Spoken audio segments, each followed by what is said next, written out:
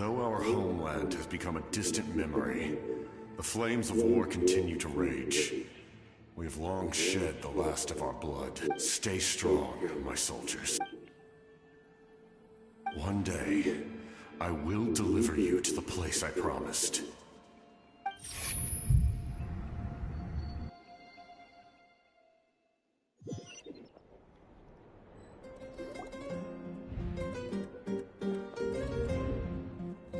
Morning, Traveler! Did you have a nightmare last night? Paimon could hear you tossing and turning in your sleep. Morning, Traveler! Maybe you're just nervous for the final battle?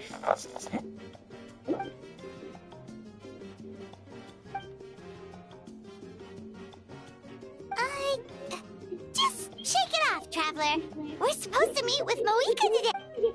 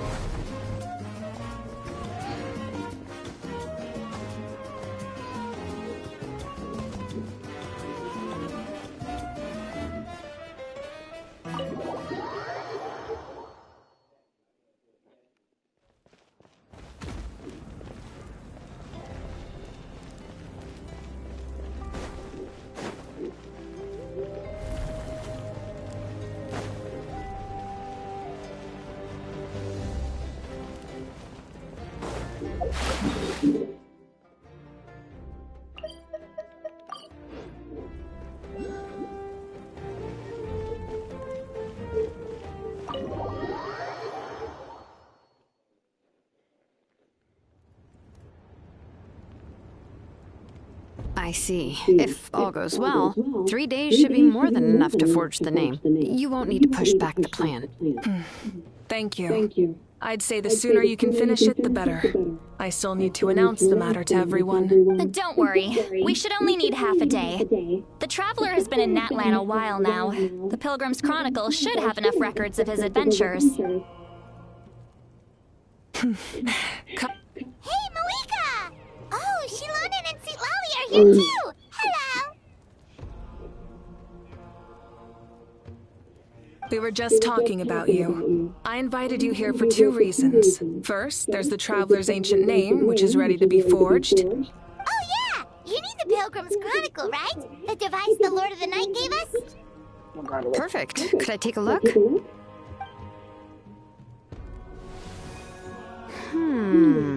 Yep. Well, it looks good. This is definitely enough to work with. Usually the first step in forging an ancient name is performing a ceremony to extract memories from the ley lines. But since the Lord of the Night gave us this record, we can skip that part.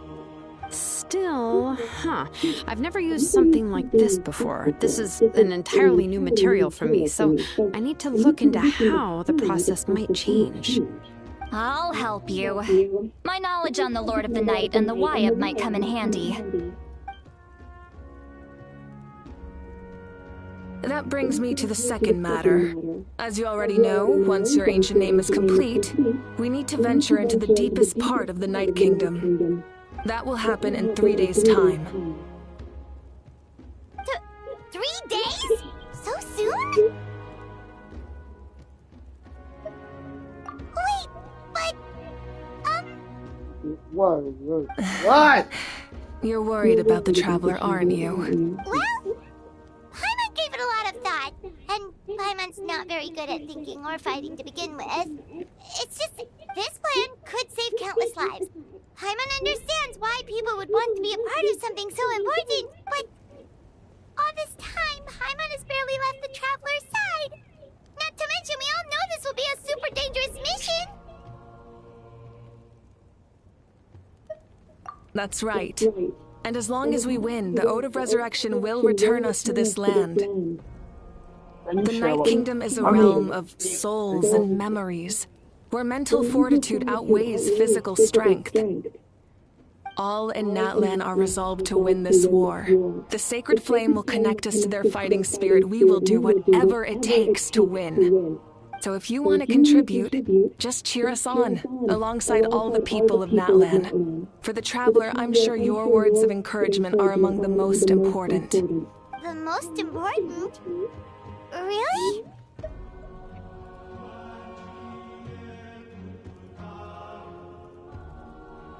Okay, then please don't do anything reckless. That's what Paimon's trying to avoid. Alright, it's decided. Paimon will cheer the loudest out of everyone in Natland. It's less about volume and more about mental focus. But I get it. You're just trying to show how much you care. Of course, this Obviously. all depends on the successful completion of the ancient name. Otherwise, the traveler will not join me. That is the condition. Don't worry. I swear on the honor of my tribe, I will not fail. I know how important this is. There's no time to lose. Let's go. All right, everyone. When we meet again, it will be to deliver the ancient name. Good luck, you two.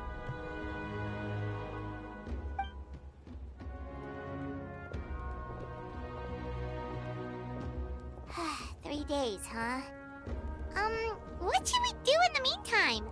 We know you're still rebuilding, so is there anything we can do to help? From what I've heard, the two of you have helped more than enough. You should take a well-deserved rest. Even if there are stray abyss monsters out there, our warriors can handle them. Don't worry. Exactly! We can't take a break! We're adventurers! We gotta live up to the name! We still have a long journey ahead of us and so many places to go!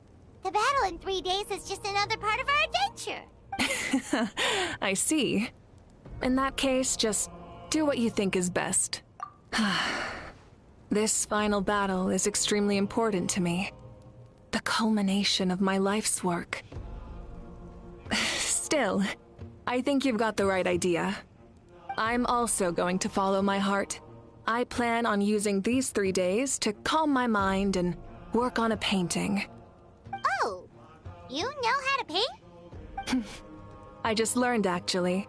I hear it takes a lot of practice to get any good. It could be anything, though. What I really enjoy is the process of getting better at something through practice. It's how I relax.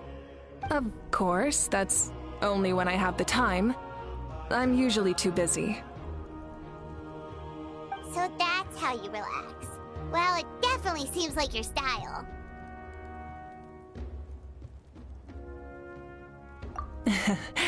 All right, let's go our separate ways for now.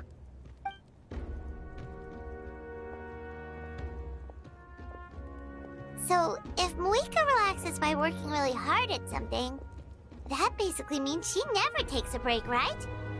Wow, she's definitely something else. Oh, hello! Sorry, Moika's not here right now. There you are. We made it! Other than our plan almost falling through, nothing at all. The preparations took longer than expected. We were so worried we wouldn't make it before you left on your next big adventure. Well, if you hadn't overslept... Details! Anyway, come on. Not because Let's she go to the roasted people her of own the friend, Springs. bro. Hold on, tell us what's going on first. Oh yeah. Jumped the gun a bit there, didn't I? Basically, we know about your super important mission coming up, and we want to give you a proper send-off. Before the pilgrimage, we usually hold a huge feast. All you can eat, with meat by the tableful. That sounds really good. That sounds really good. I wish I could eat it in real life. You can eat to your heart's content. You won't want to miss out, I promise. Of course, there's not just meat, but also all kinds of fruit, vegetables, desserts, drinks, you name it. You won't be disappointed. That sounds amazing! We're in! Well, the best adventurers know how to go with the flow, right? Plus, it sounds like this feast is in your honor! If you don't show up, everyone's hard work will be for nothing! It's our fault for not telling you earlier, so it's okay if you can't make it. Still, if you're not busy, we'd really like you to be there. It won't take up too much of your time. It'll be super fun! Plus, all our friends will be there. Yes, let's go eat! Huh?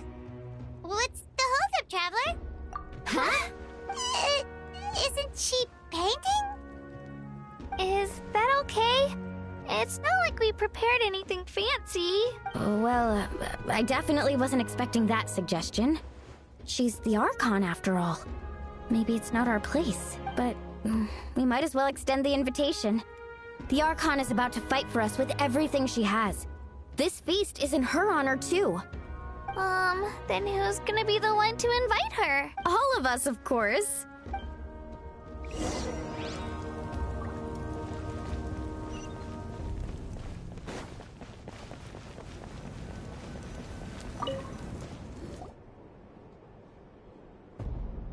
Come in. Oh, it's you four. Is there something you need? We're here to invite you to the people of the Springs for a feast. Ah, I see. This is a special kind of feast, isn't it? Exactly. It's a tradition to hold a feast before battle. We couldn't miss out on this opportunity. It's our way of cheering you on. Plus, I always wanted to do something to thank you for saving me from the Night Kingdom. That was my duty. Besides, it's all in the past now. You don't owe me anything. Although, this feast does sound rather interesting. So you'll come? Of course. No need to notify Amina in advance. I'll just surprise her. You don't need to turn this into some kind of grand banquet on my account. I'll try my best to attend as an ordinary person, not an Archon. It's not like you're the type to pull rank or something. True, but my presence changes the way people act. I just don't want to spoil the fun. A lot of things can change once an Archon is involved. A barbecue is best fresh off the grill. And still, people will insist on waiting for me to eat first. Oh, yeah, Paimon can see that. Don't worry. I'll jump in if that happens. I can throw manners to the wind, no problem. No need. I can take care of it. Anyway, I don't need to finish it. I enjoy the process, but now there's something more interesting to do. Then let's go together. The main dish should be ready soon.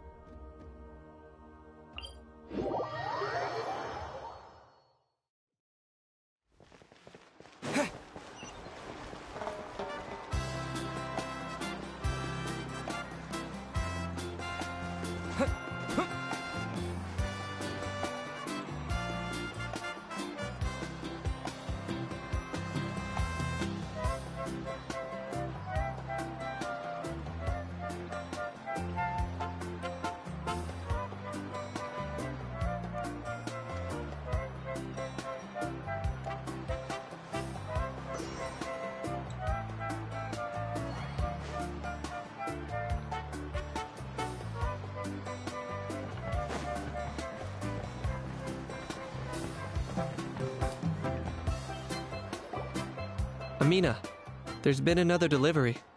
Ugh, you're kidding. Another one? Just like the others. They heard about the feast and wanted to send something to contribute. But this is just a small send-off. What are we going to do with all this stuff? And again, I understand where they're coming from. I'll deal with it.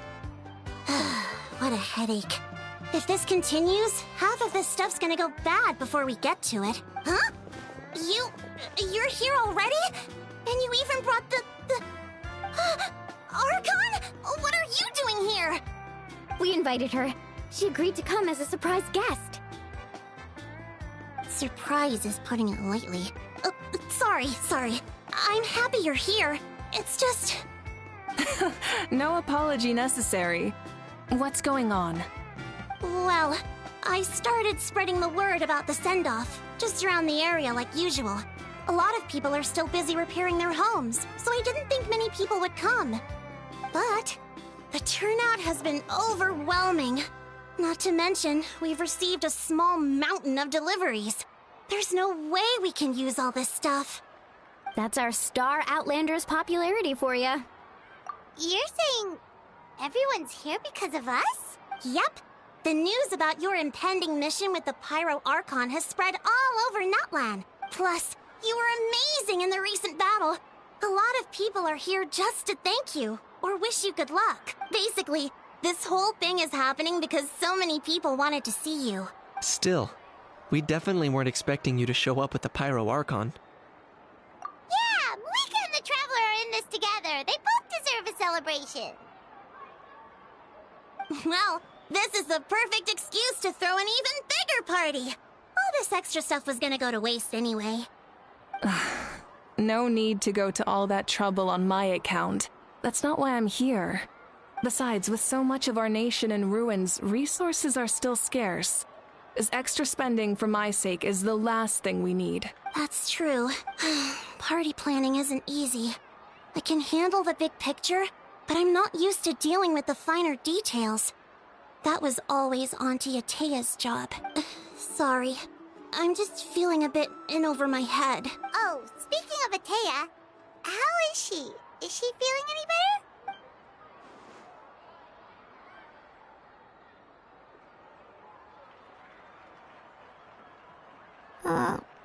Actually, there's something we haven't told you. If they tell me she's dead, bro, I swear. If it tells me. Away not long after the attack on our tribe. No! No! Oh my god. When you brought me her talisman, I knew her end was near. Luckily, I got the chance to see her one last time. She was a hero to the very end, even though her body was at its breaking point. She showed no pain or sorrow. In her final moments, her thoughts were entirely with her tribe and her people. Gatherings like this remind me of her and the parties she loved to organize. So I decided to attend in her memory. We didn't mean to hide anything from you. It's just, there was never a good time to bring it up. Cheer up, everyone. Auntie Atea wouldn't want us to remember her with tears. Parties like this were her specialty. But now, it's up to us to carry on her legacy. So we can't let her down. Believe me, she has high standards. Yeah, that sounds about right. So, come on, let's get to work, everyone. Oh, Chief Amina and our guests of honor excluded. Kachina can each time to go. Wait, you don't have to drag me.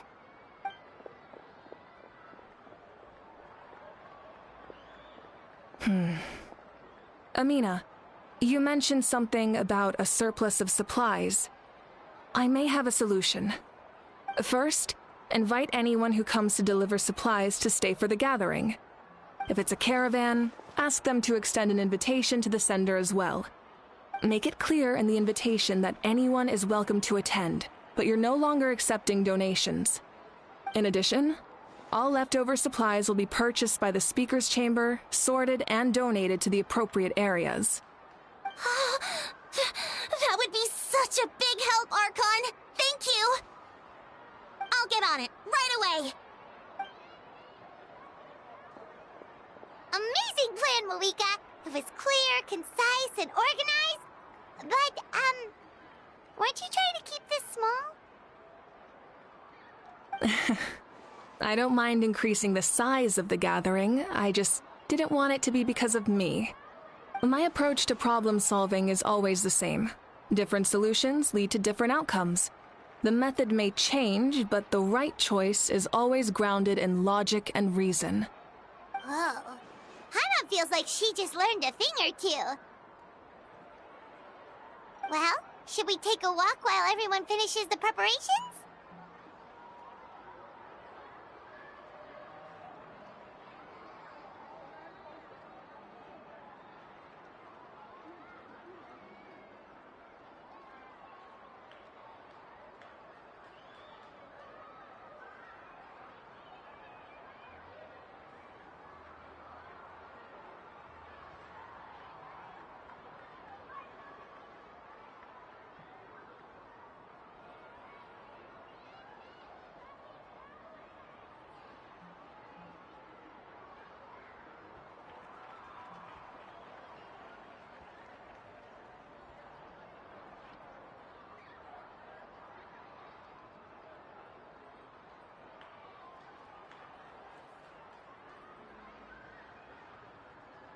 Sounds good.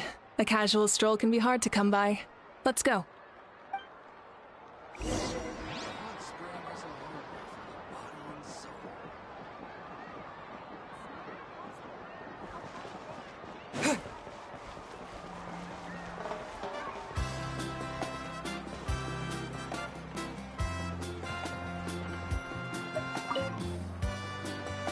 Hello, you guys. Sorry for the wait. We're still setting up the venue. Hey, did I say you could take a break? Keep pushing. This is the home stretch, and then we get to feast. Yes, Coach. Are you still helping rebuild the tribes? That work is pretty much done, but I've discovered a lot more people with abyssal corrosion syndrome in the process. So I've been compiling patient records while helping them overcome the hallucinations. Thanks to the captain, we have the draft of lucidity for the worst cases. I heard about your efforts. The Speaker's Chamber can take it from here. It's more effective to have a focused task force, and the Speaker's Chamber can contact the Fatui directly for more doses. The doctors at the stadium aren't too busy? The worst is over, so it should be fine. I'll confirm it myself later. I'll be in touch with next steps. I just need you to compile all existing patient records to ease the transition. Understood, Archon. Although I'd like to continue helping out with the treatment, I can't let everything I've learned go to waste. Wow, that's so responsible of you. Well, knowledge is power after all.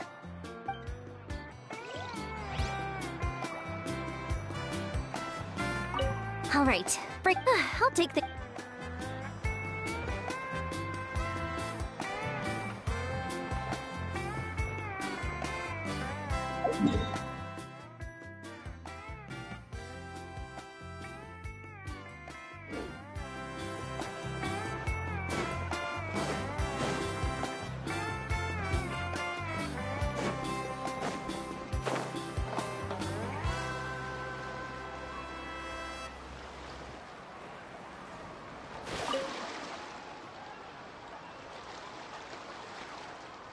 Chaska? Hello, Archon. I'm, fishing. Oh! Doesn't look like the fish are biting today. Yeah. It's okay. You don't have to walk on eggshells around me. I know you can tell I'm not really trying to fish, but gazing at the water puts me at ease. I went to visit your parents, Chaska. Of course, I could only offer a few simple condolences. You helped a lot, actually. My mom has been doing better since your visit. I've always been grateful to my parents for taking me in, but now I have an even deeper sense of responsibility. I'll never be able to replace Koichi, but I will do everything in my power to pull them out of their loneliness and despair. That's exactly what your mother is worried about. She doesn't want you to push yourself to make up for their loss. After all, it's your loss too. Grief is not something that can be measured against others. You don't need to make amends, Chaska. Your loss is a tragedy, not a debt. In any case, they've always loved both of you. There's no need for you to become Koichi when they love you just for yourself. Yeah, don't put too much pressure on yourself. Thank you, everyone. Sounds like I owe my parents a conversation.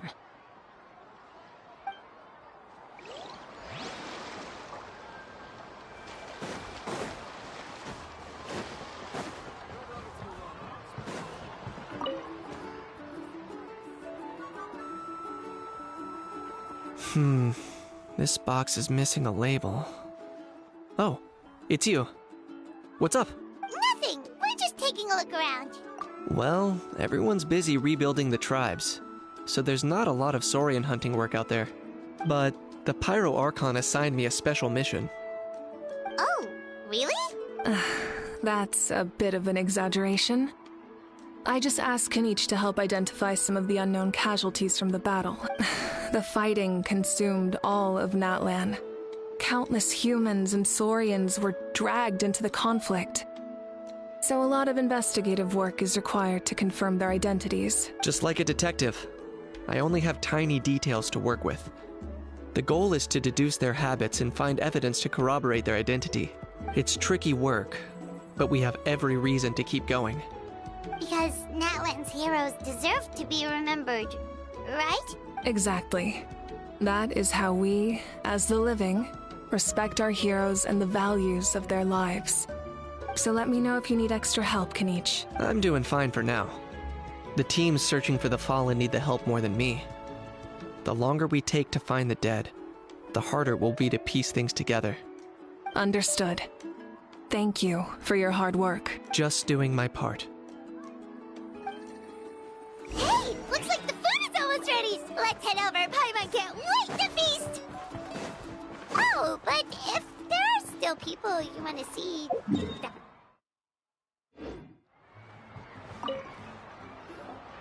Oh, Gramps, Archon. I swear I've been on my best behavior recently.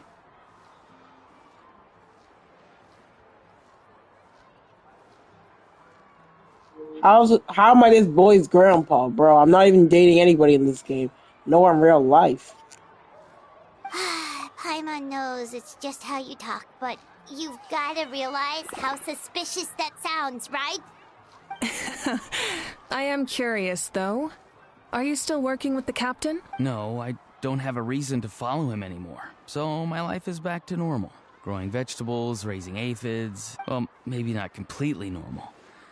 I'm still keeping tabs on the situation in the Night Kingdom. The ley lines are in a bad state. We plan on bringing that to an end. I know. You and Gramps, right? You're going to become great heroes. And the most I can do is weave a scroll of your deeds. Oh, you know how to do that? Most people from my tribe know the art, but I'm not very good. I can never seem to empty my mind. We commemorate the deeds of others as a form of inspiration. But rather than waiting for someone else to be inspired, isn't it faster to just take things into your own hands? Well, there are always things we can't do on our own. I wouldn't phrase it quite like that, but Paimon's not wrong. Time will give you an answer. I know how you feel, Auroron. It took me a long time to find my place in the world. I'm more mature now, but that passion, that drive to prove myself, I miss it sometimes. Maybe you'll change in the future, but you can still be proud of who you are now. You're saying I need to live in the present? Thank you, Archon. That's what I've always tried to do.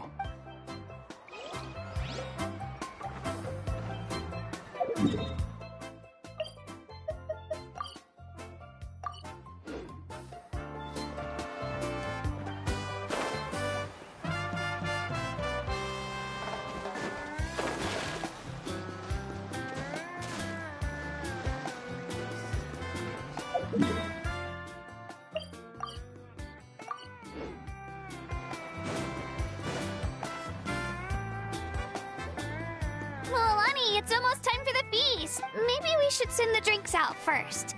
There's a bunch of guests here already. Yep. I'm making the juice as we speak. Oh, right spice. Huh? Oh, you scared me. Sorry, we're a little busy in the kitchen right now, but the food is almost ready. Ahow! Get out of the ice bucket! The almighty Dragon Lord, Kahul-Ahau, will not tolerate this stifling hut! We seek a cool place of repose. This bucket suits our taste. Oh, great. Now we can't use any of this ice. Hey! This is your mess! Get back here!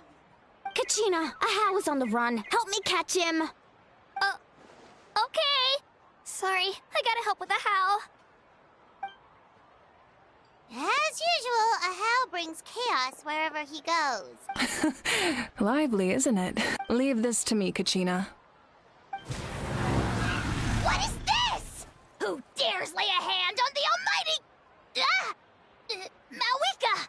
I got him, Mualani. Oh, expert Ahau wrangling, Archon. Thank you. You shall utter our name with more reverence, or we shall... or I'll get Kenichi to ask you to apologize. Some Dragon Lord you are if you need your servant to protect you. A How ruined an entire bucket of ice. We have others, but still, that was not cool. How should he be punished, Archon?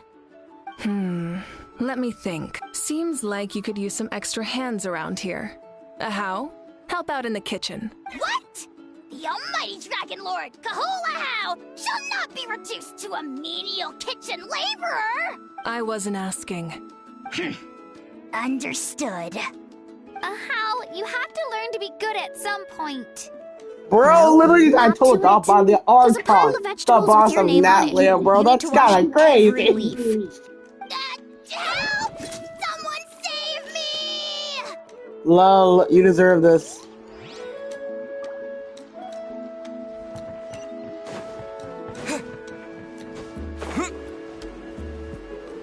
I know you guys might not agree that it might sound like he doesn't deserve it, but he kind of does, though.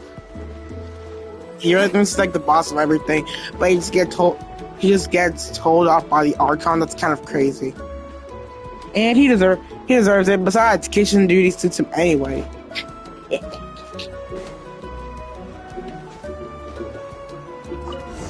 Now let's rest.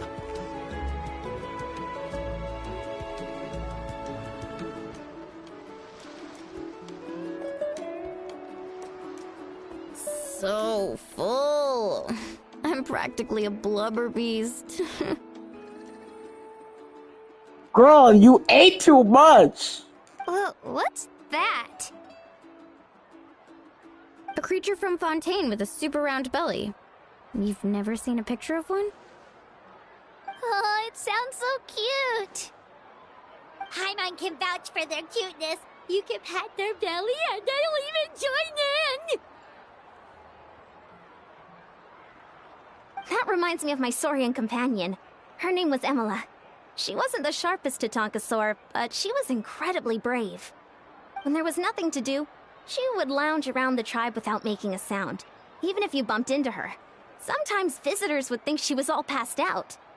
But she was completely different once we were on the move. When she was little, I took her on all sorts of adventures. But Saurians grow a lot faster than humans. Before long, she was the one dragging me all over the place. Wow, she must have been a great fighter to keep up with you. Yeah, she was tough. Veressa told me she was amazing in the final battle. I had to defend the stadium, so I never got the chance to see her one last time. It was a choice I had to make, but it was hard to accept. Sorry, I didn't mean to bring down the mood. I'll just get to the important part. I actually saw her in my dreams the past few nights. It felt so real, like it was really her. She gave me a ride, and we traveled all around Natland together. We were both so happy. Wait, now that you mention it, I've had dreams of Auntie Atea. She was her typical self, brave and stern, always with that indescribable warmth. I've never had a dream that felt so real. Just like you said, it felt like I actually got to see her again. So it wasn't just me. Wait, you've had dreams too? Oh, don't tell Paimon you dreamt of your aphids or something. It wasn't just them. Some of the Gramps and Grannies who looked after me were there too. Growing up, I could always hear a degree of guilt in the way they spoke to me. It's why they never asked anything of me. Why they gave me so much freedom. I never wanted things to be that way. But even in my own dreams, nothing changed. They sounded exactly the same, just like real life. The same thing happened to me. I dreamt of Io's grandparents. Io? Oh, right, your Saurian companion. Io's grandparents fell to the abyss during the battle, so it's been really hard for him. He's barely been eating. I set up a tent near his home so I could be there for him. And I had a dream that his grandparents came back.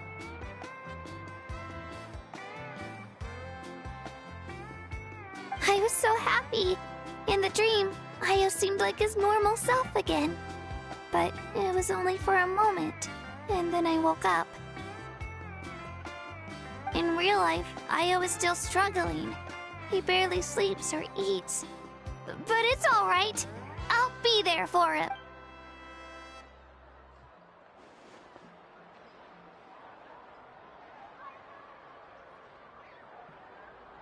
Traveler, Chaska, did you two... Oh, sorry, never mind. When did this become story hour? Still, I have nothing to hide. I dreamt about Koichi. She told me I felt like a completely different person. She said I'm going down the right path, so she doesn't need to pick fights with me anymore. Maybe your dreams felt real, but the Koichi I saw was nothing like her real self. She would never say anything like that to me. It was a dream. Nothing more. Sorry. I shouldn't have brought this up in the first place. It's fine. I'm the one being a buzzkill. Well, what about you, Traveler? Did you have a special dream?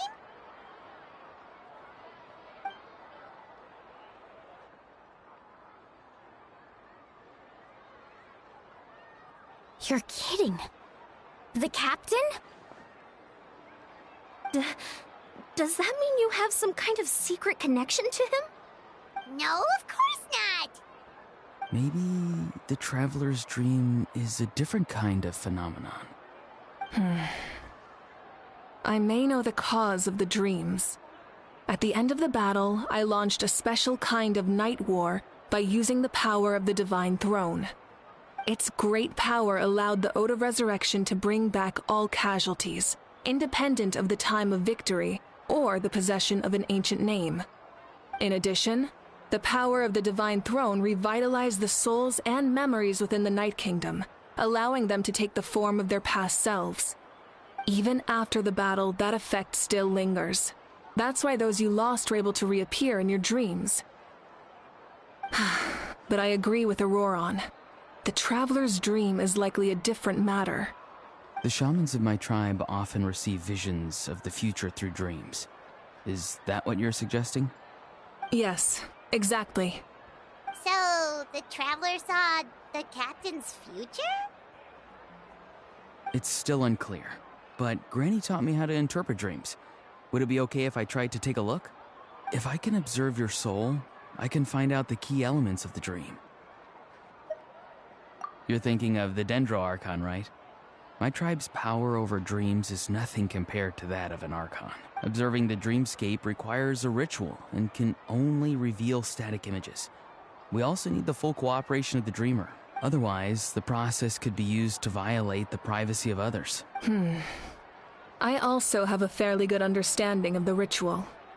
What do you say, Traveler? Should we start the preparations? Then I'll start getting ready. We'll carry out the ceremony somewhere else.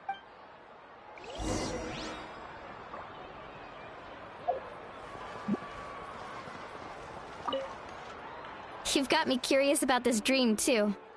Be sure to come back and tell us what you learn. Yeah, and let us know if you need any help.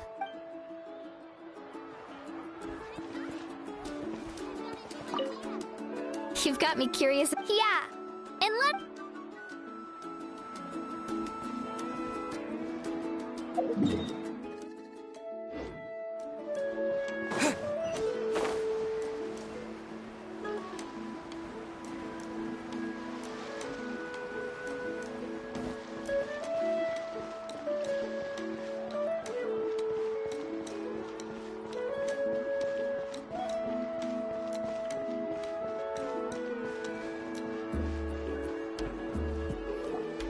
I never knew you could make it this way. Your granny never taught you about incense making? No.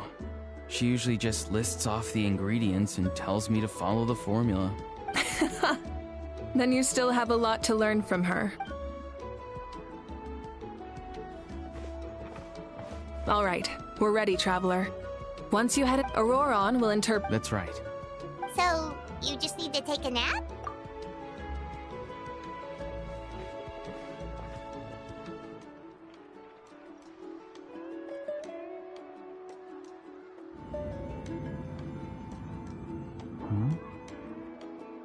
Why is girl peeking? I mean, like, trying to hear is like the conversation.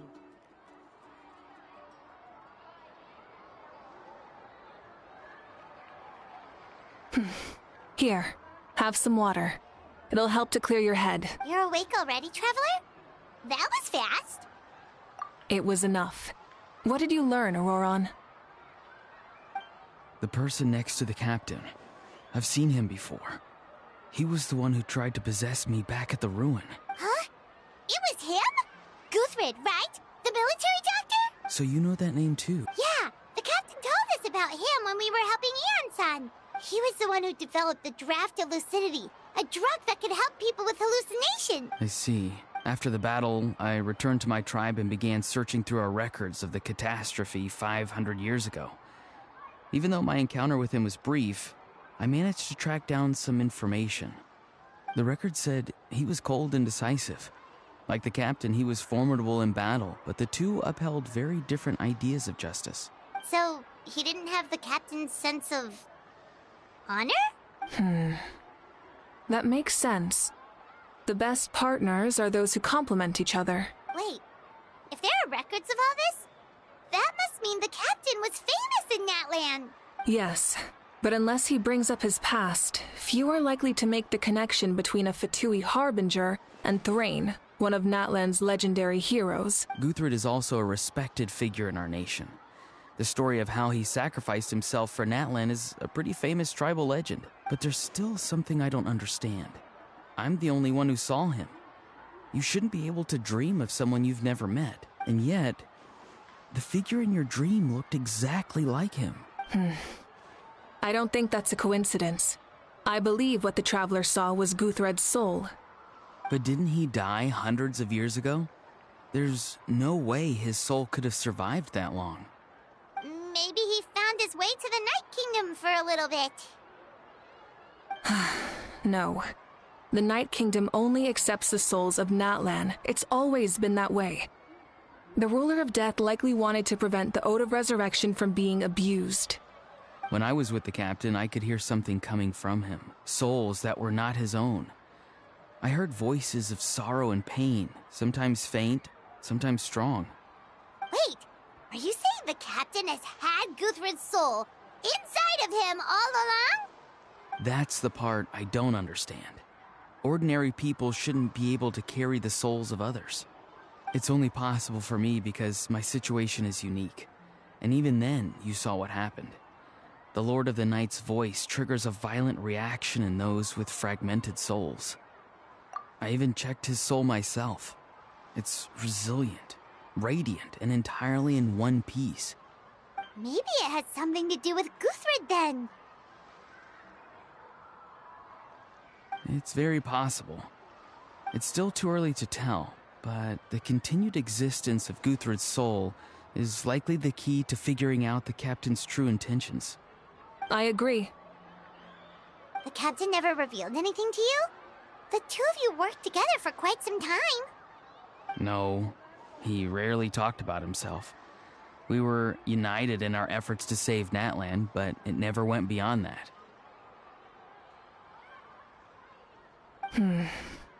Let's come back to this later.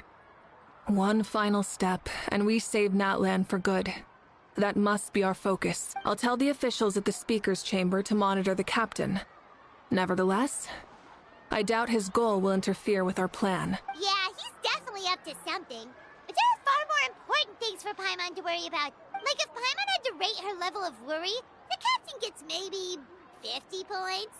But considering the final battle, you two get at least 2,000! In any case, conjecture will only get us so far.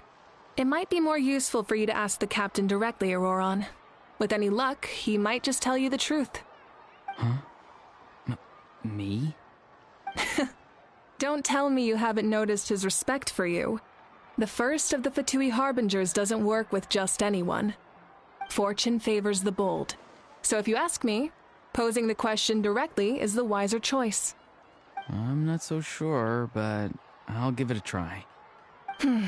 All right, let's head back and enjoy the party.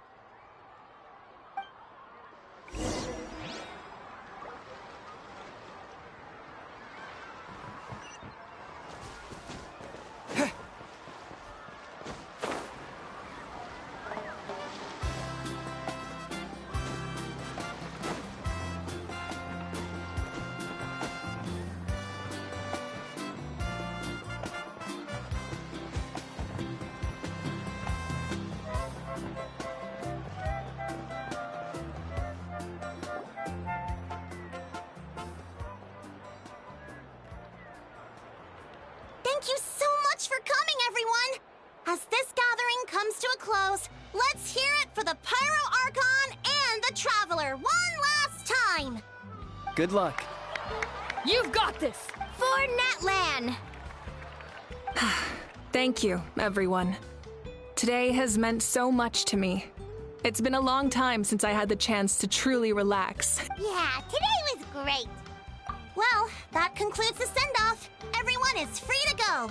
Any volunteers willing to stick around for cleanup, follow me! Oh, I'm in. All right, I'm gonna head back to the stadium. I'm sure there's a lot of work to make up at the speaker's chamber. Wait, what happened to taking a break? There is no break from the responsibilities of an Archon. Anyone else heading to the stadium? We can go together. Yeah, I'll come. There's a few things I want to pick up before I head home. No one really needs a peacemaker right now, so I think I'll spend some time with my parents. Okay, see you soon! Time for me to head back too. Oh, wait. I should stop by Aoife's place first. I need to make sure he's taking care of my radishes. Of course you do. Well, safe travels. I should also get going. Bye for now, everyone. Oh, wait! Paimon wanted to ask something. Where was the How this whole time? A How's not exactly a good party guest. Unless you prefer parties with less food and more insults. What goes around comes around. I'm gonna go too. Good luck with your ancient name. Not sure if you already know this, but being the first bearer of your name is a huge honor in Natlan. It comes with a lot of responsibility. But I'm sure your deeds will be remembered for generations to come. I believe in you. Well, I guess I should head out too. It's gonna be super late by the time I get back. I think I'll go see Shilonin. She's probably done with your ancient name by now. I can check for you. Yeah, Shilonin is an amazing engraver. She usually works really fast. But your ancient name is a special case, so I can't say for sure. Well, we also don't have anything to do, so why don't we go together? Oh, it's okay. I'm not alone. Turbo Twirly's with me. Still, if you want to check on the progress, we should definitely go together. Getting an ancient name is such a special moment. Woo! Let's go!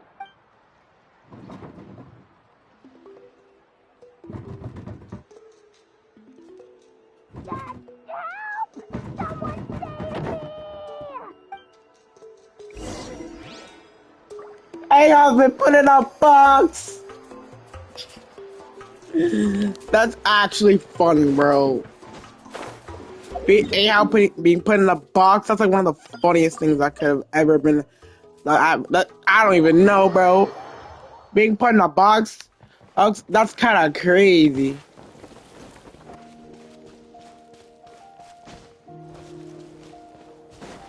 Like, imagine being put in a box for punishment.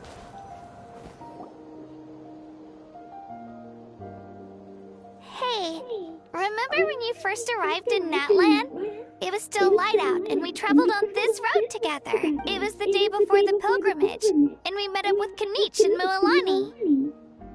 Wow, feels like it was just yesterday. Yeah, you saved me from the Night Kingdom, you helped us win that battle against the Abyss, and the final battle is just around the corner.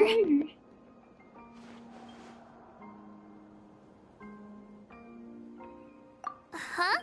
Oh, yeah. You're right. I was so nervous the night before the pilgrimage.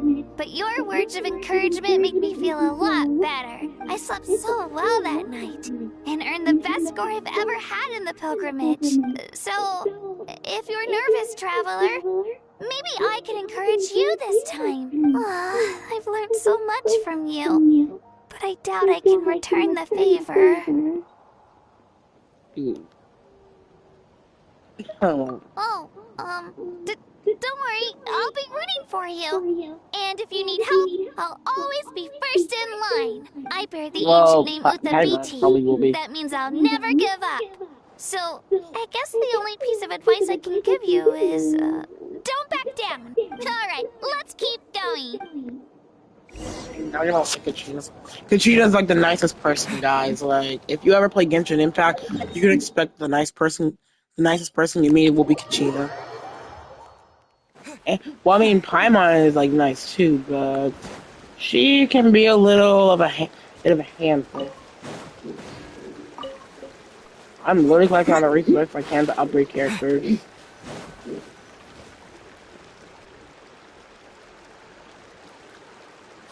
this is where we met Toto, isn't it? Yeah, but Toto probably won't be able to come back here for a while. During the battle, Toto refused to leave this place. Monsters started closing in and he got really injured. But an amazing doctor saved his life. The doctor said he refused to leave because of his territorial instincts. I have a different idea, though. Toto is a gentle creature. He's not aggressive or territorial. He loves his home and wants to share that with everyone in the area. I don't like conflict or violence either. Toto and I are similar in that way. But we want to protect the things we love from being destroyed. So, we chose to fight. Love is an extremely positive and powerful emotion, but sometimes it comes with pain. That's what my dad always says. Now I finally understand what he meant. It's alright. This will all be over soon. The fact that I was born in this era, that I got to meet legendary heroes like you and our Archon, actually makes me feel really lucky. I've always wanted to see what Natlan would be like without the Abyss. And now, that day is just around the corner. I know you two can win this. Yeah, it's time to get this over with. We've still got a long journey ahead of us. Come on, we're almost there. Dude, I'm not even walking. I'm literally just like teleporting.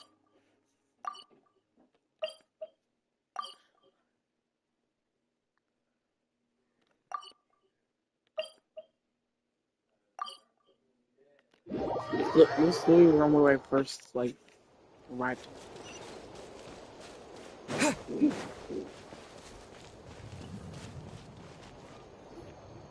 Hi, Mia.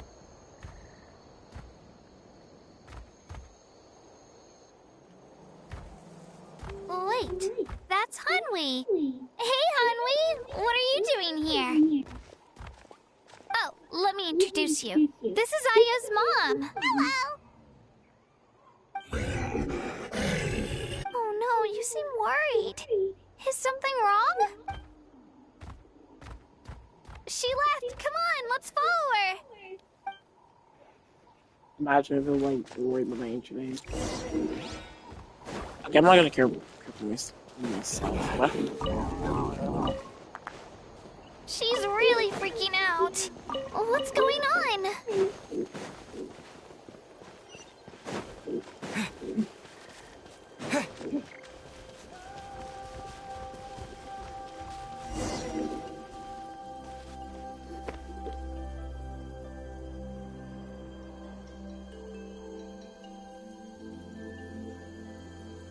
Oh, it's because of Io. Aw, still no change, huh? Oh, right. You said Io... Yeah. When the Abyss attacked, Io's entire family fought to defend our tribe. Io's parents made it through, but his grandparents weren't so lucky. The whole family was really close, and now Io barely sleeps or eats. All he wants to do is look for them. Maybe he thinks his grandparents are still out there somewhere, but there's no bringing them back. Hey, Io. It's me. Feeling any better? I brought some steak for you. I know it's your favorite, and it's still warm. Want some? Nope. It's like he doesn't even know I'm here. Traveler, doesn't this situation remind you of abyssal corrosion syndrome? Huh?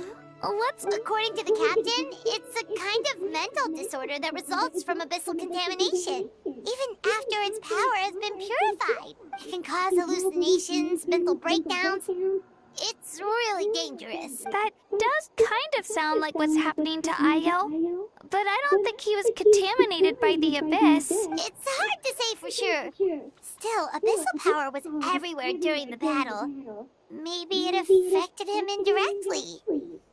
It's possible. Yeah, that medicine was really effective against the worst cases. Since we don't have any other options, should we give it a try? Okay. But just a small amount. Since it was developed for humans, it might have a different effect on a Saurian. Yeah, better safe than sorry.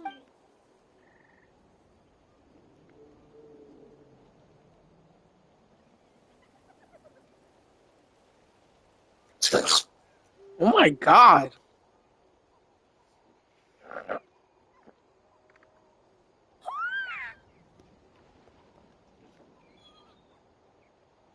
You're okay? I'm so relieved! Thank you so much! That medicine is amazing!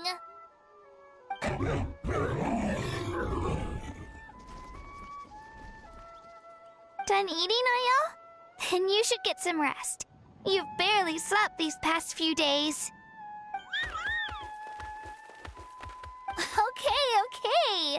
You're full of energy, aren't you? Fine, I won't nag you. Just don't overdo it.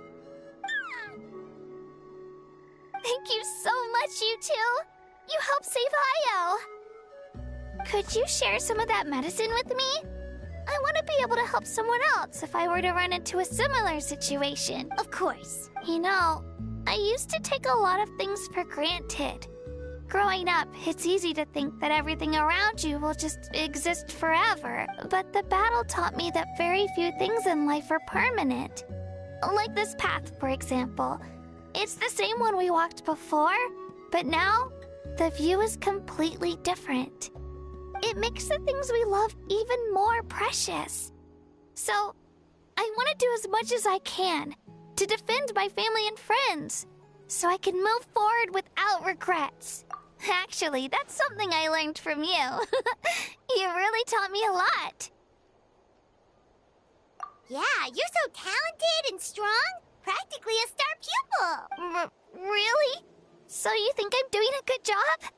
I've been a good disciple? Or a student? Or, Thank you. I won't let you down. I'll train even harder tomorrow. Alright, we're not far from the tribe. Let's go. Bye, Ayo. Bye, Hanwi. Bye, Onpeo.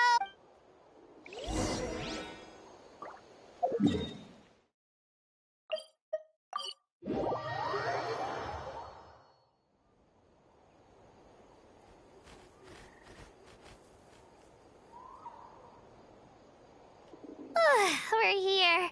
That was quite the trek. After you visit Shilonin, you should come over for dinner.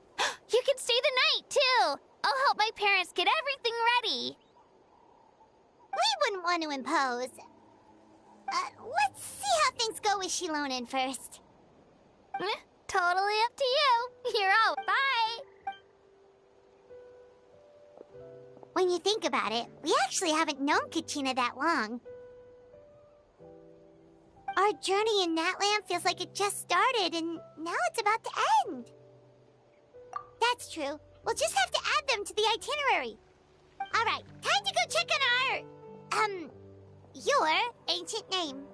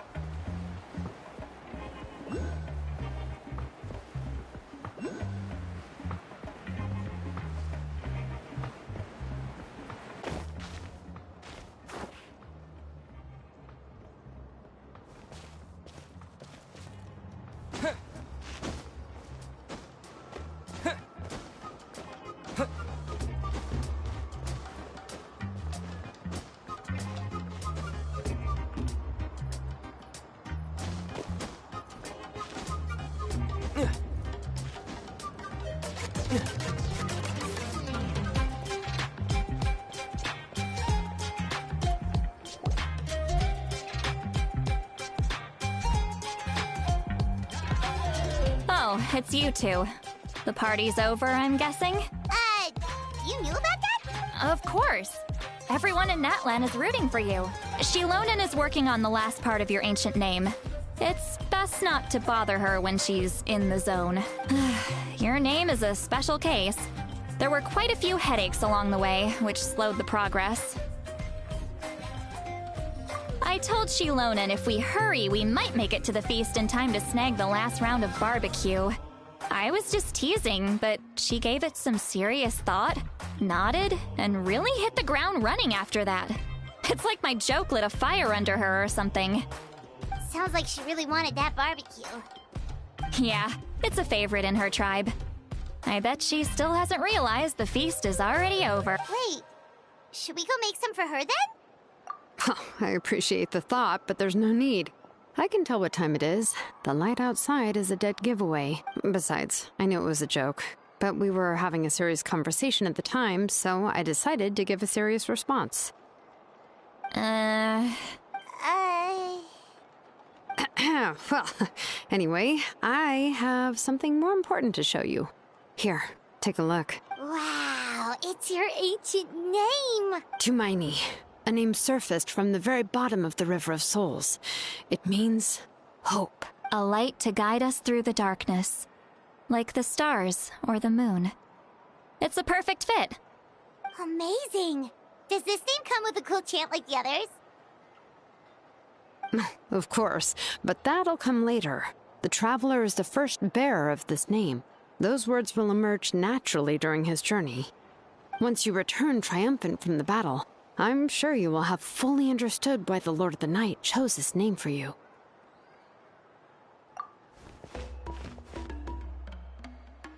Well, getting this name turned out to be easier than Paimon was expecting. It all came down to the Lord of the Night's power. This situation is the first of its kind. Heck, I doubt we'll ever get a chance like this again. Imagine receiving that much help from the Lord of the Night only for our most trusted engraver to fail. That would have been so embarrassing for humanity. Well, success was never a question. You just like to make things seem dramatic. It's all those novels you read. Hey, it's not like I wanted you to fail. When you've been alive as long as me, you learn that anything can happen. Okay, it all worked out in the end. Your name was successfully forged, and it passed all my technical tests. But there's still one more step.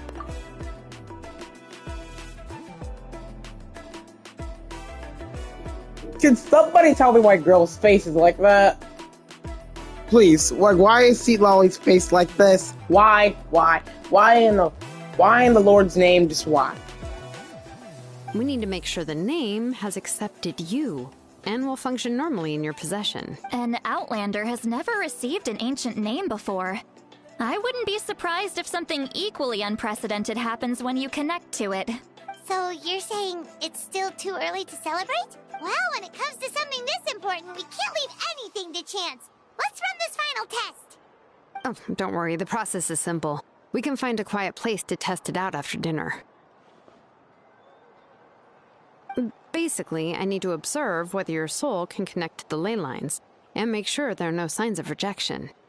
Last time, you essentially barged into the Night Kingdom, but now we must make sure that it will truly accept you. Just leave it to me. I'm a professional. Oh, and you can have the Pilgrim's Chronicle back. Huh? It wasn't destroyed? If forging an ancient name consumed the memories used to create it, the first person to bear the name would never be remembered. The Pilgrim's Chronicle is still the most significant proof of your adventures in Natlan. No need to make a fuss. Let's go eat. I'm starving. Come on, I'll take you to my favorite barbecue place. Barbecue. See? I knew you couldn't resist. Oh, well, I forgot to mention, the place has top-tier alcohol as well.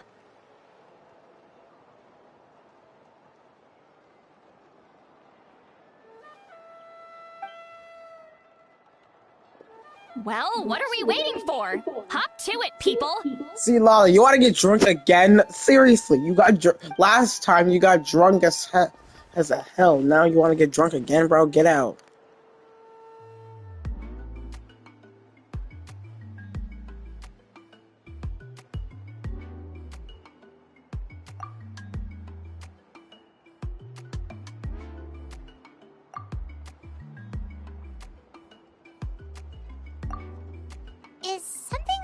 Sweet Lolly? You barely had anything to drink at dinner. I didn't think anything could shake me at this age, but the closer we get to the final battle, the more worried I feel. You have an ancient name now, but the Ode of Resurrection only takes effect if you win. And the Pyro Archon's fate is pointing toward death. I believe in you. And thank you. Your words mean a lot. All right, I'm ready. Oh, is, something wrong? No, not at all! Sweet Lolly just ate too much. Yes, that's right. So I should really walk it off. Come on, let's run the final test.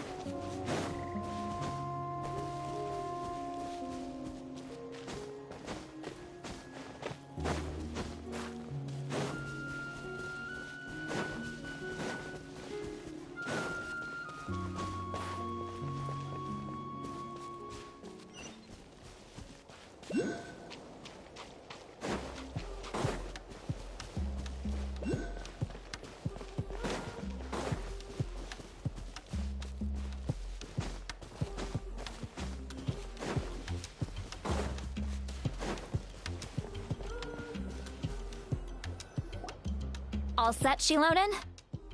Yeah, just need to check one more thing, and... yeah, okay, we're good. All right, I'll stand next to you and monitor your connection to the ley lines. It shouldn't take long, but you need to look out for one thing. This test relies on the same principles as the Spirit Speaker Stone. I heard about what happened when you used it last time. Oh yeah! Abyssal power kept surging out. If Chaska hadn't destroyed the stone, Vichama would have been consumed by the abyss! That's exactly what I'm worried about. All this time, our final foe has continued to corrode the ley lines from the depths of the Night Kingdom. Your resistance to its power is remarkable, but you need to tell me if anything feels wrong. If either of us notices something off, the test ends. Got it? Don't worry, I'll use elemental power to take care of that. This isn't exactly a picnic in the park, but everyone knows you never leave trash behind. Shilonen, I'm ready to start. Paimon, give us a little more space. Oh, okay. Let's do this.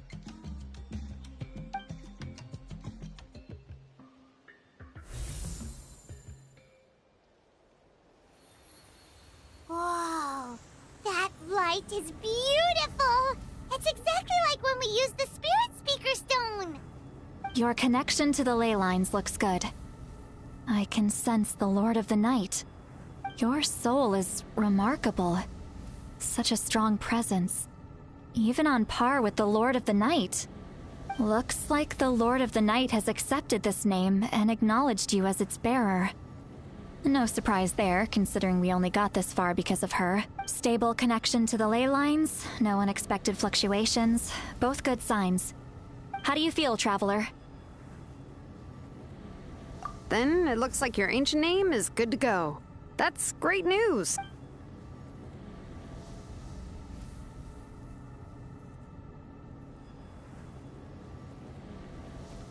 Wait, look, something's coming!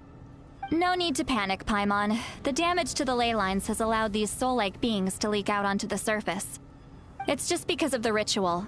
It makes it so that everyone can see them. I know they look like ghosts, but it shouldn't last long. Although, there shouldn't be this many.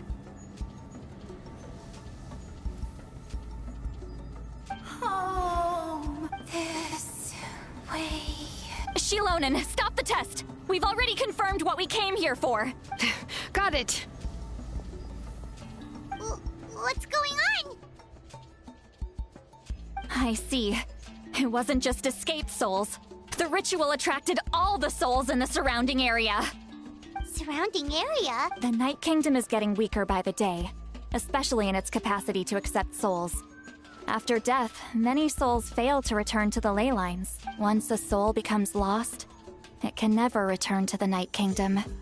Lost souls can only wander listlessly, gradually fading from existence before disappearing entirely.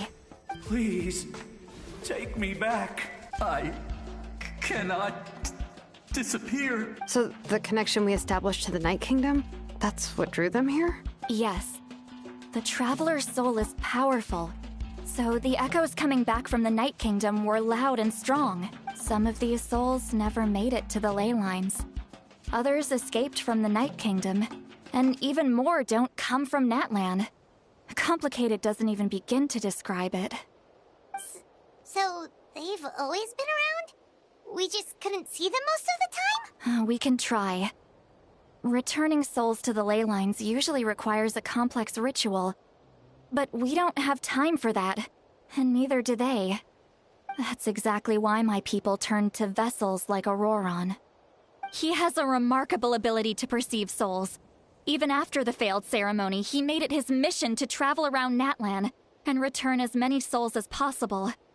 But most of the time, having the ability to perceive souls means watching them wither in agony. Completely powerless to stop it. So you're saying there will always be those that we can't save? That's right. But saving some is still better than saving none at all. After all, souls that disappear can never be reborn. That has to be true loneliness. The knowledge that you've been abandoned by the world, even in death. Yeah, we should try to save whoever we can!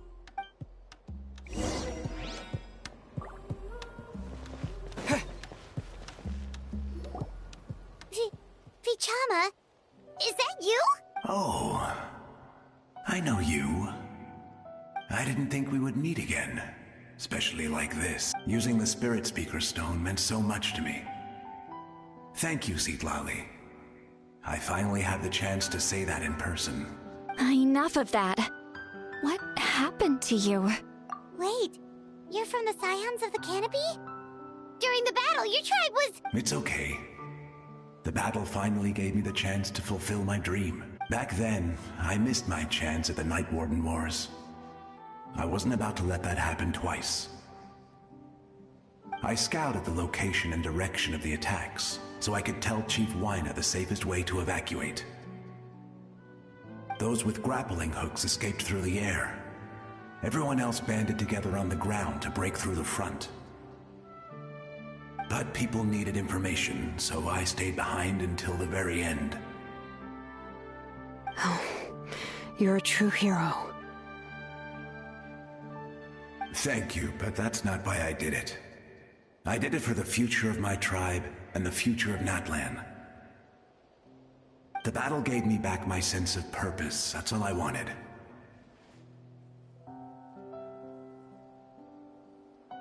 And anyway, I was supposed to see Malco again. I thought we would witness Natlan's rebirth together, but the Night Kingdom rejected me. Even though you're a hero of Natlan? How could that happen? I'm sorry. The Lord of the Night didn't do it on purpose, I can promise you that. The ley lines are in terrible shape. Even the Ode of Resurrection is no longer working like it should. I know. She can't help it, right? I get it. It just feels like fate is mocking me. Even in death, I won't ever get to be with Malco again. No, it hasn't been long since the battle. The door to the Night Kingdom should still be open to you. Give me some time. I'll think of something. Is that even possible? It doesn't matter. I have to try. A hero of Natlan deserves a better fate than this.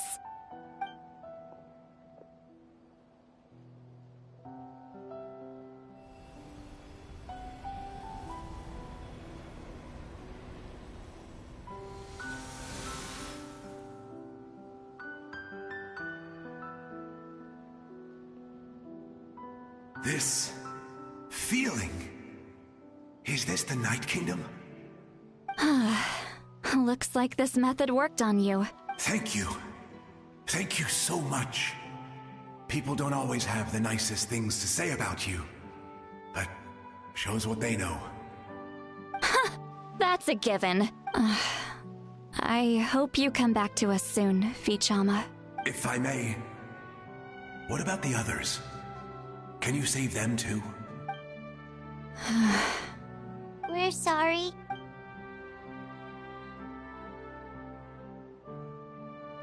Don't apologize. You're doing everything you can. This isn't anyone's fault. Let this land bear witness to my final wish for this world. From now on, may every soul in Natland find haven and home. I promise you, Vichama. I will not abandon the ley lines to their fate. Thank you. People like you are the true heroes. Goodbye.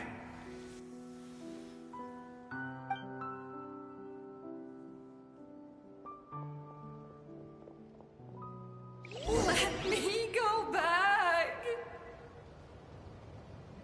Please, my child is waiting for me.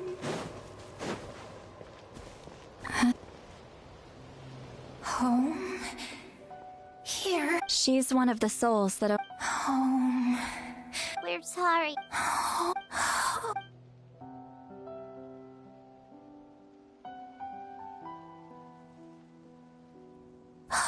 She's at her limit. Just getting here has taken all her strength. Let me go back. Let me go. The Night Kingdom isn't responding. That means its doors are closed. Why? I fought my entire life. I believed the Lord of the Night would.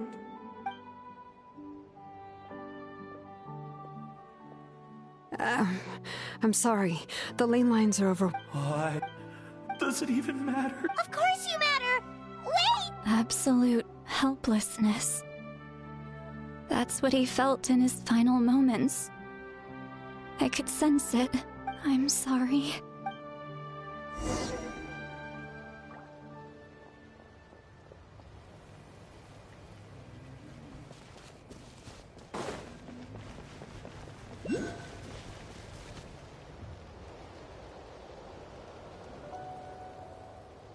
Save me! Don't worry. I can help you. Just hold on.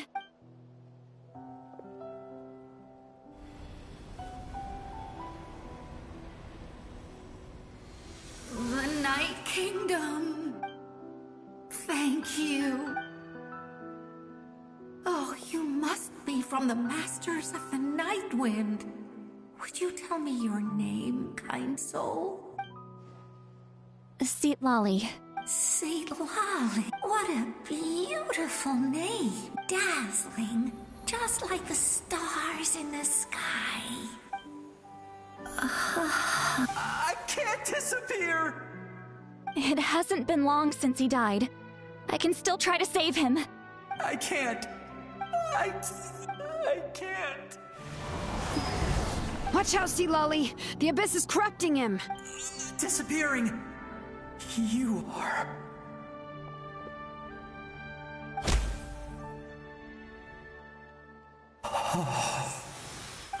I'm sorry. The abyss has corrupted his soul from the inside. Even if we could send him back to the Night Kingdom, it would only make the situation worse. I know. If we were just a little quicker, we could have stripped away its power. But it's too late.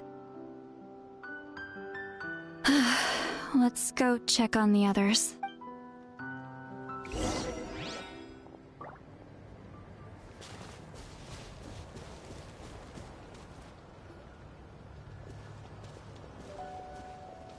Oh no!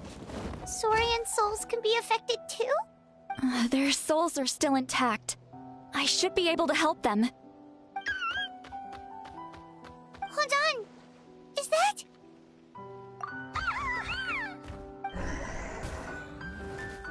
That's right. I recognize him, and the two souls next to him should be his grandparents. Kachina told me about what happened. Well, it all makes sense now. Io could barely sleep or eat because he sensed the presence of his grandparents. That must be why he looks so happy right now. They're finally reunited.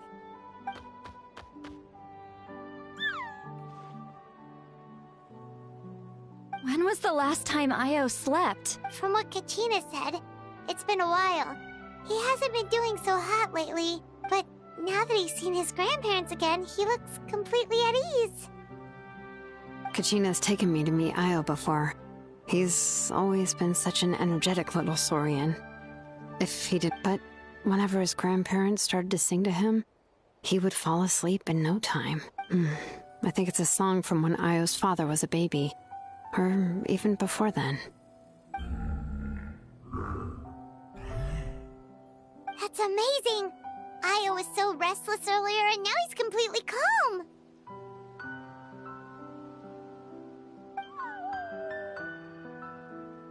Io can finally get a good night's sleep. Still, it's not like this can go on forever. No, their time is running out. I have to send them back to the Night Kingdom before it's too late.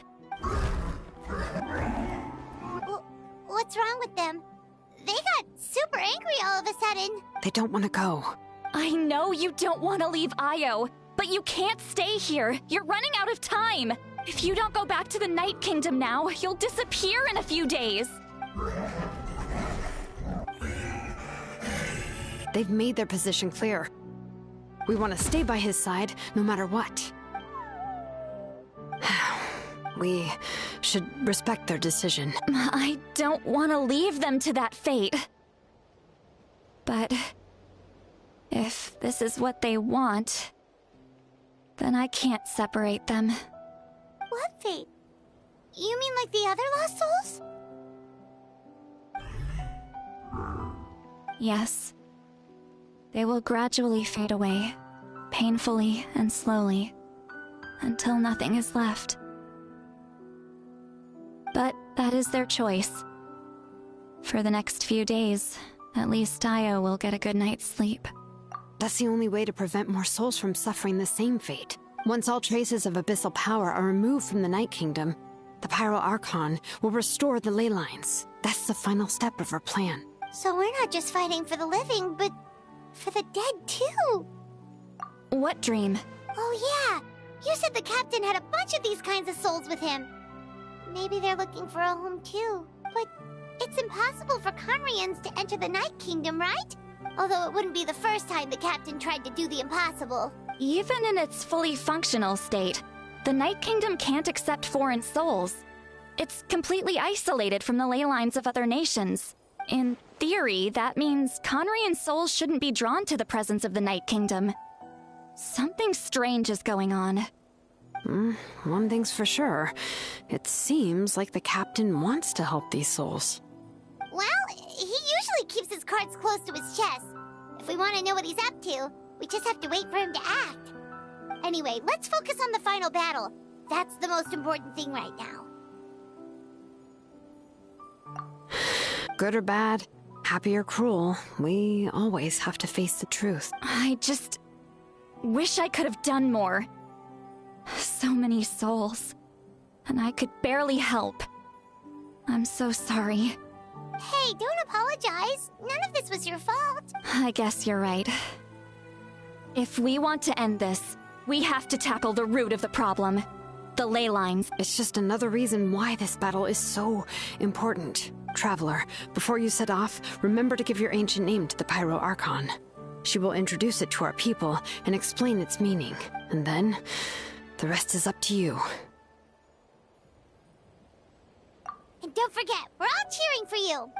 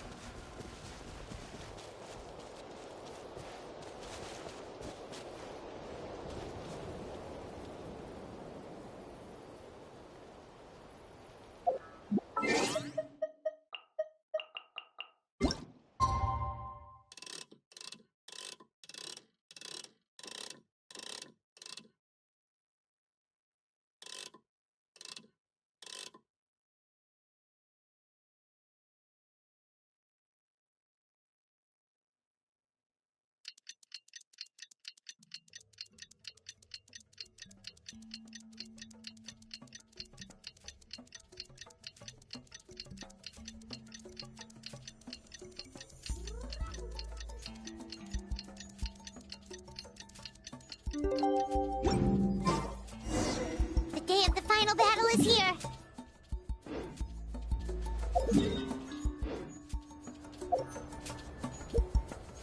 You...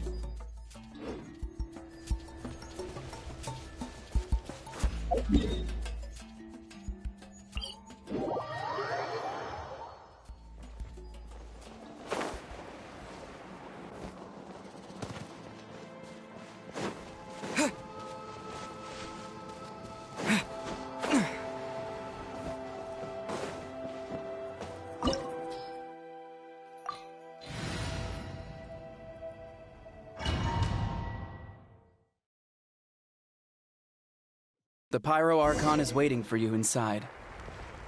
The sacred flame is even brighter than usual.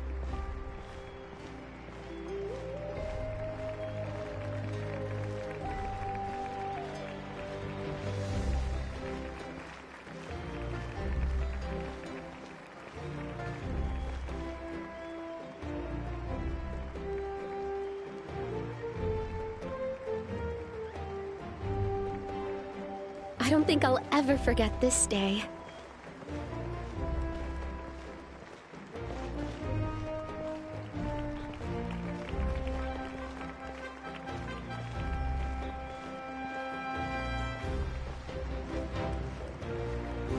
On behalf of all who never lived to see this moment,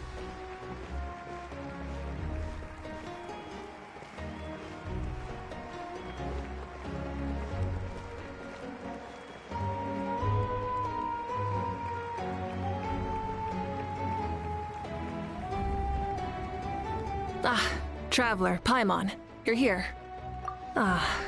Judging by the confident look on your face, I assume your ancient name is complete? Yep, it's good to go.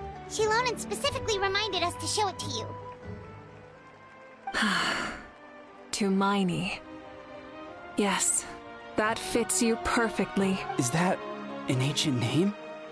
I heard this is the first time we forged an ancient name for an Outlander. Seems like it was a success. What's engraved on it? Looks like my people are just as curious about this name. Traveler, Paimon, join me over here.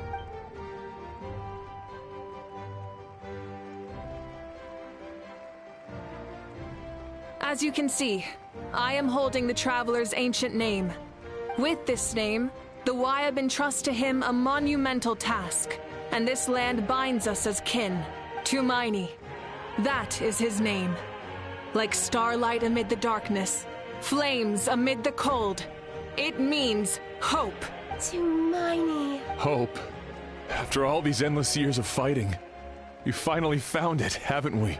Ever since the invasion of the Abyss and the decline of the ley lines, the Ode of Resurrection has protected us for thousands of years. For generations, we have lived on this land, following in the footsteps of our forebears, taking their place on the front lines. We all carry that struggle with us. And now, thanks to your efforts, the end is in sight. We have a chance to defeat the Abyss once and for all. This glory is one we share. It belongs to all of Natlan! For Natlan! For Natlan!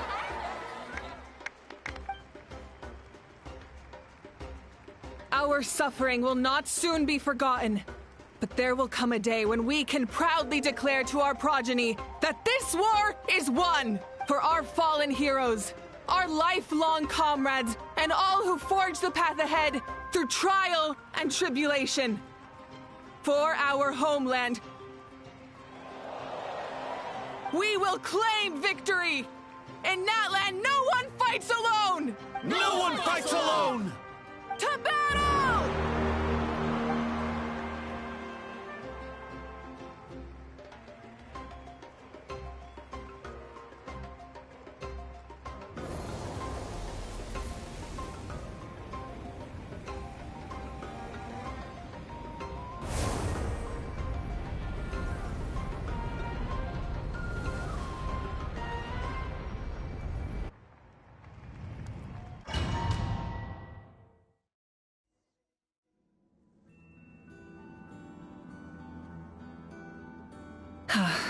We're here. I'm sure you're familiar with the site of the Night Kingdom by now. The corrosion here is relatively mild, so this is our last pit stop. Once we set off, we must destroy our final enemy as soon as possible.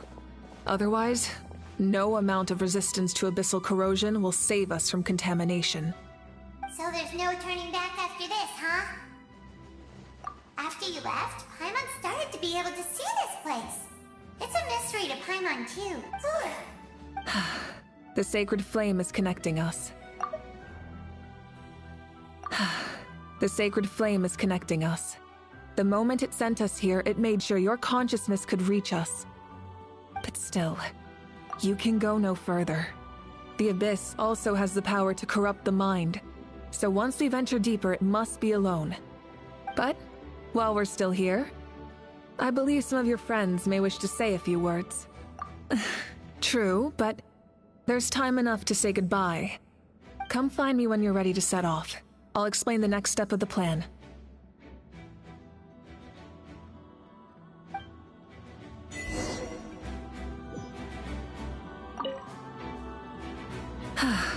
Are you ready, Traveler? All right. Before we face our final enemy together, we need to split up. I'm sure you remember the Abyss tumors from the previous battle. Eradicating them was crucial to stopping the endless onslaught of monsters. Our final enemy has a core that possesses similar qualities. It's hidden somewhere in the Night Kingdom. Since I'm more familiar with this place, I'll go find and destroy this core, while you go straight to the enemy's lair. We can reconvene there.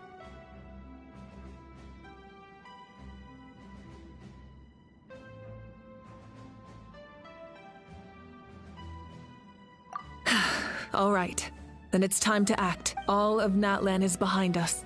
So let's gather our courage and march into the unknown without fear. No one fights alone.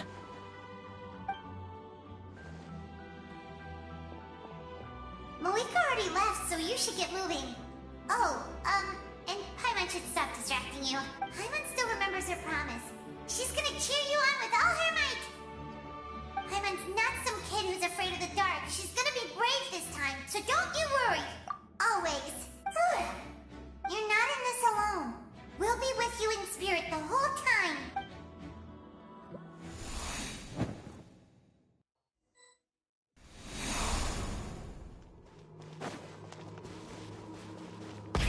Rev the engines!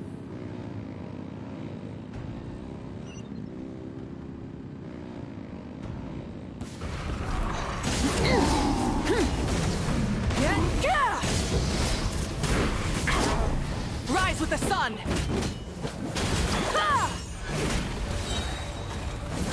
Pyroclastic surge!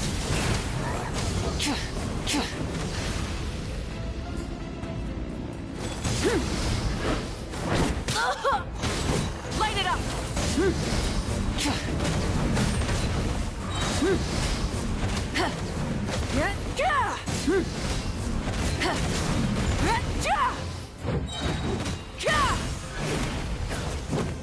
Rise with the sun!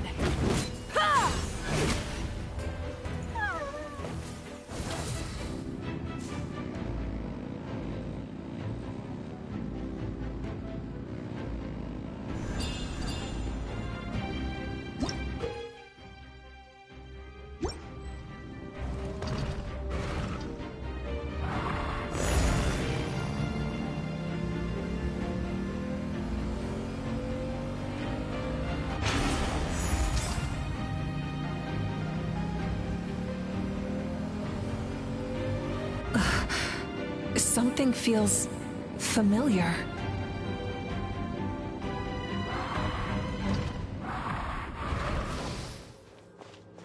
Full throttle!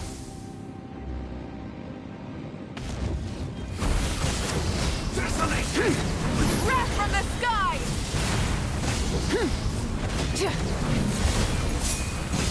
He's a minion!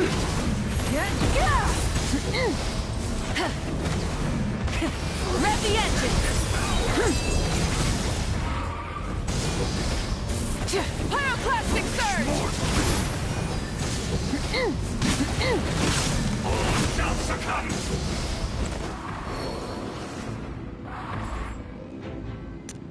That took like 6,000 health off of me.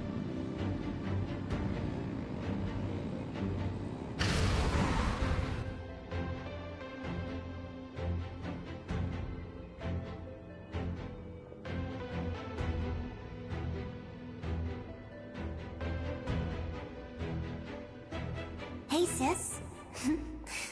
It's been a long time. This form is probably what I look like in your memories, right? Actually, we already met in one of your dreams, didn't we? But you never told anyone.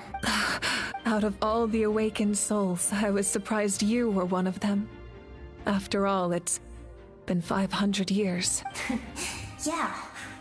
I'm sure my soul has been reborn many times by now. But that doesn't mean Hine is gone. If the past, present, and future exist at once, then it's only fair we get to meet again. You're right. It's too bad we don't have more time to talk. Your plan is almost at the final stage, isn't it? I knew it. When you set your mind to something, there's nothing you can't do, no matter how difficult. Oh, I really wanted to help you in this era. But an ordinary person can't transcend time. Back then, I said I'd come find you one day. But... oh, I failed, time and time again. You didn't fail. Wait, then the paper frog I made? You got it? Yes. And your architecture manual as well. The family you left it with got it to me in one piece. I'm so glad. 500... No, they never forgot their debt to you. Sounds like I placed my trust. Everything I wrote, though, it's probably outdated now, isn't it? Yeah, I'd say so. Oh well. It's been a... but I lived a really I didn't have time for love, or for myself, but I didn't care. There are so many things in this world that deserve to come first. That's what you taught me. You never took time for yourself either, did you, sis? No, it wasn't necessary. Besides, I made my choice. And now, the end is near. Be it the enemy's end or my own. In the end, the method you used to transcend time was much more than a simple paper frog. You sent your love across time. So let me say this, Hine. I will love you. Forever and always. I know that. Mom, Dad, and I, we feel the same way about you. All right. I need to head out.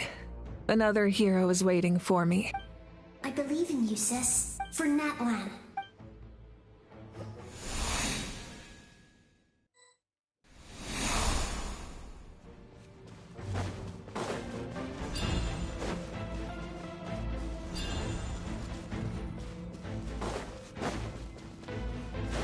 Don't worry, we're here to help. Windblade! No, my sword! The abyssal pylons are being protected by some kind of power. They can't be destroyed right now. Taking care of these monsters first might give us an opening.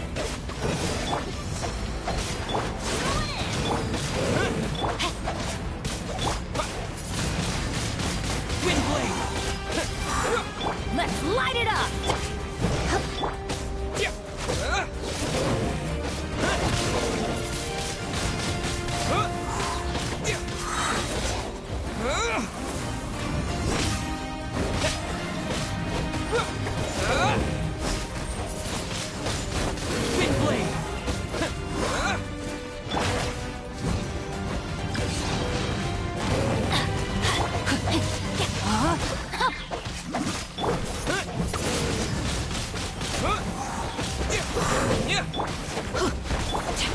Ring cutter.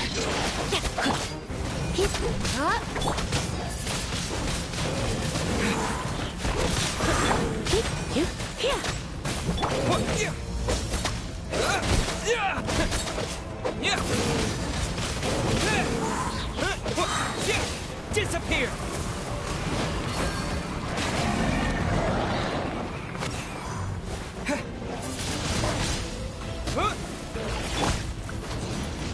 Take cover!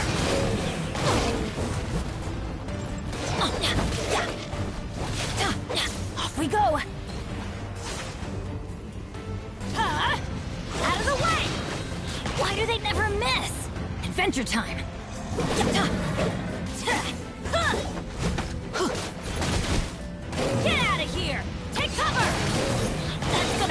warning. Teamwork is dreamwork. Ha!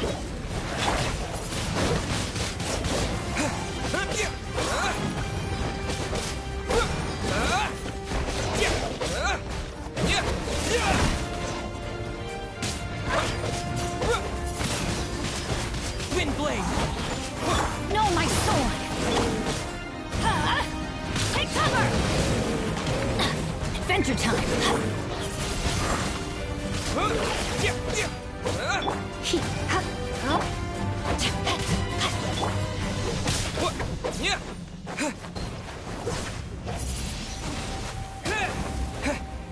Rain outlines your...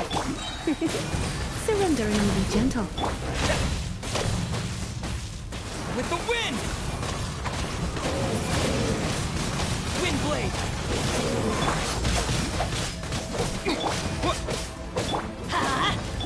You.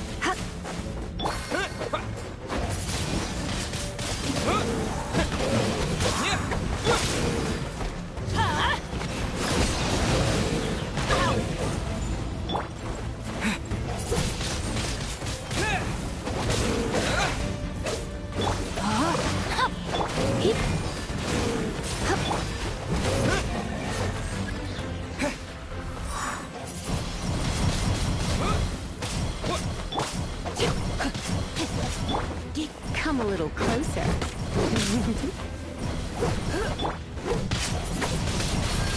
Wind blade! Rain outlines your fate. Let's light it up!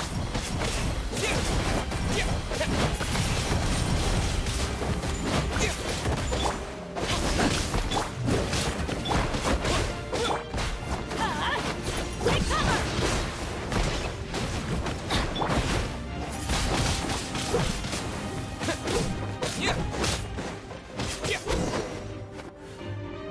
I didn't expect to see you again so soon. You can leave this place to us.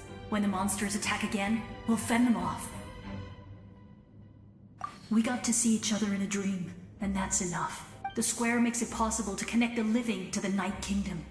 If the abyss starts to corrode the area, its forces could once again surge into the land above. It pains me not being able to see Mualani again. But if I can do something to protect Natlan, then that is the only choice. Mualani will grow to surpass me as a warrior and accomplish greater feats than my own. I have no doubt.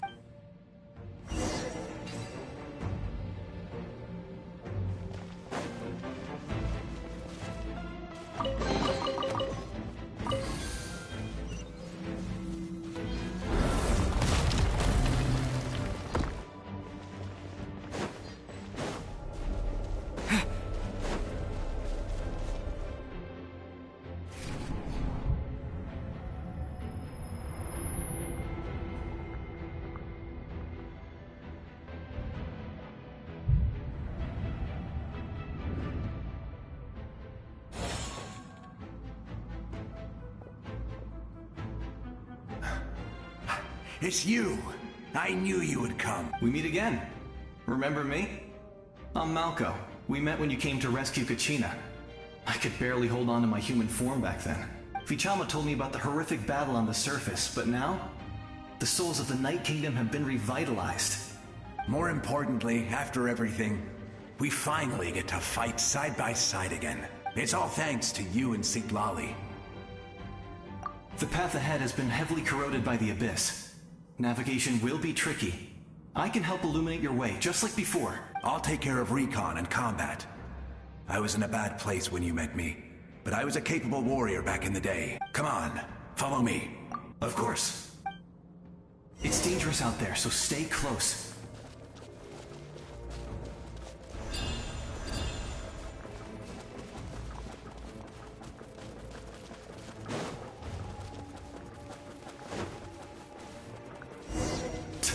More monsters! Leave them to me. I've got your back. Power Gura! I'm going in! Get out of here! Take cover! Off we...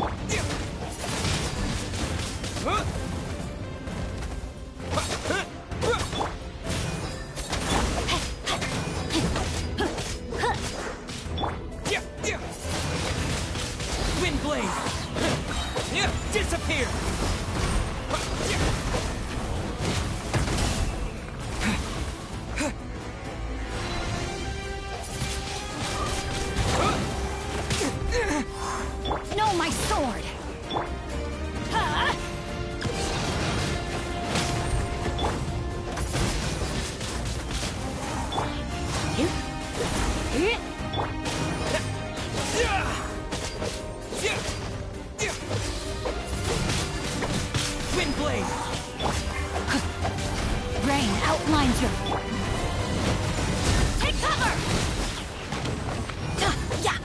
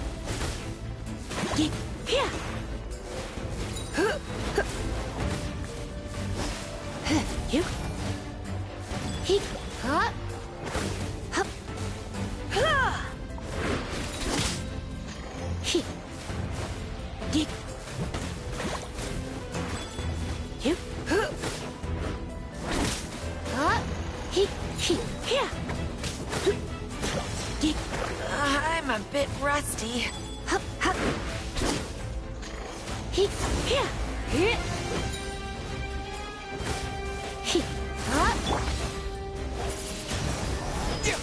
No, my sword! Get out of here! Out of the way! Teamwork is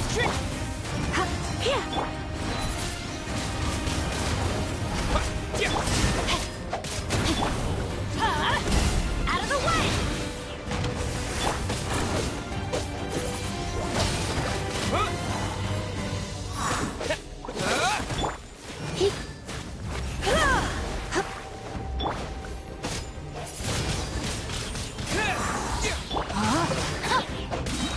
Let me weave you a verse. Take cover! Wind blade. Let's spark things up a little.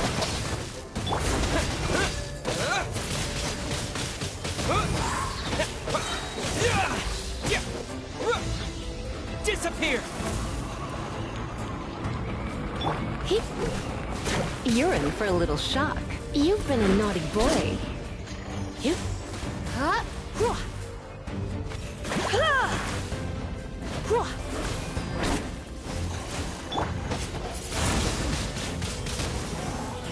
Rain outlines your fate. Take cover! Everybody stand back!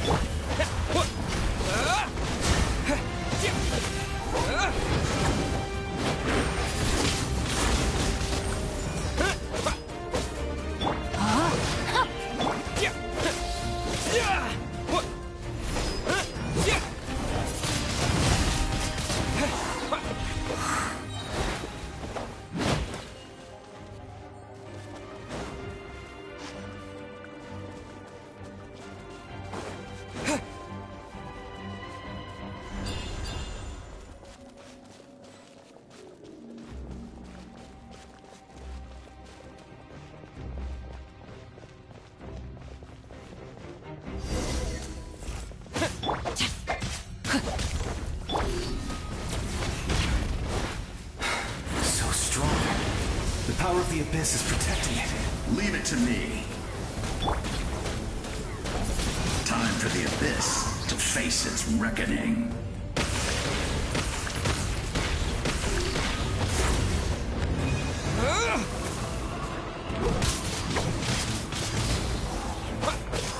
Rain outlines your fate.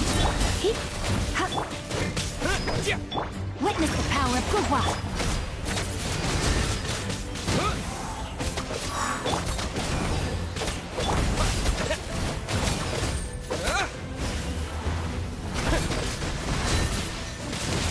Wind blade.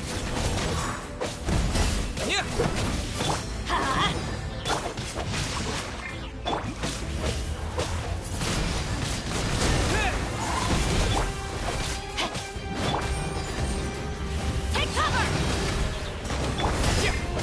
With the wind.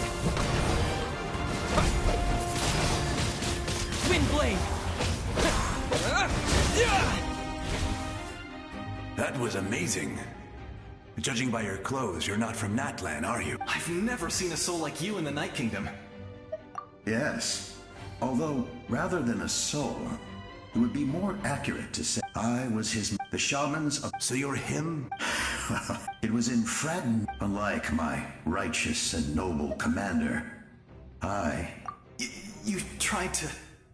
sacrifice someone? I will stop at nothing to protect my commander's interests. The most ideal... That is what the glory of Conria means to me. I have my... Due to the limitations of the ley lines, we can go no further. But don't worry.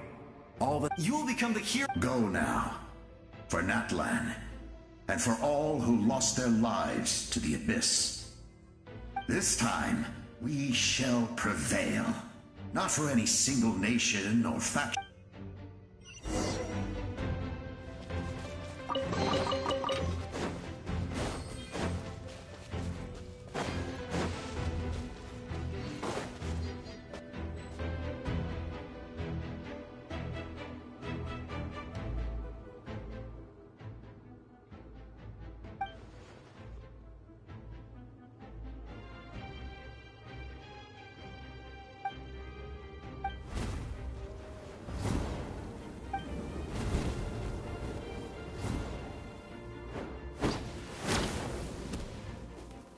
Hey, traveler! It's me, Koichi. Need some help? Doctors can be really handy in an emergency.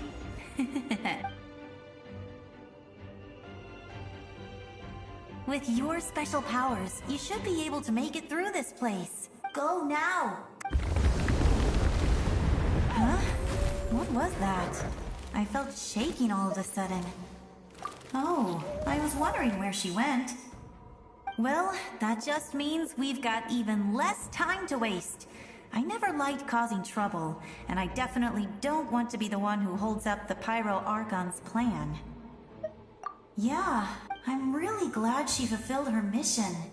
She seemed a lot more mature than before. All those years of worrying. But better late than ever, right? Anyway, that was enough for me. I won't show up in her dreams anymore. Back to the natural order of things. Worrying is supposed to be the older sister's job. All right, enough about that. All we can do is accept the past and continue to look forward. I would say our nation's future is looking very bright. Go now, traveler.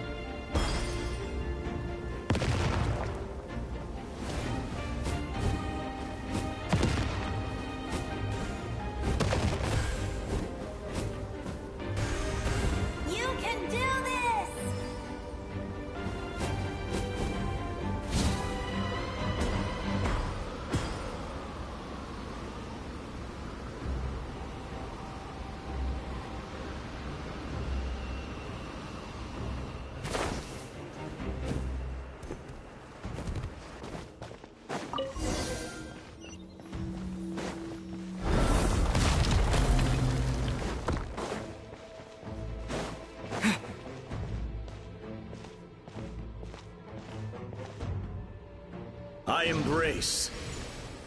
I trust. I acknowledge. I welcome. I follow. I walk with. Tenoch, the one and many.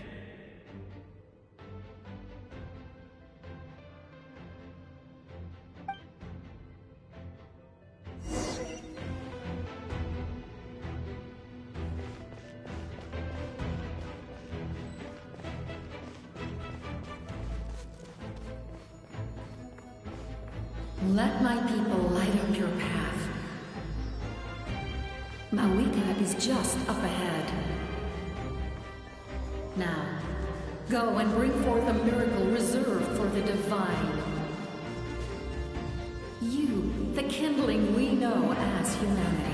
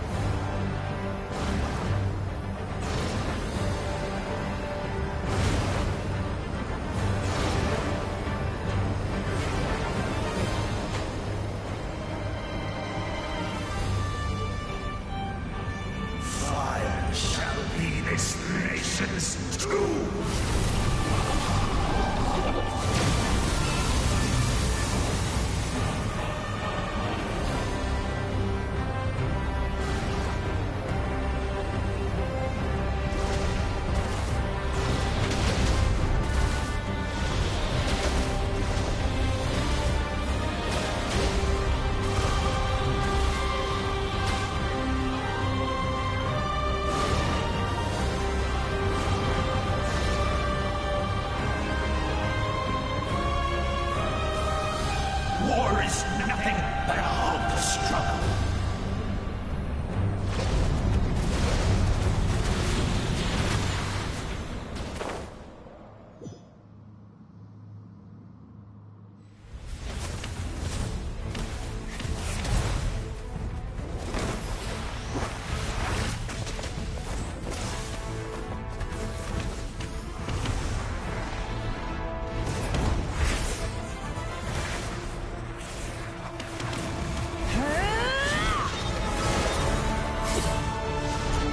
Yo.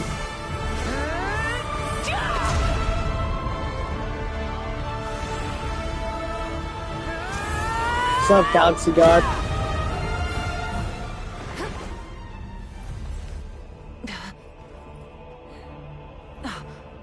If you so yearn for the agony of death, then bow down to its true appearance!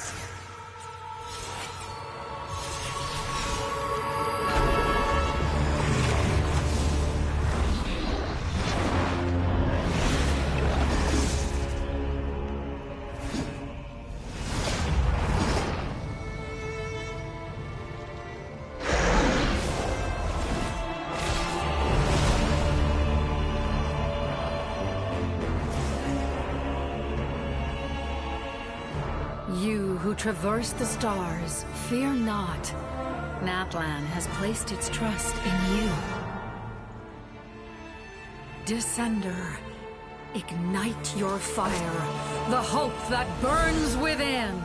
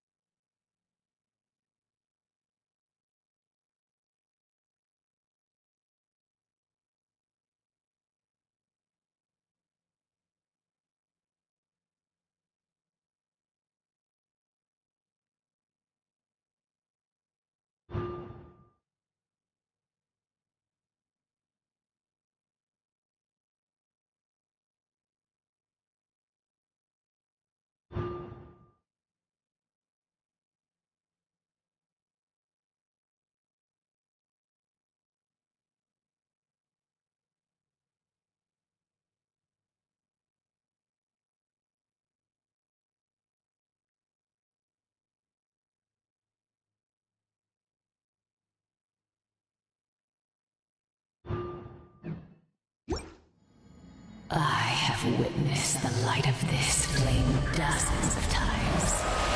Once the light is spent, night will return. Failure. Failure. Failure. Failure.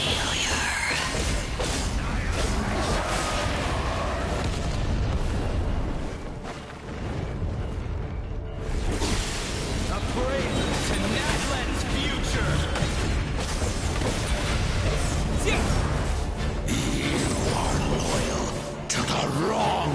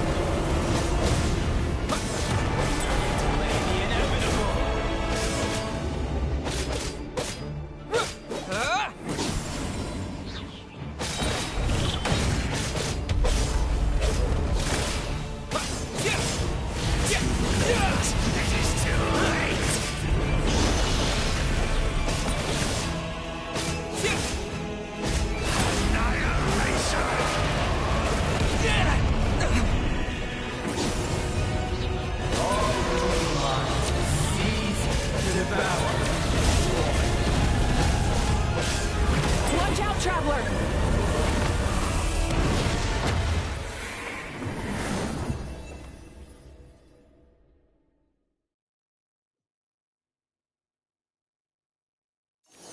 All will be mine to seize, devour, and destroy.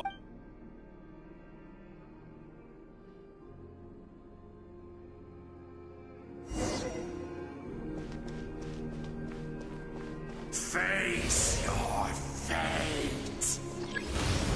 Your long journey shall end in vain. Even with borrowed celestial power, your destruction.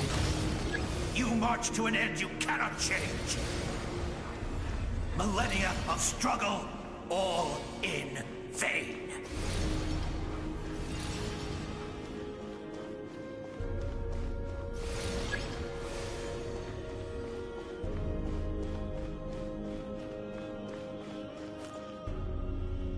The lives of the Descenders are more valuable than you can imagine.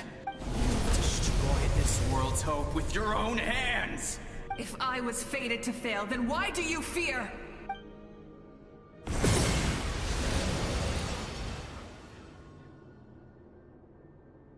Ah!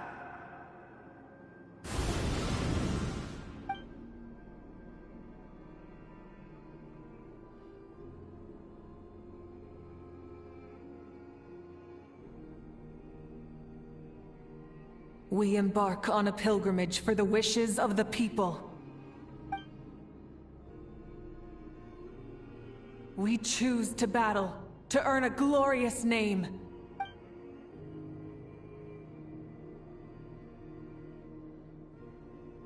And in the end, we burn to cinders for a dream.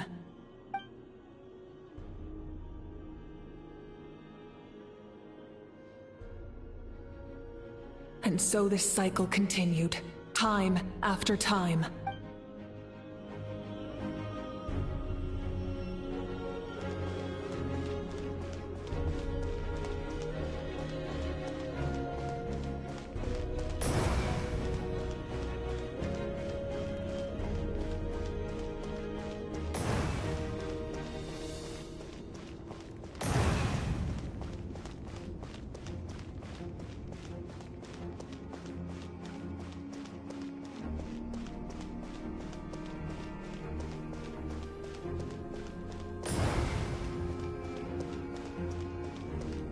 My fate is to bring this journey to an end, once and for all!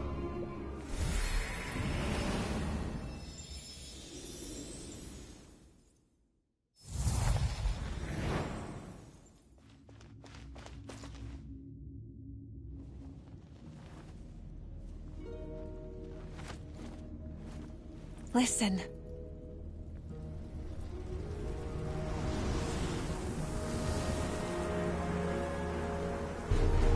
Did they lose? No, it can't be.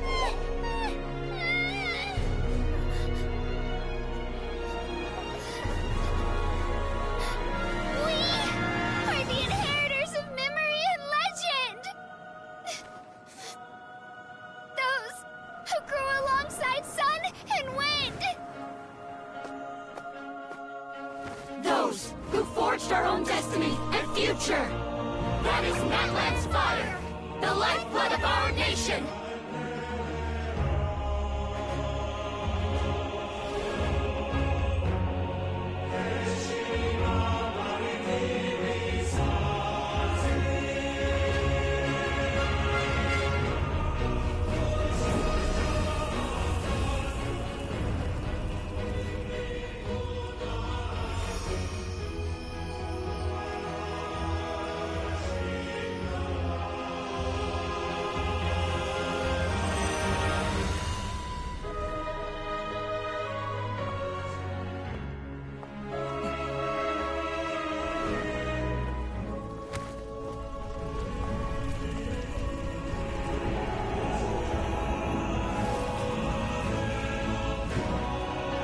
We won't give up hope.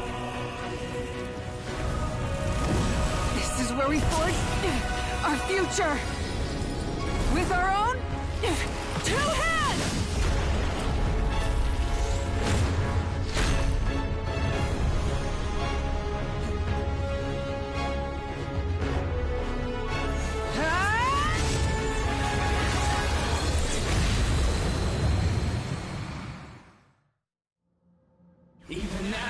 my attacks, the blaze of hope still burn within you. But with fear comes darkness, and with darkness comes dominion. In darkness the world was born, and so it shall return.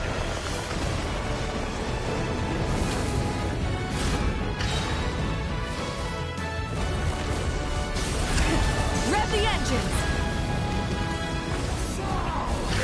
Pyroclastic surge!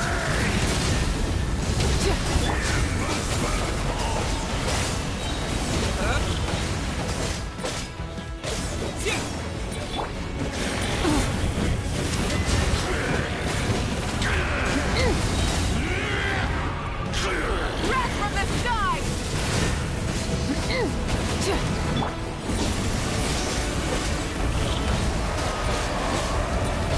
Burn it down!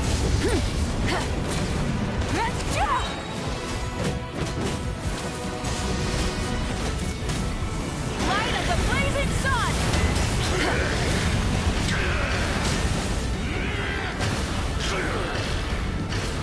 Become the servant of the Undead. Kneel before me.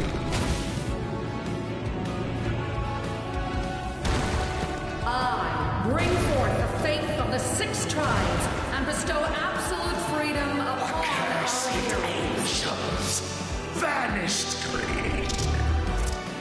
You should have long since been. We need to purify the totem poles.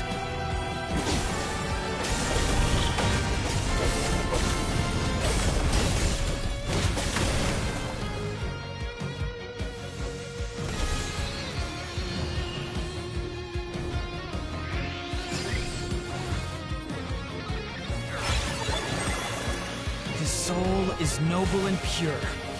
Hero is just his starting point.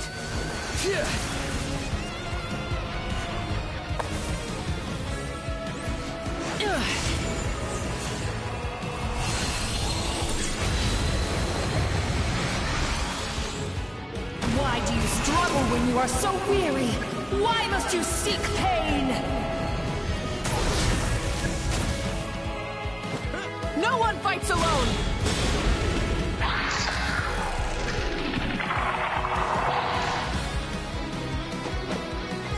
You toil in vain, and your blood is a worthless sacrifice.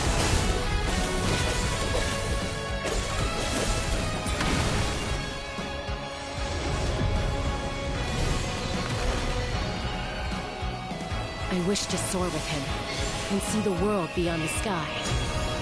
Wherever he calls home, surely that land is a place of freedom and warmth.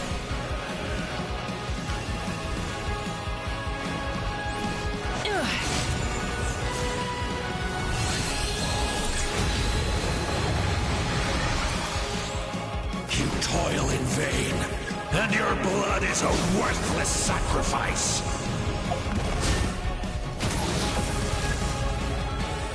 Burn through the endless night! Curse you! Enough, you foolish pests!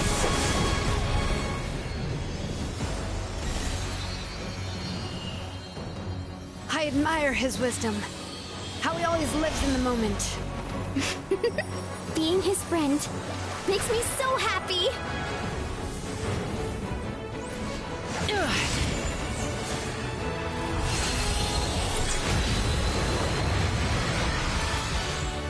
Enough, you foolish pests! We will take back Natlan's future!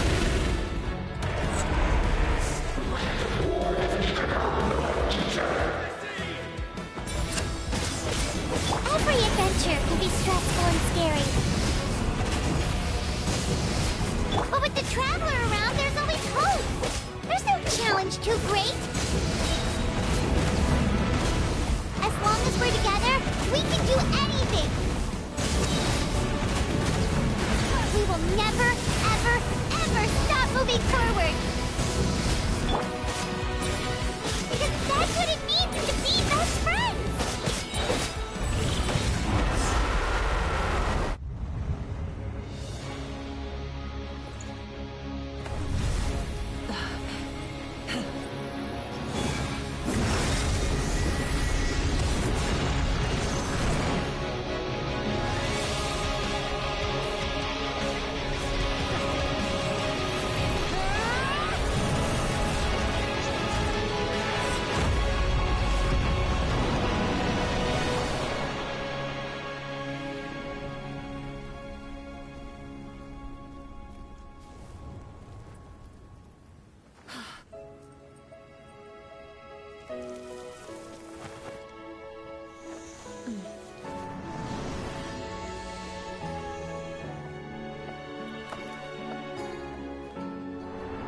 faster way.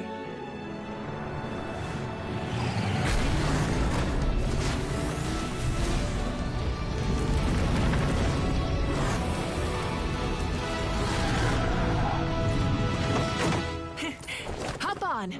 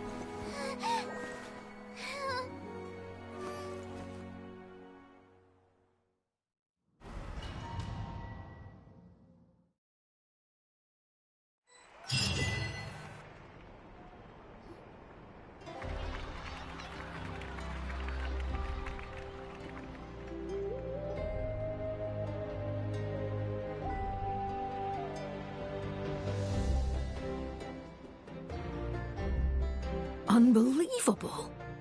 No signs of abyssal corruption whatsoever. The same goes for the Pyro Archon. Well, in that case, just get some rest and enjoy your victory. That means there's officially nothing to worry about! You won! You actually won! Paimon knew you could do it! The Abyss is no match for you! You did it again, Traveler. Your strength is remarkable. And now, Natlan is finally free from the threat of the Abyss. Welcome back, great hero. I can't wait to tell your story to everyone. We should record it on a woven scroll, too. That way your story will be preserved in my tribe for generations to come. I'm sure the grannies and gramps back home are already on it. Amazing job, Traveler. Becoming the first Outlander with an ancient name definitely makes you a legend. The Lord of the Night was right to place her trust in you. She chose the perfect name. But the most important thing is that you made it back safe. Now I don't have to worry about the rescue plan. You came up with a rescue plan? Well, the Traveler already saved me once. So yeah, if things got risky down there, I was gonna charge in and rescue him. I don't think it would be quite so simple, Kachina. But still, if something like that really did happen, I'd come for you too, no matter what it took. Couldn't have said it better myself. Bravery aside, I try not to act on impulse. But I suppose there's an exception to every rule.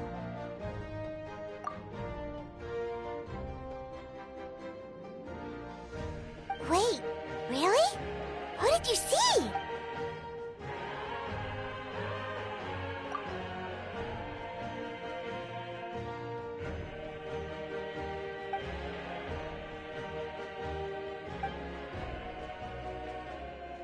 So, you heard everything we said? Those messages became part of your name during the forging process. I just didn't expect them to come in handy at such a crucial moment. To think that you heard them, though, that's a little embarrassing. Hey, what's embarrassing about that? I'll say it again right now. Being your friend makes me so happy. Good one, Koichi. Things are looking lively over here. How you feeling, Traveler? Great. Just what I wanted to hear.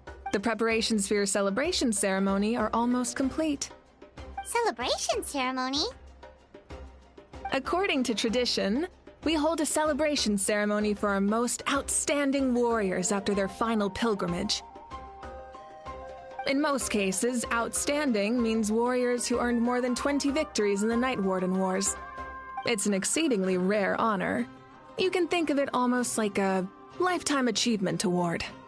We haven't held one of those ceremonies in a long time, though. True, but given the Traveler's exceptional contribution to this victory, I think he's more than worthy of the honor. Let's head to the center of the stadium, and I'll announce the honor to everyone. You deserve a formal round of applause for this achievement. Ooh, then I'm gonna grab the best seat in the house.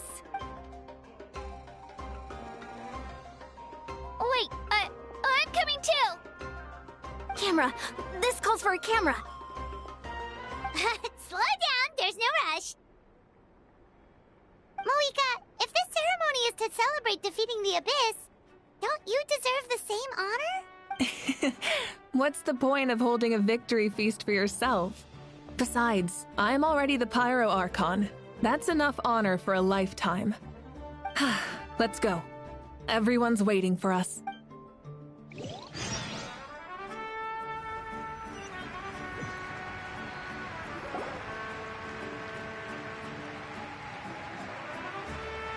Today, Natlan's long struggle against the Abyss has met its end. Many fought for this day and gave their lives for this cause. We must not forget them or the heroic Outlander who lent us their aid. His ancient name, Tumaini, will be immortalized in the history of Natlan. From this point on, there will be no more Night Warden wars, and I pray the Ode of Resurrection will never again need to bring back the Fallen. We fought for a singular purpose, peace. And now, it has been achieved. The funeral to commemorate the Fallen will be held on a later day. But in the meantime, our hero will embark on a parade of blessings. Let us send him off with a round of applause and show him the warmth and gratitude of our people. Yeah! Woohoo! All right! Go on. This is your moment. You should savor it. Now that the threat of the Abyss has been eliminated, we finally have a chance to restore the Night Kingdom. I'll take care of that first. Okay, we'll look forward to good news.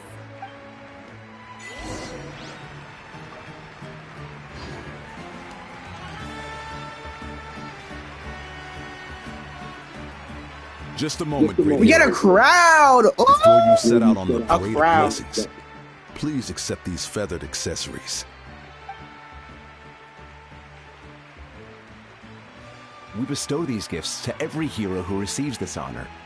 They are proof of your bravery and strength, and mark you as a role model for all in Natlan. Thank you for everything. Thank you for saving us from the Abyss. Now, the person who has the honor of adorning you with these gifts is none other than one of Natlan's most outstanding warriors, Chaska. Oh, it's just someone we know. You sound disappointed. Exactly! It, makes this moment even more special because we're already friends. Well, both in a personal capacity and as a representative of all warriors in Natlan, I bestow upon you this blessing. May your flame forever burn, pure and bright. With us by your side, you'll never fight alone. Time to embark on your parade of blessings.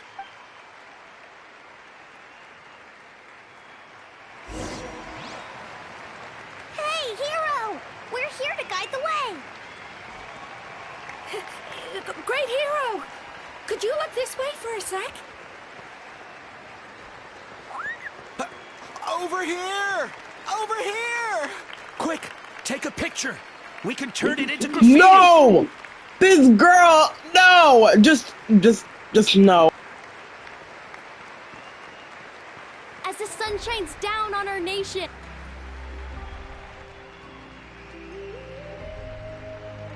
Great hero, could I have a moment of your time?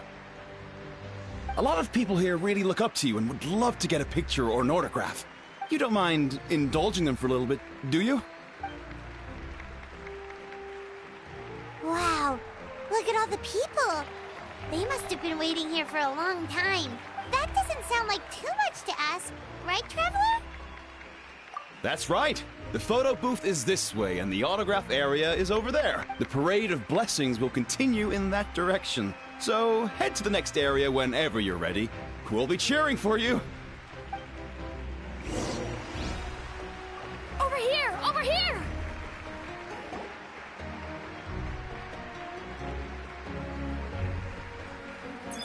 Yes, that's it.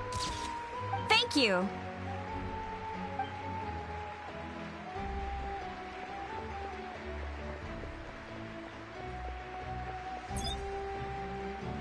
Oh, that pose is perfect. Such a precious memento. Wow, it looks great. Can I have one more photo? Just one more? Sorry, only one photo per person. There's still a lot of people waiting. It's okay. One is enough. One is more than enough. Oh, look over here. Perfect.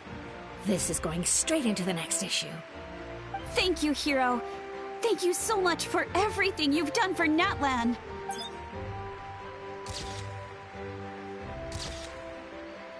All right, that's all the film.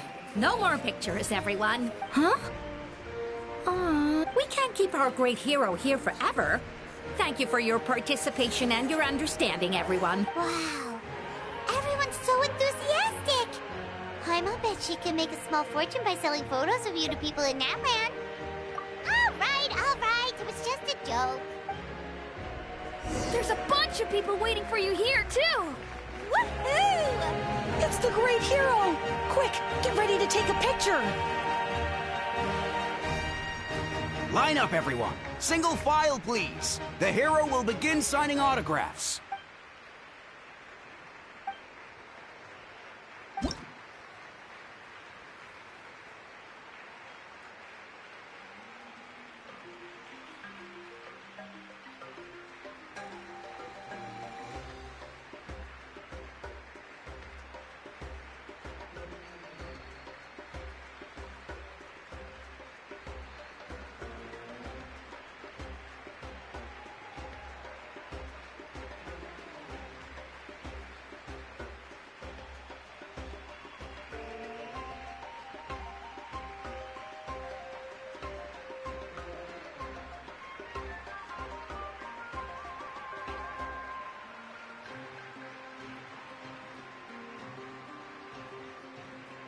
Thank you.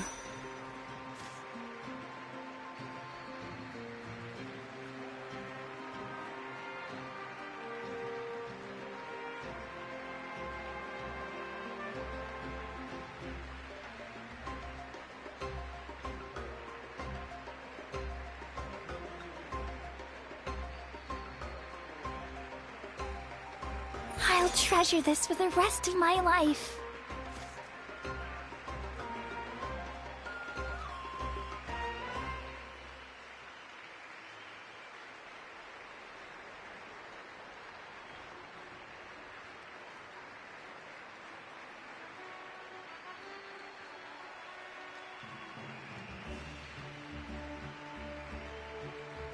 The hero's autograph? I actually got the hero's autograph?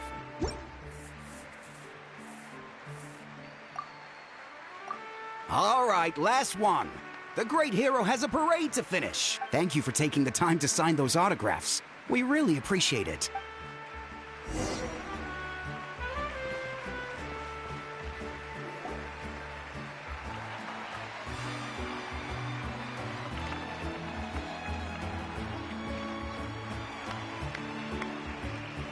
Sorry to bother you, great hero. I'm a messenger from the Scions of the Canopy.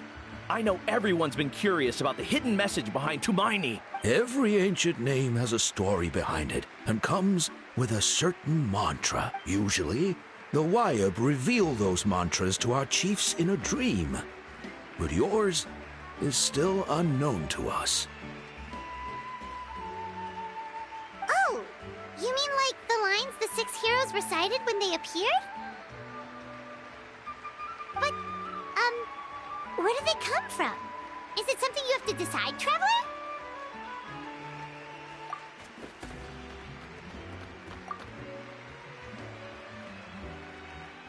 Oh! That was beautiful! I've got it all down! That's the final element of your ancient name, right? That means you've been completely accepted by Natlan's ley lines!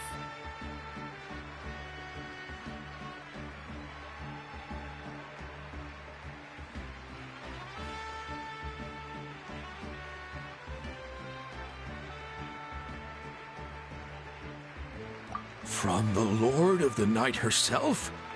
Legendary. Truly legendary. To miney! To miney! To miney!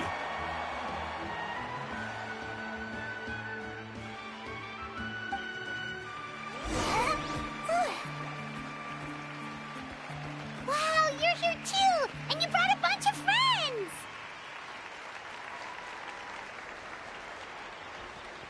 Look over here, traveler!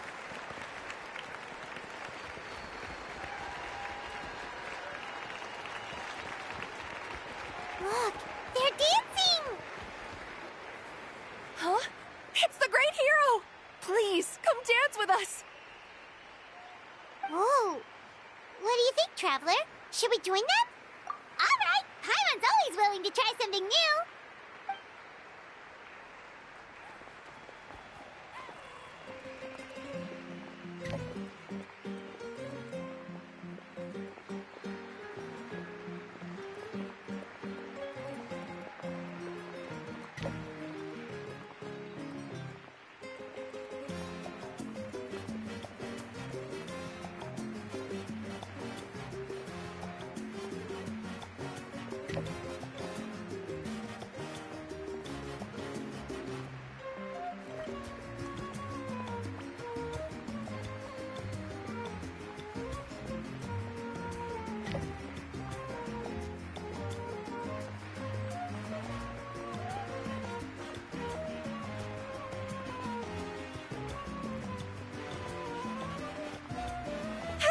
Not bad! You're a natural! Let's hear it for our hero!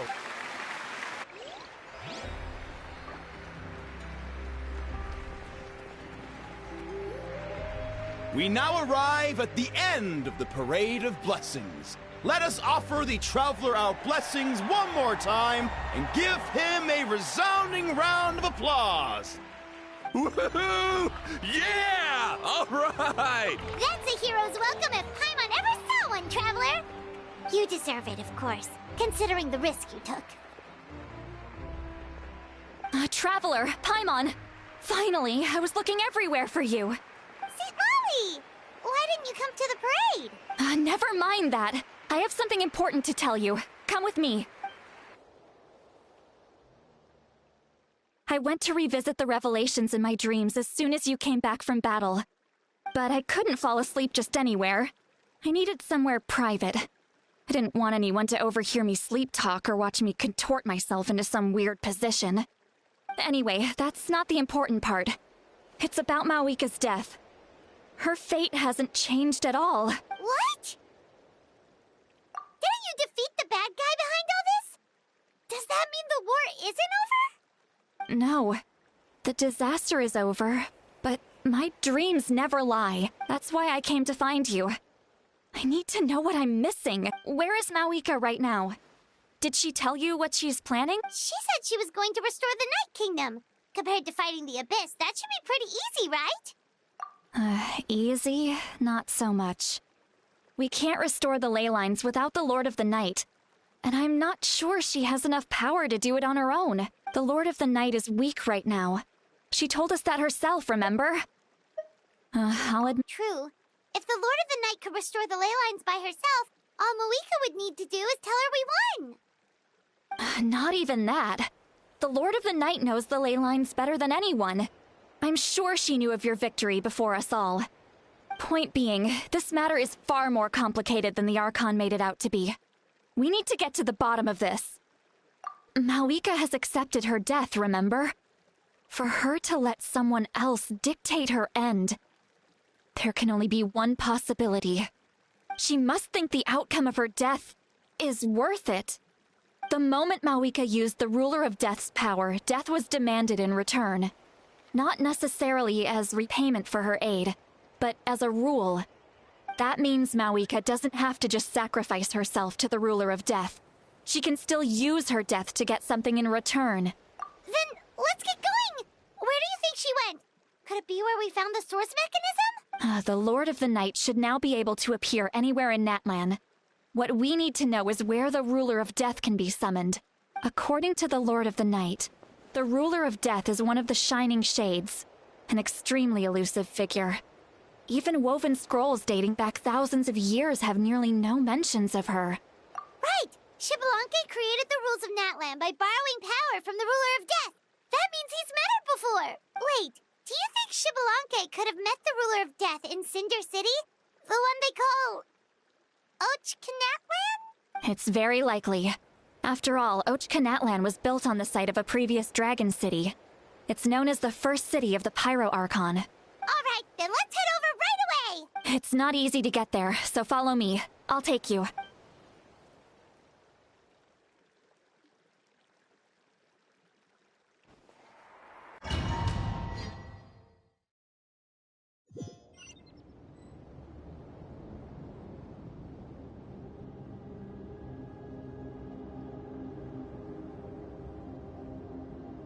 Man, this place really is hard to get to.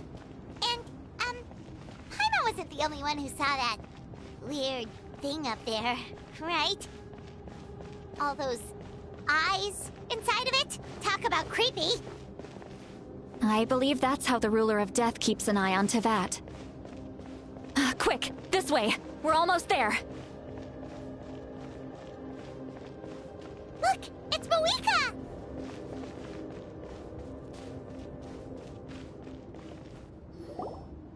I have grown weary of the endless wait.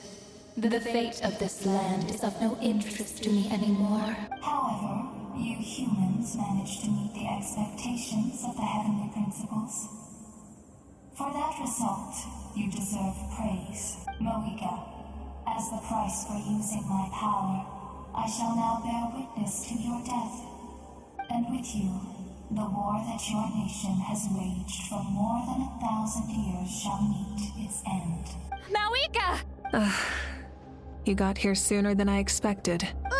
What are you doing? Closing the final chapter on the plan that has consumed Natlan for 500... No. For the entirety of our history. We've eradicated the Abyss from Natlan. But its power remains in worlds beyond Teyvat. Tremendous and unyielding. Only by completely restoring the Night Kingdom can we defend against its corrosion in the long run. But the architect of the Night Kingdom is near her end. She lacks the power for such a task. And worse still, if her life force is depleted, the rules of Natlan disappear along with her. We have no need for the Ode of Resurrection right now. But it remains Natlan's strongest defense should the Abyss return one day. So, you're planning to... Yes. My plan is to once again place my life within the sacred flame. 500 years ago, I gave my life for the chance to be reborn in this era. A chance to see all my plans to completion. And now, to sustain the Lord of the Night, I will give my life once more. I respect your decision, Mawika. But this method requires an immense sacrifice. The flames of your life force are exceedingly strong. But a life sustained by fire is one destined to die out one day. What will you do then? I've thought about that. With the Abyss out of the picture for now, the Sacred Flame's power will be consumed at a much slower rate. My life force should be able to sustain it for another 200 or 300 years. Future Pyro Archons will continue to seek new sources of fire. As long as Natlan's legacy endures, the Night Kingdom will survive, impervious to the Abyss. Once again, you place hope in the hands of the future. But the pilgrimage can replenish the power of the sacred flame. We can give it that meaning. Why shoulder this burden by yourself? Because I want the pilgrimage to change. The pilgrimage was an essential part of our struggle against the Abyss. A grand competition full of promise and glory. But it also chained our people to an inescapable destiny. Fear and anxiety have been our constant companions. We knew what the consequences would be if we laid down our arms. Morality left us with no other choice. And so, Natlan became the nation of war.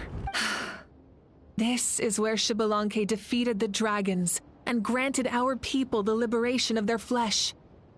And now, in the same place, I have the chance to grant them the liberation of their spirit.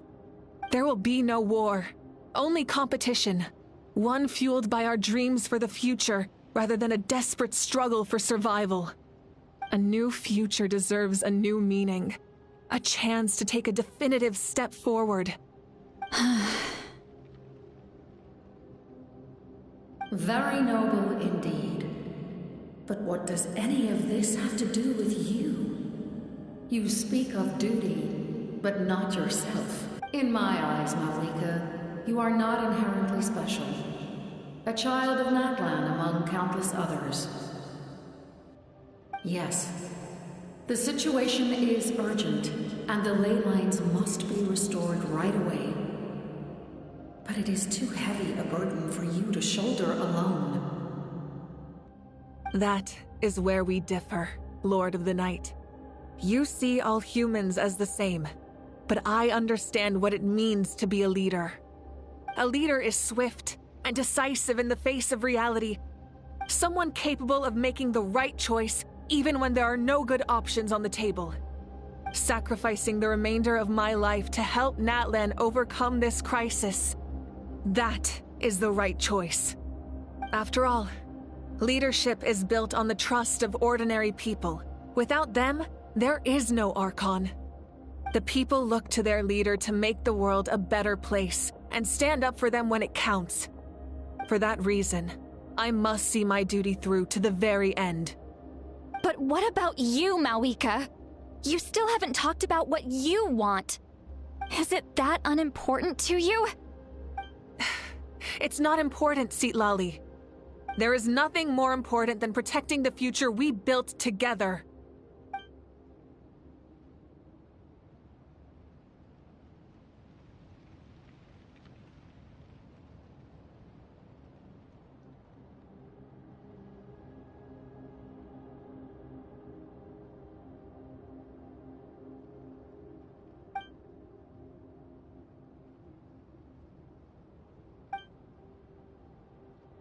I shall accept Malika's sacrifice for the Lord of the Night as her death, and I will bear witness to the very end. Thus concludes the deal I made with Xbalanque several thousand years ago. Lord of the Night, you may now begin.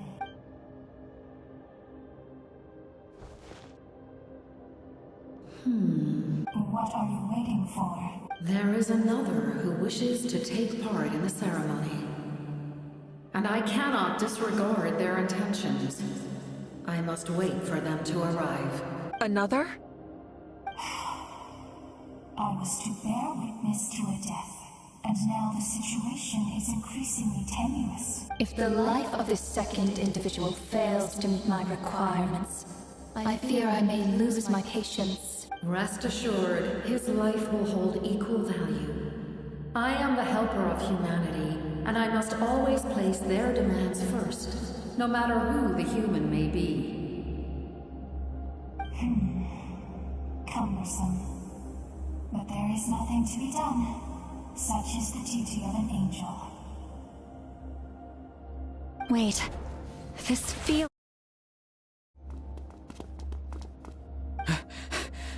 We made it.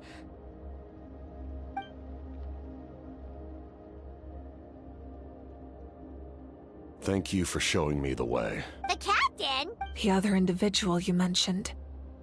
It was him? Indeed. Like you, he carries many lofty ideals. Malika, I understand how you feel. And if I were an ordinary mortal, I would have no reason to stop you.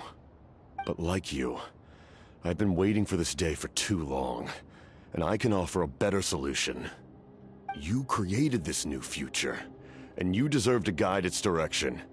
Your life should not end here, but death is the end I have been trying to reach all along. I have come this far to use my death to open the gates of the ley lines to my people. Your people?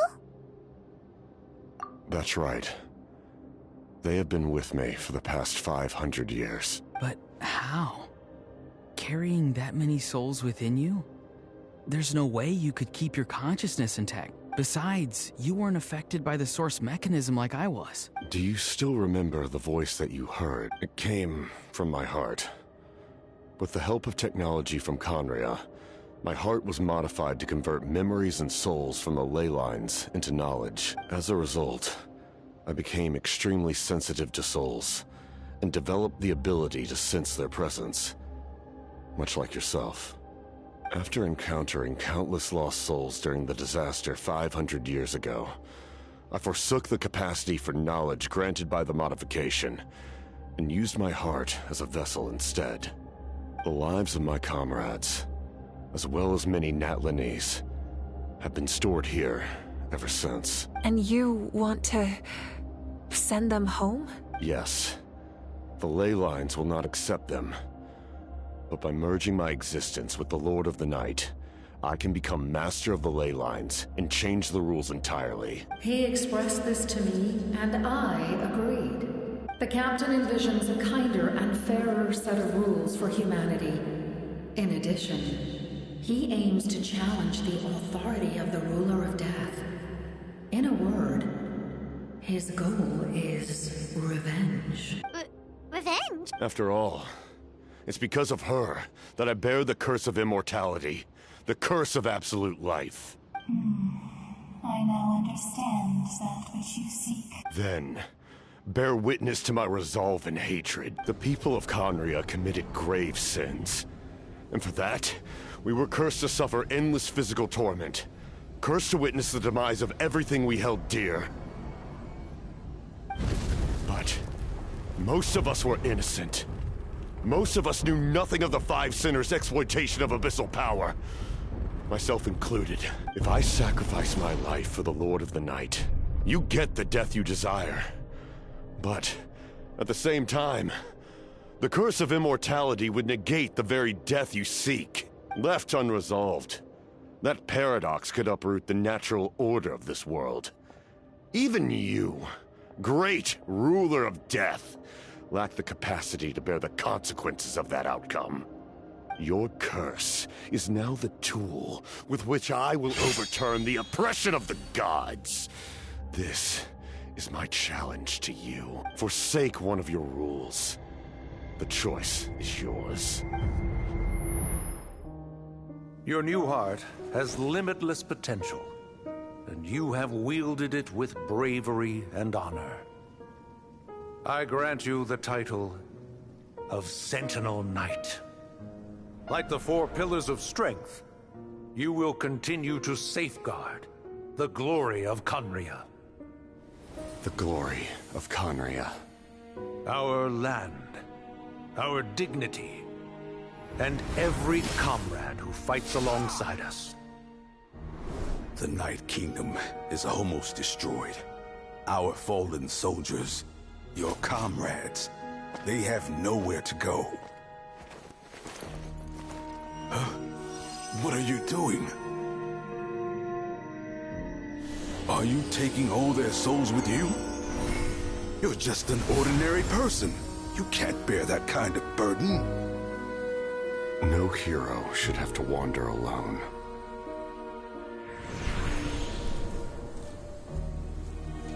The curse of immortality. Using immortality to fight death. Using my rules against me. Make your choice. Reject your rules. Or allow me to trigger the paradox. The curse of immortality must stand. Use it to fulfill your final wish.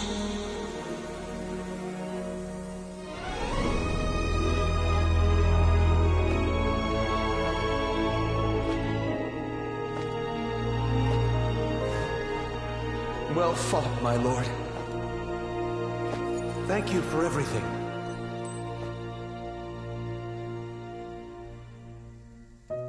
This time, let's go together.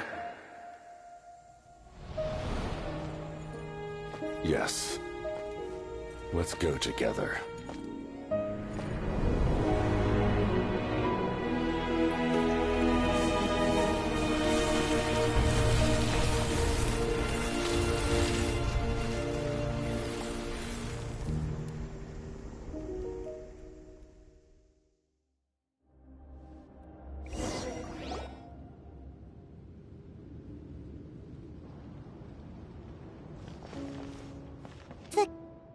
captain, he... The curse of immortality still exists. Does that mean the captain will never move from this place? Lord of the Night, is the captain still with us? There is no need to pursue traces of him. For those cursed with immortality, release from the mortal coil is the greatest form of peace. Even so, please pass on my gratitude. His long journey has finally come to a close. I suppose this is a happy ending for him. I cannot imagine how much pain he endured over the past 500 years. Or how much strength it took to never stray from his goal. There's something I've been trying to figure out. I don't think I ever saw him sleep. I tried to ask him about it on the way here, but he didn't answer. Just like always, he never talks about himself. It's probably due to the voices. When souls merge in a single being, their voices echo endlessly through the mind. Souls that retain memories of their death often scream and wail in despair. Considering the number of souls inside him, that effect would be even greater. So, over the past 500 years, he didn't sleep? At all? Without experiencing the curse of immortality, we will never truly know his agony, but I can see why his hatred for the ruler of death was so strong. In the end, he used that immortality to his advantage, and granted the Lord of the Night eternal life by fusing his existence with hers. Well fought, Captain. You may wonder why the Night Kingdom, a land of souls, was unable to accept the souls adrift on the surface. The reason lies in the Heavenly Principle's modifications to the ley lines. The original purpose was to help counter the Abyss.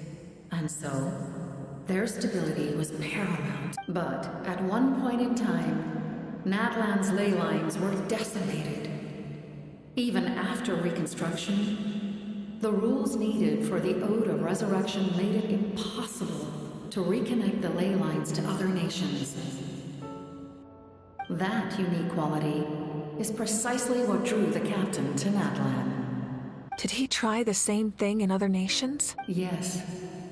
But all those attempts ended in failure.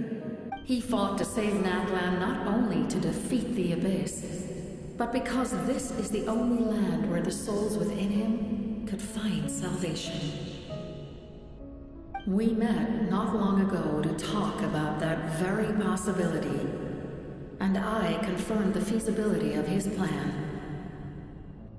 I, too, recognized the need to change the rules of the ley lines, not only for the souls that wander this land, but for the outlanders that may perish here in the future. In the eyes of the Heavenly Principles, that kind of change is extremely risky, if not impermissible. But, as an angel, I have a duty to serve humanity. Such is my mandate. Thank you for everything. Seedlali, when I gave you the Pilgrim's Chronicle, I said something rather pessimistic to you. Do you remember? How many years of life are enough? 10? 100? I thought it made no difference. But now, I have the chance to live forever. I am immensely grateful to humanity for this gift. And I am deeply sorry I thought so little of it in the past. You don't need to thank us. You bear a heavy responsibility. Heavy? No. That responsibility is the purpose of my existence. Farewell, humans. Creators of miracles. A new era awaits you. Looks like she returned to the Night Kingdom. So, this was the captain's goal all along. He fought to the end for all those souls and challenged the rules of the world in the process. He was an outstanding warrior.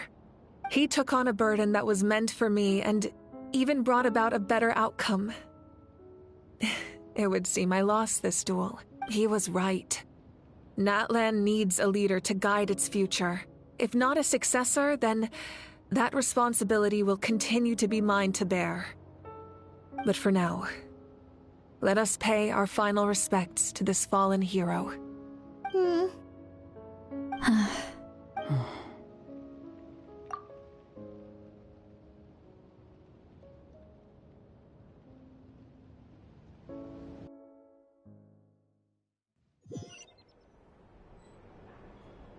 To my sister Hine. I know all that remains in the Night Kingdom is your memory, but I still wanted to write a short letter to tell you about the situation after the war, after countless partings and farewells. Natlan has finally entered an era of peace. The pilgrimage is still a popular tournament, but now its only purpose is to showcase the thrill of competition, rather than select warriors for war. Our cultural legacy is not rooted in our suffering.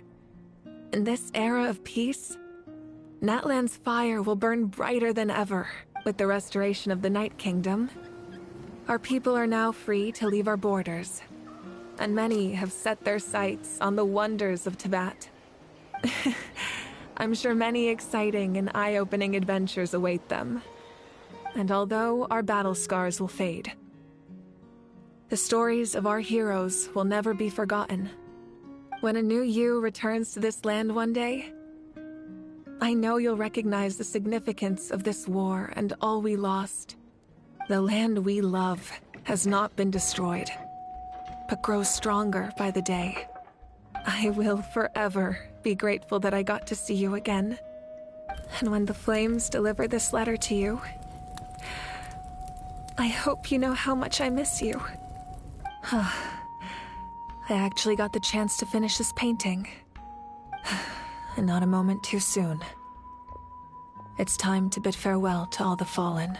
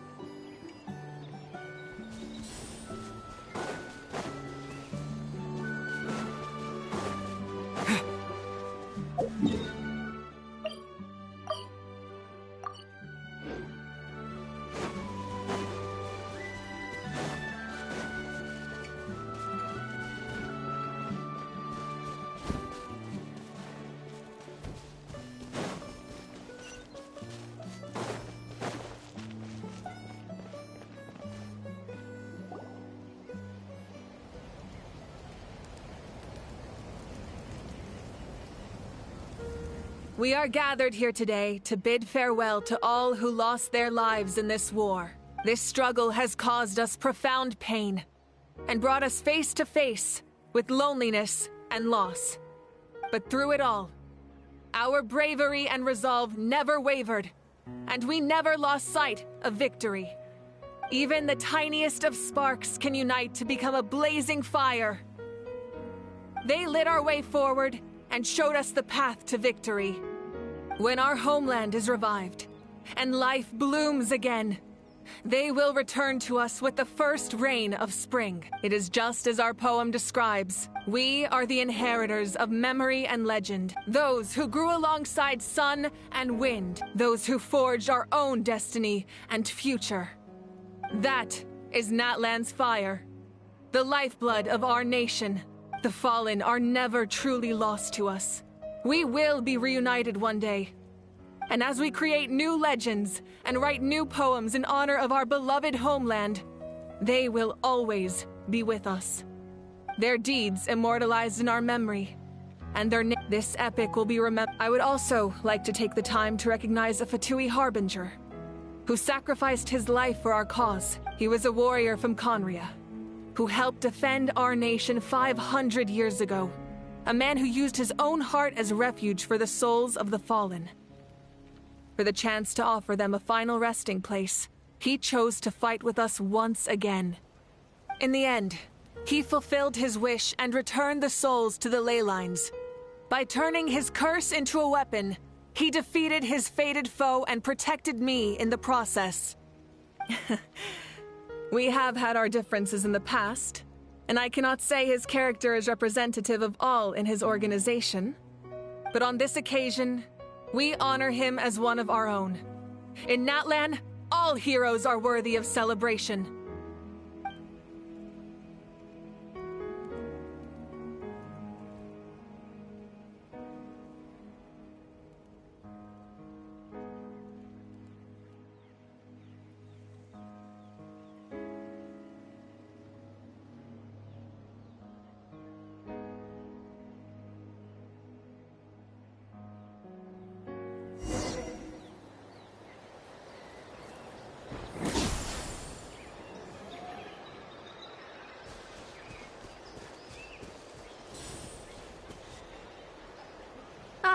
Our heroes here. Is there something you want to discuss? The forces of the Abyss have always sought to corrode Teyvat. The ley lines were created by the Heavenly Principles, and it's only with their protection that Teyvat is able to nurture all forms of life. If the Abyss had free reign, this world would become a living hell. We saw that for ourselves. Any attempt by humanity to harness the power of the Abyss is met with swift punishment. The Heavenly Principles and the Shades show no mercy in that regard. That unyielding approach is also the source of great sorrow and hatred. The situation goes beyond a simple discussion of right versus wrong. Perhaps the truth will reveal itself during your future adventures.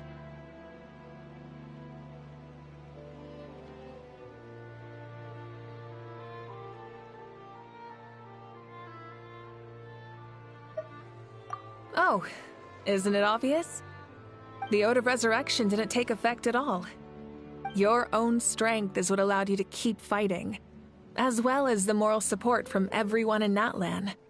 Still, moral support is also an important, if underappreciated, effect of the Ode of Resurrection.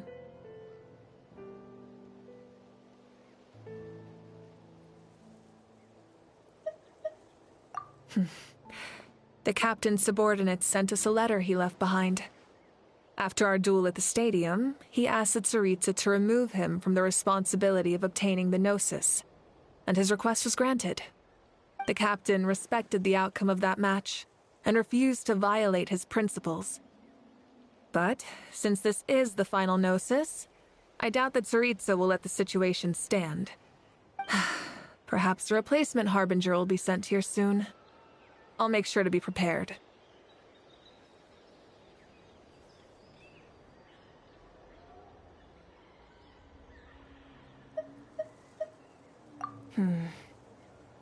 A direct conflict with the Fatui is unavoidable the moment you step foot in Snezhnaya. so make sure you're ready for any scenario. On a related note, I've acquired some new intel about the fragment that suddenly appeared in the sky. Such fragments are known as Ancient Moon's remnants, relics of secret source technology from the era of the ancient dragons. Coincidentally, a small squad of Fatui infiltrated our borders around the same time it appeared. Our investigation revealed them to be the subordinates of the Doctor. Their stronghold is in Nod Krai, a land with a long history not far from Snezhnaya. The people there can use a very special power. It's said that this mysterious power predates even the 7 elements of Tevat. Ancient Moon's remnants, the Doctor, a mysterious power. The project that connects all 3 must be ambitious indeed.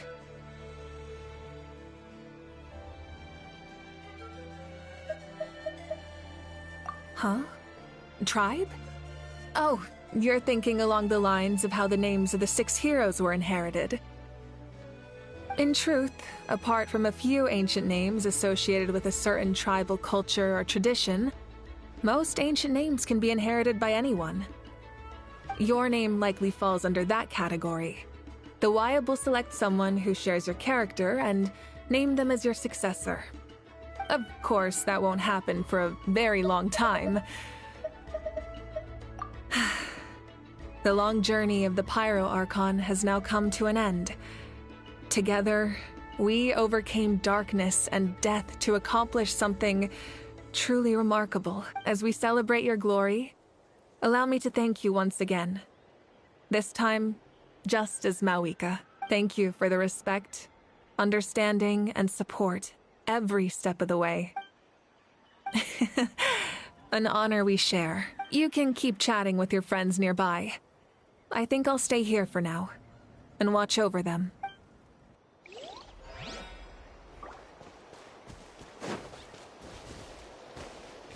Hey, did you hear? As long as we get permission from our chief, we can leave Natlan as much as we want. Yeah, it's because the ley lines have been restored, right? And the Lord of the Night is a lot stronger now. That means we can finally see the outside world for ourselves. I heard that Fontaine has a huge ocean. That is totally my vibe. I can't wait to go see it. I want to go to Liyue. The mountains are supposed to be super tall. Sounds like the makings of a great vacation. Let's start planning. But first, we all promised we would go to the hot springs together. Then we'll be hot springs buddies for life.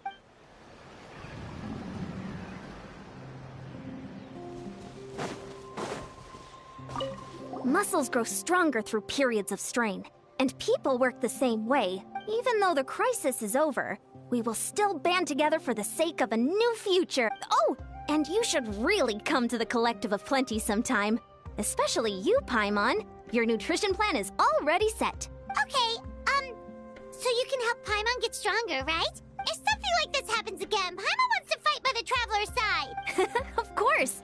You've got serious potential.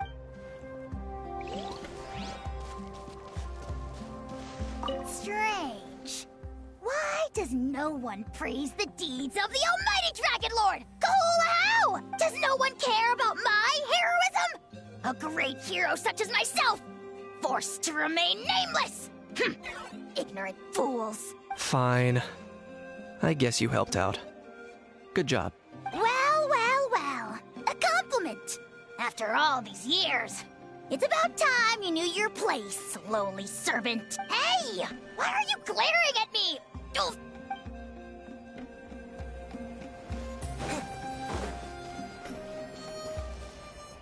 When Guthred's soul possessed my body, all I saw was a dark abyss. The captain carried countless souls within him. It must have taken so much strength to live like that for hundreds of years. For us, his death is something sad. But for him, maybe it finally allowed him to be at peace. My lord, you will forever serve as an example for all your soldiers.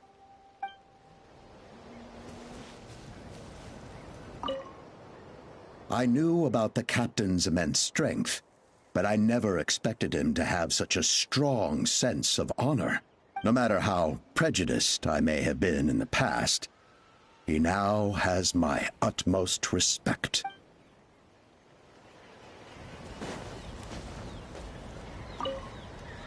The stories of heroes will continue to be passed down from generation to generation. If Natlan faces a crisis again, I'm sure people will look to our story as a source of hope. We've earned our place in history. That's pretty surreal, don't you think?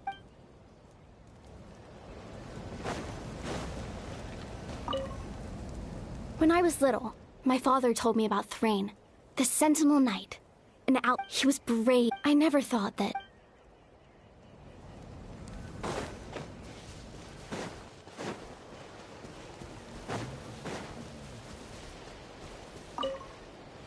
After you got back, you mentioned you saw Koichi in the Night Kingdom. So, good. I'm sure that made her happy.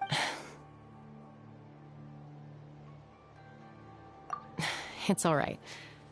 I don't think she's going to come see me. She's probably sick of nagging her older sister. Still, thank you for telling me. Natlan has a bright future because of you. And I have a chance to make up for my regrets.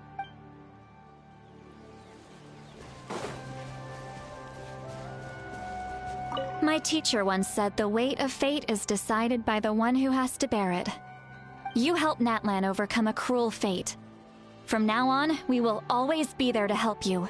Now, we just need to see where your fate, no, our fate, leads us.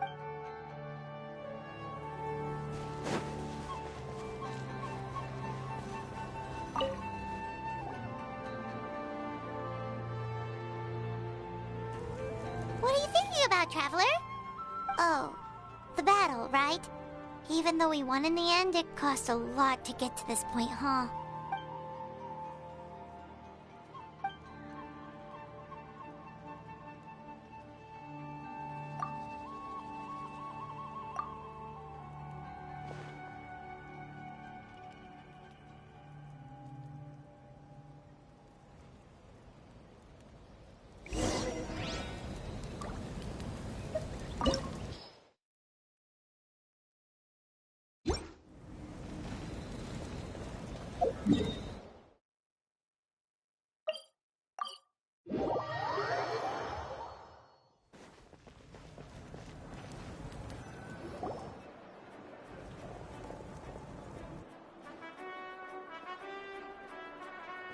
Story! I want to hear a story!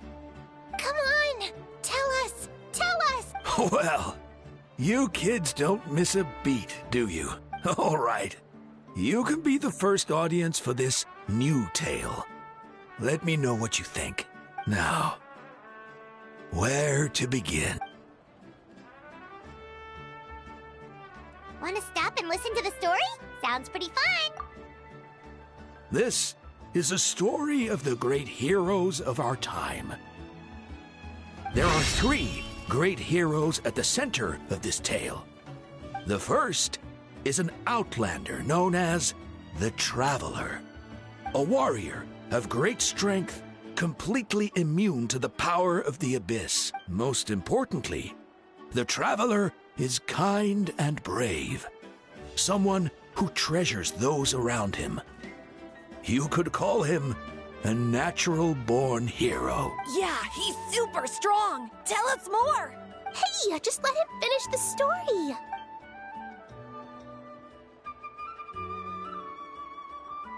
The man telling the story keeps looking this way, Traveler.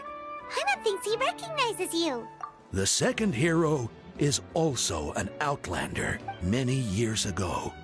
He forged a connection with this land and used his body as a vessel for the souls of his fallen comrades. His goal was to give them a home and, with that, a chance to be reborn into this world. The third hero is none other than our current Archon, Mawika.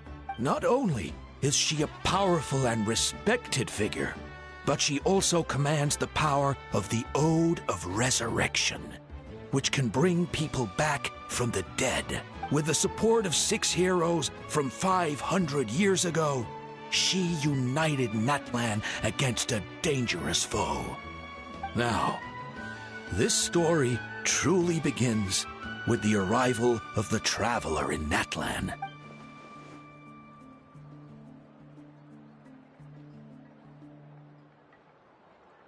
Under his guidance, Kachina performed exceptionally well in the pilgrimage and earned her chance at the Night Warden Wars.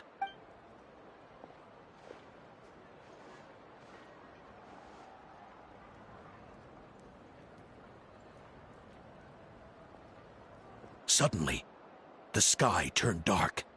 The sacred flame went out, and Gasoithoth appeared.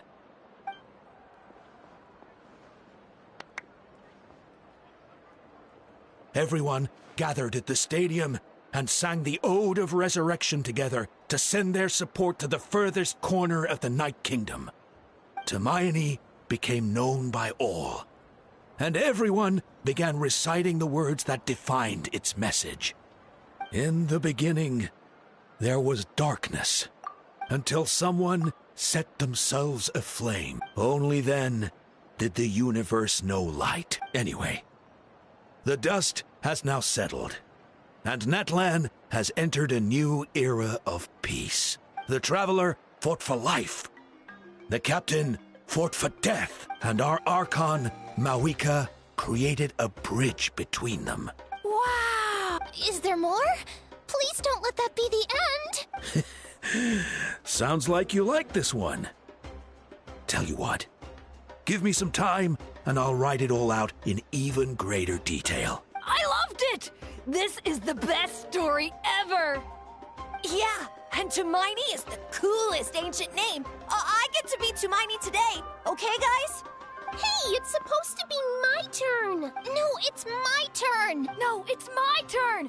I get to be Hermione today! So, no one wants to be the Pyro Archon anymore?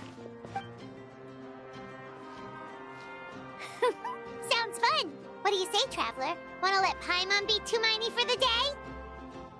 Alrighty then! Let's go, Paimon! A new adventure awaits!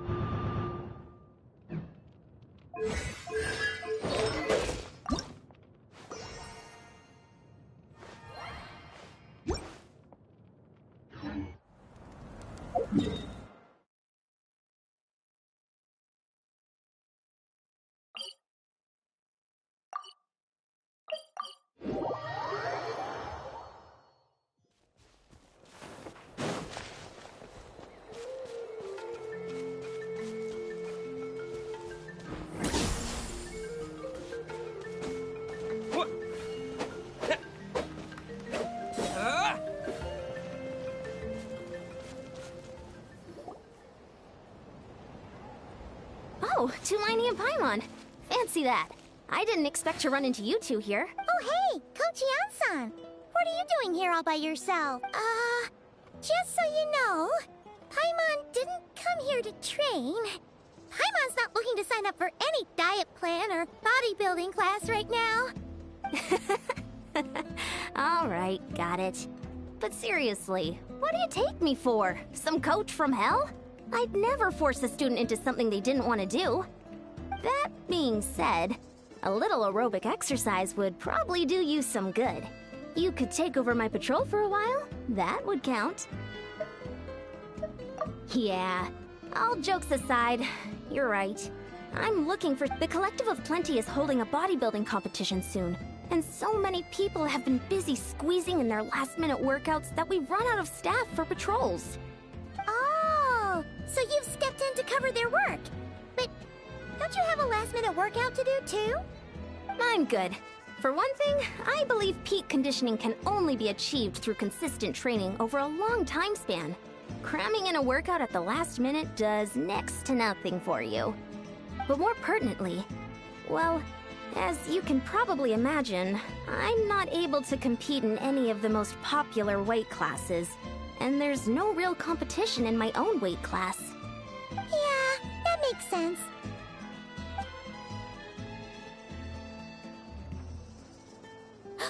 Oh no! Don't look at Paimon like that. We are not the same weight class, and no way is Paimon competing against you. Traveler, let's just help with the patrol, alright? Otherwise, Beyonce's gonna make Paimon enter a bodybuilding competition! Perfect. I managed to get you on board with just one look.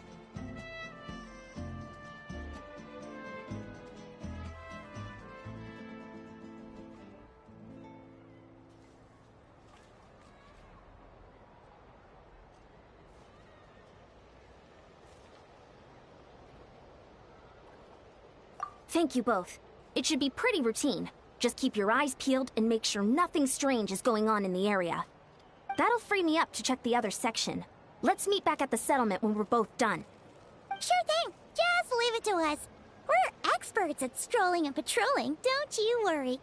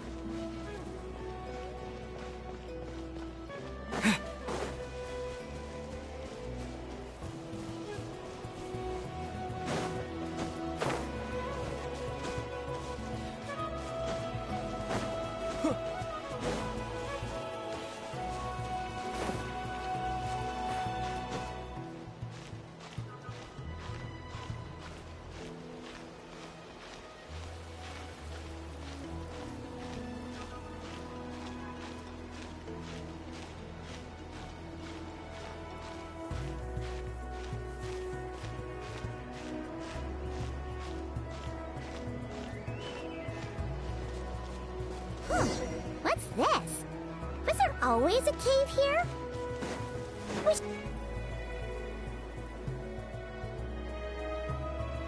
Hey! There's a hilichurl here.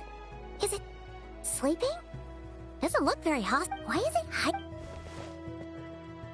Ah! You woke it up! Huh? It ran away! Oh, yes, our reputation in Natlan is more fearsome than we thought. Even hilichurls don't want to mess with... You mean that... Huh? It ran away! Oh, yes, our reputation in Natlan is more fearsome than we thought. Even hilichurls don't want to mess with us now. Huh. Paimon bets that hilichurl thought it was a priceless treasure. It was probably planning to hide it here for safekeeping. Until we showed up. Let Paimon take a look. Hilichurls aren't the brightest, so it might not be worth much, but still. What is it? You look so serious all of a sudden. Isn't this just a regular old key?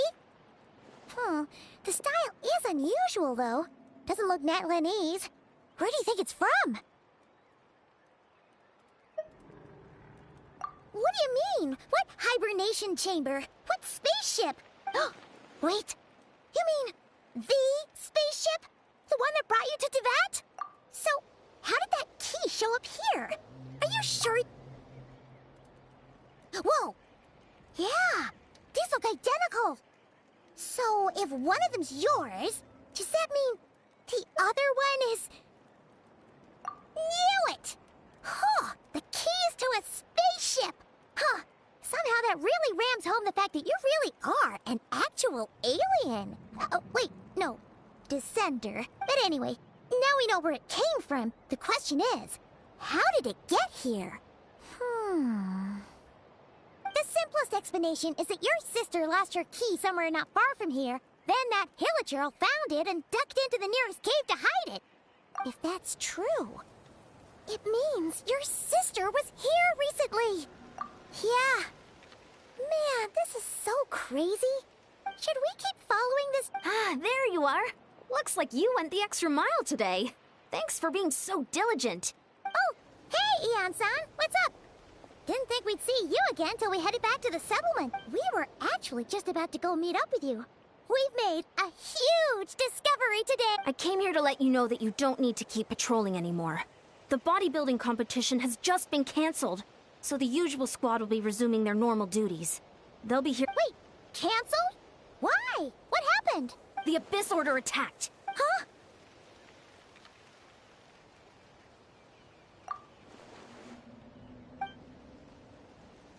I've heard of the Abyss Order, but this is the first time I've known them to take organized action on such a large scale. It's like they're preparing to go to war against our entire nation. One little sect versus the entire nation of war? How are they expecting to pull that off? Based on everything we've seen from them so far, they usually prefer to act in the shadows. So, what's different about it this time? What could they be after? No clue. All we know is that they've attacked our tribe, but that doesn't tell us much. Our defenses are holding strong so far, so I'm gonna head to the Stadium of the Sacred Flame and see what Mawika knows. If there's any information out there, she's the one people report to. Oh, want to come with me? I'm sure everyone will feel better knowing that the hero of Natlan is on the case. Great, then let's head over together.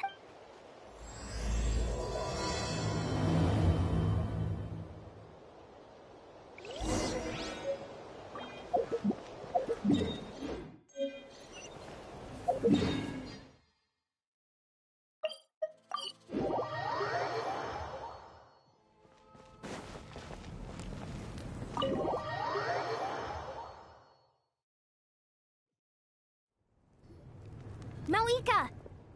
Oh? Great timing, Eon-san.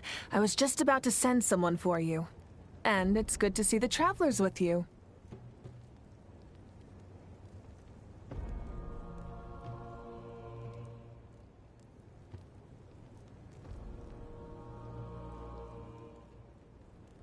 How are things looking? What's the latest word from the messengers? The Abyss Order has been spotted near several tribes at the same time. Clearly, this is a coordinated strike. Also, their numbers are much higher than expected. Their organization appears to have grown considerably, but because they're usually so secretive, this is the first we're learning of it. It sounds like they're throwing everything they have at us. What are they trying to achieve? That's what I'd like to know as well. Historically, Natlan has not been a hotbed of Abyss Order activity, and we have no particular quarrel with them. Could it be revenge, perhaps? Would they want to get back at us for a recent victory over the Abyss? Seems unlikely. But then again, Paimon wouldn't put anything past the Abyss Order. It's too early to say anything definite. For the time being, we should continue monitoring the situation. How are the battles going? Not too many casualties, hopefully? Well, even if they're committing all their forces to the fight, they're in for a tough time.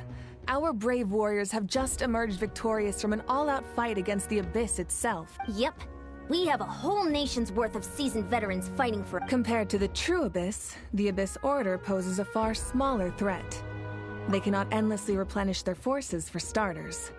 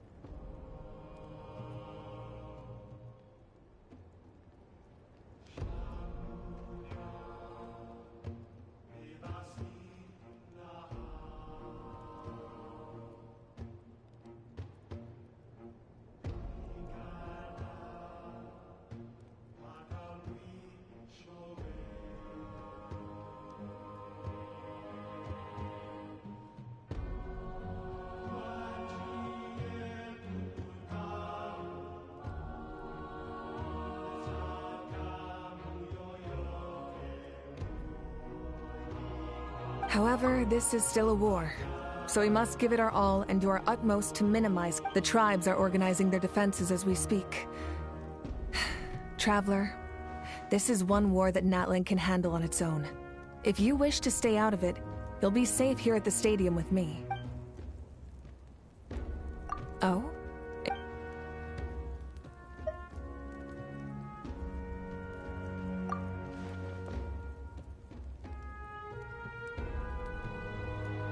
Yep, that's how it is. I see. My goodness, that is very personal indeed. If you don't mind me asking, do you have any idea what her goal could be? Safe to say, they're not exactly on the best terms at the moment. Ever since Paimon met the Traveler, he's been trying to track his sister down and get some answers. But she's been avoiding him. I see. So you two have fallen out. Huh. A pretty common occurrence between siblings. Well, yeah, that may be. But the stakes are a little higher where these two are involved.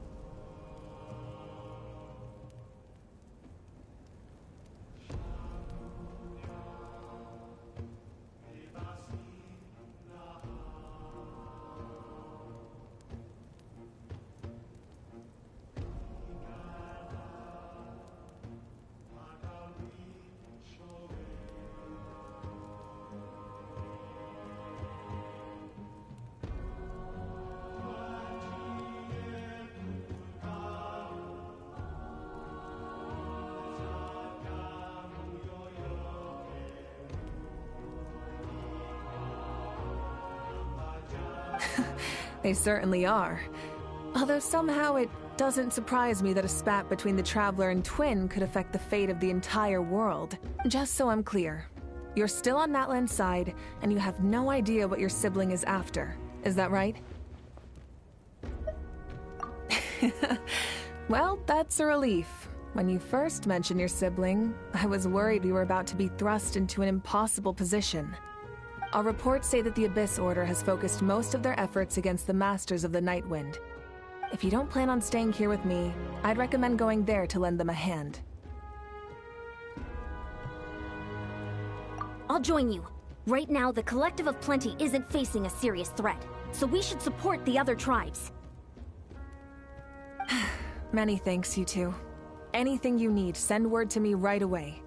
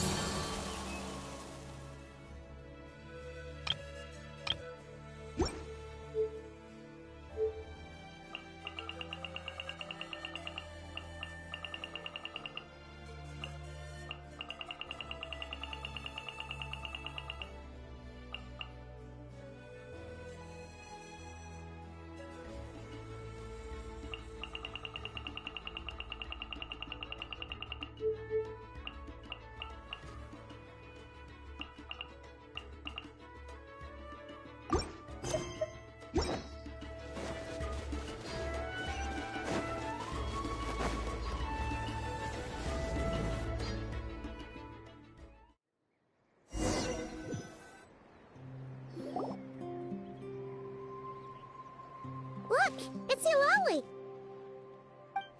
Huh. I wasn't expecting to see you here. Are you here to reinforce us?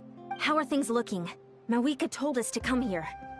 Oh, the situation must be pretty dire if it's managed to get Eulalie out of the house. Dire? No, I wouldn't go that far.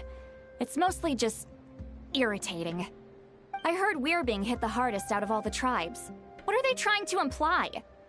They just think we're pushovers or something? The more I thought about it, the angrier I got. I couldn't exactly concentrate on my novel after that, so... well, here I am. So, that's how they earned the ire of Granny Eatsley, huh? They call themselves the Abyss Order, yes? Ugh, so tasteless. It's exactly the kind of two-dimensional name a clueless writer picks because they don't trust the rest of their writing to persuade the reader of who the real villains are. Hey! She's saying your sister has poor taste.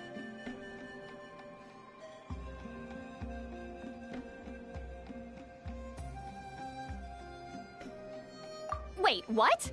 Are you saying his sister is a member of the Abyss Order? I only said that because I was mad, but maybe I went too far.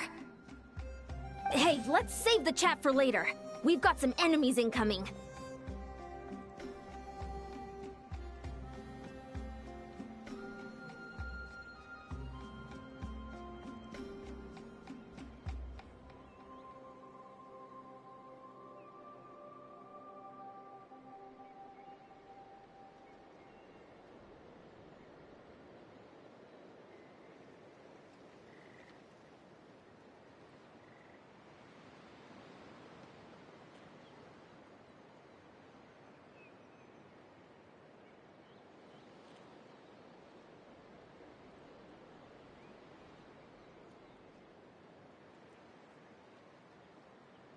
Good. A much-needed chance to vent my frustration. And not a moment too soon. Things were getting awkward there. Luckily, I'll never have to find out just how badly the rest of that conversation was gonna go. You didn't have to say that last part out loud, Eulalie. Anyway, let's get him! Get to work!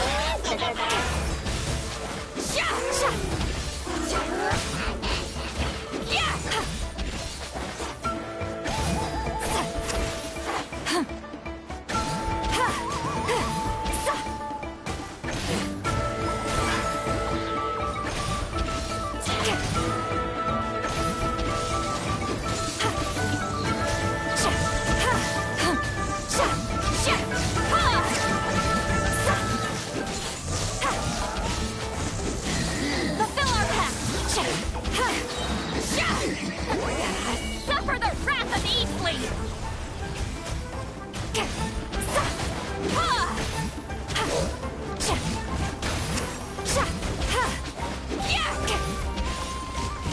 Get to work!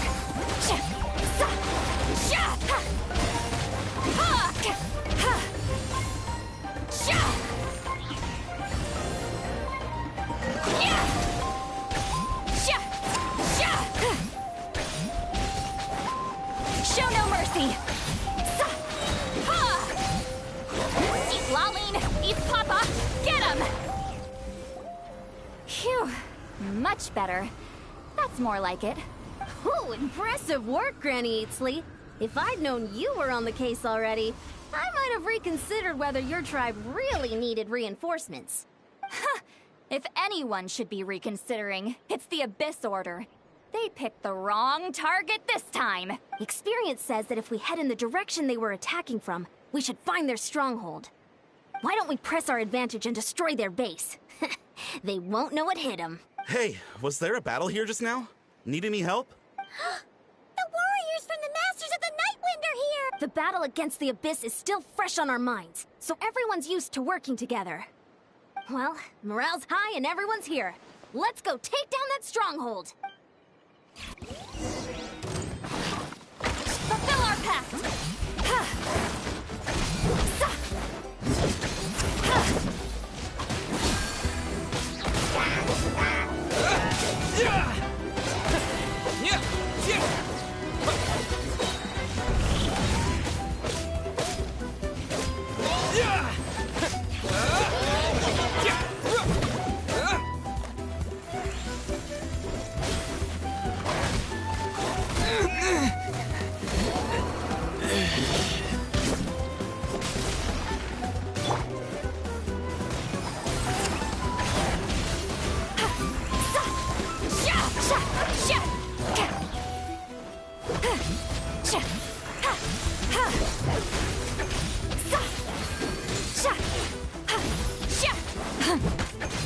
Get to work! Suffer the wrath of evil! Forward! Crush them!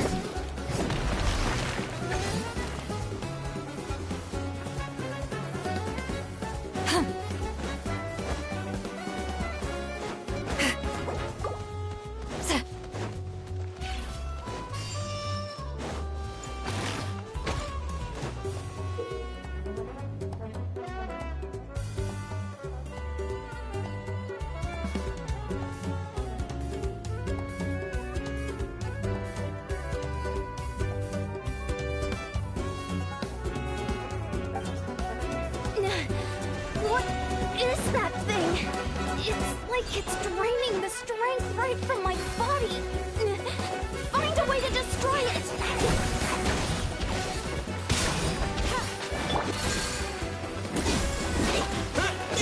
Going in!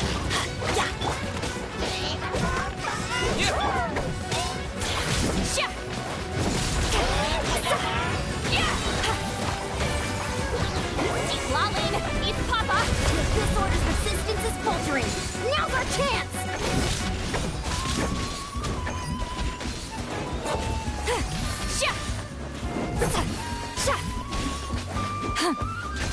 Fulfill our pact!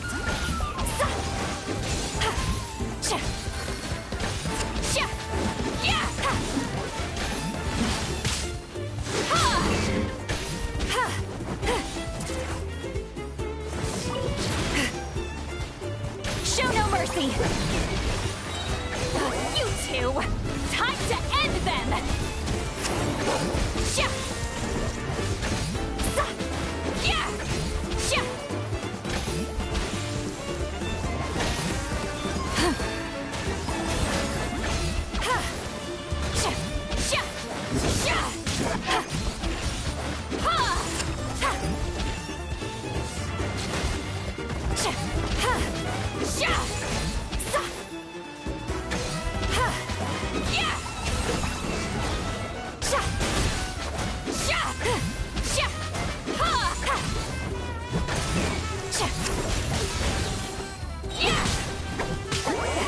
Suffer the wrath of Eatsley! Warriors, attack! After them!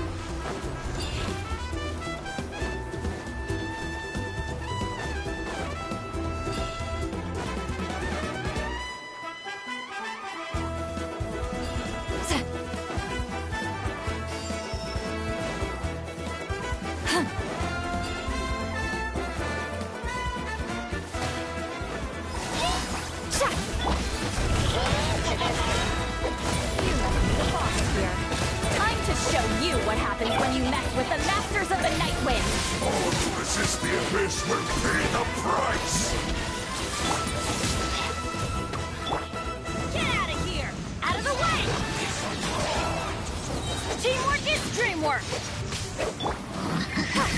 power! Ha!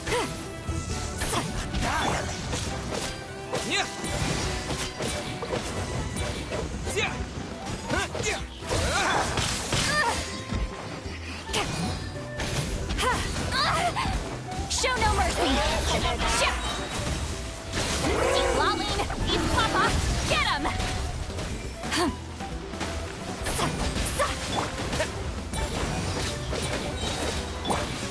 Surrender and be gentle.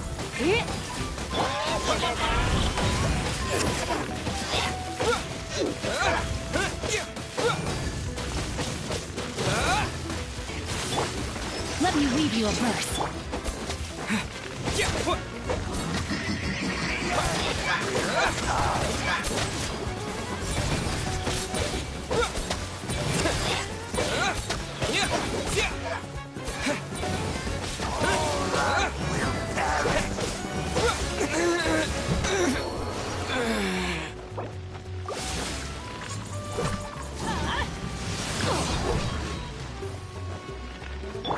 Fulfill our pact!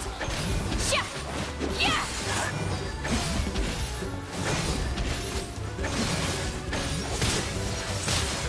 Ha!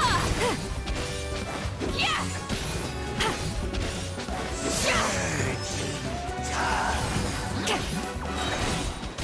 You two! Time to end them! Out of the way! This stronghold is neutralized. Good work, everyone. Huh. The Abyss Order's all bark and no bite. To be honest, this was anticlimactic.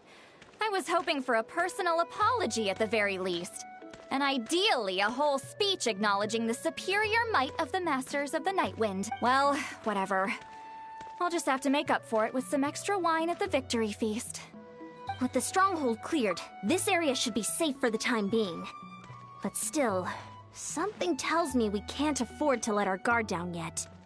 Maybe it's just me, but an enemy under siege normally defends their stronghold at all costs. The fighting gets more and more intense right till the bitter end. But this time was different. With a few exceptions, most of the enemies here gave up and fled the moment that... well, I don't know, but it seemed like they sensed something. Huh? Not sure I follow. They did a tactical retreat, that's all. It's just a different strategy. I'm not convinced. Don't forget, they're radicals who chose to wage war on an entire nation. They don't do things in half measures. It seems out of character to cut their losses and run like that. So you're saying there's more to this than meets the eye? I'm saying we don't know enough to be sure of anything at this stage. So let's stay alert and keep our defenses at the ready.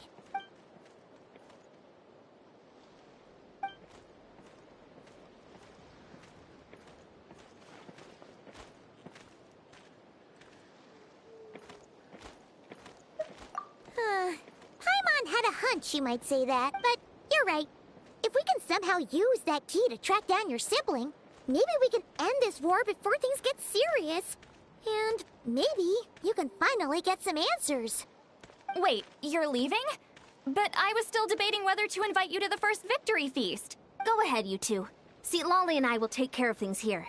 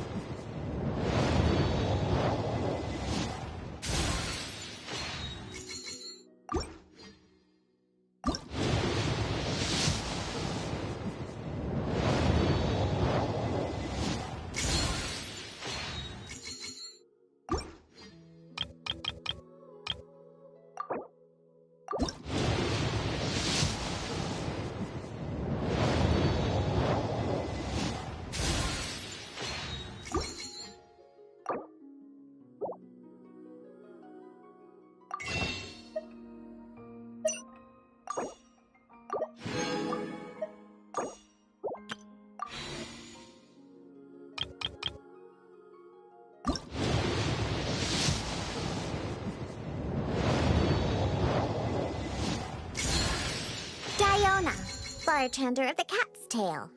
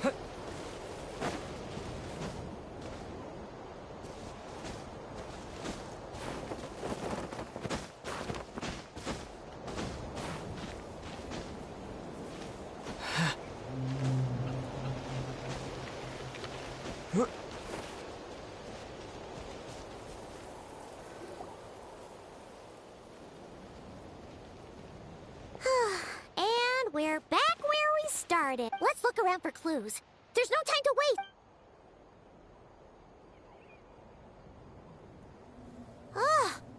We've scoured the entire area. Are we supposed to believe? Seems kind of ludicrous to lose something so important in such a dumb way. But then again, who knows? Sometimes in life, things just go missing, and that's that. Oh, thank goodness! Someone's here. Please help me! Who are you?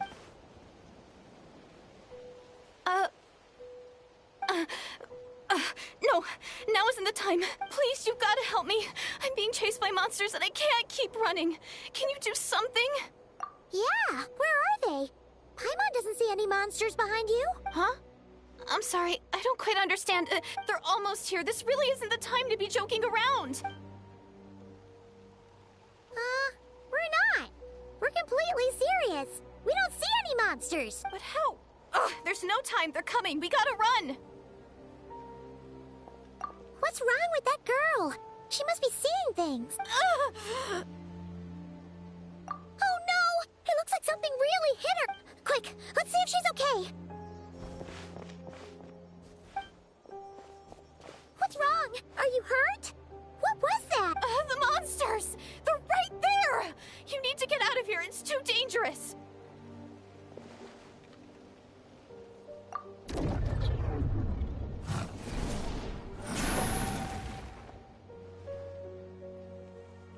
Huh? Oh, now you finally see them. Oh, great! Savior?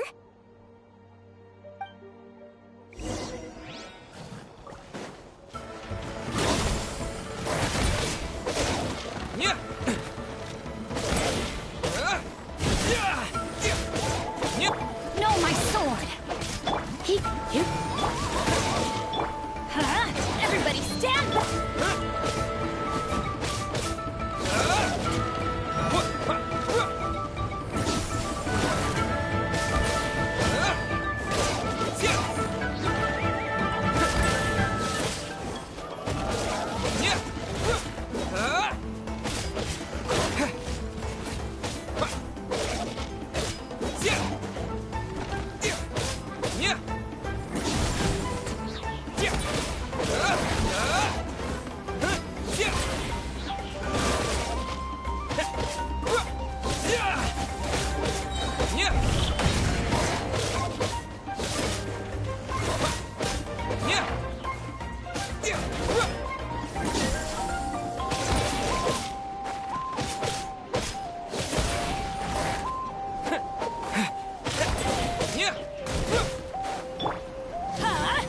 Take cover!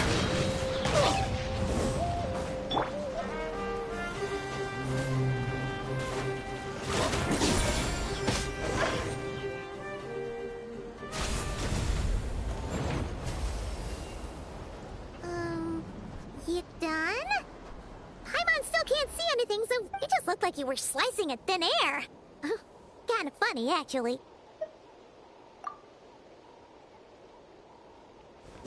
Oh, really?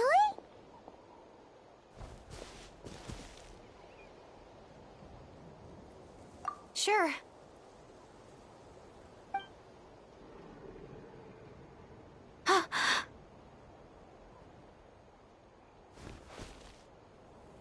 It's nothing. It's okay. I can see they're all gone now. No need for you to check. I didn't think much of it when the monsters were breathing down our necks, but now that I've calmed down, holding hands with you like this, I'm just a little shy, that's all. Huh? Have you never shaken hands with someone before? You sure get flustered easily. Well, anyway, I haven't had the chance to introduce myself yet. I'm Deirdith. Thanks for, saving me just now. I'm really grateful for your help. No worries. Paimon's Paimon, and this is the Traveler. With him around, you'll be safe from any monsters. As long as they're visible. So, what was the deal with those monsters just now, anyway? Your guess is as good as mine. I could see them the whole time, so when you said you couldn't, I thought you were making fun of me. Whoa! That must have been scary. The idea that we'd stand by and laugh while some poor girl was being hunted down by monsters?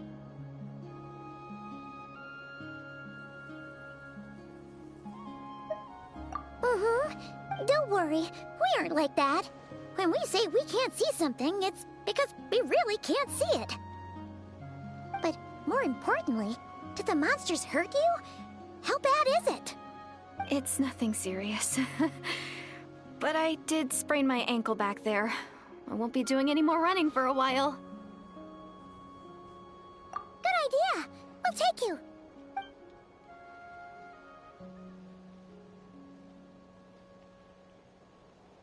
Thank you so much. Despite getting injured, I still feel much safer with you around. I'm gonna stay here until I heal up. Don't want to risk running into any more monsters. Yeah, you already took a big enough risk coming out here all on your own. So, where are you from, Deirdith? A small village, far away from here. I walked for what seemed like forever and lost my way, so... Yeah, I have no idea where I am anymore. Maybe all these trials and tribulations are part of the journey. No one said finding the Savior is gonna be easy. Huh. That's the second time you called the Traveler a savior. What's all that about?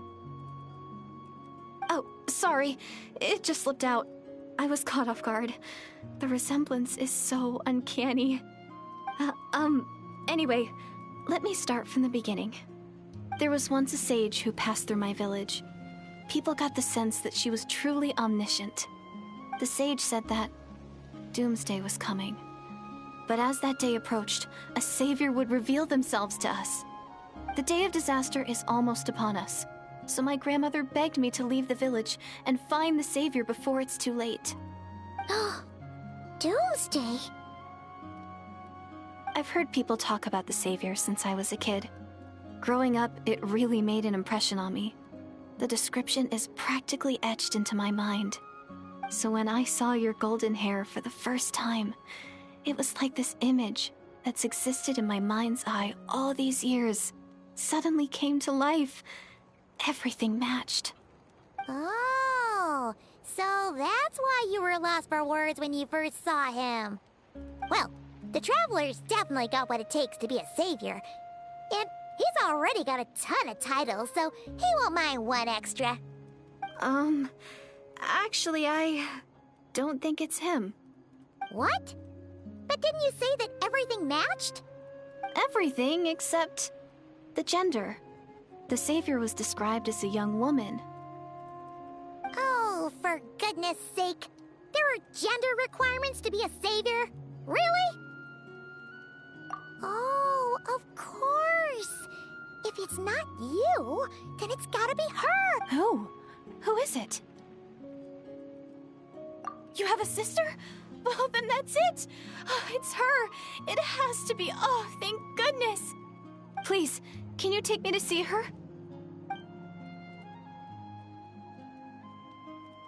Huh. Maybe, if you're lucky. It just depends if we can find her. Huh? But isn't she your sister? Sorry. Looks like Paimon steered this conversation back to the fallout between you two. It wasn't on purpose, but that's the reality, so it's hard to avoid. Okay, fair enough. But since you're looking for her anyway, why don't we team up? We might stand a better chance if we work together. Yes, everyone says that the disaster is inevitable. But the Savior will rescue us all from our pain and suffering. I've always dreamed of meeting the Savior. Do you really buy this whole doomsday thing? Seems kind of far-fetched.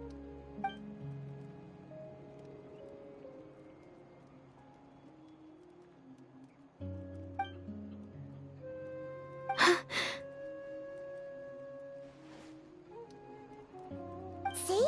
She broke eye contact. Sure sign of a guilty conscience.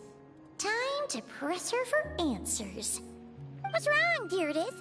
Something's clearly bothering you. You want to tell us what's going through your mind? Oh, I just, how should I put it? The Traveler looks just like the savior of my dreams. And it's not every day that the savior of your dreams swoops in and saves the day in your moment of crisis. So I'm just a little overwhelmed, that's all. 3 seconds of unbroken eye contact is the limit. I don't think my mind and body can handle any more than that. What do you mean, limit? What happens after 3 seconds?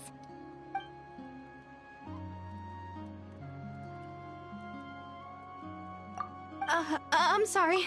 Please forget that I said anything. Let's just leave it there for now. Like I said, I'm going to hide here until I feel well enough to move again.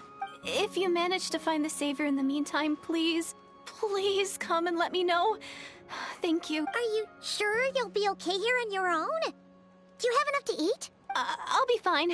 I might not be much of a fighter, but I know how to stay hidden. And if I get hungry, I'm sure I'll find something around here. Alright then. Well, take care. Being on your own isn't easy. What a mysterious girl. We should definitely keep an eye on her. But hey, at least she seems to like you. And it sounds like she's gonna help look for your sister when she's healed. Anyway, this is probably all the progress we're gonna make for now. Let's head back to the Masters of the Night Wind and see if they need our help.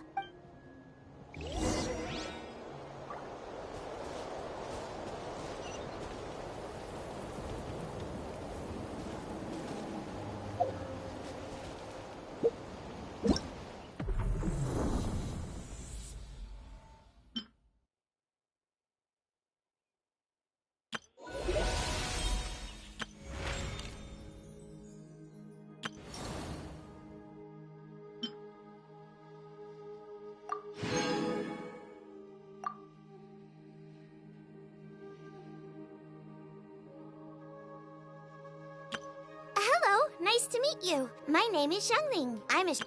Everything's ready. Hello, nice to meet you. My name is Xiangling. I'm a chef from Liyue. My favorite place is the the kitchen. I practice so hard, but I still get nervous when introducing. Everything's ready.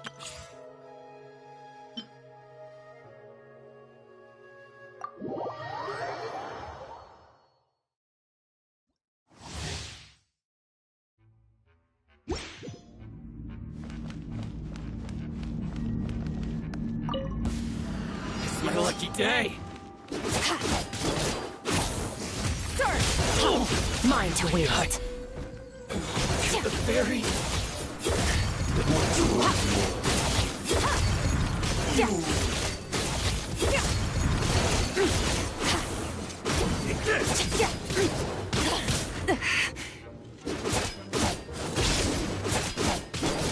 Annihilate. Cut down. Behold the abyss. Come with you. By holy proclamation,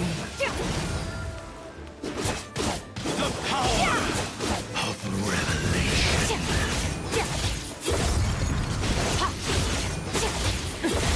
Keep going. Hear ye the word. I let my guard down. I'll protect Grace be upon you. Peace and hope find you. The truth shall set you free. The power of revelation. Off to the freezer. Be upon you. The truth shall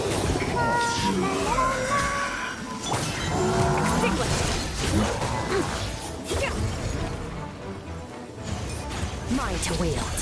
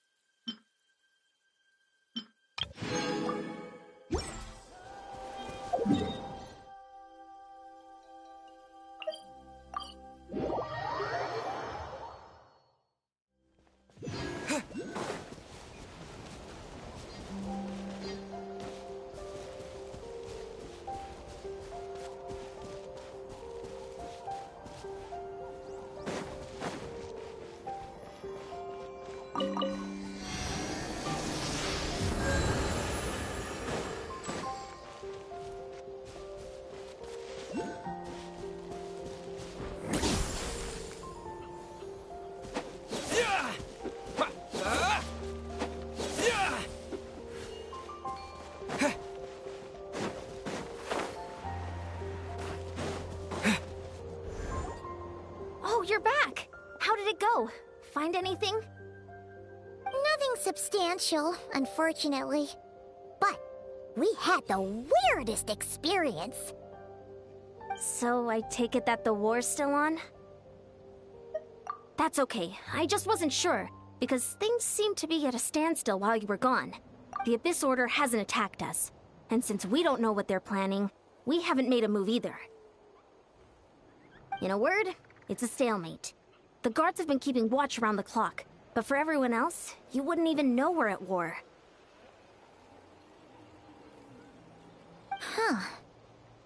Really makes you wonder what the Abyss Order's thinking. I was wondering, Traveler, if you have the time, could you go and pay a visit to the guards?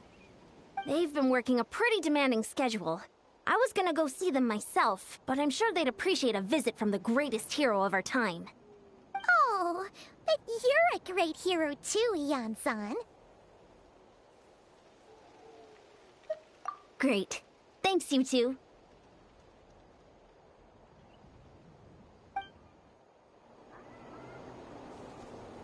Yo.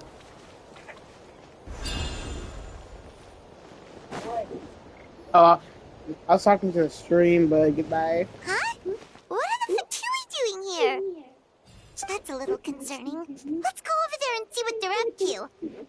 Also, how did they get this close to a tribal settlement? Huh. All the Fatui left in Natlan are probably the captain's subordinates. That basically makes them followers of one of Natlan's heroes. Still, once a Fatoo's always a Fatoo's. Something seems off seeing them here. Let's go check it out.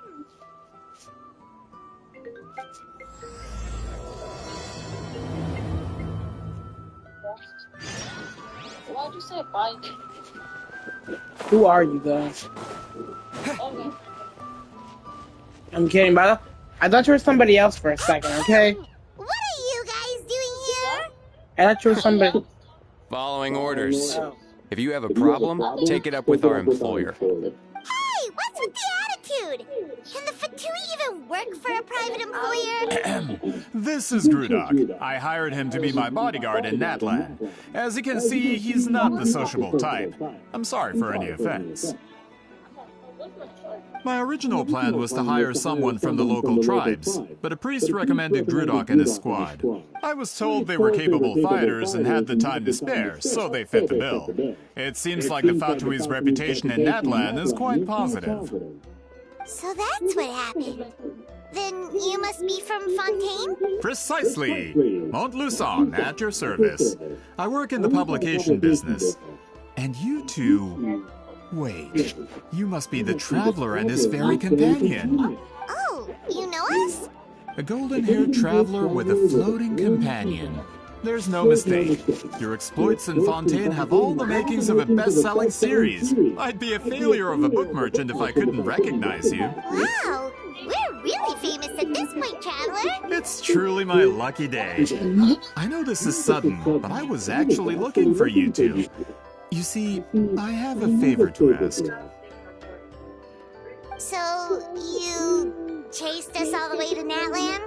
That's a little creepy. You'll be generously rewarded, I promise you.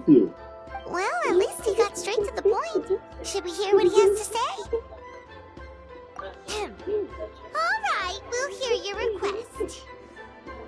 You know the great shaman Sidlali, right? I need her help with something. Sidlali. Yeah, the chances of her helping a random stranger just because we asked. With her personality, pretty quick. Sidlali really doesn't like dealing with strangers. I heard about that from other members of her tribe. But they told me if one person could convince her, it would be the golden-haired traveler. Ain't no way, bro!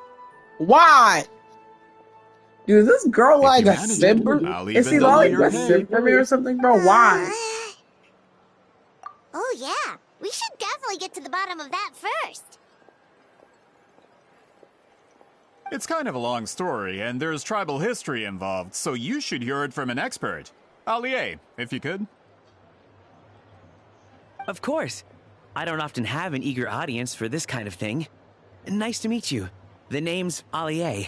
I'm a researcher from the Fontaine Research Institute. Unlike most researchers, I have a keen interest in ancient ruins. That's why I was invited to join Monsieur Montluçon's team. Have you heard of the legend of the great shaman Huitzilin? Yes, according to local records, she was a color mystic who lived over 200 years ago, and the most adept in her tribe at using that particular technique. Out of all of her exploits, her most celebrated is the Battle of Seven Colors. According to legend, the battle was triggered by an abyss invasion, one of the most brutal in Natlan's history, even from a greater historical perspective. Amazingly, Natlan was able to turn the tide despite being at an extreme disadvantage. The key to victory was none other than a color Huitziline created on the battlefield. The color was extraordinary, illusory in appearance while also seeming to possess physical form. Legend has it that Huitziline used the color to construct a magnificent maze on the battlefield and trap all the enemies inside. This allowed her allies to launch a counterattack and ultimately secure victory. Anyway, that's the gist of it. We don't want to take up too much of your time. That story is the reason I came to Natlan. I often publish books about the history of other nations. They always end up faring well on the market. When I heard this story for the first time, I wanted to include it in my next collection, but historical records about Natlan aren't very detailed. We haven't been able to determine where the battle took place, or find any definitive evidence that it occurred at all. Even within the Masters of the Nightwind, people dispute the legitimacy of the story. Some believe it to be a myth. If that were the case, the story would not be fit for publication. But if you're just including it in a story collection, why does it matter if it never happened? Well, you see, the slogan for the collection is Restoring the Truth of History. Naturally, I needed to be factual. That's why I'm here. The Masters of the Nightwind are said to have a tradition of recording past events, so I wanted to consult their records. But I was refused access to the Obsidian Altar. Application after application, and all I received were a few ordinary woven scrolls with nothing to offer. Honestly, I'm just trying to promote their history, and they make such a fuss. According to my research, their scrolls are considered sacred relics in addition to historical records. Naturally, outsiders are rarely granted access. Not to mention, the scrolls we did get to review actually contain a huge amount of information. I just need more time, and I could— We've been over this, Allier. There's no need to waste time on those scrolls when we have a better way. Citlali, you mean? Exactly. You're well aware, I'm sure, that Citlali has been alive for more than 200 years. That means she lived during the era of the Battle of Seven Colors. If she agrees to be my consultant, then no other historical records are necessary. Oh, that's what you want. So, what do you say? I'll quadruple the pay if it helps sweeten the deal. Well, it's not that we don't want to help you. Oh, right. The duty the chief gave us has a lot to do with Huitziline. Who knows? The Battle of Seven Colors might lead us in the right direction. All right, we'll help you convince Citlali. Just let us do the talking, okay? Of course.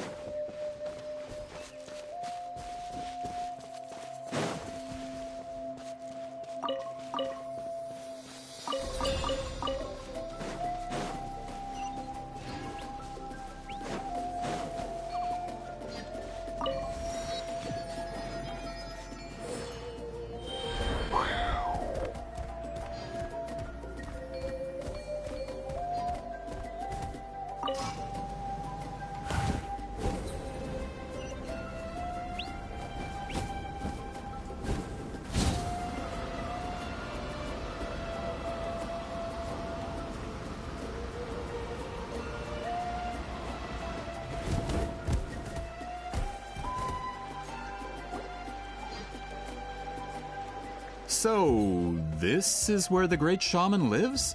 A bit far from civilization, isn't it?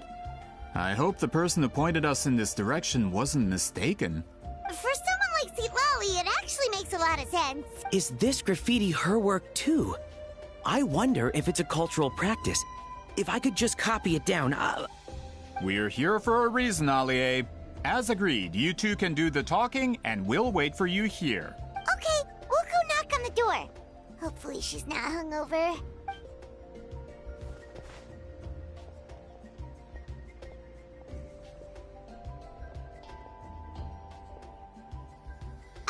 Sitlawi? Are you there? We need your help with something! Oh, no response. Maybe she's not home. Oh, Granny, you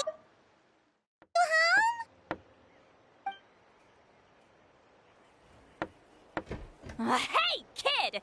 If you're here to challenge me, book an appointment first.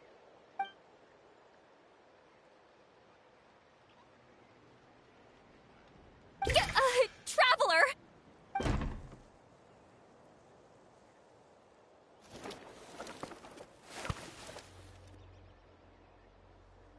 Looks like we came at a bad time. Are you still there?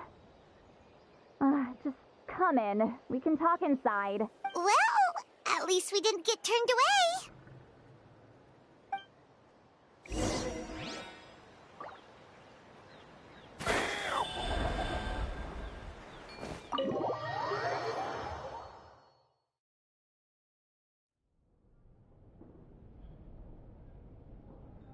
Huh. So this is where Sitlawi lives. I, didn't have time to fully clean up the place. Complain if you want. Menial housework means nothing to a great shaman like myself. Besides, in light novels, people who keep everything neat and tidy are always too boring to be the protagonists. Also, I'm not a hermit. I'm just above superficial rules of societal etiquette.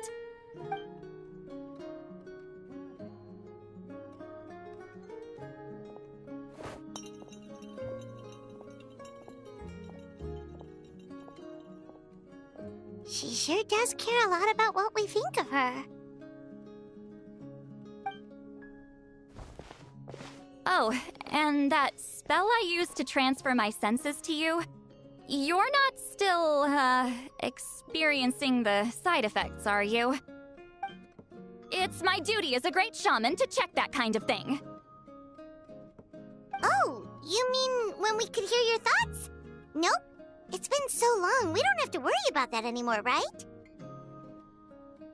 Then why do I hear the traveler's thoughts in my head? What?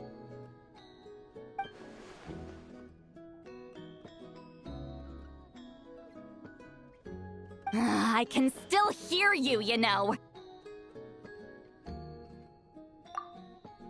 Don't bother. I'll find a way to fix it. First you hear my thoughts, now I'm hearing your thoughts. It's just a simple spell. I use it on you, and now it's on the fritz. Forget it. Just tell me why you're here. Well, someone asked us to ask you to be their consultant. They have questions about the history of Natlan. So they asked the hero of Natlan to put in a good word?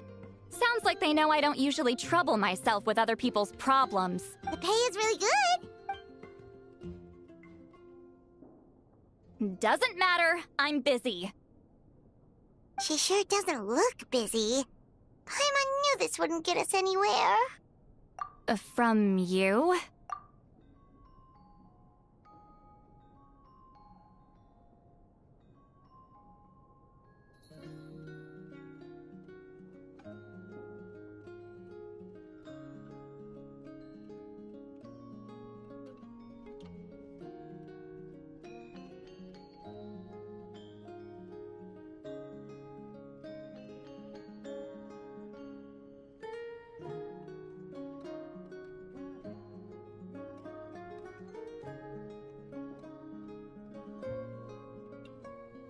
Yeah, we were given a sacred duty to help your tribe weave a special scroll. Huh? So, you're the appointed ones this time? We were surprised too. After all, we have no idea how to weave a scroll like that.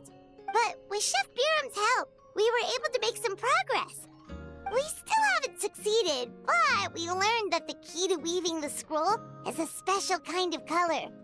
The historical event those men want to ask about also involves color.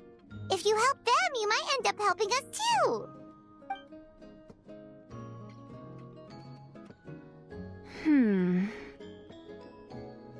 She's giving us that face again. Did Paimon not explain things clearly? I can't decide whether this twist is completely out of the blue or if it was foreshadowed all along. Does that mean you won't help us? I need to think about it. Then there's still hope. Hey! What's the holdup? Just give us an answer already. You agreed to let us do the talking!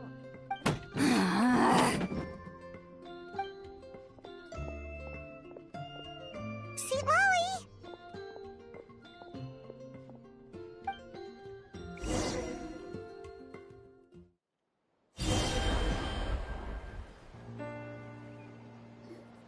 Stand down, Grudok.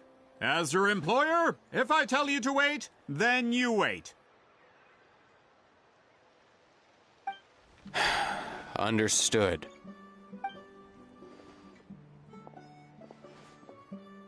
You're the great shaman who's been alive for centuries?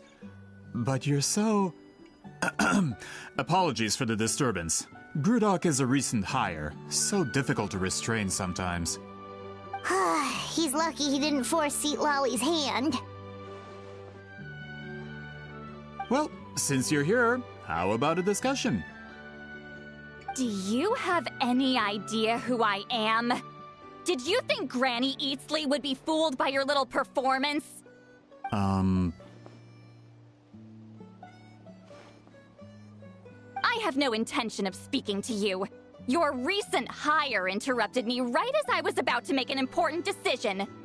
Pull a trick like that again, and I'll make your lives a living horror novel, except 10 times worse. That's all I came out here to say. Whoa. Traveler, we have a discussion to finish. You live up to your name, Granny Itztli. I apologize for the offense. I'm just surprised the Battle of Seven Colors didn't pique your interest. You're investigating the Battle of Seven Colors? Ah, the Traveler didn't get to that part? Yes, I thought the Traveler could help me convince you. But, if I'm not mistaken, you have a personal interest in this matter, don't you? I heard that the great shaman Huitzilin was a friend of yours. You two must have been close. If I can resolve the controversy and prove the battle took place, I'll include it in my next collection. Then, all of Tevat will learn the truth. With your support, your friend's heroic deeds will once again be known throughout the land. Inspiring, don't you think? If this is really about that duty, then... fine. I'll help you. I'm honored. Save it. I agreed to help the Traveler, not you. You'll just have to leech what you can. Well, at least she agreed to help.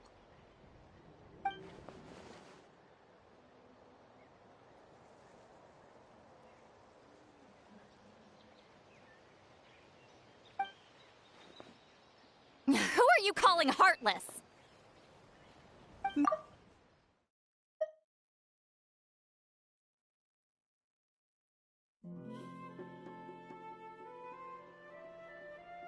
So, did you directly experience any events of the battle? Do you have any idea where it took place? Can you think of any relics we could use to prove it? Talk at me, why don't you? Fine. No, no, and no.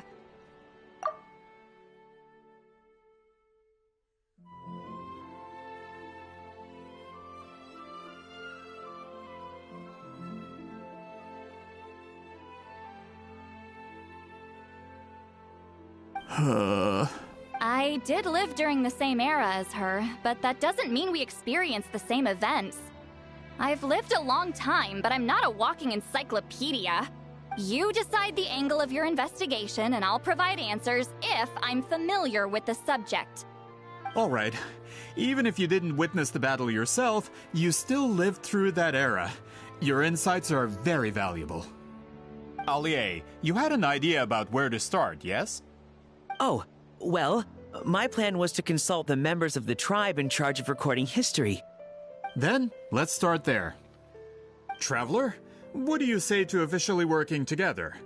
After all, it appears I can only get Miss Citlali's help through you.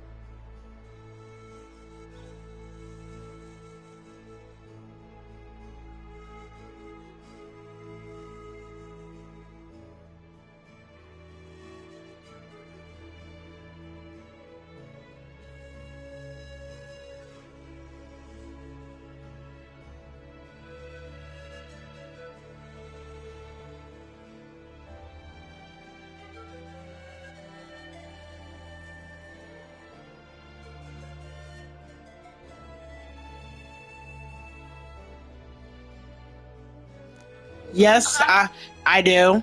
I do know it. I have played it, and I made a video on it on my channel about I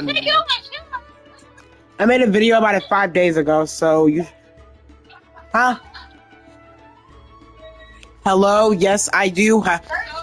I do have the name of the new game on Roblox, and I posted a video about it 5 days ago on the channel, so you can go check it out.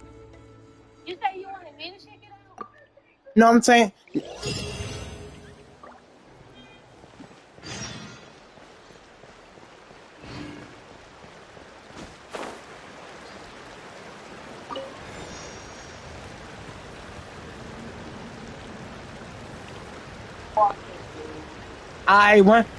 I went through the group, and I went through the group to go to get it.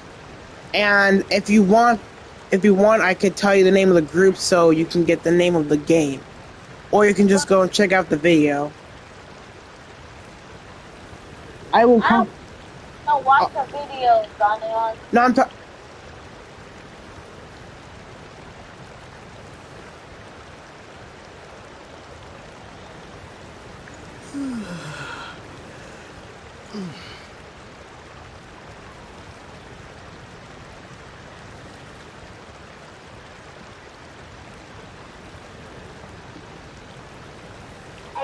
No, it's not. Oh yeah, they did say a badge, but my main account never got the badge, but it still let me join anyway.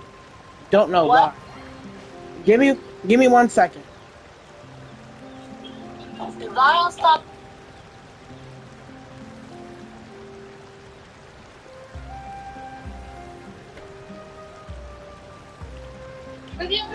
What is the favor you need, Jacob? Hold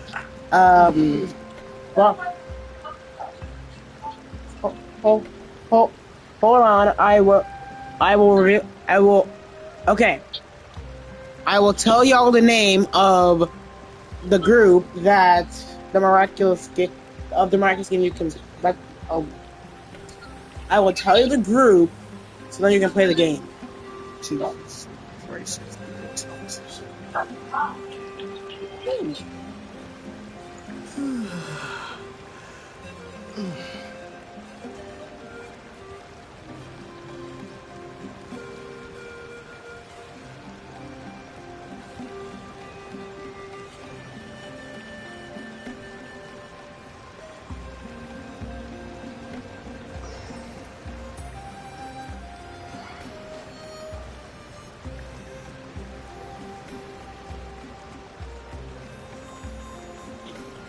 If you go to the group named Magical Projects and join the group, you'll be able to join the game, which will be called Paris the Hidden Secrets.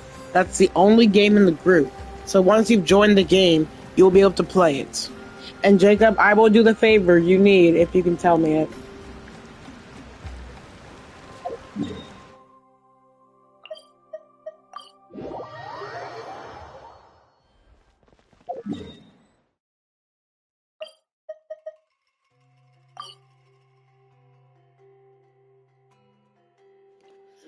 Hold on. The only reason it said it was private it was because it was updating. Every time a game updates, it privates so nobody can join. So, while the game's private, it's updating, and then people are adding the newest things into the game. So the game is not. The game allows you to play, and currently while I am live streaming, I am also in the game. But if you want to, I can add you on Roblox, so then you can join my game. The Battle of Seven Colors is something I've only ever heard about. I know as much as anyone else in my tribe. But how? Weren't you alive when it happened? I wasn't there when it took place, and she never told me about it. That's how. So if you tell me your username on Roblox, I will add you, and you'll be able to join the game. Why wouldn't Celine tell you about it? Wait, what? Close friends? More like arch rivals. Something Montlusan would know if he actually did his research. Did you see the graffiti outside my house? That's not my doing. Okay. Shadow 123081. Okay, I will. Difficult trial before graduation.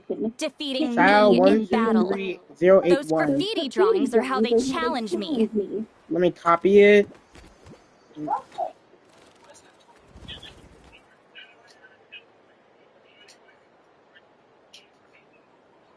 Yeah, sure, Jacob. I will do that. You said you are making a visualizer fan made, and you need people to request a song. So after the live stream, I will be able to comment what song I can put in. So now I will add this shadow person. And when someone was talking when we was at the hospital, I remember how. Of course, none of them ever succeeded. People left to gather. So, after Ceiling's death, her students had no choice but to modify the requirement. Instead of defeating me, all they have to do now is last long enough. And I'm gonna ask this person if they could get haircuts. Like, okay, I sent you the friend request, so accept it. He worried about money. That's why he got happy we got that money. He included it. I when somebody I found him every night. He only got me. He only cries in the first part. That funeral, I did not see Kuda cry. Kuda care about that money. He never does. And as soon as Kuda got that money, he started hopping around and said, I'm going to go for your character today. Kuda. What? I didn't know that money that Grandma gave us. No, I'm saying, you remember when everybody left the guy when they were trying to figure out what happened? That's when Kuda, he ran away and started asking his dog people. Okay, now that you've added me, I will join the game. And some of them said no. He started asking them, can they give him a haircut and and then he started asking if they could take As my rival, Wheatsealing only had one achievement that surpassed my own, and that was the Battle of Seven Colors. I can only assume she had some kind of secret technique at her disposal. Join me. You might be able me. to join the game. I'm a fast learner. Telling me about the technique is no different than handing it to me on a silver platter. As if she would give away her one advantage. No, I have not looked at Genshin Impact. Oh, that makes sense. You might be able to join me in this game. All of that is secondary. Like I said, I'm only here to help you fulfill your duty. Don't misunderstand. This duty is important for my tribe, too. A great shaman should do her part to see it done. Excuse you? I fail to see what housekeeping has to do with my duty as a shaman. Why is it that you're the one whose thoughts are exposed, but I'm still the one suffering? I need to get to the bottom of this. I didn't see why he was laughing. Excuse me, great shaman, but we have a situation over here. We could really use your help. Okay.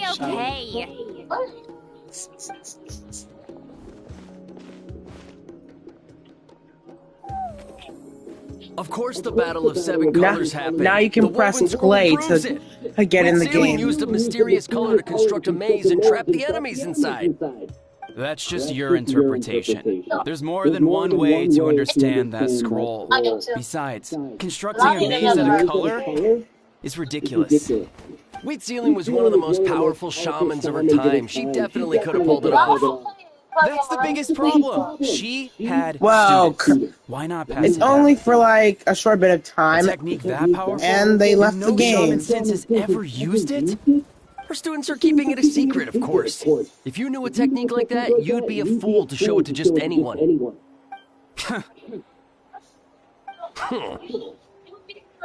Oh, I didn't mean to cause an argument. I just wanted to ask, is there anything we can use to prove the battle took place? Of course it took place. Why would you need to prove it? You'll have to excuse him. Some people in our tribe insist on clinging to outdated views of history. I give up now. Do all the transformations of Marinette? Only gets more ridiculous from here. I might do that in a future video. Maybe, I don't know, maybe like tomorrow or maybe a few days. Am I the outdated one? Kids these days can't find anything better to argue about? These arguments are precisely why I hesitate to include this story in my collection. Neither side was able to offer anything useful. What should we do? Wheatsealing was a passionate teacher. We were opposites in that sense. The technique she used in the battle must have been her masterpiece. There's every reason to pass it on. Still, if the technique is powerful enough to single-handedly stop an invasion, it also what do you mean by makes sense that? her disciples would keep it a secret. We should check with the students from her school. If we can confirm the technique exists, we can deduce certain things about the battle. But as far as I know, most of the shamans from her school occupy high positions in the tribe. Not the type of people outsiders like us can speak to on a whim. Right. The obsidian What do you mean by altar is 2 year her? I don't know what you mean. If I go... Is there a problem? Most of Wheatsealing's students are respected priests in the tribe. But that means they had to go through me. Or try, at least. I, of course, humiliated them from a young age. Those who hold the position now are the ones who lasted long enough before I wiped the floor with them. If I show up without warning, they'll run for dear life. That's not gonna get us any answers. Yeah, Paimon can see it now.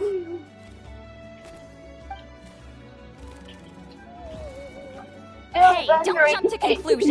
That was just a metaphor. Only you have the guts to joke like that with me, traveler. Fine. I said I'd help, so I'll help. But don't blame me if it goes wrong. Alright,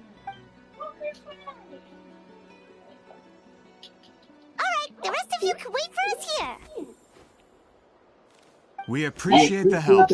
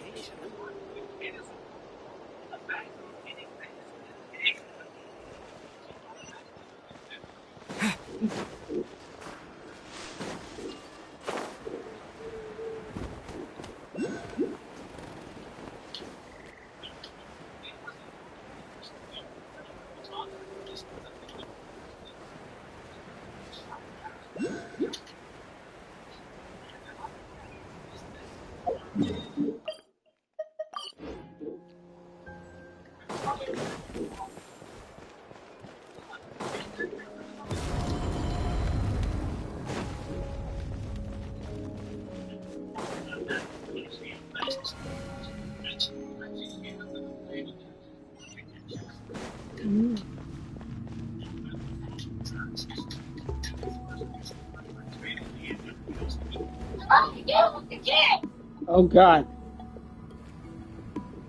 My ears. Oh, are you in the middle of a ceremony? Granny Eatsley?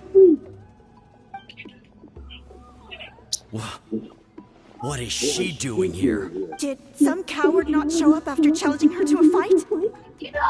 Or No, currently I do not. take over the tribe? Well, yeah, currently I do not have a Discord. I will get one in the future so I can chat with you guys. No matter But currently I don't have it. Dignity as priests to the end. You talk a big game for someone who lost to me the most out of the entire priesthood. What? All I want is to ask some questions. So, you're here to interrogate us? Someone didn't sit pretty for their beating? Is that it? You want their name, don't you? No, I do not have WhatsApp. Yeah, with the hero of Natland here, Granny Eatsley will be on her best behavior. Sure, whatever you say. Especially since I'm older than her. In game, of course. In and out of game. Oh, it's the traveler and his companion. That does make me feel And better. what?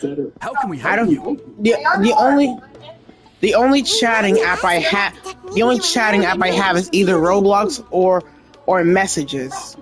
But I don't. So you can eradicate but our I school once and for all. don't message people I don't know. Year after year. Just as I only message people I know, Sounds like she's finally had enough. like family or friends. You're not wrong.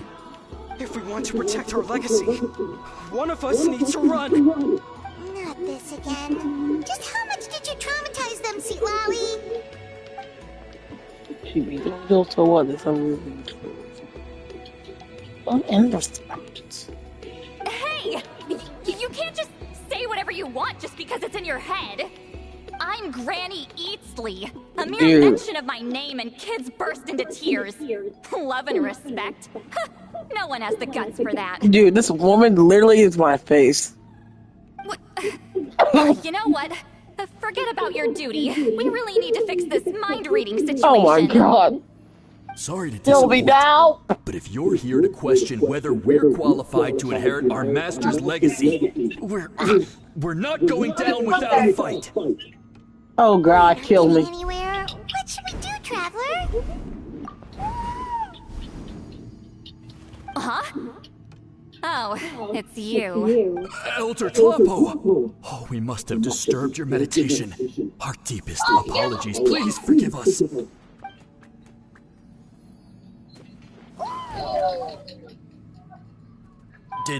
Did Elder Tlapo just issue a declaration? From what I can tell, in a single word, the message was... friend? Is Elder Tlapo telling us to treat Granny Eatsley as a friend? That's not possible, is it? Oh, you forget yourselves, my friends. You are esteemed priests of our tribe. Where are your manners? But Chief... I didn't expect to see you here, great shaman. My sincere apologies for the lack of hospitality. Well, I wasn't exactly planning to come to this crowded place. So you can save the pleasantries, Chief. I'd rather get this over with. Understood. Now, as successors of Huitzilin, I understand your friction with Granny Eatsley. However, Elder Talapo's declarations have always showed us the correct path. You would do well to respect his counsel.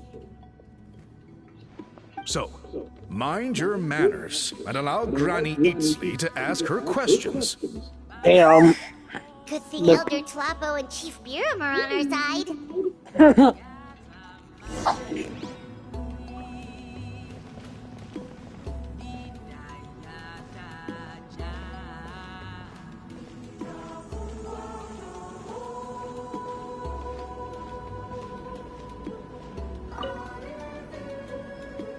Hi there, Elder Tlapo!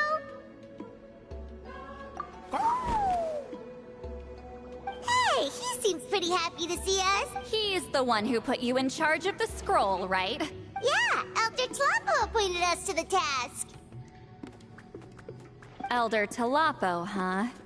He's still Claw to me.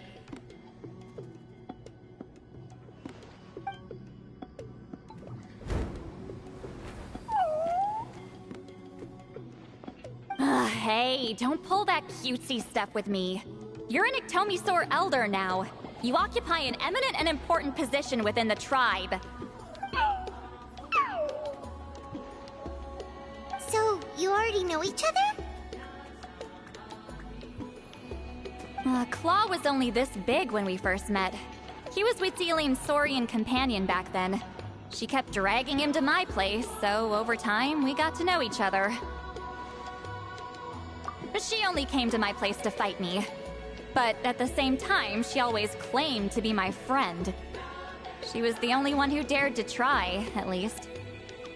Well, you've lived a long time. You've probably made a bunch of friends over the years, right? The more time you have, the more friends you lose. Oh, Anyway, let's get back to business. I hate talking about the past.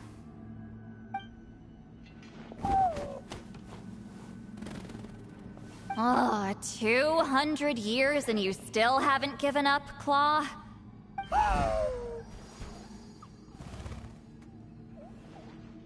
I still haven't made up my mind, so you should head back. Traveler, Paimon, let's go.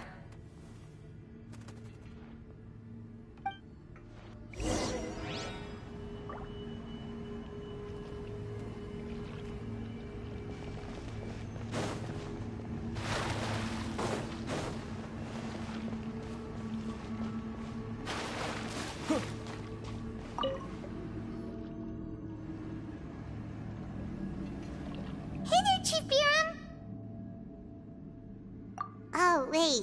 We haven't reached out since the last time we failed the task, huh? I'm just grateful you haven't forgotten that duty. Actually, we have good news! We found another clue! I'm all ears. It's the Battle of Seven Colors. Huitzilin's claim to fame? That sounds promising. But the battle took place hundreds of years ago. An investigation is bound to be difficult. True, but Granny Eatsley promised to help. Is that so? Huh. I've tried seeking her help in the past, but I never managed to coax her out. You should cherish this opportunity. Hey, don't complain! None of the previous chiefs succeeded either. Forgive me. That wasn't my intention. It was a comment on my own failings. Paimon said you've been trying to figure out how to weave the special scroll. It is my duty, great shaman. Why bother? The scrolls always end up completed on time. So what's the point of figuring it out for yourself? If I may, this task concerns the history of Natlan as a whole. And in many ways, history is the memory of a people. Memory is sacred to our tribe. I'm sure a great shaman understands that better than a humble junior like myself. Something this important cannot be left to baseless rumors. I know you don't concern yourself with the daily affairs of the tribe, Granny Eatsley. Even so, as a priestess, I trust you wouldn't leave something like that to chance. I get your point.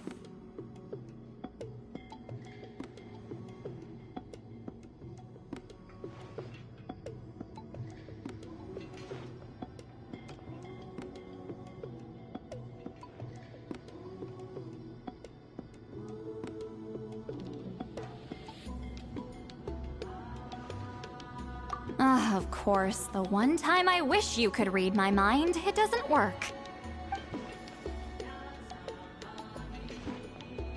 No, that's not... Huh? It's not important. Rest assured, Biram, with my help, the Traveler and Paimon will definitely be able to complete the task. Haha. You have my thanks, then.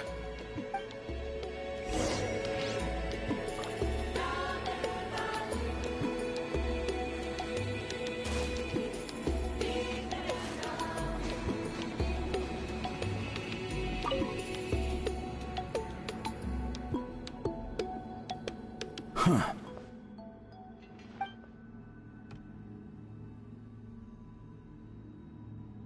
So are you here to test whether we're qualified to inherit Master Wheatselian's legacy? You've already been tested, haven't you? Well, frankly speaking, I don't think any of you are qualified. But that's not why I'm here. All you need to do is be good and answer my questions. Fine. Ask away. You've heard of the Battle of Seven Colors, right? Of course. It's our master's claim to fame. An immortal legend inscribed in the very history of our tribe. Then I'm sure you know there are those who question whether it actually occurred. I did hear people arguing about that the other day. It's disgraceful. How can they question something like that? It doesn't surprise me. Natlan has had more tourism lately. A lot of people have started getting strange ideas after interacting with Outlanders. After all, everyone who took part in the battle has returned to the ley lines. Without witnesses, it's hard to refute detractors. Well, it just so happens the questions I want to ask are directly related to the legitimacy of this battle. Listen, we know you were rivals, but do you really have to question her legacy? You think she's like you? Someone who can't survive a little scrutiny? No, of course not. Then let me finish. During the battle, Wheatselian most likely used a technique powerful enough to turn the tides of war. I'm sure she was very proud of it, proud enough to pass it on to her disciples. So, which one of you inherited that technique?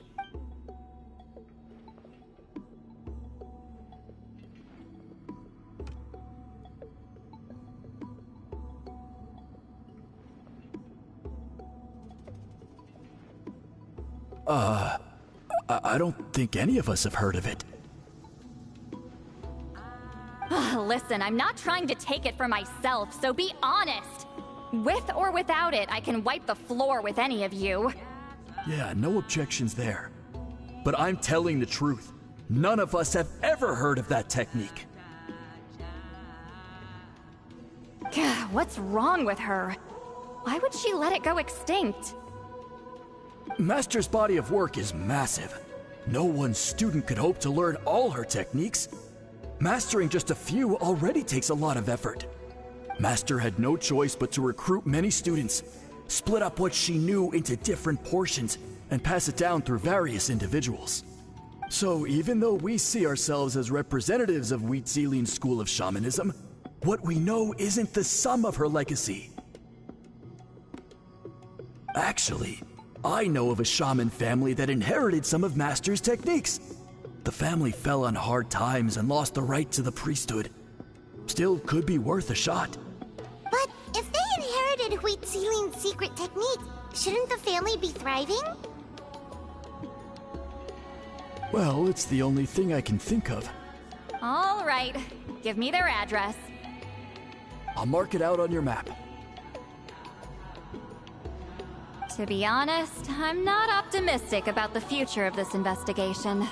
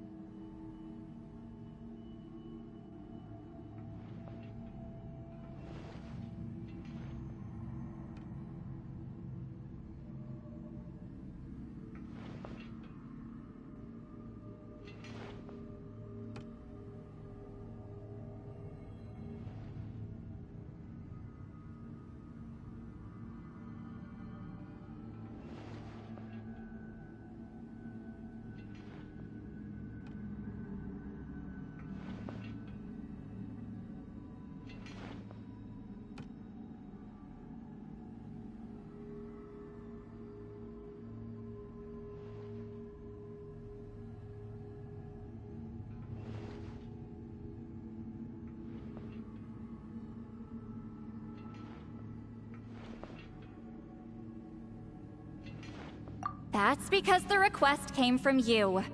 You don't know the power of your own words, do you?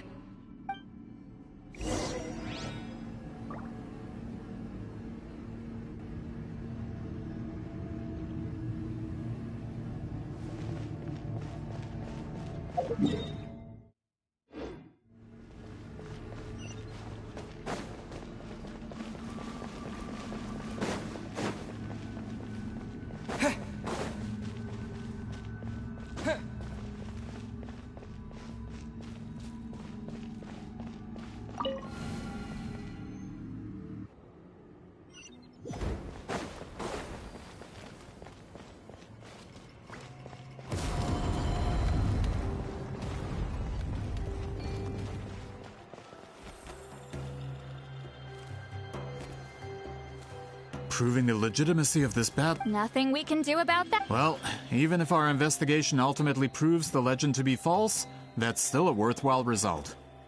Although I'm here for business purposes, I have a personal interest in this as well. I'm drawn to matters of historical truth. That's exactly why I chose to follow you, Monsieur Montluçon. Listen, I'm just updating you on the situation, not asking for your opinion. I don't really care whether you continue your investigation. And Traveler, you came to me for help with your scroll weaving duty, right? You thought looking into the Battle of Seven Colors could give you answers. That's understandable. But based on our progress, I'd say this is a dead end. Instead of wasting time, you might consider taking a different approach. I'll try to think of another way to help you. Respected traveler, let's not forget about the compensation I promised. You shall have it in full. Extra, if that's what it takes. What makes you say that? Yeah, based on what you've told us so far, it kinda seems like there's unresolved tension between you two. You think so? She claimed to be your friend, but picked fights with you non-stop.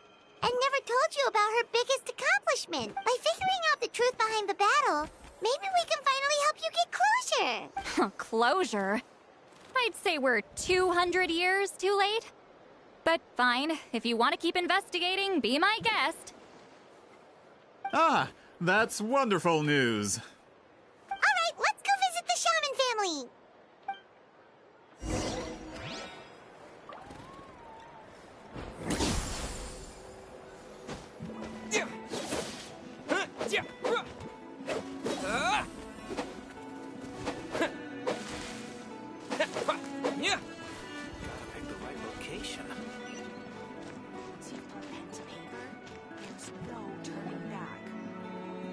Hello, are you Asia Man? Yep, that's me. Huh? Granny Eatsley? Get up. In a crowded market like this, the only person who should be trying to hide is me. My apologies. Ever since my grandfather's generation, the shamans of my family have given up on passing your trial, Granny Eastley. Have we offended you in some other capacity? Man, this is generational trauma at this point. Whenever I misbehaved as a kid, Grandpa would tell me about the thrashing he received from Granny Eastley. I still get nightmares about it sometimes.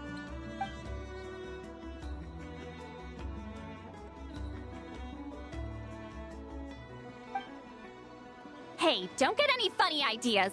This was your idea, remember? Keep asking your questions. I'm going to find somewhere quiet to wait.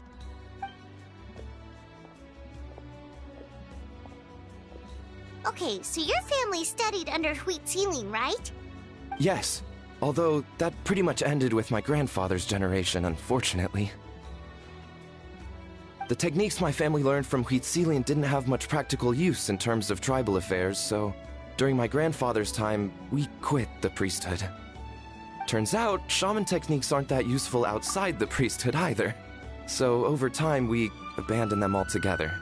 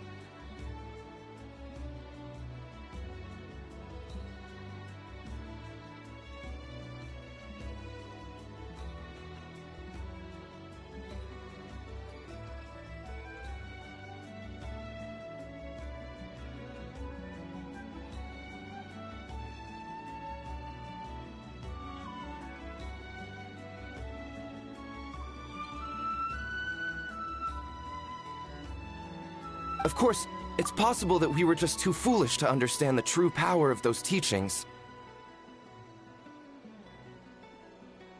After all, Huitzilin was a genius. None of her students have been able to fully reproduce her talent. Do you know which techniques were passed on to your family? I'm not sure. As a kid, I remember hearing my grandfather talk about them, but it's not like I can use them myself. Just think about it for a sec. Do you remember anything about a technique that can decide the outcome of a battle? Decide the outcome of a battle? No, I don't remember anything like that. Besides, my family wasn't really known for our talent. If a technique like that exists, I doubt Huitzilin would pass it on to us. You might have better luck asking one of the priests. They're descendants of Huitzilin's most gifted students. Well, looks like we're back where we started. Still no definitive evidence the Battle of Seven Colors took place. Allie, do you think we have enough to draw a conclusion?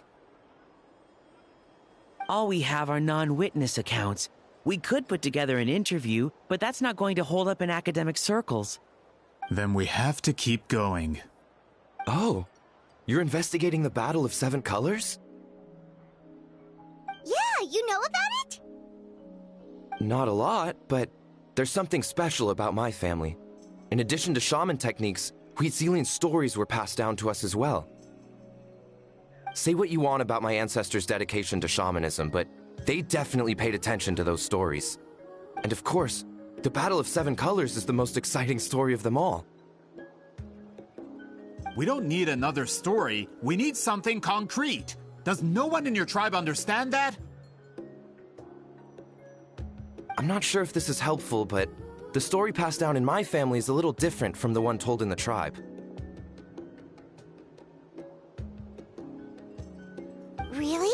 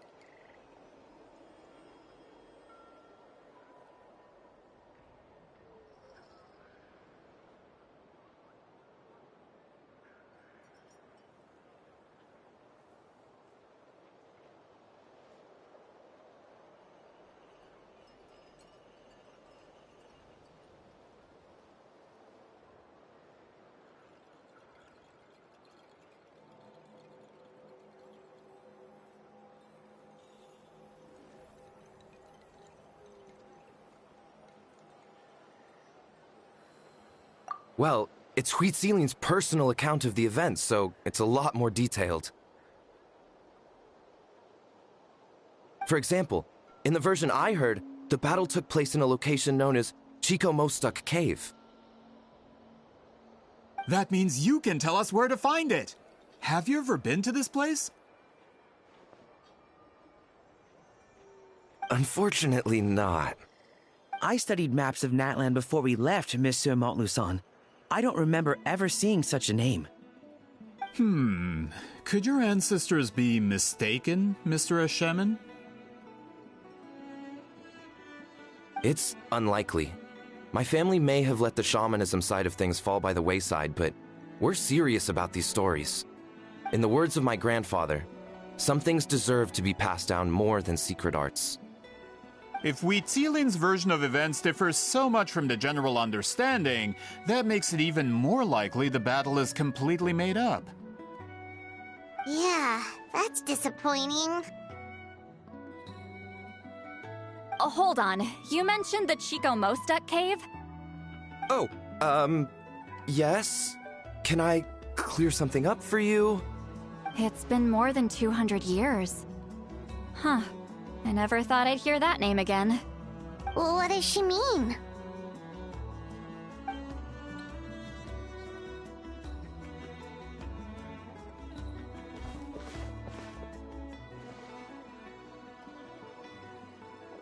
That location is now known as the Valley of Fog. The Chico Mostek cave is what it was called 200 years ago. Precisely when Huit Sealing was alive. That means, Monsieur Montluçon, we can confirm the original site of the battle. Once we get there, the evidence we need should be at our fingertips. Just when we thought all hope was lost. I never doubted you, great shaman. Allow me to present you with a gift as thanks. Save it. Flattery won't get you anywhere with me.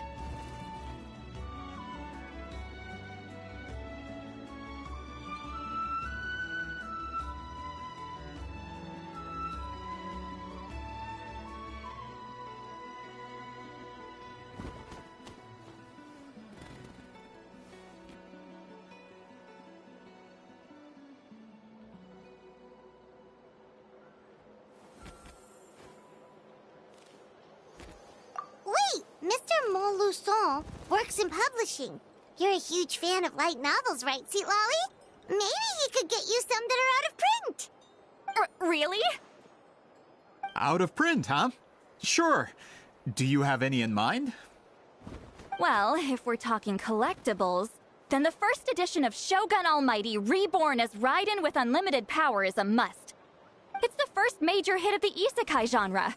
Several editions have gone to print, but copies of the first edition are exceedingly rare and valuable. I see. There's also its sister work, Pretty Please Kitsune Guji. It was Yae Publishing House's attempt at gauging the new market trends.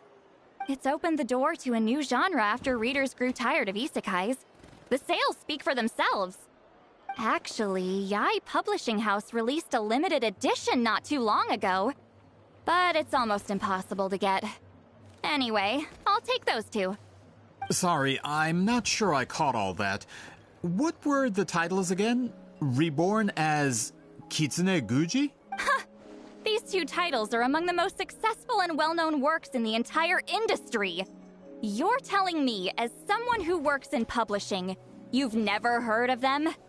I'm a merchant from Fontaine, after all. Regarding this particular genre from Inazuma, I'm afraid I lack your level of expertise. Amateur.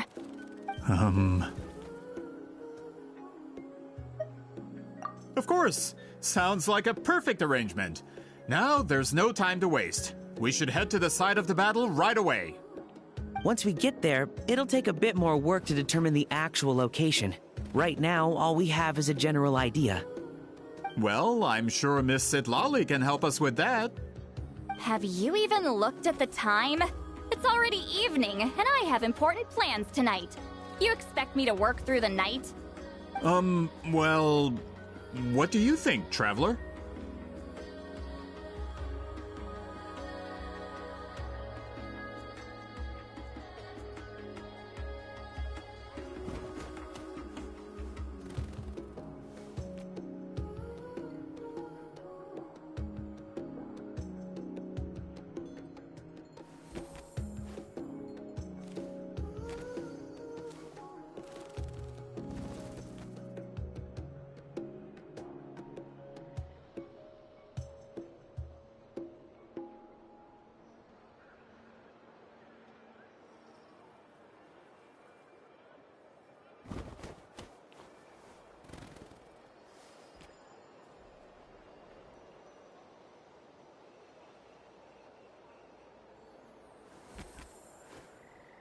Okay, we'll find a place to rest for the night.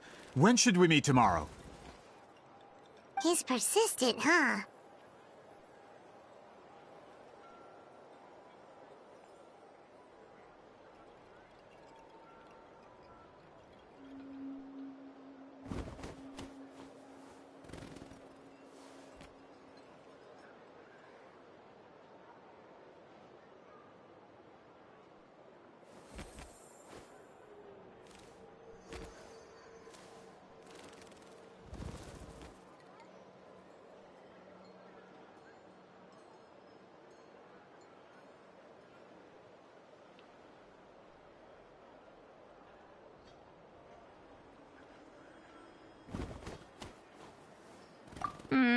How about noon?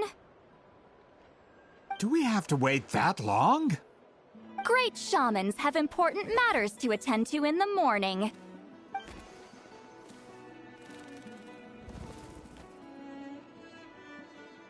That's only because I have important tasks to complete at night.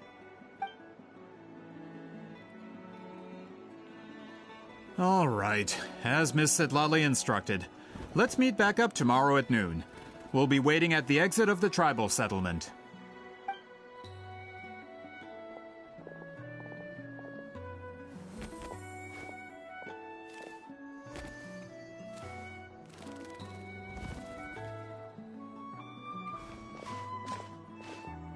Sorry, I just wanted to ask, is Granny Eatsley satisfied with my answer?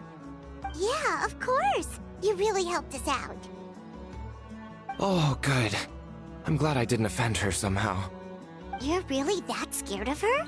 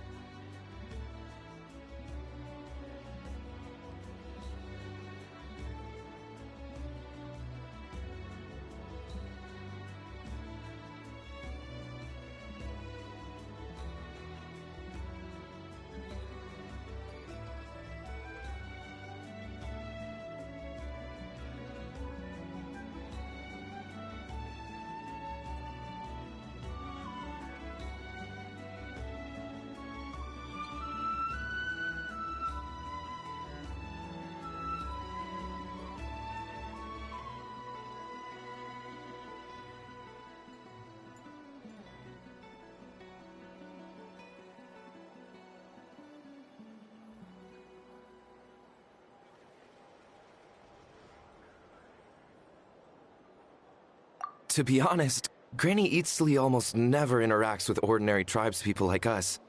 Everything we know about her comes from rumors. She's a powerful shaman who's lived for over 200 years. As a great hero, you're probably the only one who isn't intimidated by her.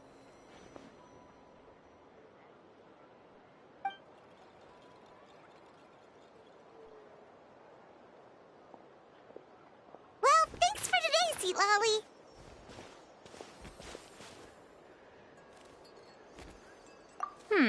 That's quite considerate of you.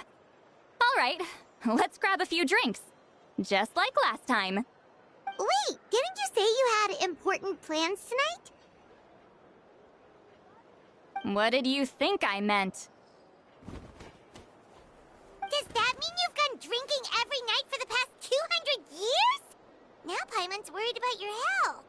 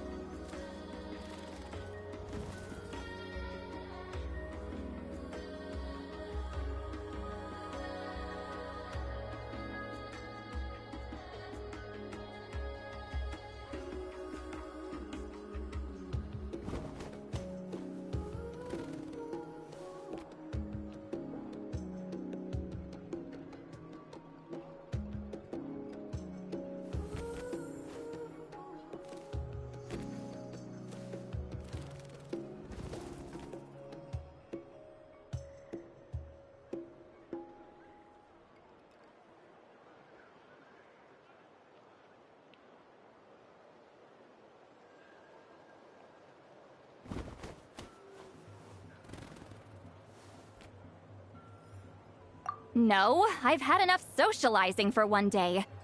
I know somewhere quiet. We can just buy some drinks and head over.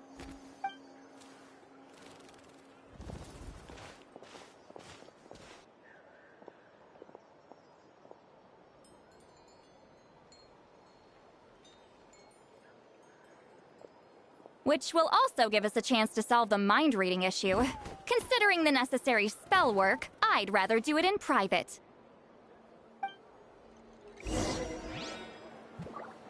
Gotta pick a good date.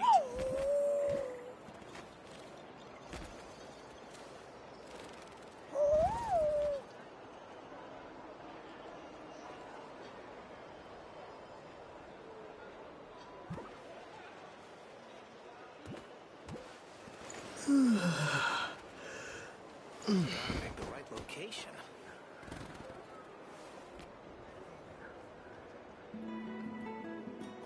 Gotta pick a good date.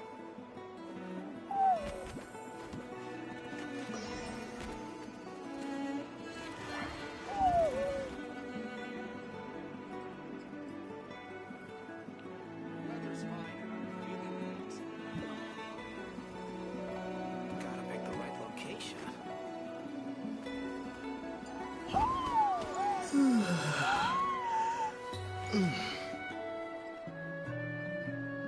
Gotta pick a good date.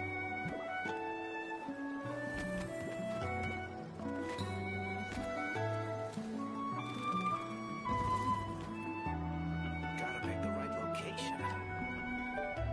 The weather's fine and I'm feeling great.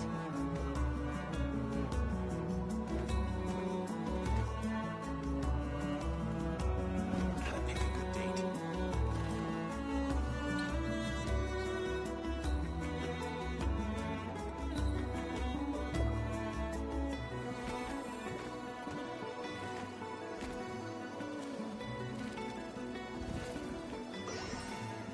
Gotta pick the right location. Gotta pick a good date.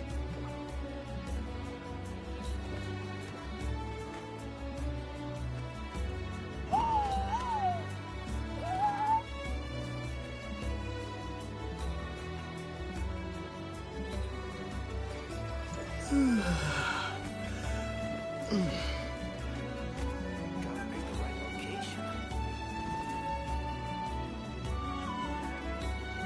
Gotta pick a good date.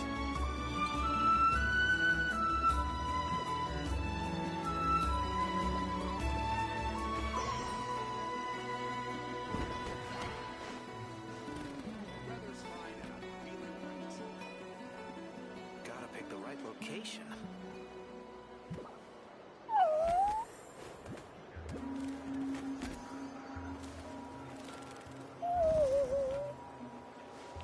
Gotta pick a good date.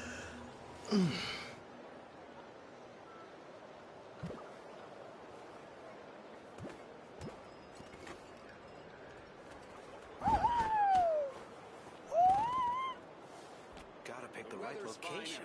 Feeling great.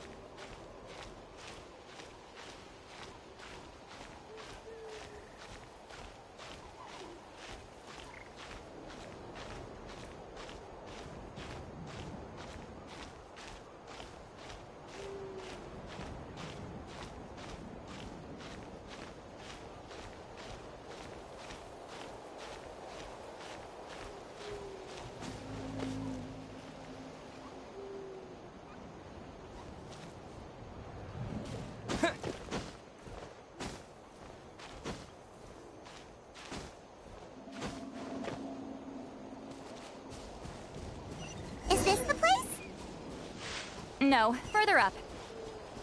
Further up?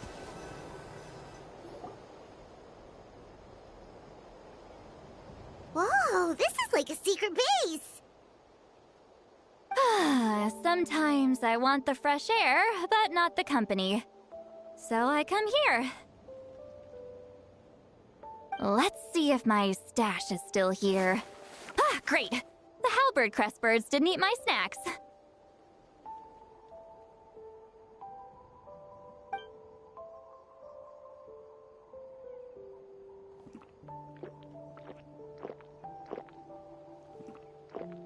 Now for the mind reading issue. Give me your hand. It might take a little longer, actually. I just need to share my senses, make a clean break.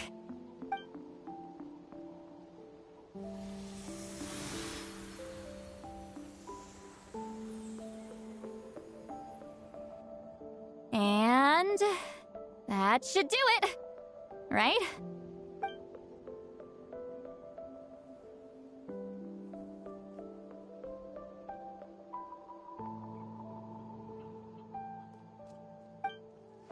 You're not wrong. Hold on. Why do I still hear you in my head? Oh, did I not separate our senses completely? Maybe using my palm isn't enough? Close your eyes.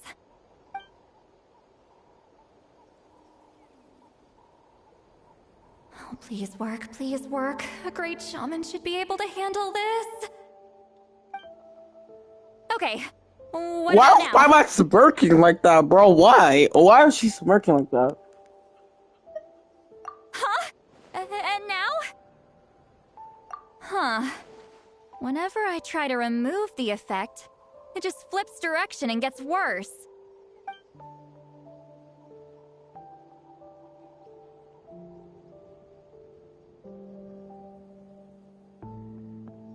That was just to help with the spell. Ah, shoot. I still hear you.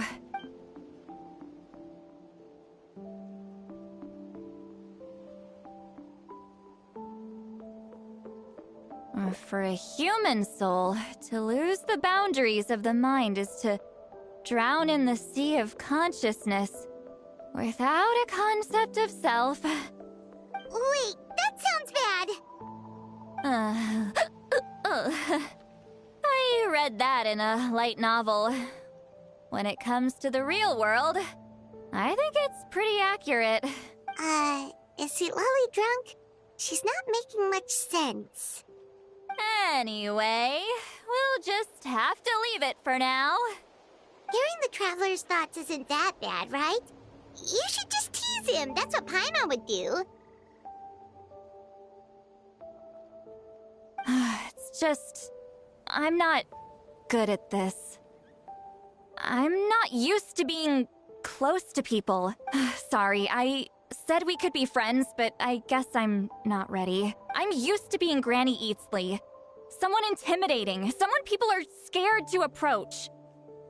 I don't have to deal with people that way.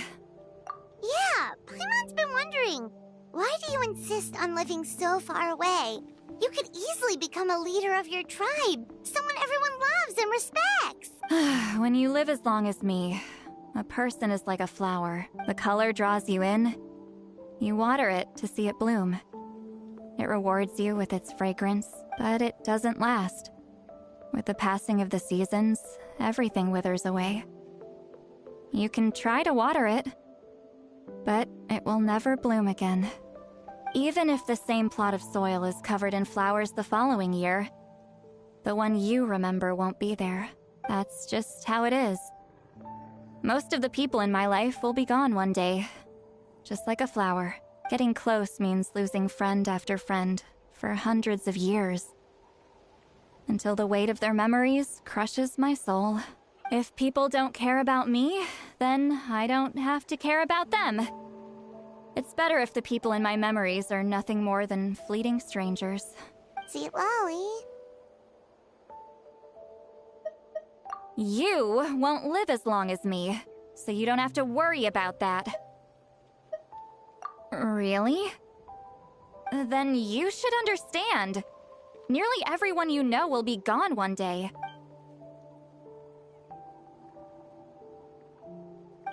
Traveler?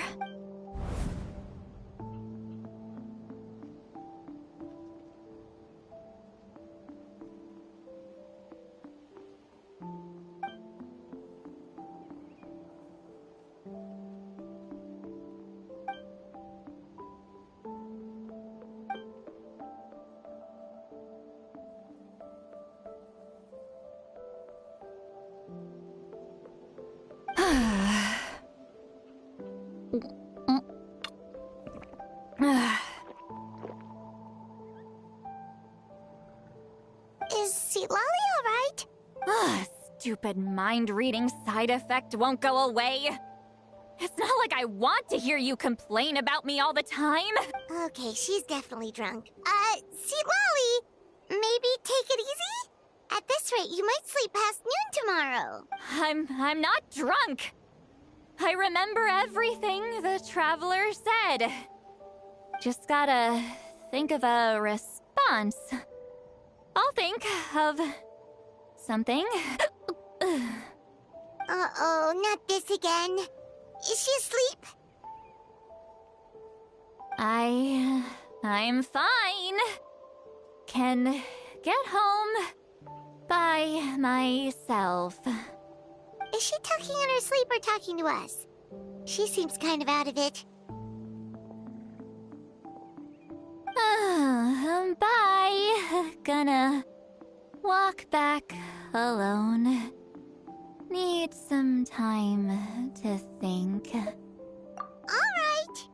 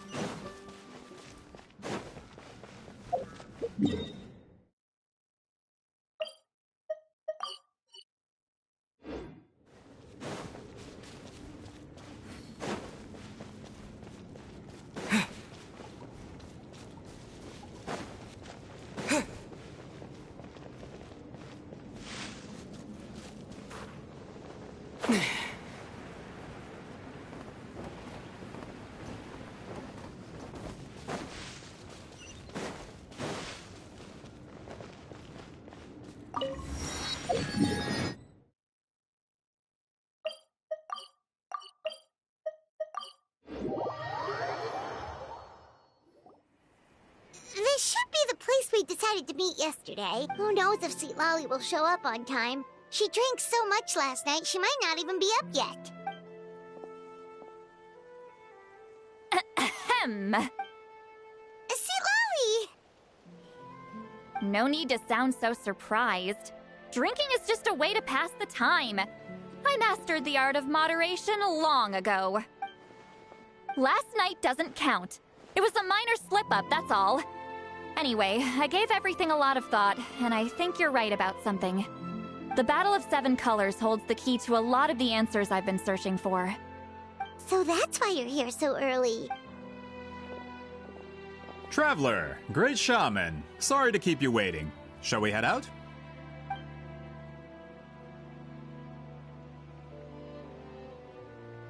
Just follow me. I'll confirm the location myself. Of course.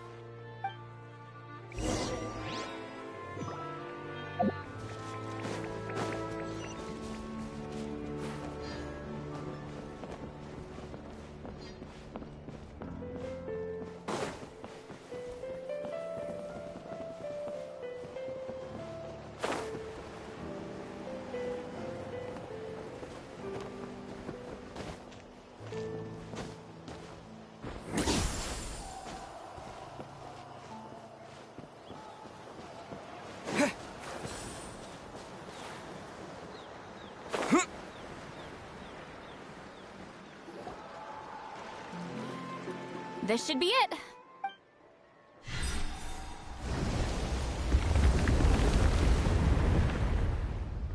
So the battlefield is inside this place. That could explain a lot of our academic questions. Don't lose focus. Once we get to the actual site of the battle, all the evidence needed for publication will be at our fingertips. Everyone ready?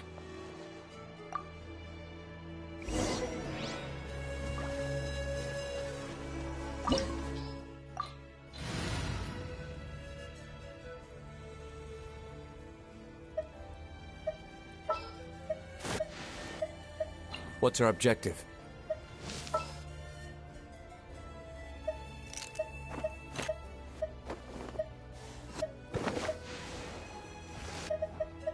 Ready when you are.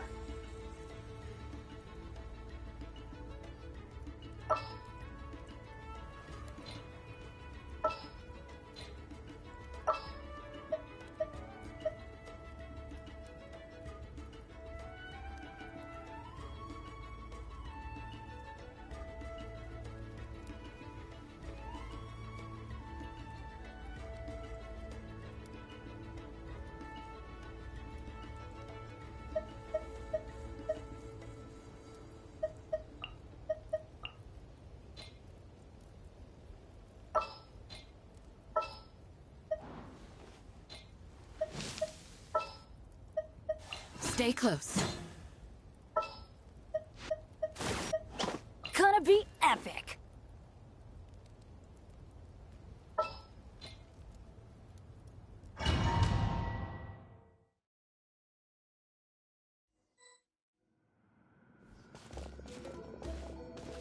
So the Abyss invaded through a cave like this? When the Abyss first began to corrode the ley lines, they took every opening they could get. All the items here should be useful for our research. You're not to touch a single one without my nod of approval. I don't support invasive excavation techniques either. Ah, of course. I'll defer to the experts on this matter. Well, shall we continue?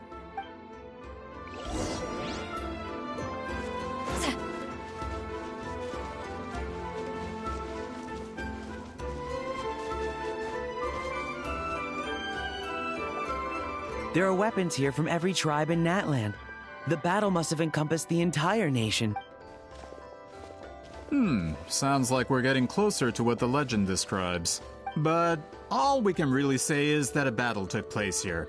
There's still no evidence of any colors or some elaborate maze. Wow, invested in the Battle of Seven Colors? Well, it's the reason I came to Natlan in the first place. Grudok, send some of your men to search the area. We might miss something all grouped together like this. I'd like to cover all our bases. All the bases. You got it. Don't jump to conclusions. Of course this isn't the site of the actual battle. We have to keep going.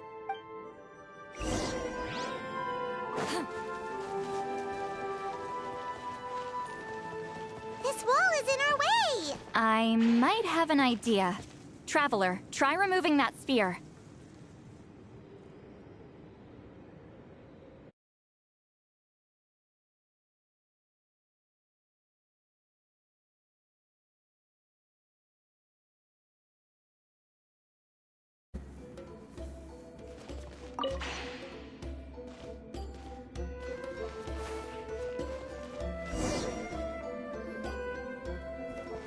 Whoa, we passed straight through! What was that? Some kind of color magic? It's very close to the technique Wheatsealing might have used.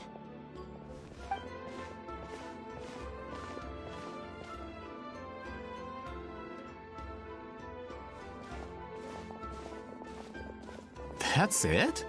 Doesn't quite compare to the scale described in the legend. Still, what a terrific archaeological find. Enough chit-chat. We should keep going. The deeper we go, the more we'll find.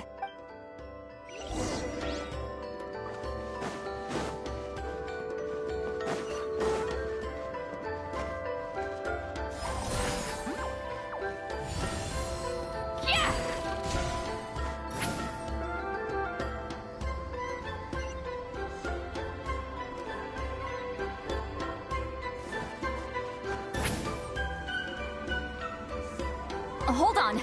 If we step here, we might fall through. You mean there are traps in here? Remember how we were able to pass through the wall just now? It must have been because, on our person, we were carrying the same color as the wall. Let's put the spear down and see what happens.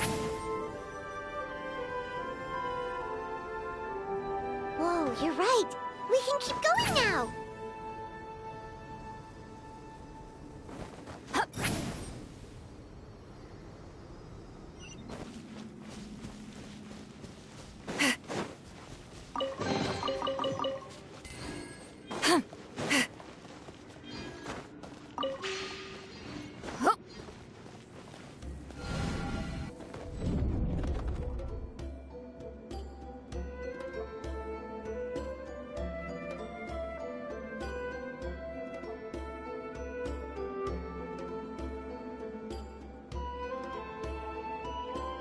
Wait, what was that?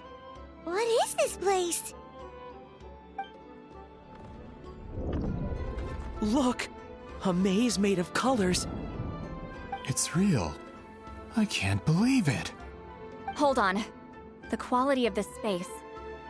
This isn't reality. It's a realm of memory. Huh? No. This is a space constructed using memories as a medium. The principle is similar, but the two are not the same. Correct? Wheatsealing? What? No. It's just a trace of her consciousness left behind after creating this space. Friends, this is my question to you. What is our strongest weapon against the Abyss? In my opinion, it's memory. After all, is it not after losing the capacity for memory, love, and compassion that our enemies fell to the Abyss? That is why, with our memories, we possess a power the Abyss cannot hope to match. I have discovered the perfect medium for us to wield that weapon.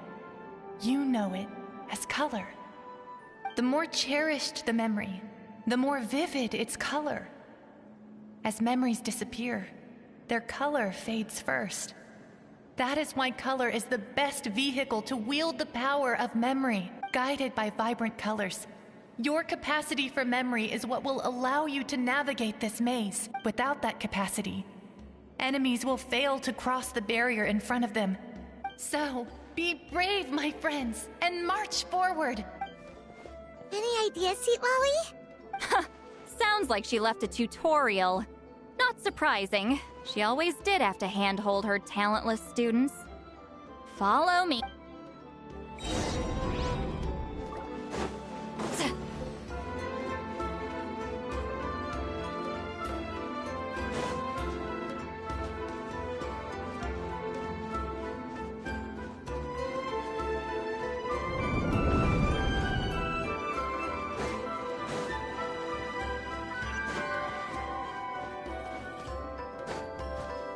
Return to the skies!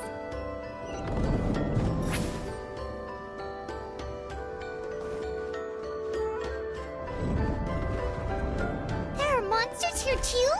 Abyss creatures. Likely trapped here for some time. Looks like a few monsters made it out of the battle all those years ago. Go in! Don't get frostbite. Dodge this.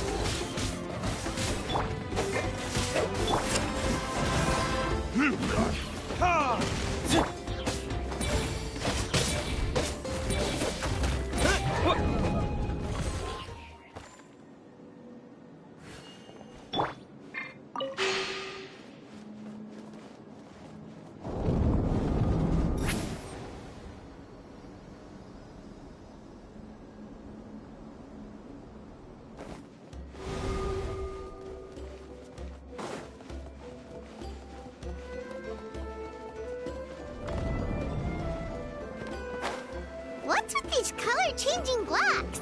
You and Sweet Lolly fell through all of a sudden. You scared Paimon half to death. Must be one of the mechanics of the maze. I'm guessing the purpose is to help... Oh no! More monsters? Ah, shoot. They're blocking the way forward. Let's get rid of them.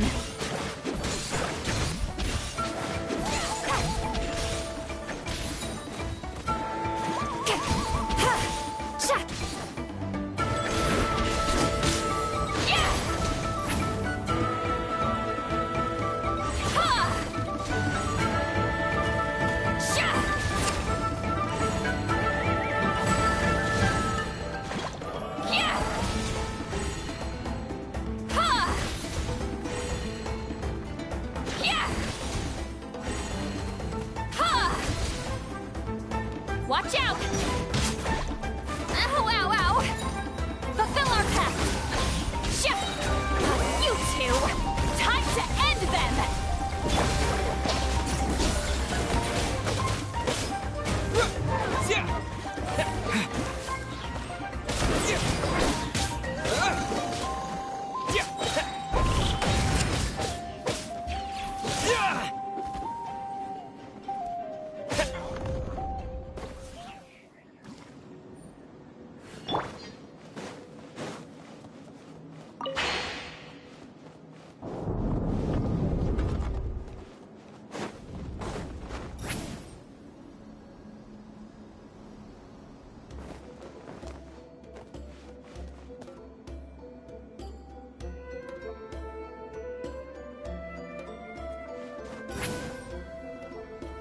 This place is so pretty.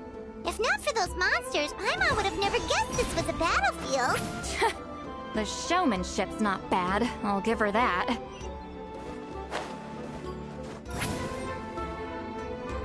Is this a bridge made of colors? Don't sound so surprised. We just need to cross and we should reach the end.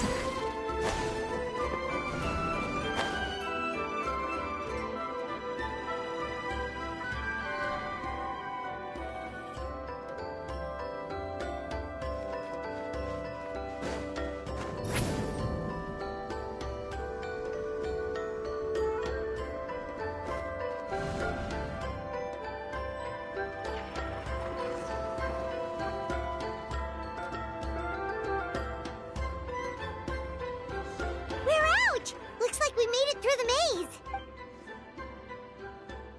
Hold on. This is... Whoa, so pretty! The thing inside the sphere looks exactly like the maze! neat. It's like a miniature blueprint made from a special dye. That color. The dye was modified using a secret technique to harness the power of memories and create mazes like the one we just witnessed. Without that power, it's just a normal dye. But the color it produces is still quite rare. I would say this is the most direct evidence that the Battle of Seven Colors actually took place. The expert has spoken.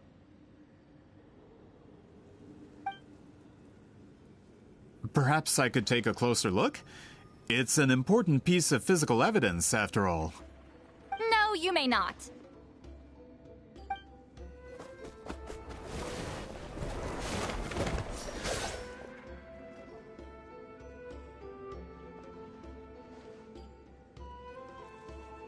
Doing? You noticed my signal. Not bad, Traveler. We make a good team. Huh. So, you've been watching me. A self-proclaimed book merchant who's never heard of Shogun Almighty reborn as Raiden with unlimited power? Please, that work was a commercial success across Teyvat. I knew you were fishy, but I didn't expect you to pull something like this. Monsieur Montluçon, we just need a few pictures for our research, not the artifact itself. What if it gets damaged or destroyed? Shut it! I couldn't care less about preserving this piece of trash. I would destroy it right now if I could. But then there would be no evidence to prove the battle took place. What if that was my goal all along? What? Huh. Pretending to be a book merchant, pretending to promote the history of Natlan and its heroes, was the only way to get information out of the people in this tribe. But, make no mistake, I'm no lowly merchant. I am the future owner of the largest printing company in all of Teyvat. But the dye in that sphere ruined all my plans before they could even get off the ground. We've received a report that your advertisement in the paper makes false claims. Fontaine Law demands it be taken down immediately. False claims? The dye I advertised is an unprecedented innovation. It produces colors of unmatched radiance. Unfortunately, its qualities are neither unprecedented nor unmatched. According to the lady who made the report, she saw a woven scroll in Natlan made with a similar dye. Even more miraculous, that substance dates back hundreds of years. How? Creating this dye is the culmination of my entire life's work. You're telling me I'm hundreds of years too late? Calm down, sir. Sorry, it's just... I know this product will be a hit. The economic boost to Fontaine will be huge. We just need to advertise it as written. Fontaine's publishing industry is one of the best in the world. All we need to do is publish something in the paper, and all of Teyvat will think it was our invention first. We don't need to worry about more reports. Fontaine is far more advanced than Natlan. No one will believe such an innovative product could come from a place like that. That goes against all of Fontaine's advertisement regulations. We can't do that. What if I give you a portion of the profits? All you have to do is let the advertisement stay. You're trying to bribe me? Careful. I'm dangerously close to reporting this to Monsieur Novelette. I knew if I was just allowed to market my product, it would be a hit. A bestseller, even. I would be a giant in the printing industry. But now, no one will see it as anything more than a poor imitation marketed centuries too late. No matter how good the product actually is, not a single one will sell. I will never accept that someone from this backwoods, ignorant nation could come up with that dye. Not 200 years before me! Even when the truth is right in front of you? Ha! Truth is in the eye of the beholder.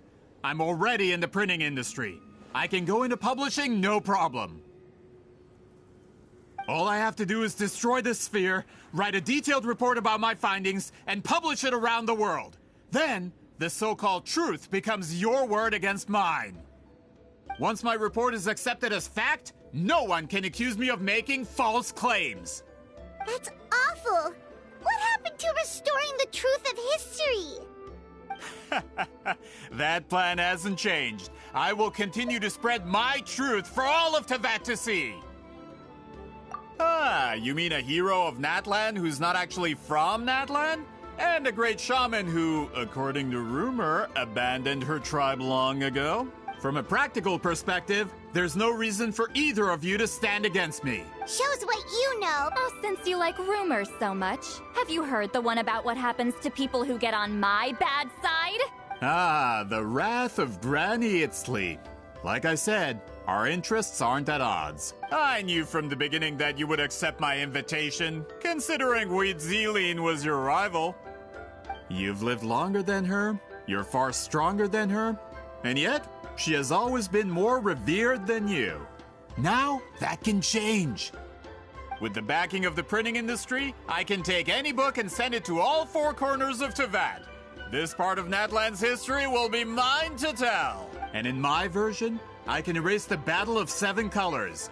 You can be the one to have all the glory. That's not real history. That's a no, then?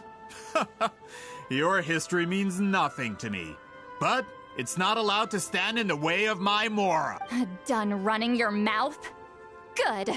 Before handing you over to the tribe, I think I'll have my way with you first. If this comes to a fight, per my contract, you're gonna have to go through me. That's right. I didn't pay all that Mora for nothing. Wait! Aren't you subordinates of the captain? Why are you helping someone who wants to erase Natlan's history? The captain. You actually bought that? United in the pursuit of Mora, we travel the land to collect debts. Our loyalty is to Regrader, his interests, and his wealth. Regrader? The captain means nothing to them. They serve a different harbinger altogether. Regrader! This man has the potential to become a giant in the printing industry and disrupt Fontaine's economic system. It's all been a lie from the very beginning! I don't care who you serve. When it comes to punishment, I don't discriminate.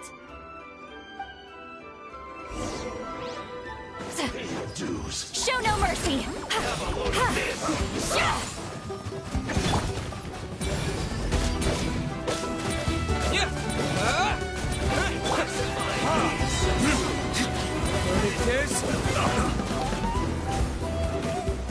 Stay right there.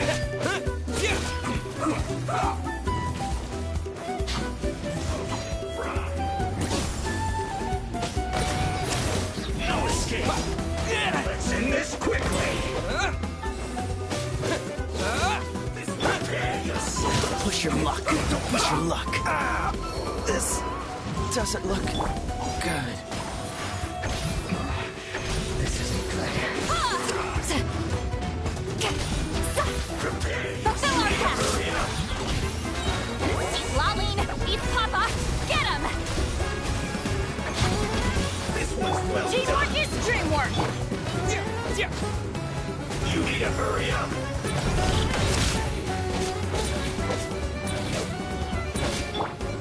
Get to work! So soon.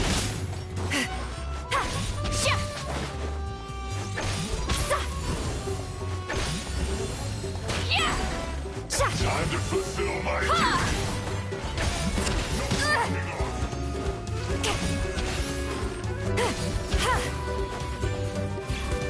Show no mercy!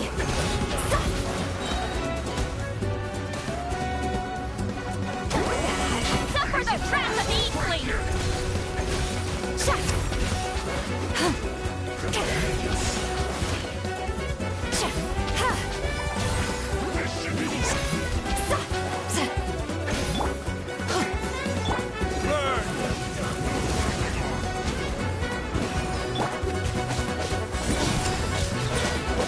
No escape. You need to hurry up. Fulfill our pact!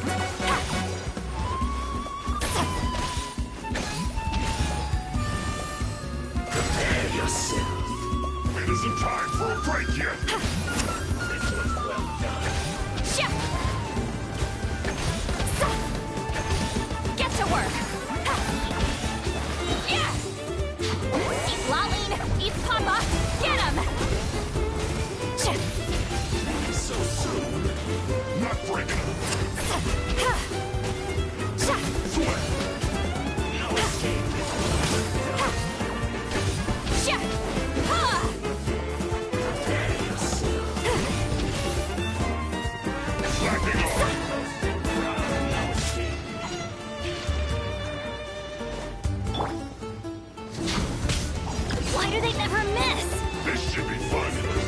Shoot! I can't afford any more bandages. Get out of here! Isn't time for a bandage.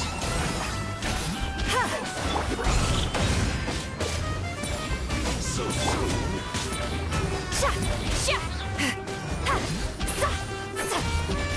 This one's well done. Show no mercy! Not breaking a foot. Suffer the wrath of Eastleigh!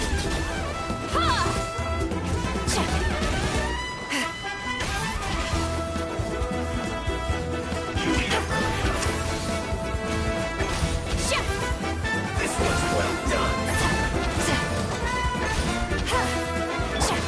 I'm going in! You need to hurry up. Roasted frog.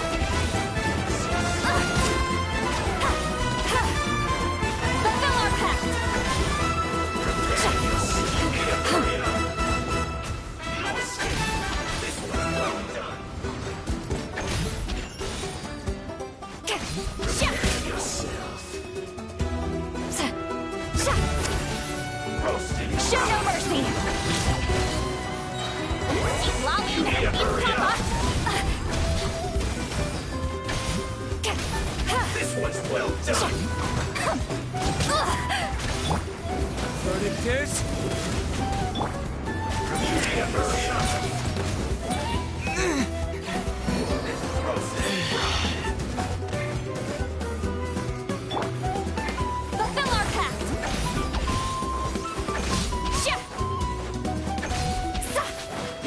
So soon.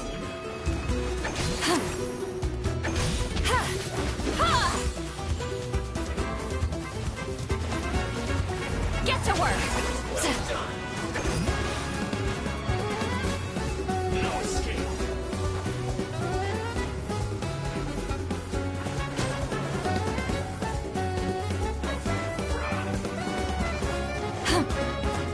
Show no mercy! Suffer the wrath of Eastleigh! Well done.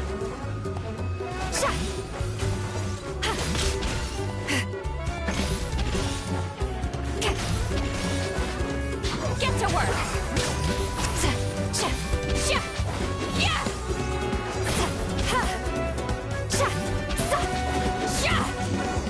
Can't run from death. That's what you get for messing with the hero of Natlan and Granny Eatsley. They could give Regrader a run for his Mora. When did this person get so strong? Looks like the men following the captain failed to update us on the latest intelligence.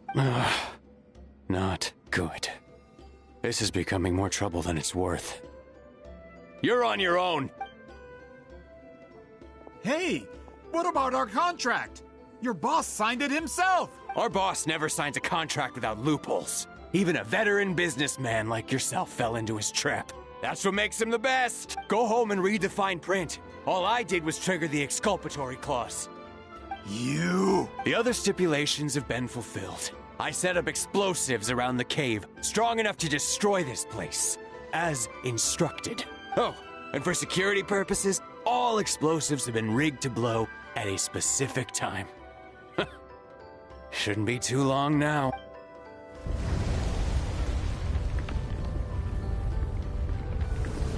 What? This whole place is gonna collapse? You were supposed to wait until I made it out! Are you trying to kill me? That depends on how fast you can run. I'm off.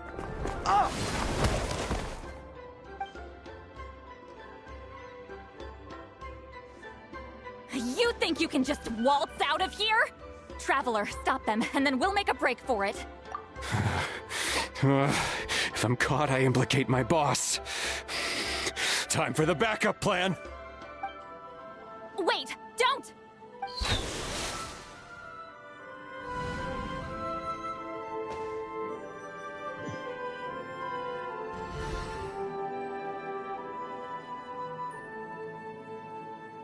Where are we? Back in the maze? Our surroundings look different, though. What did that Fatui guy do? Good point. She'll know how to get out of here. Let's hurry. If we don't make it out before the cave collapses, we might never be able to leave. Let's see. St. Lally?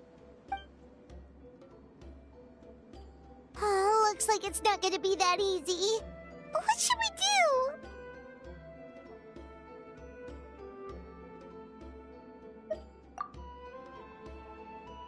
The special color?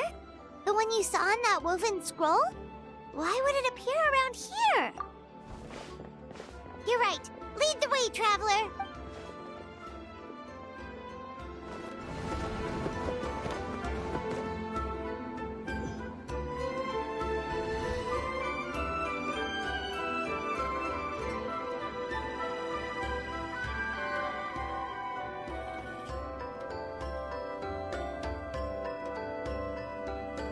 He triggered it just like that? If the technique isn't activated correctly... Instead of a realm of memory, the subjects in question will be trapped in a temporary space like this. If you cannot escape in time, it's mutually assured destruction. But I can't fault someone for using it as a last resort. I knew it! Someone of your skill wouldn't leave behind memory fragments just to parrot instructions. You must have the capacity for conscious thought. I appreciate the compliment. It's been a long time, my friend. This is no time for a reunion. The cave outside is about to collapse. I know time flows differently in this place, but that still doesn't leave us much time. Can you help me get out? You misunderstand, Lally. I'm nothing more than a fragment of memory. There's not much I can do. What do you mean? This space can be manipulated, right? The exit of your maze. I remember its structure.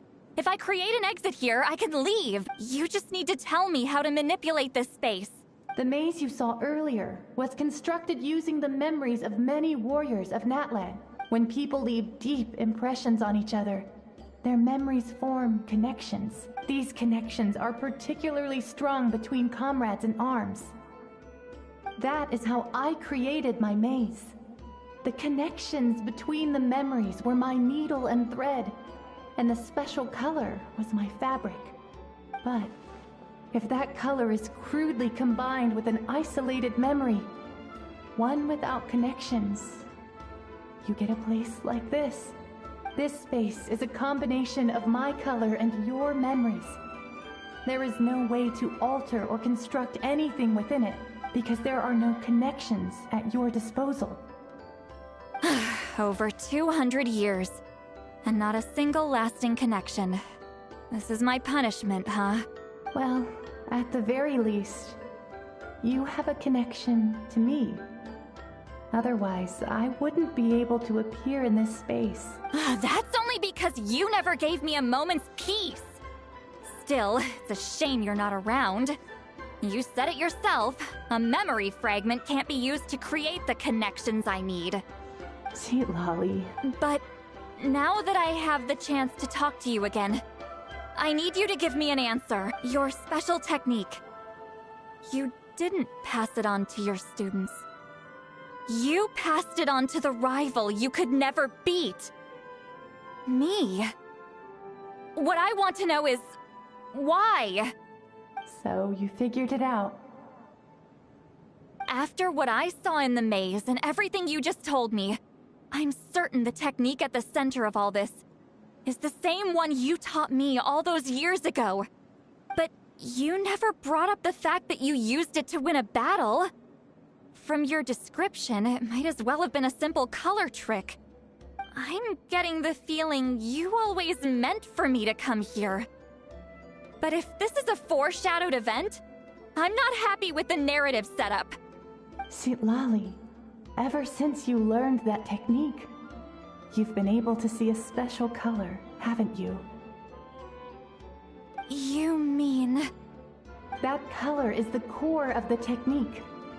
But it isn't my invention. It's something I discovered in the work of our ancestors. More specifically, you could call it the color of memories. In truth, passing on the technique is a process of using that color to tint another person's memories. Yes, the technique has the power to decide victory, But in my opinion, the capacity to add color to someone's memories is where the true value lies. You are fated to live a far longer life than me, Citlali. I couldn't bear the thought of all those years existing as a blank canvas in your memory. So I wanted to leave a little color behind. Your color, you mean? One day, you too will want to leave behind your color in someone else's memory. When that day comes, you will understand my decision. I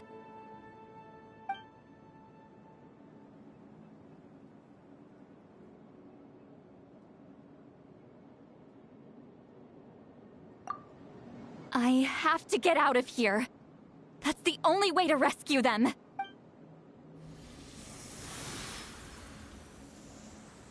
Citlali, what are you? I understand the true principle of this technique now. If I can't construct an exit, then I will separate this color from my memories by force. But you could lose a portion of your memories that way. I know, but my memory is just a blank canvas I've neglected for 200 years. My friends are worth the risk. Traveler? When you entered the realm of memory I constructed, I used your memories to learn about your recent experiences. I have a feeling you're the one who will be saved this time. After 200 years, someone has appeared by your side. The kind of person I could have never anticipated. The Night Kingdom harbors Natlan's memories, and the Traveler's connection to that realm is incredibly strong, surpassing even the shamans who worship the Lord of the Night. This means that, even without your tutelage, he can see the color of memories. What did you say? Although he doesn't know how to wield it, he unknowingly left behind a trace of color in your memories. That was enough to guide him to this space. You now have a connection at your disposal. Well, Citlali, it looks like part of this was foreshadowed, but the rest is a surprise. Traveler? Traveler! That's Citlali's voice! She's just up ahead! This is goodbye, my friend. Your memories over the past 200 years are much more than a blank canvas. Cherish them. Wheat ceiling. Citlali!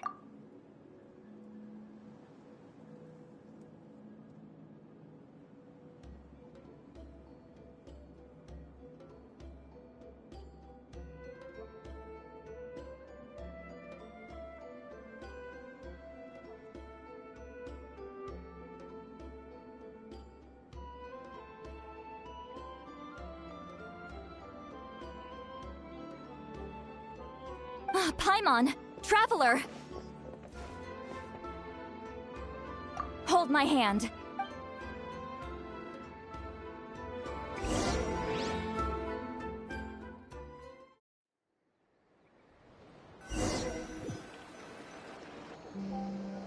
Did we teleport out? Man, that place was so... Ooh! We made it out just in time!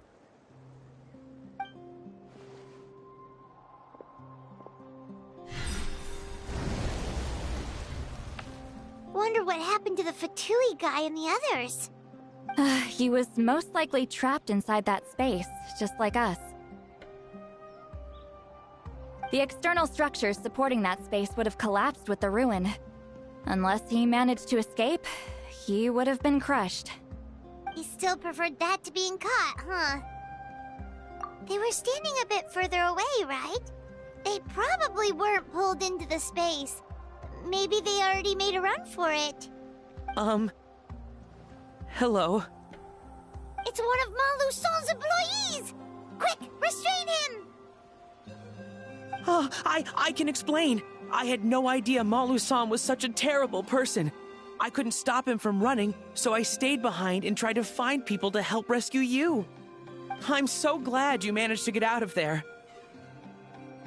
Either way, the guards will take you back to the tribe. You'll be their problem.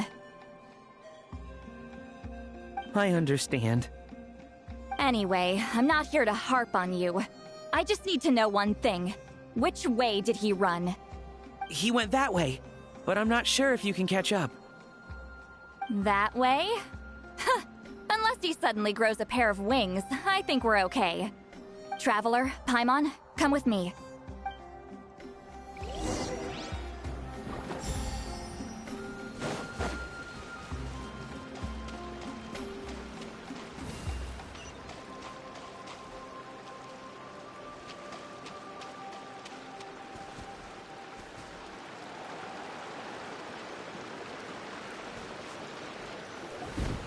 Hey, it's Elder Tlapo and a group of Ictomisaurs!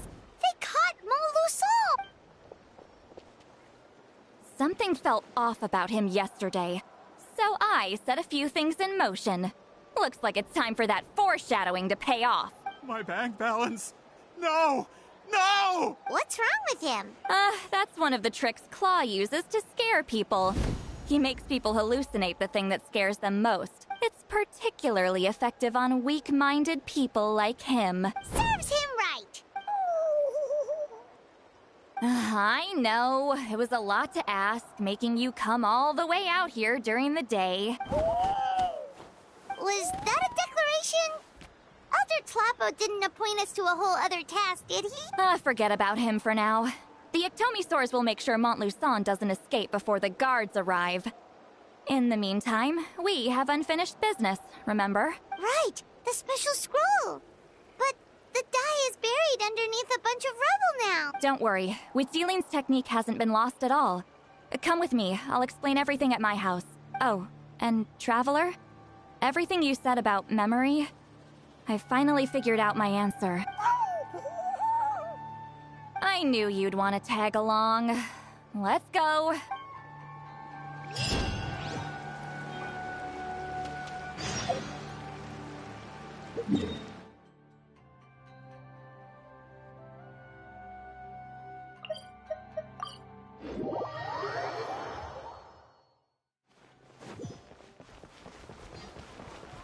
Ad Astra.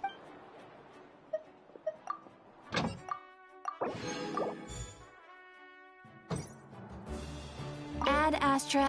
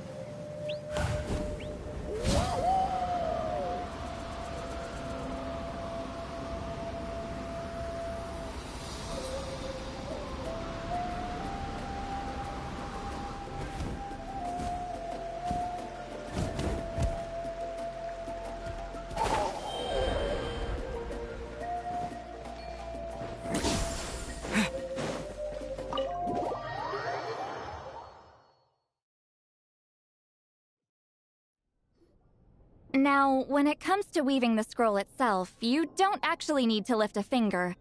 But if we're going to pass on Huitzilin's technique, your participation is critical. What are you saying, Seatla? Follow me.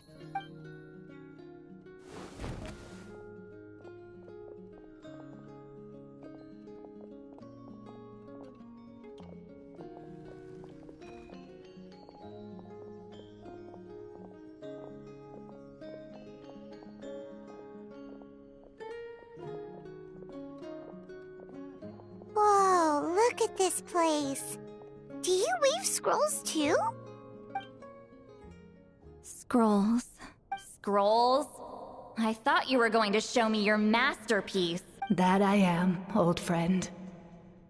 The technique I'm about to show you directly relates to woven scrolls. Fine. What is it? Something that can turn the tide of war or prevent a great disaster? You probably want to challenge me, right? I know you don't have the strength for a real fight, so I'll let you beat me with words. Old friend, my life is nearing its end. I'm afraid I don't have time for another match. Hey. Don't worry. I trust in the belief of our tribe that death is not the end, but the beginning of a new existence in the Night Kingdom, where everything is made of memories. So, do you know why our ancestors insisted on using colorful, woven scrolls to record our history? Because history is the memory of a people. We give our scrolls an orange hue, so the dead can still feel the warmth of the setting sun. We decorate them with kernels of grain fruit, so the dead can still enjoy the abundance of our harvests. I know that, but something this important? Why entrust it to me and not one of your students? As your friend, I admit, I'm being a bit selfish. I don't have long, Sipali. Oh, I'm not sure I can truly explain my decision. But I know you will understand one day. For now, will you accept my final request? Just this once. I understand now, Wheatsealing. Just like you said I would. Claw, help me move this outside. I'm going to color it. Traveler, Paimon, come with me.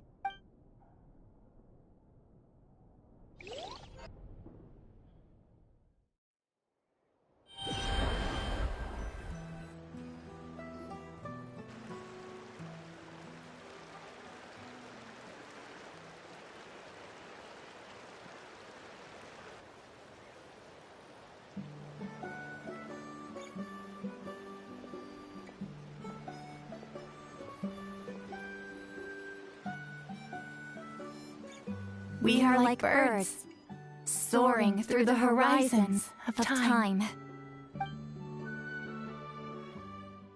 I linger between brushes of memory, seeking the color of my final journey.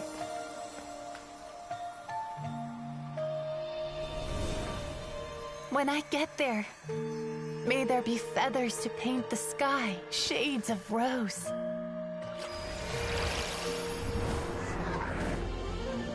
And fields of green to beckon adventurous souls. And azure oceans with which to sail into the unknown. And volcanoes too, where, despite the danger, hidden treasure waits to be found. And graffiti art, of course. Without that color, just imagine the dullness of night. Anything else? In the end, I hope everyone remembers my color too.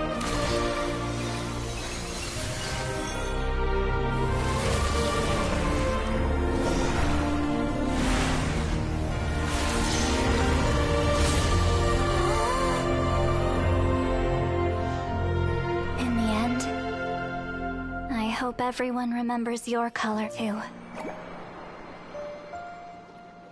All in all, it was just a technique for coloring a scroll. The task I'm entrusting to you is much more than that. Farewell, my friend.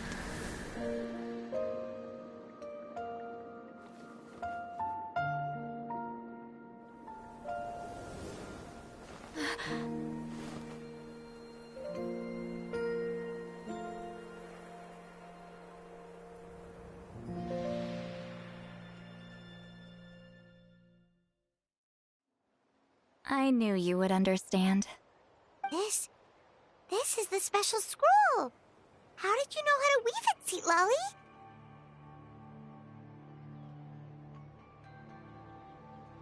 Hold on! You've lived for more than 200 years. You know how to weave the special scroll. That must mean... you're the one behind the gifts from the spirits! Oh, well, it's not like I wanted to interact with the appointed. So whenever I delivered the scroll, I used illusions to confuse them. The fact that it turned into some kind of divine intervention is because no one was skilled enough to see through my tricks.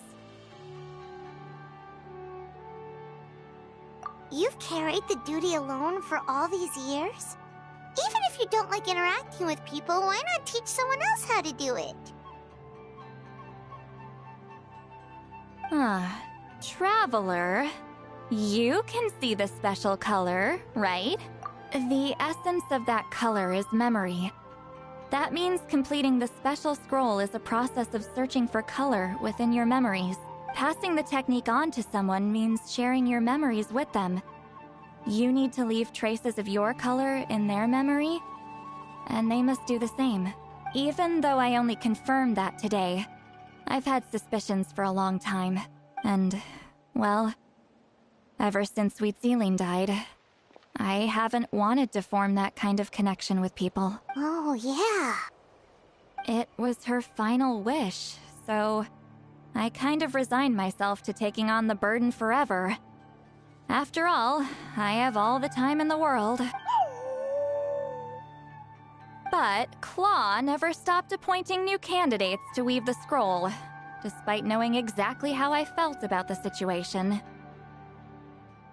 I knew exactly what he was doing. And yeah, if I ever did share my memories with someone, I guess that person would be a friend. But it never got to that point. This time, though, you win, Claw. Take this. I guess it's my response to what you told me the other night. What is it? If I had to choose my color, it would be the color of this handkerchief. Countless people exist in my memories, and I know one day that will be my fate, too. A memory living on in someone else's head. Since you have a long lifespan, you're the perfect candidate to bear this memory and carry my color in your mind. Just keep it safe. And you better not forget my color when I'm gone. Whoa. It's a little early to talk about death, don't you think? It's only been a few seconds since we made the friendship official. Isn't that what friends are for? Okay, this is a serious commitment. Well, Seat Lolly, if the Traveler's going to leave their color in your mind too, it'll probably be gold, right? Actually, their mark is already there. Remember the mind reading effect I couldn't fix? Well, I finally got to the bottom of it. Sharing senses allows communication to occur between the consciousness of different people. Naturally, memories are also involved in that process. Although I didn't know it at the time, we both have the ability to see the color of memory, which means that when I shared my senses with you, a connection was created between our memories. And that connection is what caused my original spell to go haywire. So, you can hear the Traveler's thoughts because you left traces of color in each other's memories?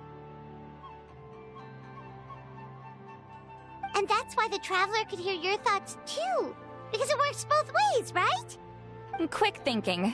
But only those trained in the mystic arts can maintain that level of connection. That's why I can still hear the Traveler's thoughts, but not the other way around. There's no need to worry, though. Now that I've figured out how it works, I'll get rid of it in no time. Oh. I lied. Hearing each other's thoughts actually depends on the strength of the connection between our memories. So, after everything we just went through, I bet you can hear me again. I knew it. Since the connection between our memories is already there, the only way to get rid of the effect is for one of us to forget about the other. Just messing with you. I'm a legendary shaman of my tribe. Now that I know the cause, of course I can figure out how to fix it. It'll probably take some time, though, so bear with me for now. Besides, I'm an open book. It's not like you're gonna hear anything embarrassing. Oh, unless I've had a few drinks.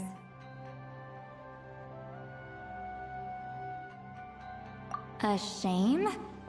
I mean, if you ever miss this whole telepathy mess, I could always share my senses with you again. No promises, though. Some thoughts are better kept to yourself. Huh?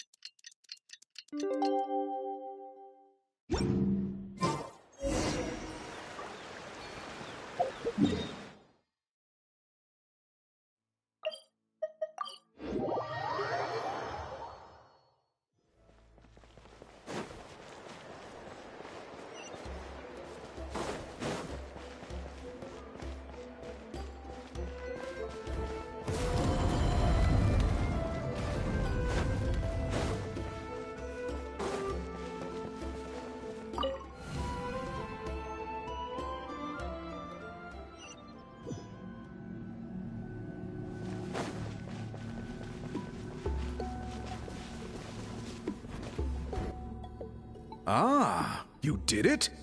Your investigation into the Battle of Seven Colors must have been fruitful indeed. I do hope you share what you learned. Wow! The scroll is finished already! Elder Talapo's wisdom is never wrong. Yeah, we should explain. Take it away, Traveler!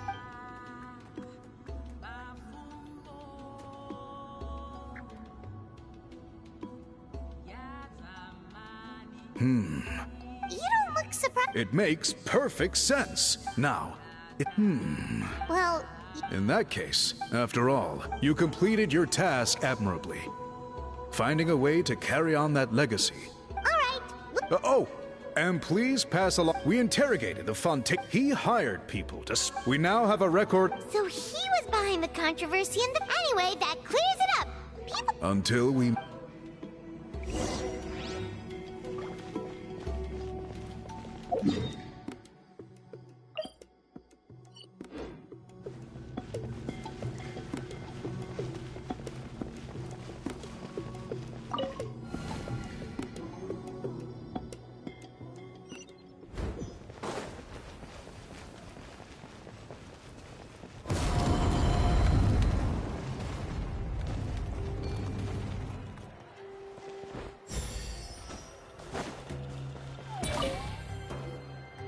You told him everything, right? Yep. We left out the part about your contribution, but it kinda seemed like Chief Biram saw through us. You could have just said it was a gift from the spirits. I guess he is different from the previous chiefs. But if he figures out it was me all these years, I'm in for a world of trouble. There you are! I've been looking everywhere for you. Oh, it's the other Fontanian researcher. He wasn't taken away with his boss? Please, call me Allie. After questioning, the tribe absolved me of any serious wrongdoing. So, here I am. I'll be heading back to Fontaine soon. No employer means no funding, after all. But I wanted to finish my investigation first. I'd like to ask some questions about Huitzilin. I want people outside of Natland to hear her story. But my understanding still has some holes. Questions? Huh! Why should I let an Outlander tell our stories? Don't misunderstand. I have no intention of twisting your history or using it to make a profit. It's just honest curiosity. I assure you, I believe amazing stories deserve to be shared with the world. Culture thrives through dialogue and exchange. All right, you can ask your questions, but be quick. I have important plans after this. Important plans? Oh, thank you very much.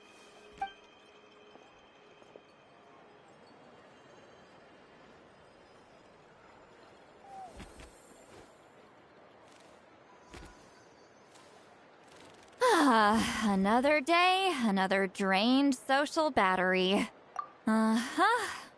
Hold on. You owe me a pair of books. Oh, that! When it comes to light novels, your memory is like a steel trap, huh?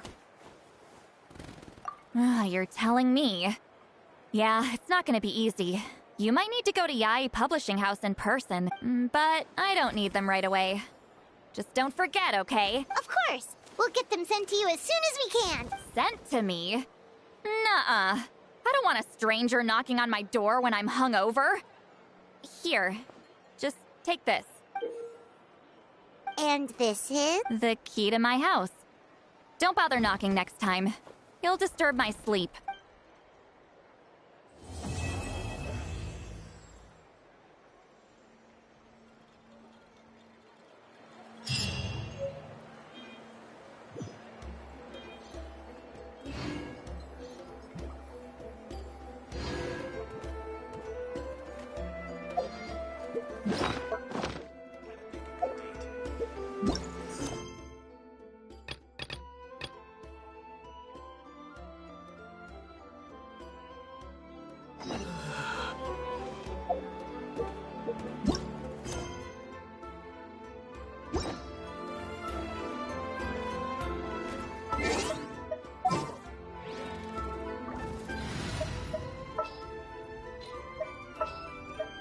Chivalry will never die.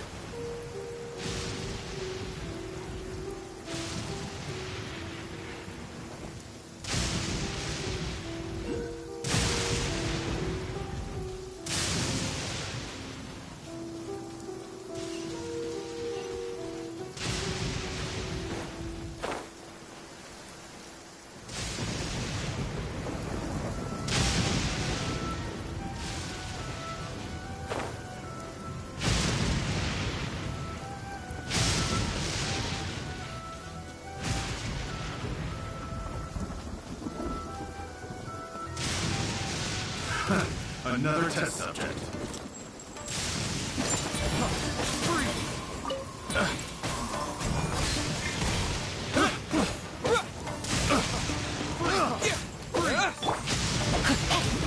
No, my sword! Body and mind.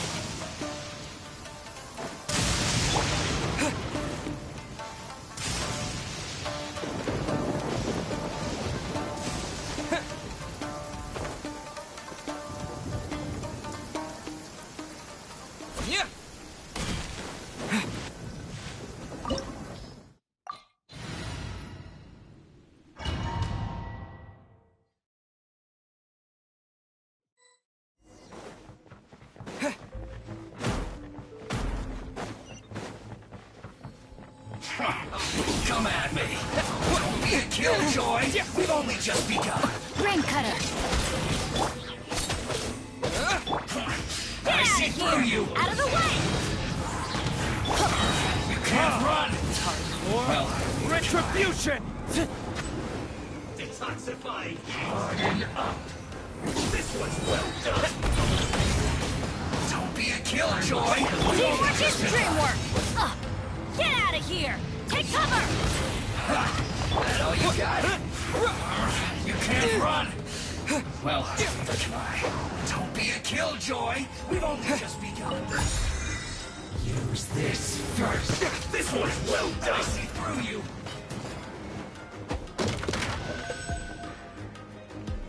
That seemed to work. You need a freedom. Get out of here! Out of the way! Use this first. Get out of here! Out of the way! This one's well done. That seemed to work.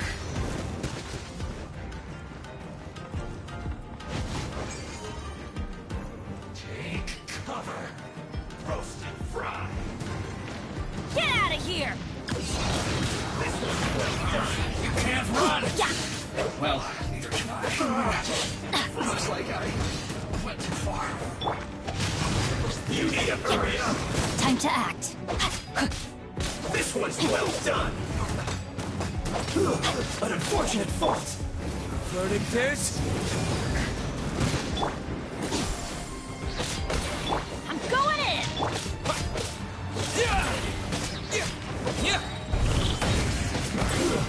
Shouldn't get careless. Have a load of this.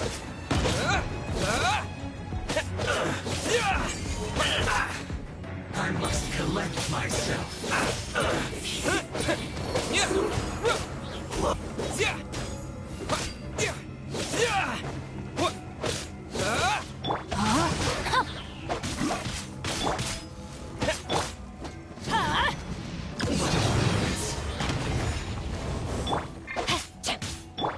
That seemed to work. I must counterattack. Burn! Let me weave you a bow.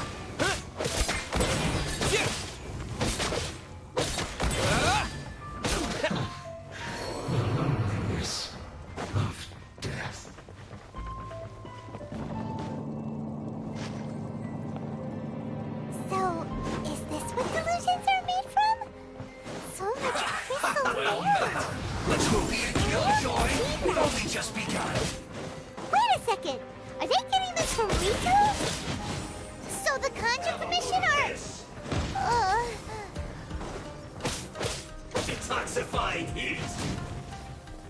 This was well done. Blink! Over here! You can't run. Well, Everybody stand back!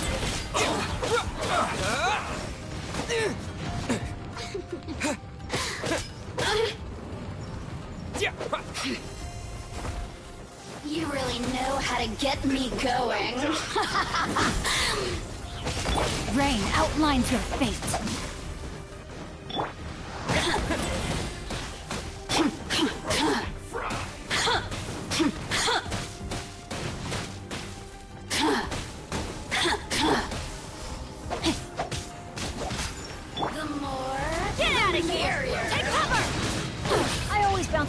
Just watch me. We've only just begun. Couldn't break the curse. You need to hurry up. You can't run. Well,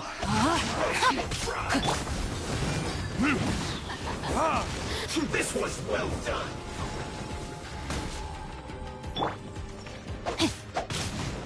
Roast and fry.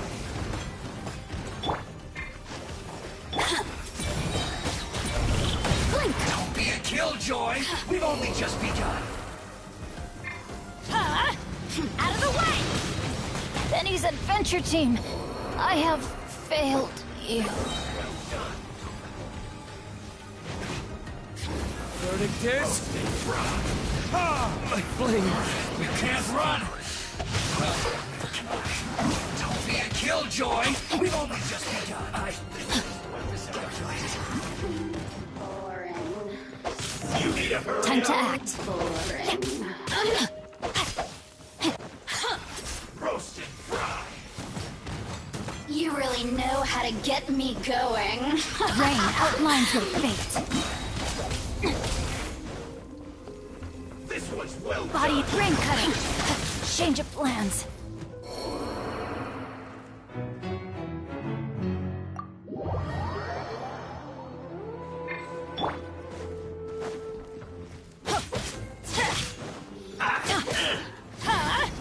Out of the way! The more, the merrier. Let me amuse myself a little. Let's light it up! This was well done. Blink! Off we go! The merrier. Take cover! That's gonna hurt in the morning. Adventure time. You need to hurry up. Over here. Time to act. Get out of here! This was well done. I'm going in! You really know how to get me going. I let my guard... I am outplayed. No, the brightest flames burn fastest. There can be no excuse for defeat.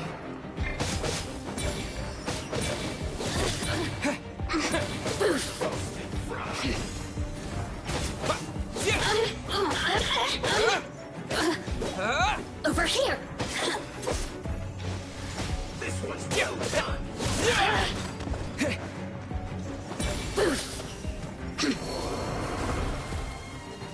Over here! Get out of here! Look at me. Off we go!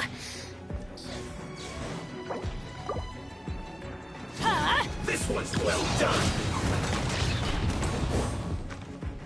You need to hurry up.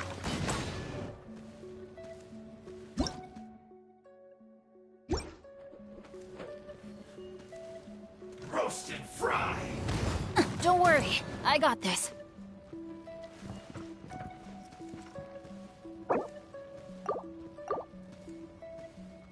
This was well done. Why couldn't break the curse?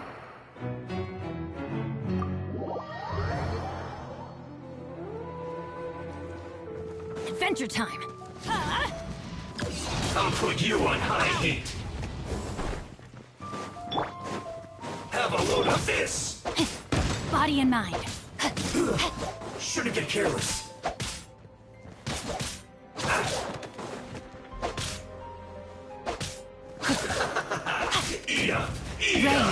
one's gonna hurry faint. up!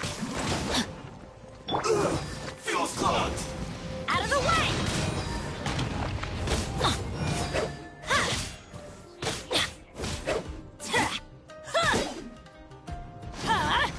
Out of the way! Shouldn't get careless. Let's move. Take cover! Off we go! Yeah! Teamwork is dreamwork! Shouldn't get careless.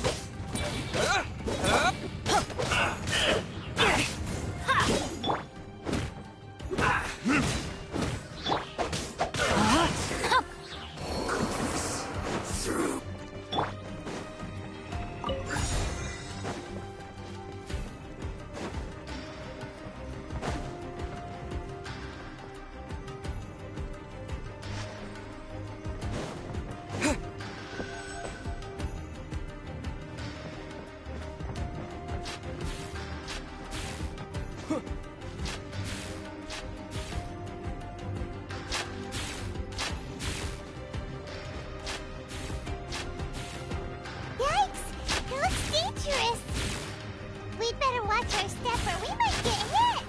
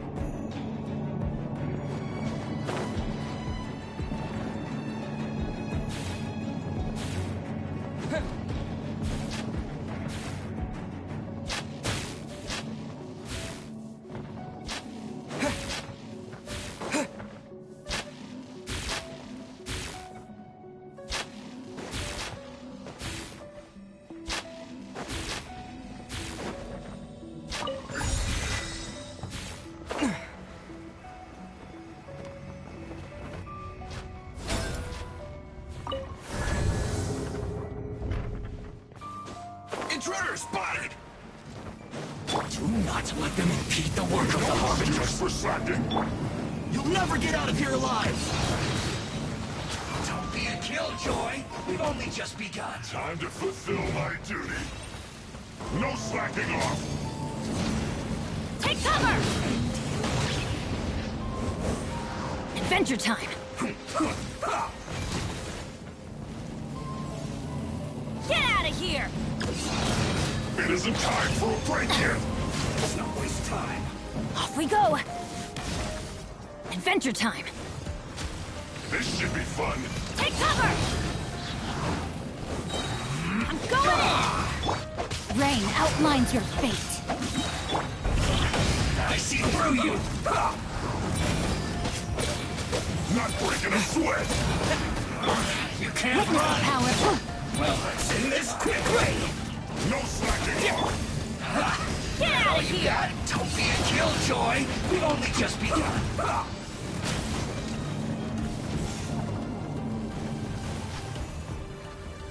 It isn't Get out time of for here! a break yet! That's gonna hurt in the morning! Almost. Off we go! You can't run! No slacking off! I see through you! Let's end this quickly! Verdict Don't be a killjoy! We've only just begun. It isn't time for a break yet!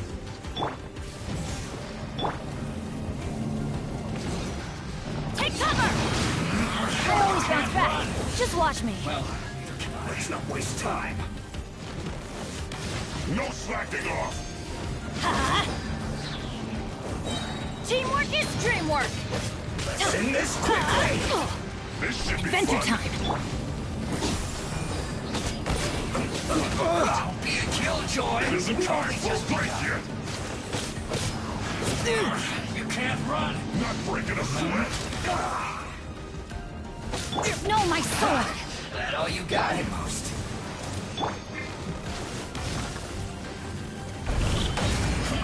I see through you! Don't be a killjoy! We've only just begun. You can't run! Take cover!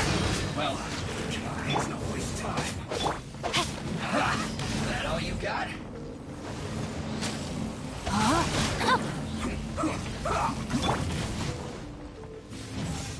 It isn't time for a break yet! Let's end this quickly! Don't be a killjoy! We've only just begun. Almost. Burn! No I slacking see off! through you!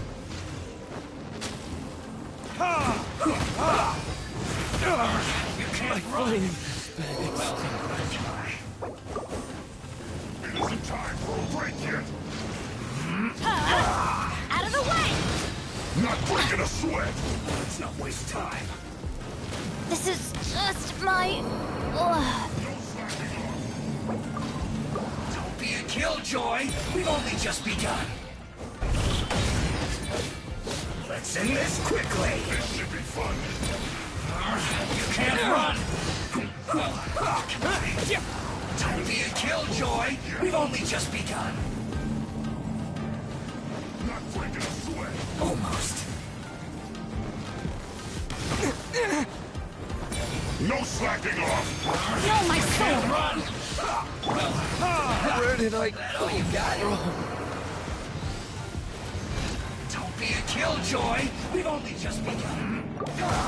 Maybe I wasn't meant for this world. Let me read you a verse. You can't run! Rain outlines your fate.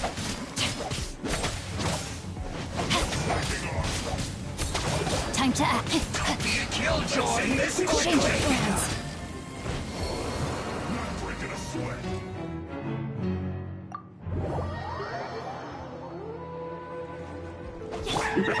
Work time!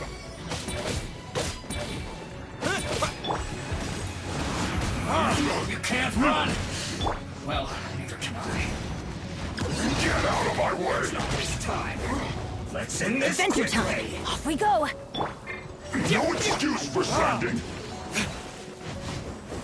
Time to fulfill my duty. It isn't time for a break yet.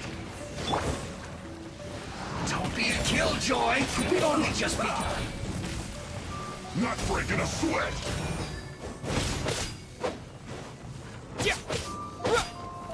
No slacking off.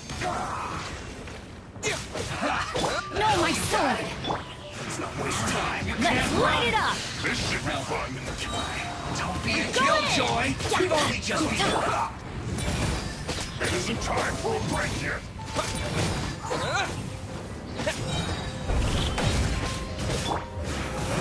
You can't run. No slacking off. I see through you. Almost. Not breaking a sweat.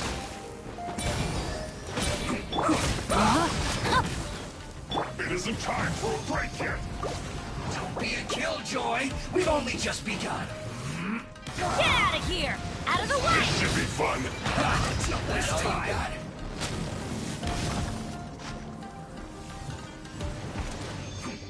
I see through you. Take cover! Let's end this quickly. You can't run. Well, neither can I. No slacking off. Don't worry, I got this.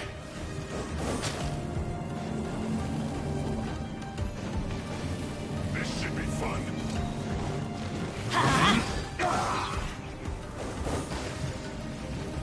Let's light it up! Don't be a killjoy. We've only just begun. Everybody stand back! I see through you. Not breaking a sweat. You can't run. Let's end this quickly. Isn't time for a break yet.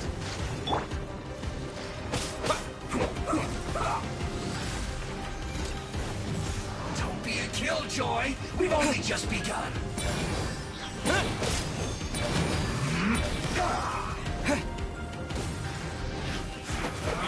You can't run. Don't be a killjoy. We've only just begun.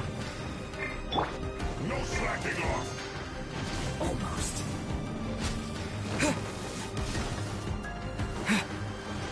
Not breaking a sweat.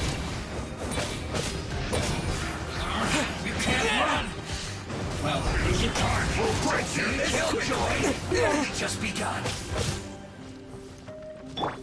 Time for retribution! This should be fun. My duty. You can't run. Well, neither can I. Don't be a killjoy. Off we go. We've only just begun. May my final stand be a monument to chivalry. Witness the power of... Get out of here! Let's not waste Take time. cover! Adventure time! Off we go! Let's end this quickly. Adventure time! Almost. Well, neither can I. Let's light it up!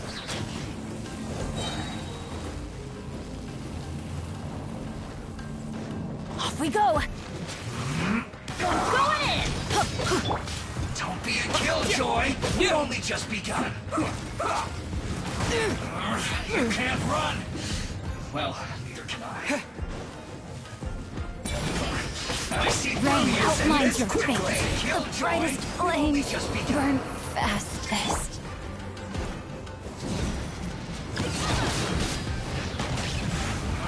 You can't Why do run. they never miss? Well, that all you got? Let's not waste time. Looks like I went too far. Verdict is...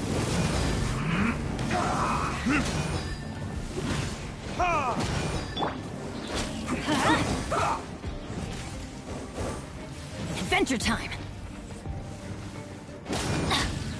Almost. Off we go! Couldn't break the curse.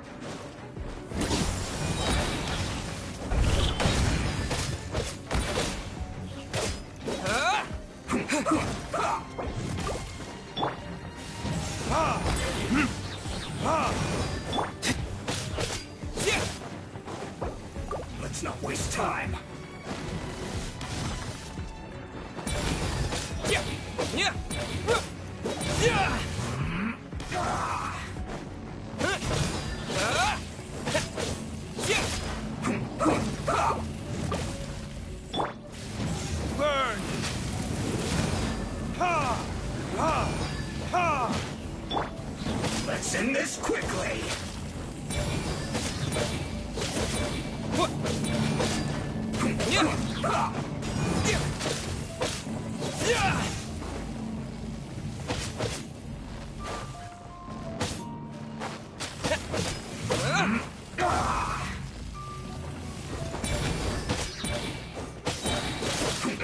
You must have a death wish. Don't be intimidated! Lord Harbinger will be here soon!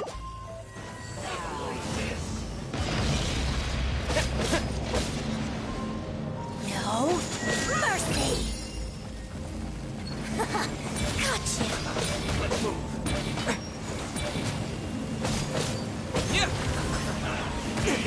Eat up. Roast and fry.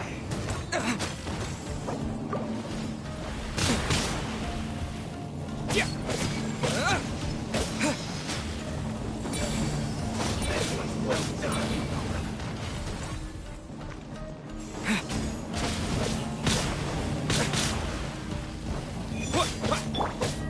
Roast and fry.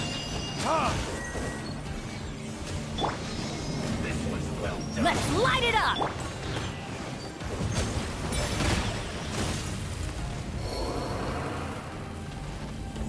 Where are you? Out of the way! This is just my luck. This one's well done. You need to hurry up. Where are you? Roast.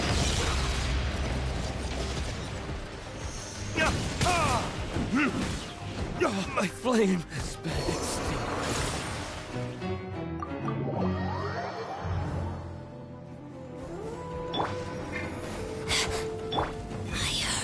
Adventure time!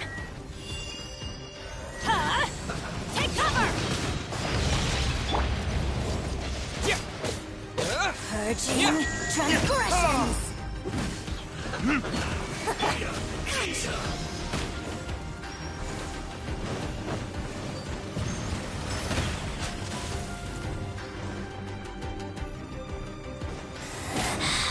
You can't. A minor setback.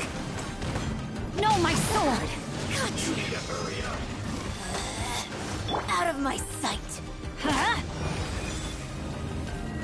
This one's well done.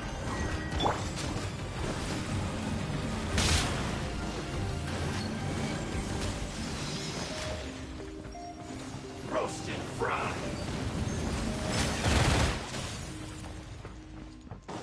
Rain outlines your fate. Unfortunate fault.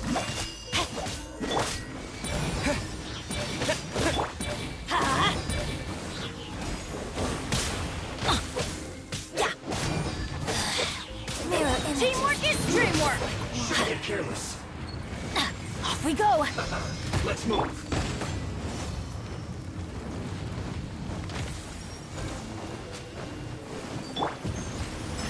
Have a load of this.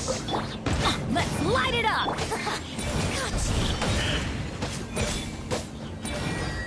Intensifying heat. You need to hurry up. This one's well done. You can't. Got you. You need to hurry up. Ring cutter. Feels caught. Out of my sight.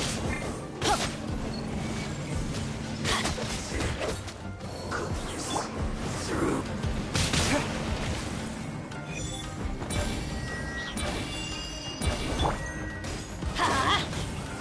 I'm going in!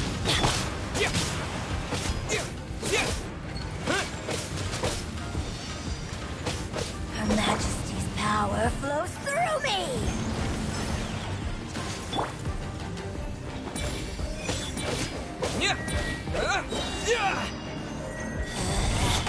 Out of my sight! Gotcha! Time for retribution!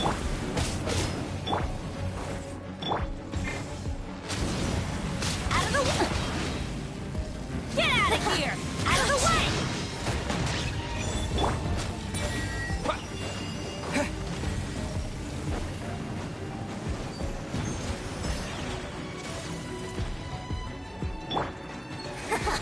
Got you! Out of my sight!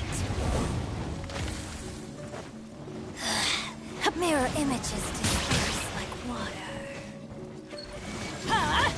Take cover!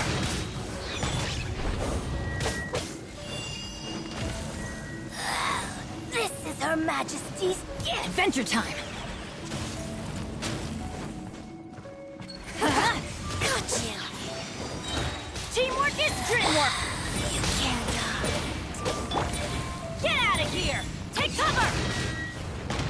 Off we go!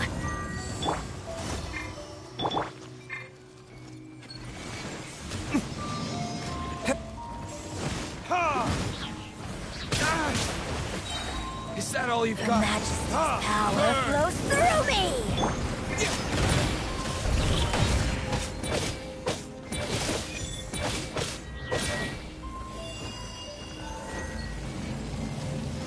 I'm not gonna be beating Prefect for like a 1,000th time. And you are gonna disperse like dust in the air once I'm finished with you. Adventure time! Nope. Out of my sight! I just think that's you, you little imbecile. Really think you're all that? Oh, you're not all that.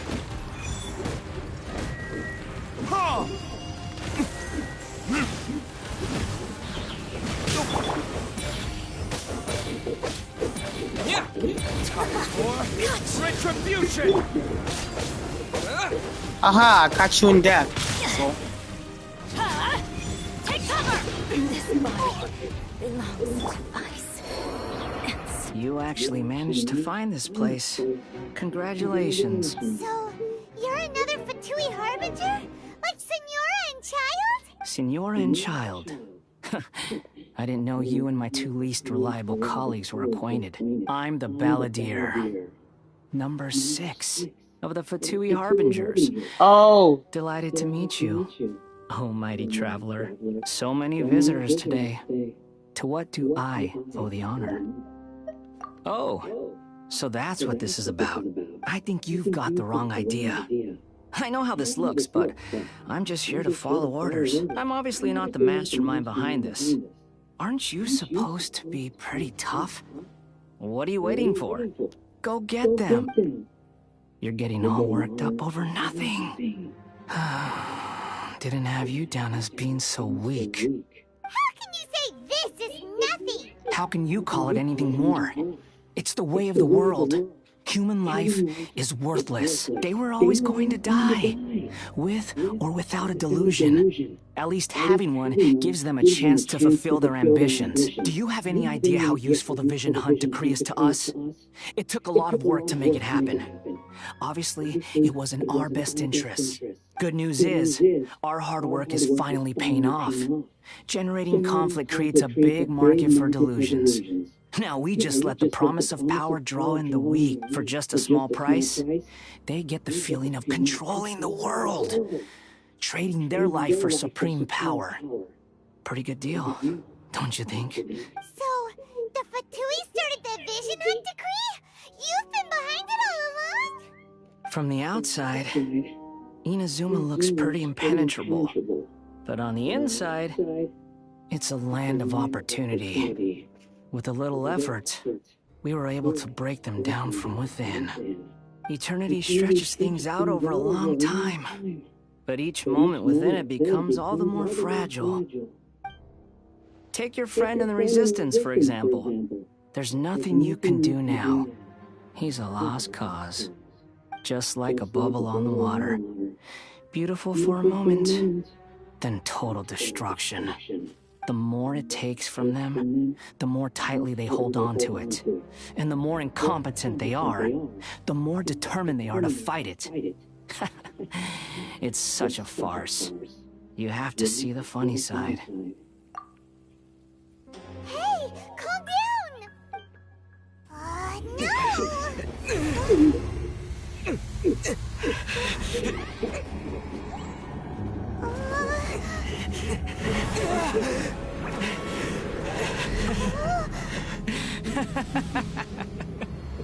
Boy, you're looking... Just like that. Embrace the anger. Embrace it! The wrath of the gods fills this factory, and it feeds on your anger. What's happening? Get up!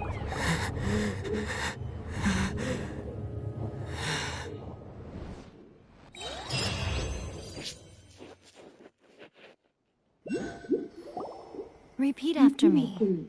3, 2, 1.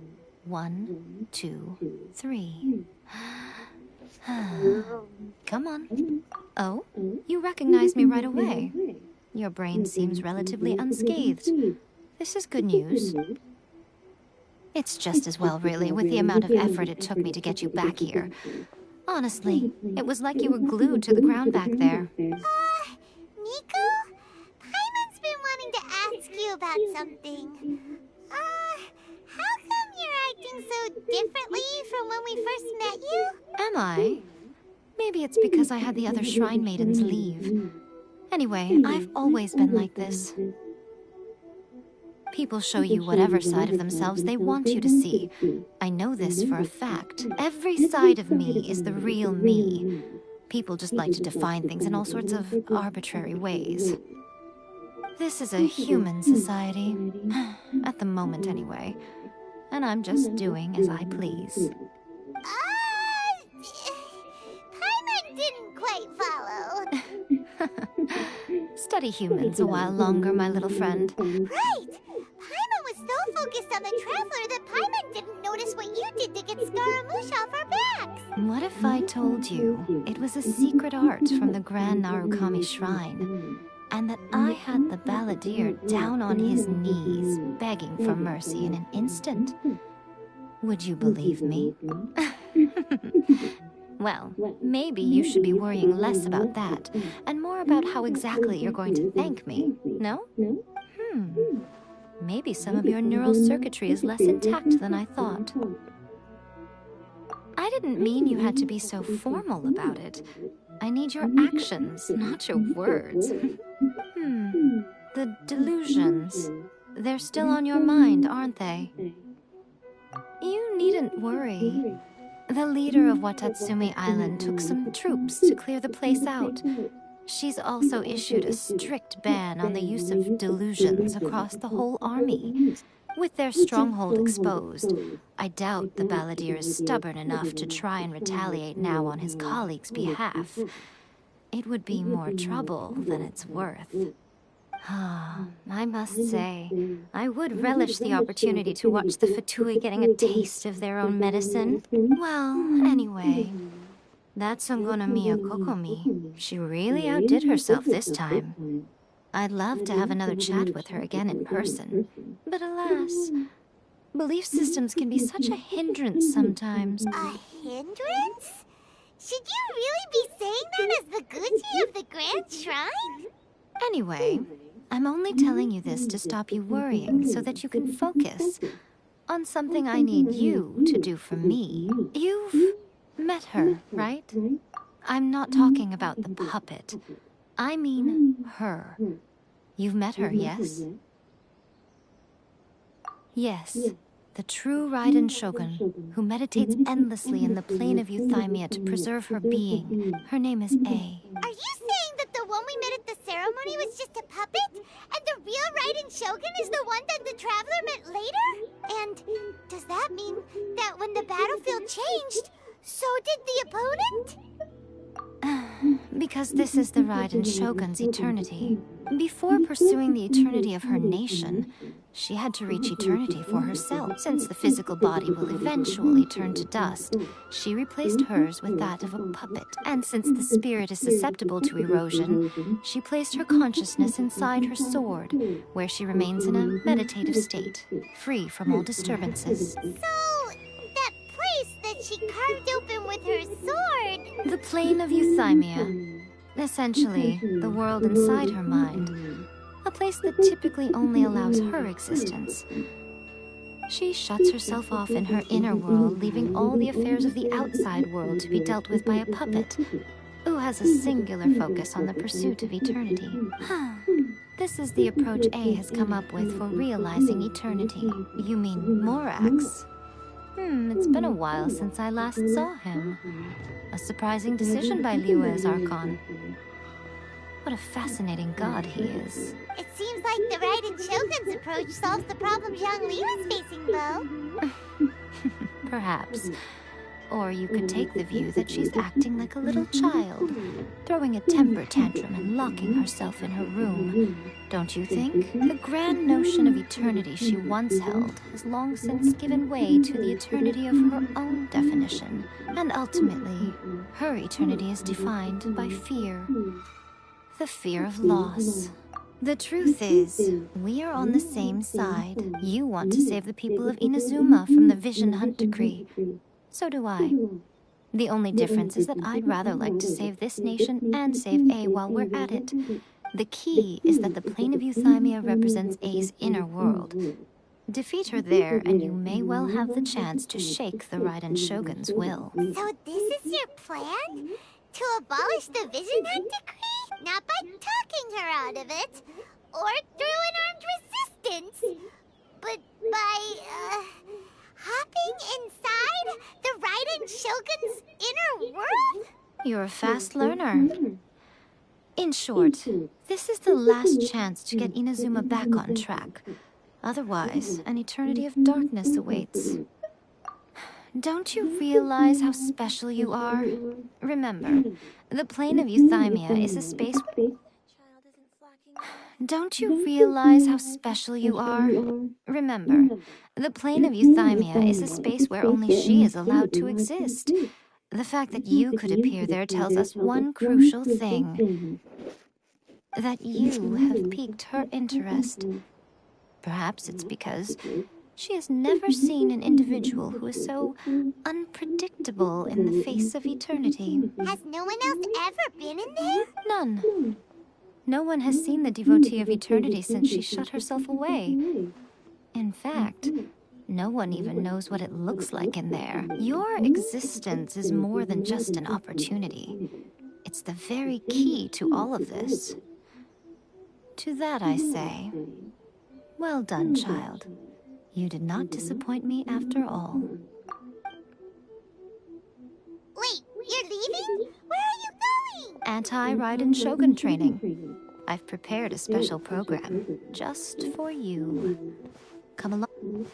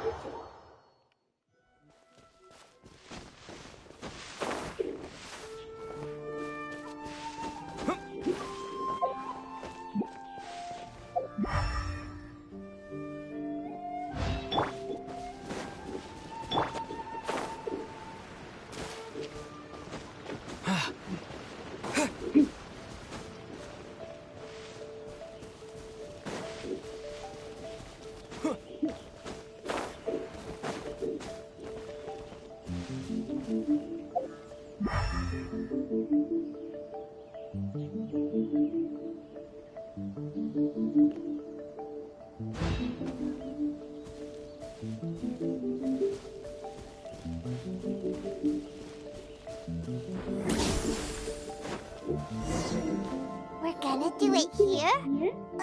And what's this mechanism for? Think of it as a catalyst that can reproduce the Raiden Shogun's combat moves. I made it from my own memory, which means it should be perfectly accurate. Unless, of course, her skills have declined. It'll give you a chance to figure out her move. The aim is to try to not get hit by the attacks. Since you've escaped certain death at her hand once already, I presume this shouldn't be more than you can handle.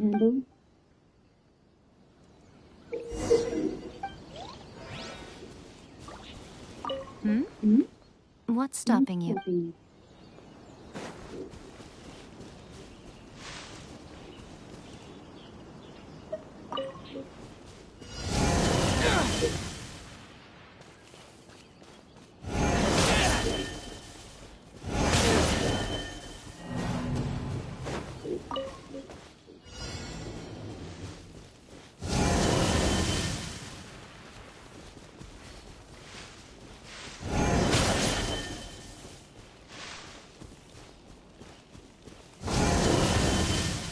This is not the end.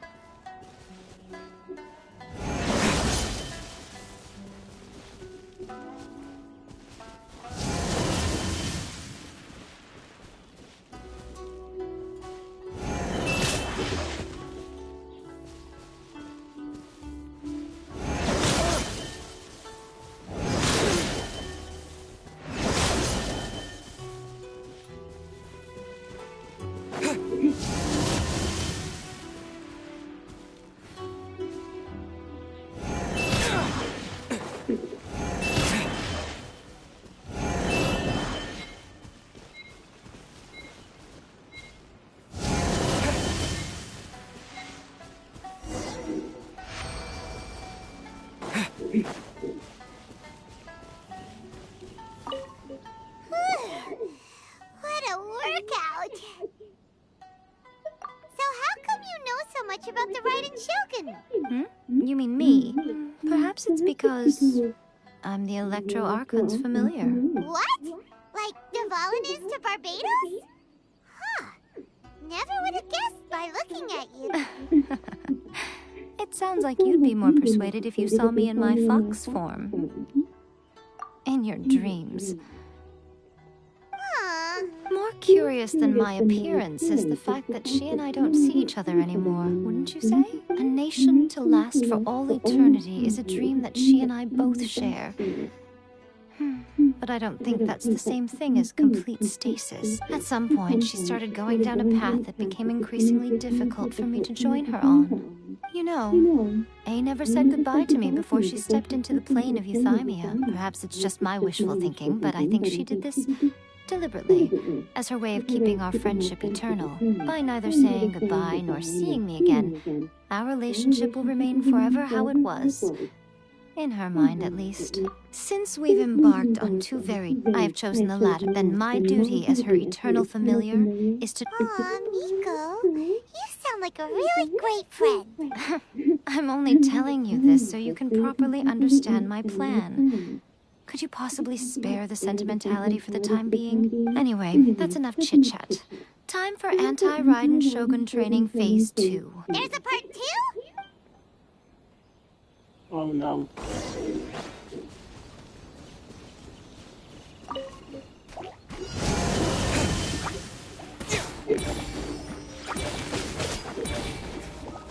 No, my sword! Body and mind. Witness the power of Guwa.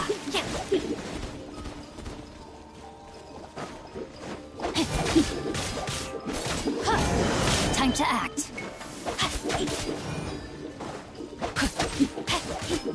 Time to act.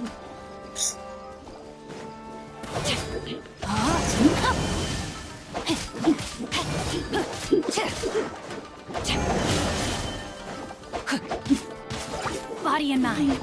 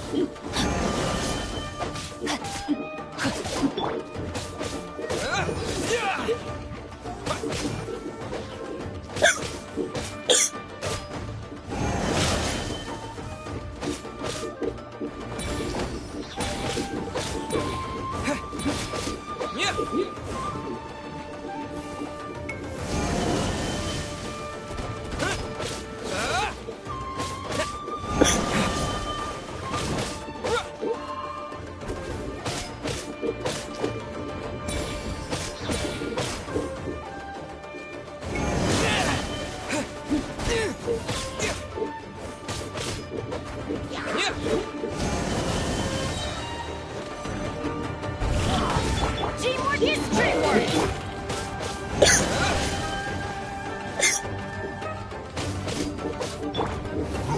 This?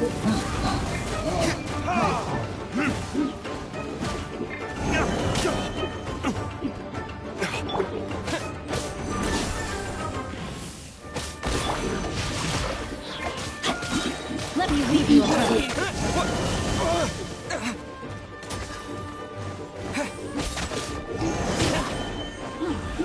Oh my god, it's so hard. I can no longer hold back.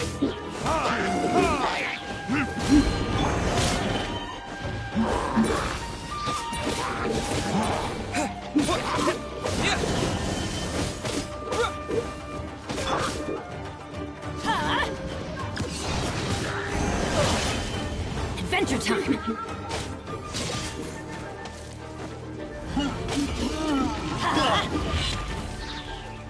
Everybody stand back!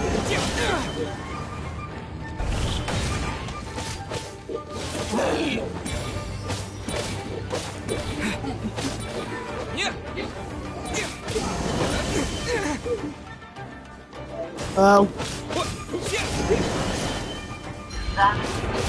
Yeah. Yeah. Time for retribution! Oh.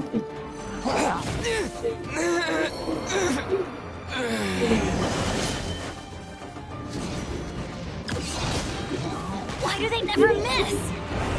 Oh. How do you want all of this? Off we go! 6 times. Get out of here! Out of the way! Adventure time!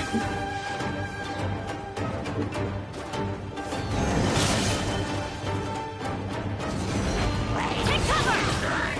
Off we go!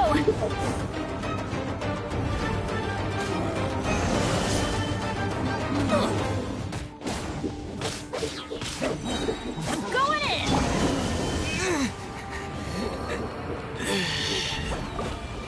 Are you kidding me? It's gonna hurt in the morning. Ah! Get out of here!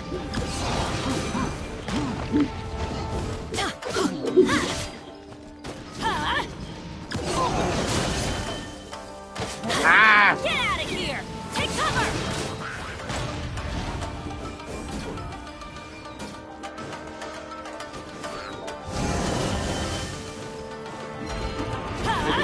Why do they never miss? Ah! Get out of here! Benny's adventure Bro, team. I'm done. I have failed you. Stop! Oh my god, I'm done.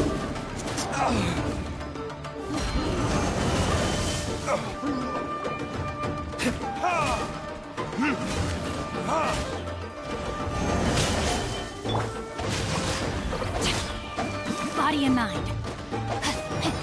Time to act.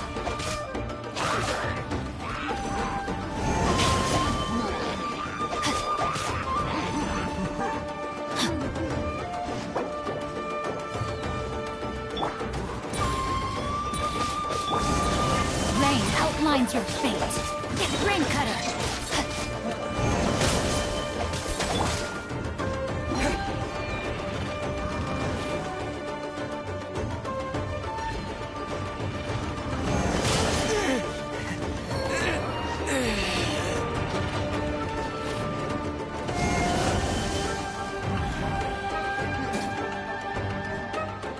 Damn you!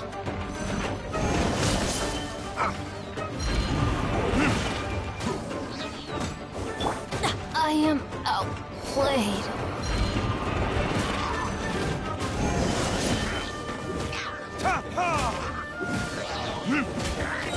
Time for retribution! There can be no excuse for defeat.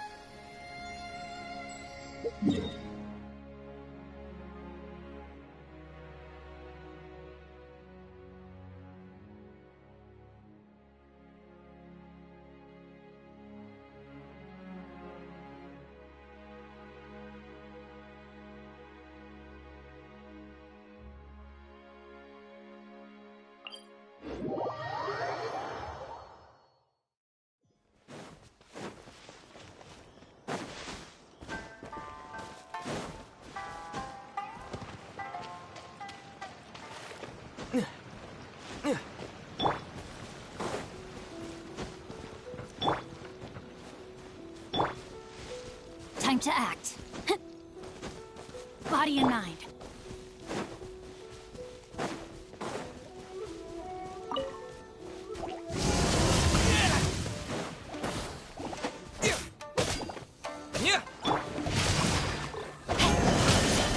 Time to act. Body and mind.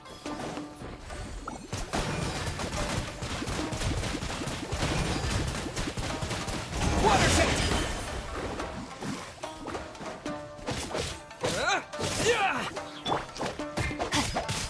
No, my sword! Body and mind. Go! Yeah!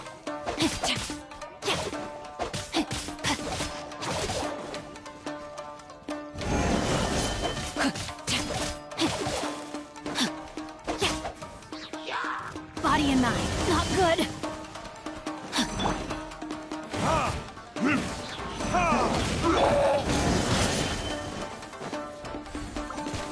Go! Witness the power of Guhua. Rain outlines your fate. Take cover! Teamwork is true!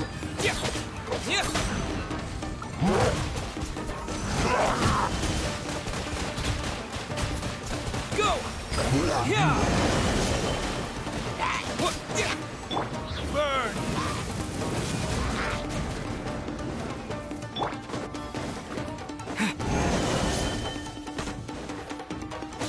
Go!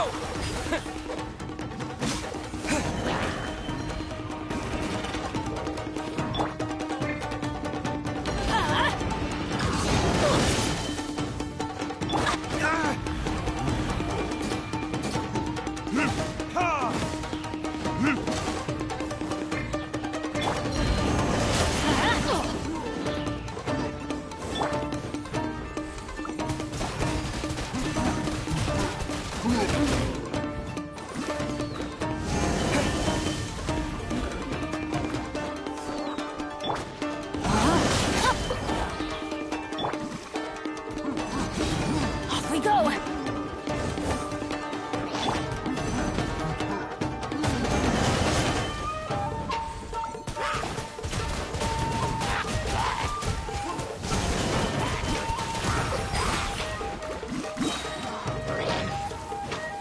Wipe out! Ha! Ha! Ha! Time for retribution! Go! Rain cutter! No, my sword! Everybody stand back! Get out of here! Out of the way! That's gonna hurt in the morning!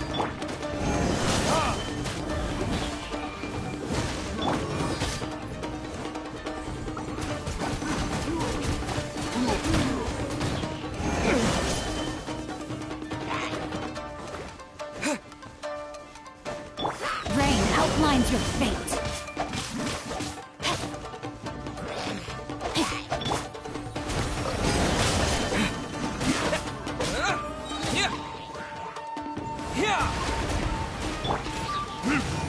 Burning gears.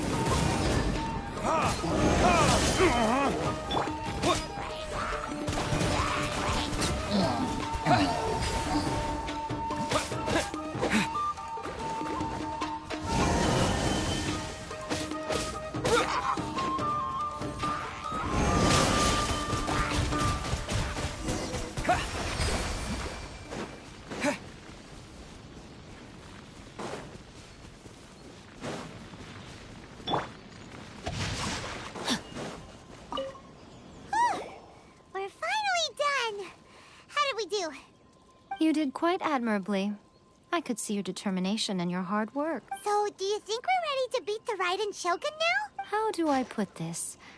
You're no match for her at all. Wait, what? So all of this was a complete waste of time? You are the most important part of the plan. I know what I'm doing. You don't think I'd leave you with no chance to win at all, do you? Speaking of, Traveler, what do you think of the Resistance Army's chances? You're absolutely right. Perhaps they occasionally best the Shogun's army in open battle, but when they face the Raiden Shogun herself, considering even their visions have been taken from them and embedded in the statue, they're ultimately quite helpless. You don't have to be so blunt. The Traveler's the captain of Swordfish too, you know. I don't mean to belittle them. On the contrary. It is precisely because of their helplessness, because their visions have been taken from them, that their will is all the more precious. In short, if everything goes according to plan, they may yet prove to be helpful. Oh, goodness, is that the time? I have another guest to receive today. We can talk more back at the Grand Narukami Shrine. All of this sudden, you're entertaining guests? Paimon's really struggling to understand how you work.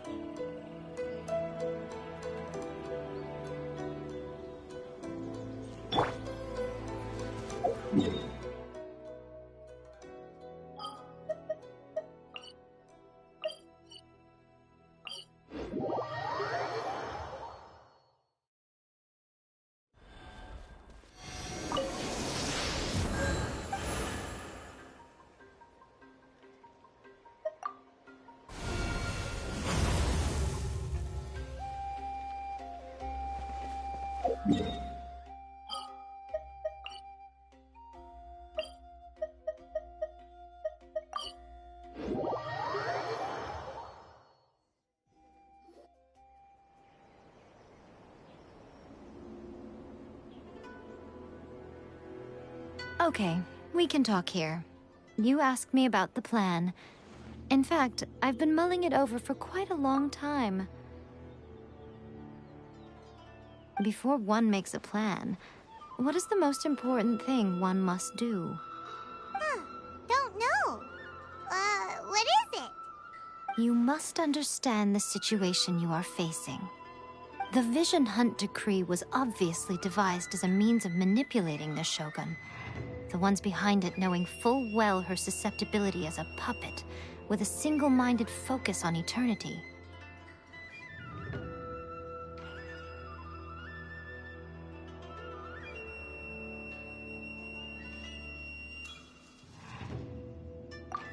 Yes, this is the strongest piece of evidence we have to go on.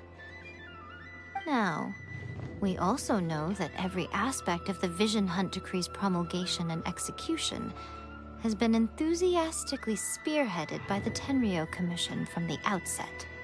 Ayaka was saying that every time they submitted a petition against the Vision Hunt Decree, the Tenryou and Kanjo commissions would veto it straight away with no Yes, it's all too clear that both the Tenryou and Kanjo commissions are in some form of collusion with the Fatui. Foolish humans, blinded by their greed.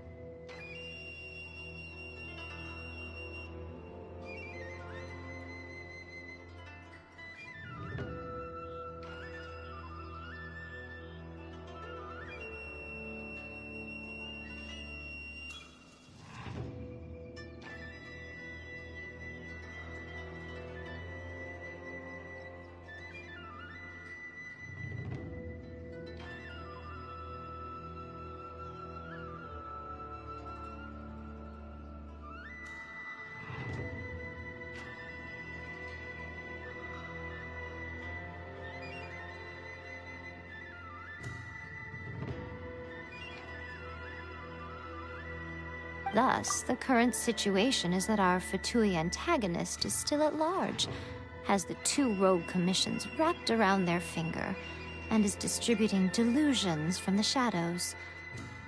Unfortunately, given that said antagonist is under the protection of 2 commissions and the Raiden Shogun, we would be rather hard-pressed to track them down. So, what should we do? It will be easier for us to start with someone from Inazuma. So my plan is to incite rebellion in the Tenryou Commission. Rebellion? What are you talking about? After everything you just said, it sounds like the Tenryou Commission has rebelled already. When I say rebellion, I don't mean betraying the shogunate. I mean inciting a certain someone to betray the Tenryou Commission. If we manage to convince her, I'm quite sure we'll be able to get you another audience with the Raiden Shogun.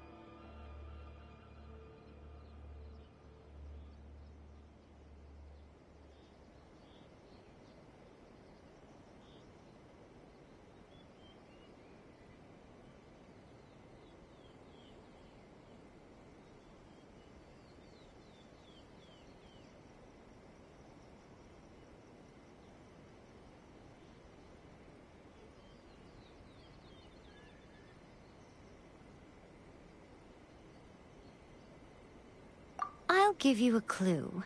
She's currently in charge of the Shogun's army. She visits the shrine at this time every month, and she is our guest today. She also appears to be standing right behind you. Don't move a muscle. You've got some nerve showing up here in the shrine when there's an active warrant for your arrest. Don't even think about trying anything. Surrender now. You're coming with me to headquarters. Seize him! Affirmative. It seems that you're forgetting. This is the Grand Narukami Shrine. Use of force here is strictly forbidden. Before you proceed, which of you would like to face criminal charges for dishonoring the Shogun, Ugh! Guji-ai, please tell me you are not sheltering a wanted criminal here. We are just friends. I don't see what sheltering has to do with it. Tell your subordinates to leave. We have things to discuss. All of you outside. As you wish.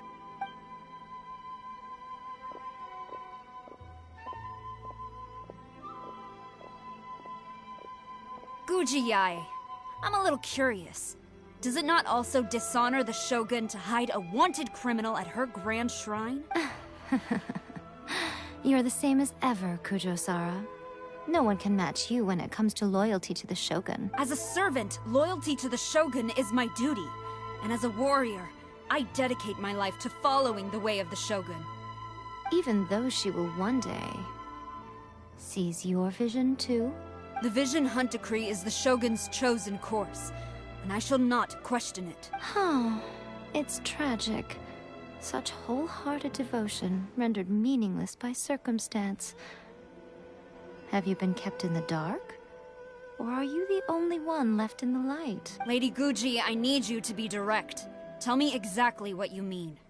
The Vision Hunt Decree is a trap. Part of a Fatui plot to bring Inazuma to its knees. And your masters, the Kujo clan of the Tenryou Commission. They're the ones keeping the truth from reaching the Shogun. You're saying the Kujo clan betrayed the Shogunate? Yes, that's exactly what I'm saying. Guji-ai, your allegation is not only dangerous, but ridiculous. The Tri-Commission has served the Shogun since ancient times, and remains absolutely loyal to this day. Ever since I was adopted by the Kujo clan, I have seen and heard nothing but pure devotion toward the Shogun. At every level of the Tenryou Commission, especially from the head of the clan, Kujo Takayuki. He reveres the Muso no Hitotachi more than anyone, My own respect for the Shogun pales in comparison to his. How could he ever even dream of acting against the Shogun? 3 days. Come back here in 3 days, and I will show you the evidence. As a Guji, there's one thing I know very well. People believe whatever they want to believe.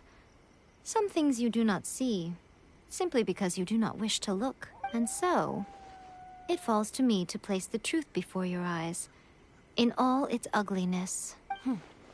3 days? I'll be here. But if I don't see any evidence, I will demand a formal apology for slandering the Kujo clan. He will have to come with me. Wonderful. Then I'll see you in 3 days. I look forward to it very much.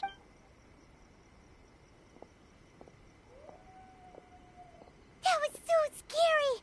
Paimon wasn't expect, but me. Why are you always... As plans go... Okay, but... If we want to get our...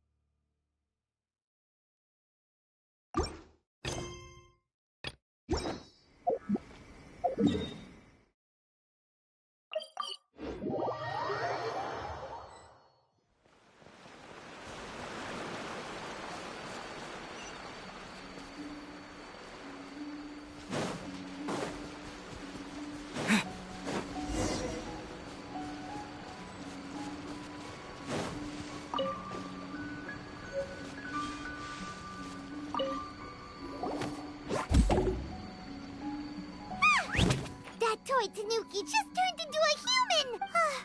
What's going on? Paimon's never seen one of these before. Not a Tanuki. I'm a Muchina. I'm so tired. If I don't get enough sleep, it'll stunt my growth. Is this the professional you were talking about? She doesn't look very professional at all. She is a member of the Shiumatsuban, a genuine, bona fide ninja. Wow, a ninja? So was that one of those legendary ninja transformation techniques? Anyway, what's the Shiumatsuban? It belongs to the Yashiro Commission, a secret unit under Kamisato Ayato. Now, Kamisato Ayato and the Yashiro Commission are neutral parties, so I have no right to give orders to the Shiumatsuban. However, convincing their most chronically lazy member to help us is well within my abilities. Here's what I need you to do. Go into town and find evidence of the Tenryo Commission's betrayal. It would not be appropriate for me to be seen there myself. You make it sound so simple, but... Oh, I thought you would have figured it out by now. All right then.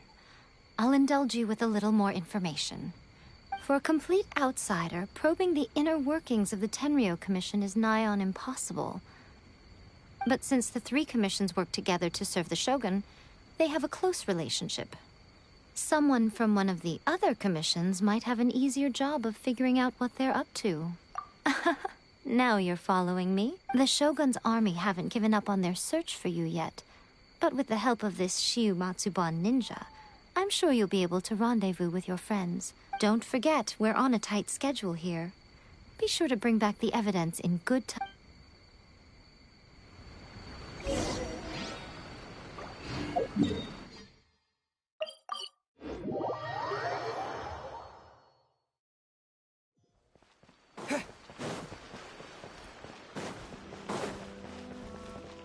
Ad Astra Abyss.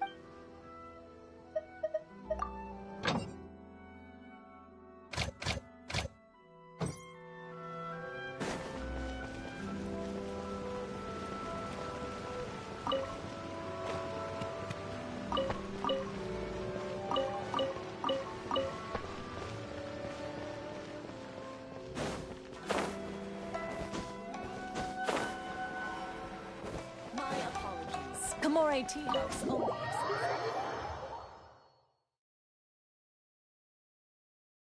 Toma! Toma! You there? Sus! We're back! What brings you here? Did you meet with the Resistance? How's the battle going? Is it safe for me to come out yet? Not just yet. We saw people patrolling on our way here. So, it's still not over. I guess you came here because you have something to discuss? I'll get someone to call for Miss Kamisato. Bear with me for 1 second.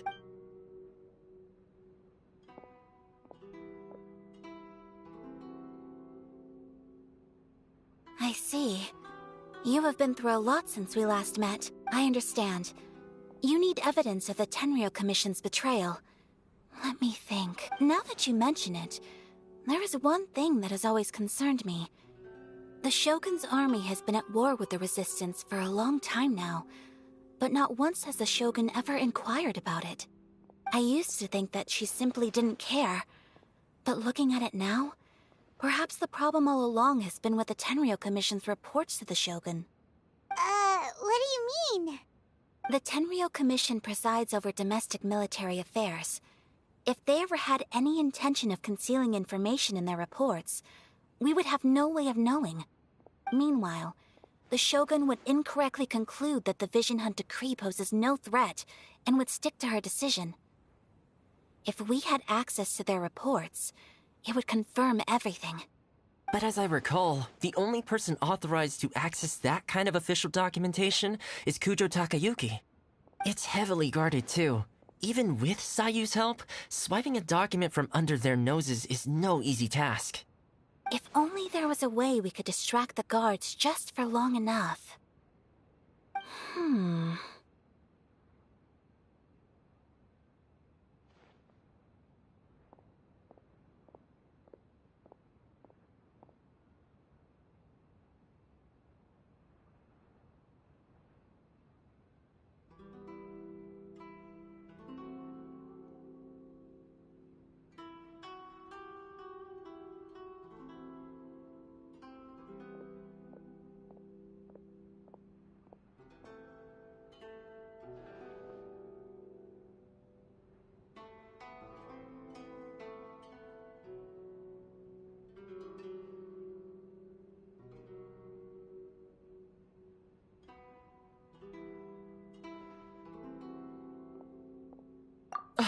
Yoimiya's fireworks! That's a very Toma-sounding suggestion. But it's a reasonable one. The statue of the omnipresent god is right by the Tenryou Commission. If someone set off fireworks near the statue, they certainly wouldn't ignore it. While they were preoccupied with that, Sayu could infiltrate the Tenryou Commission and take the report, as well as any other evidence she might find. Great! It feels like I'm getting closer and closer to being a free man again.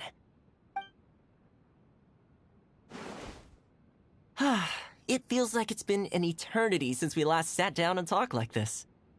Well, it certainly felt like it to me. I've been looking forward to seeing you again every day since I got here. This tea house used to be my favorite hiding place, but now I've honestly lost track of how long it's been since I last set foot outside of here. Oh man, I want to go to the hot springs so badly. Poor Toma. Let's focus on the issue at hand. The sooner the Vision Hunt decree is abolished, the sooner Toma will be free. This was a reunion of sorts, but there's no time to catch up. We'll celebrate properly when it's all over. Ooh, let's play the hot pot game again. You're still thinking about that? The Tenryou Commission is heavily guarded. Be careful when you get near. Let's meet back here afterwards. Alright, first let's go to Hanamizaka to find Yoimiya.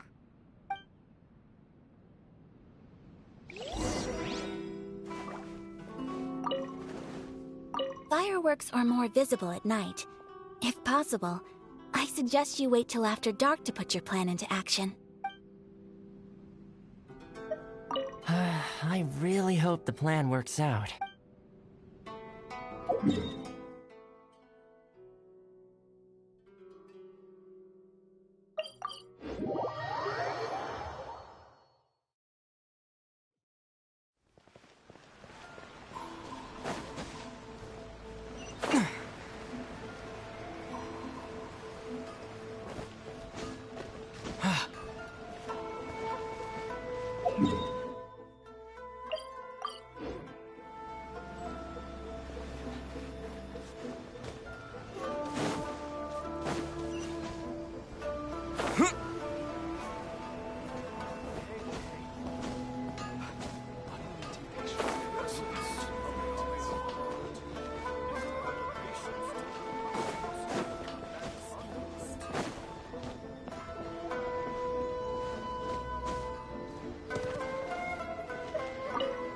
Yoimiya, we need an extra-large firework. The super-duper big kind. Extra-large firework? You sure came to the right person. As it happens, I made this really souped-up one just a couple days ago. But it's so powerful that I haven't found anywhere I can test it out yet. Huh, may as well give it to you. Let me know how it turns out. Don't forget, move well away from it after you light the fuse, and try to avoid burning your clothes. Also, it's best that you cover your ears. Why does Paimon feel so nervous all of a sudden? Don't worry, it's just a firework. Come on, what's the worst that could happen? We'll give it a try. Thanks, Yoimiya. Well, we got our distraction. Now we just need to wait for nightfall.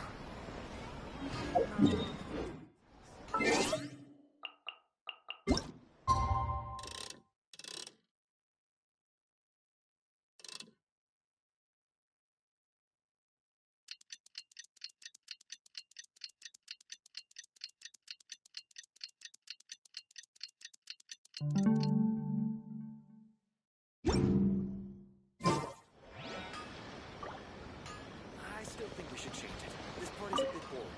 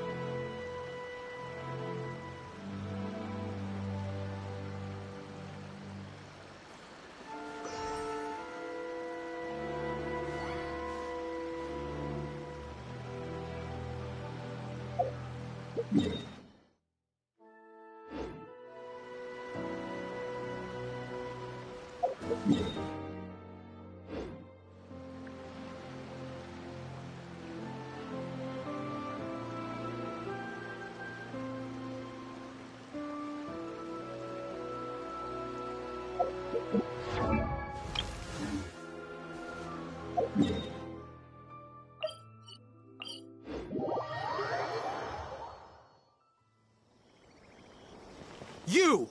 The warrant is for your arrest! Freeze! Oh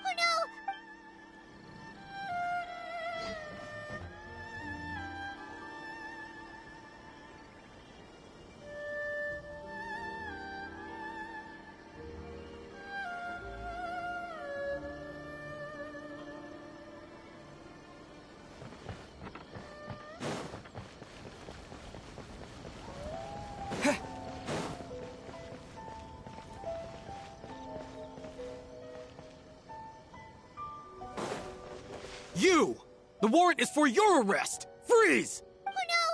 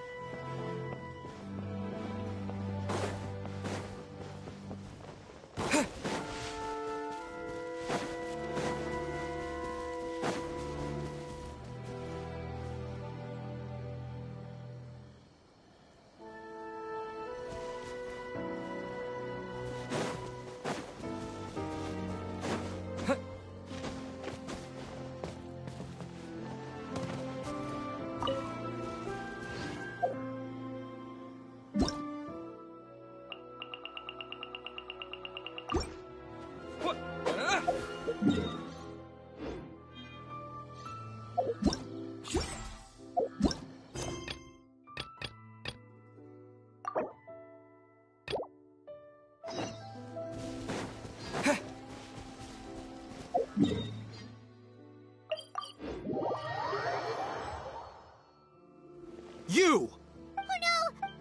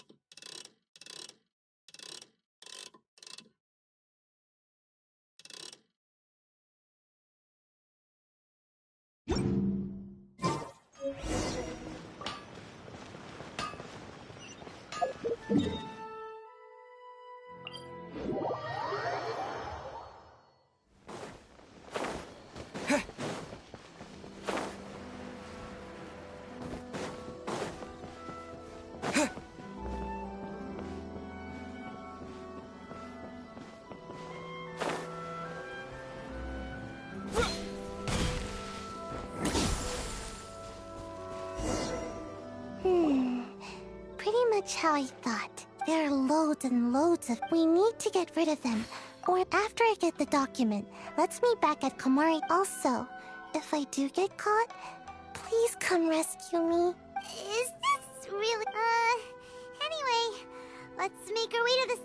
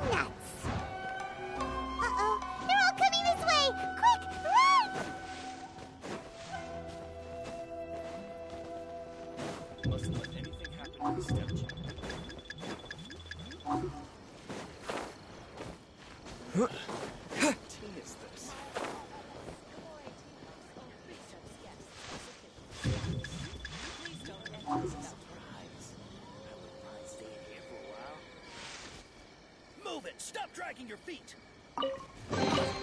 I'll keep this close.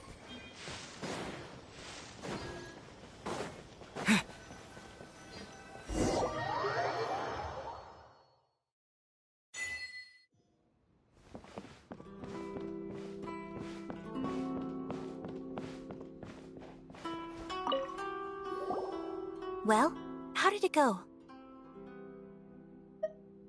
Well done. Let's wait for news from Sayu.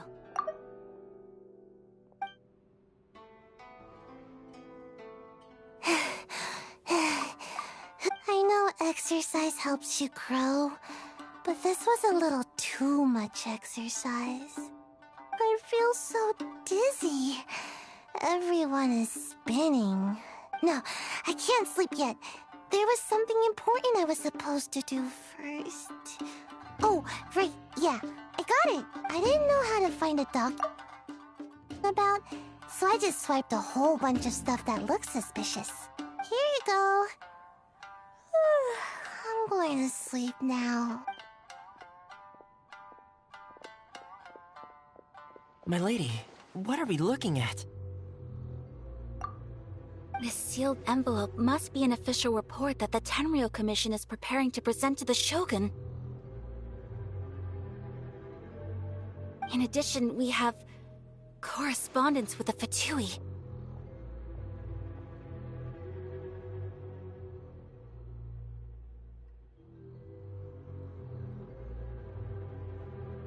It seems that Kujiai was right. They have been fomenting unrest behind the scenes. This should be ample evidence. Please take them to Kujiai. I trust she will have a plan for the next step. I will also gather some people to try and root out the rest of the Fatui in Inazuma. Still, mind yourself when you face the Shogun. I still get goosebumps just thinking about her drawing that blade. Again, we'll just have to trust Kujiai. She is close to the Shogun, so maybe she will have a way. If Paimon remembers correctly, it should be time for a meeting with Yaimiko soon. Let's pack up her things.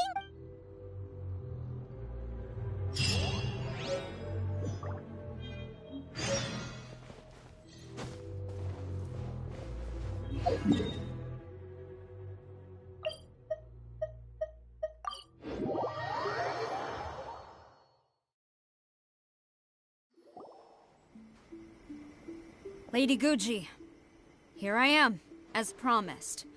Rest assured I came here alone and told no one about this trip. I knew you would keep your promise after all. I'm sure you've barely been able to take your mind off it these past few days.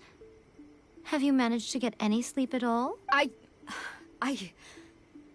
You're quite mistaken. I would never doubt the leaders of my clan. So, where is your proof? Ah, how wonderful. Everyone's keeping their promises today.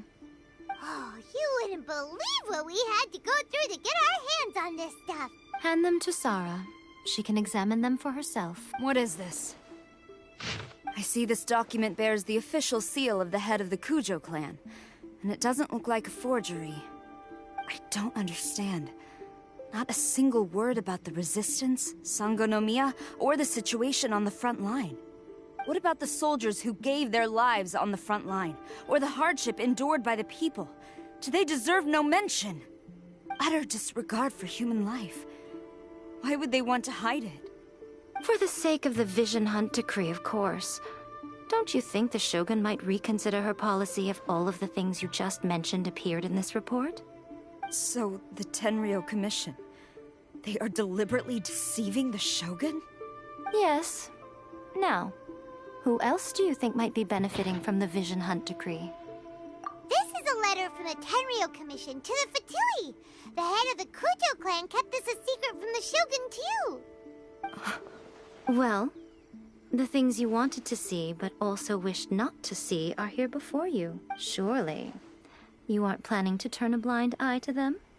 So everything I've ever held on to, it's all... How could they? Ugh! This betrayal is unforgivable! Takayuki, you've got some explaining to do! Kujo-Sara seems pretty angry, huh? Looks like our Tenryou rebellion is successfully underway. Yep. Let's catch up with her. Hold on, Traveler. There's something else we need to discuss. Huh? Last time you entered the plane of Euthymia, it was in front of the statue of the omnipresent god, correct? You must find a way to recreate the circumstances of that day. If you can get the Raiden Shogun to open her heart to you once more before the statue of the omnipresent god, you will have the opportunity you need. Take this with you as a farewell gift. What is it?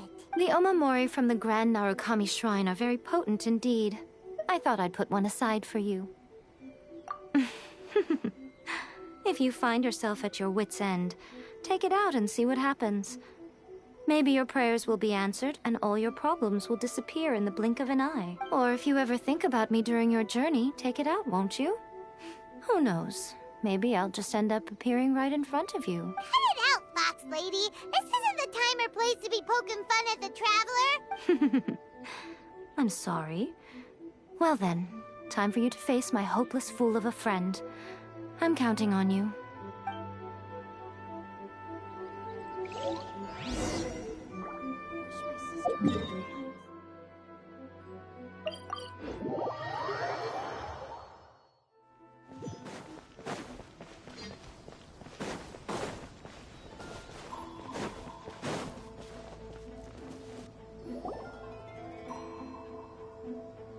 You followed me here?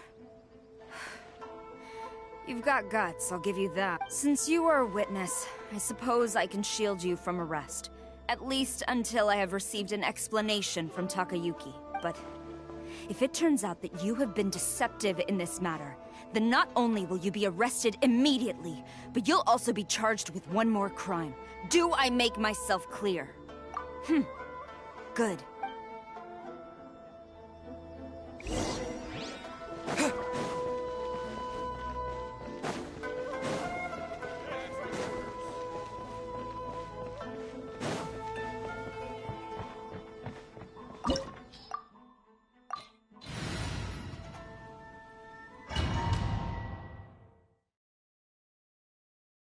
Apologies, ma'am. Orders from the top.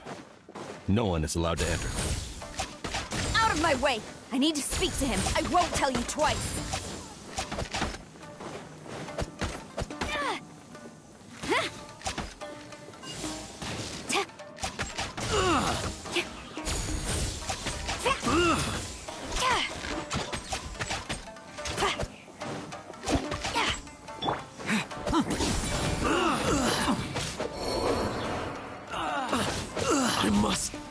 draw. Soldiers, quick! I'm going in! Yeah! Flash!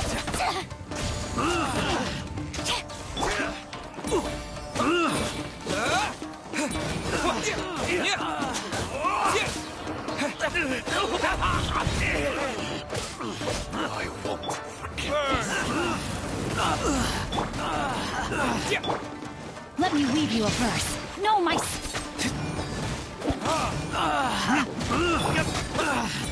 I must withdraw. Teach you a lesson. Slash! Quiver! I dare you! Strike! Ha!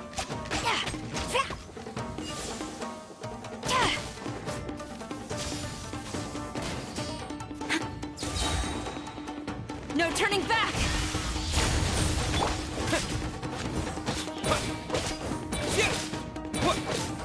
Formation! Watch your step. Don't hold back. Show me what you've got. Soldiers! We go! Teamwork is dreamwork!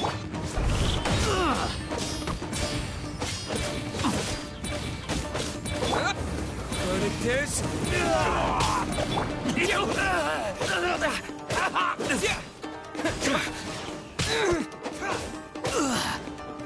Get them!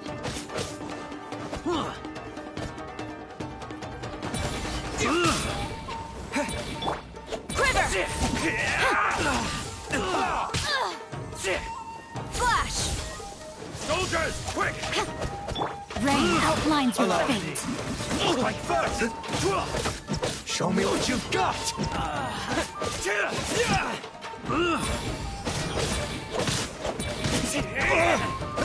Take this! I dare you! Get them! Out of the way! Why do they never miss?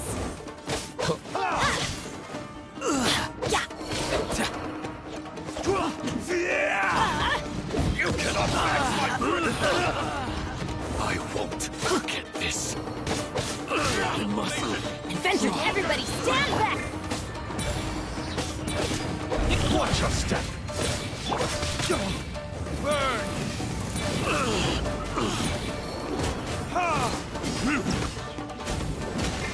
Ring cutter! No, my sword!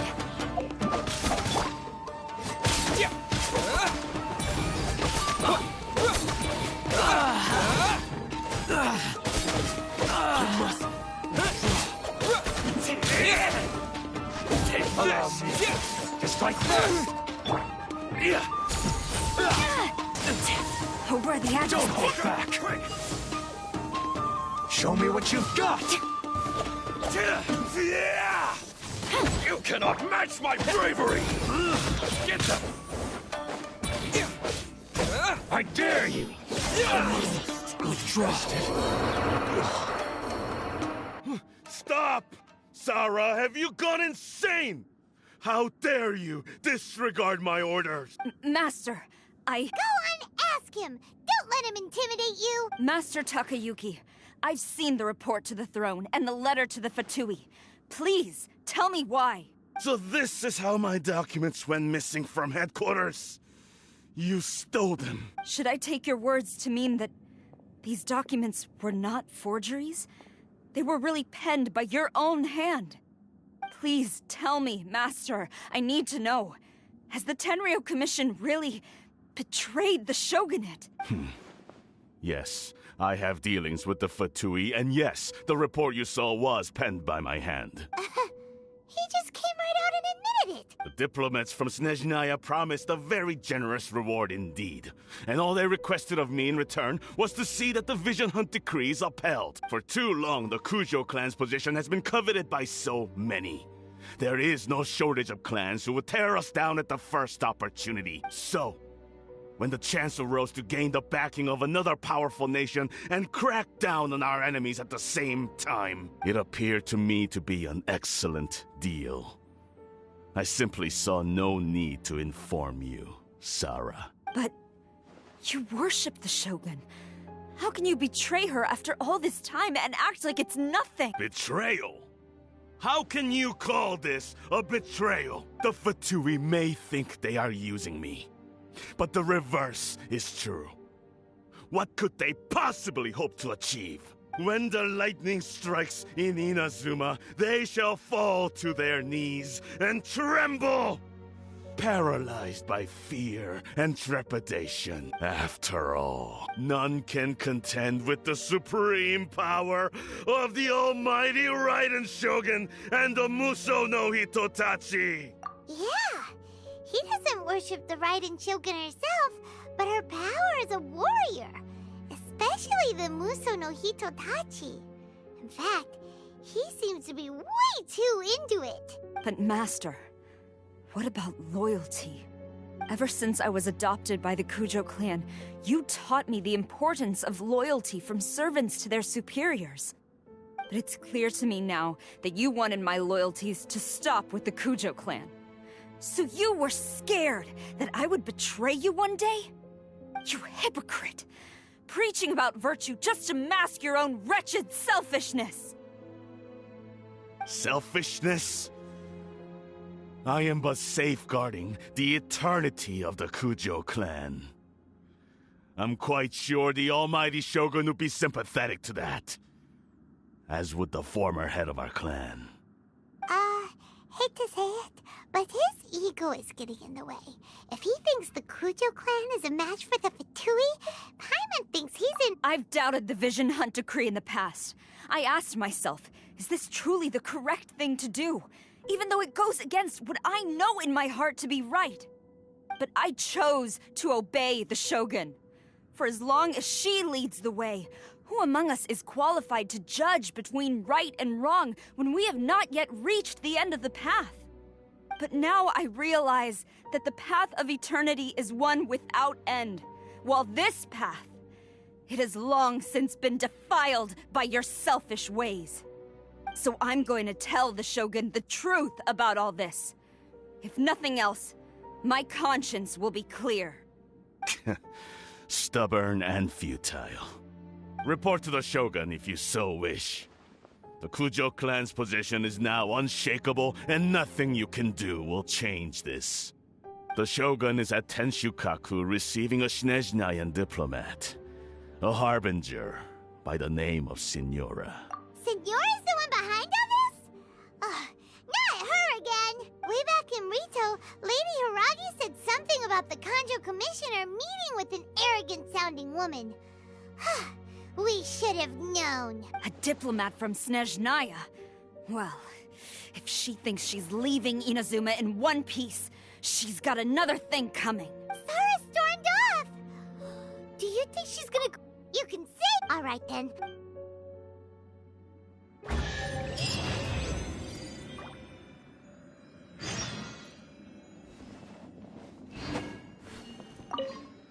Long as we have the Muso no Hitotachi, the people of Inazuma have nothing to fear. A self-evident fact. Yet Sarah is blind to it.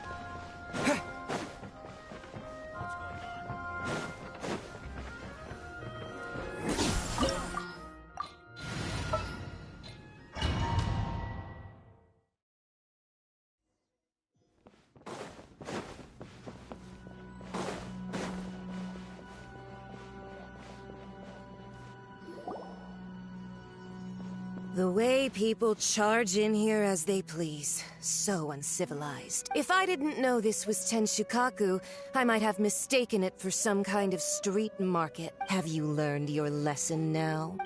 Oh no! What has she done to Kujo-Sara? The right to punish Inazumans for their crimes is mine alone. Not yours, Signora. Then I apologize, Almighty Shogun. I know, you can't get me out of your mind. But you really don't need to call my name all the time. Don't go thinking I'm surprised to see you here. I'm well aware that you hate me, with the way you follow me around like a dark shadow. Ah, so you came to expose my crimes in front of the Shogun? I'm just a Snezhnayan diplomat. I'm afraid I have no idea what you're talking about. She doesn't take us seriously at all! Stop talking about people and things that I care nothing about. They were nobodies to begin with, and their names will be forgotten. But now, at least, they get to be building blocks in the grand revolution to realize eternity. Is that not the greatest honor they could hope for? In their tiny little lives, Almighty Shogun. Do correct me if I'm wrong. That's ancient history. You certainly love to hold a grudge. The Tsaritsa's dream is the noblest and purest thing in all the world. These other mundane details you insist on mentioning, they're just necessary sacrifices. You stop me? For what it's worth, I've grown tired of seeing you around as well. But I didn't have you down as someone quite so foolhardy. Before you go saying something you can't take back, remember that you're Inazuma's most wanted criminal. I suggest you consider your circumstances very carefully. Charging into Tenshukaku uninvited and lecturing me in front of the Shogun wasn't the brightest move. Don't you think it's time you stopped digging? I'm not sure you realize quite how much distance there is between us, both in status and in strength. I challenge you to a duel before the throne! Proceed. My, you're full of surprises today. So you've learned to make the law of the land work for you too. I'll admit that I never expected to be in a situation where the two of us were on equal footing. You are aware that the loser must die. Are you sure this is what you want? Traveler!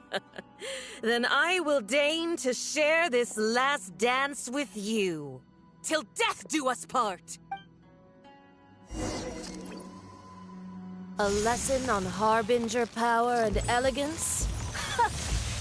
As you wish.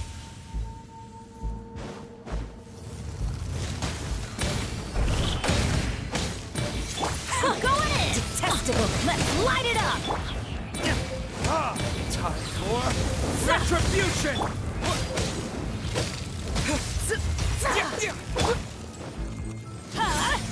Take cover! Off we go!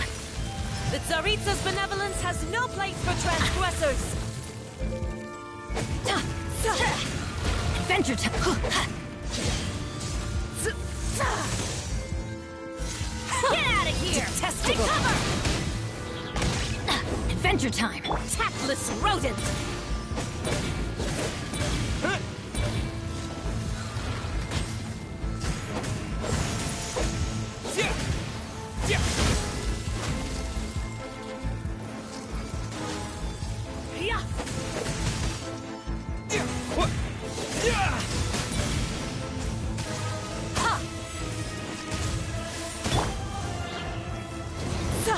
Out of the way!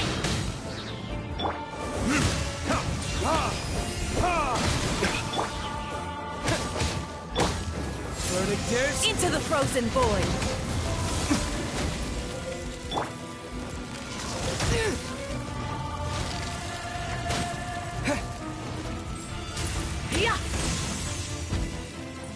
The Tsaritsa's benevolence has no place for transgressors! Off we go! Teamwork is dreamwork!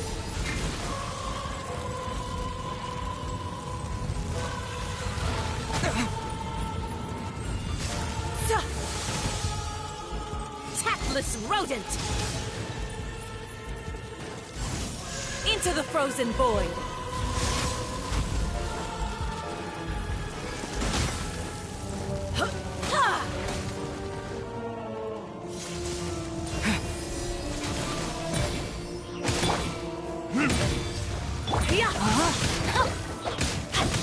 Let me weave you a verse.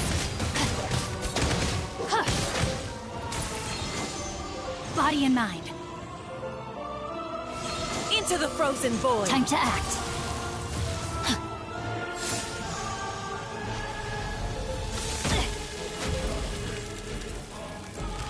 I let my guard down.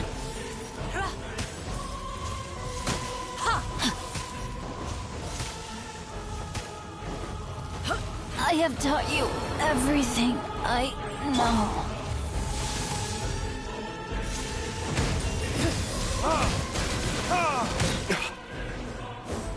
Tactless rodent!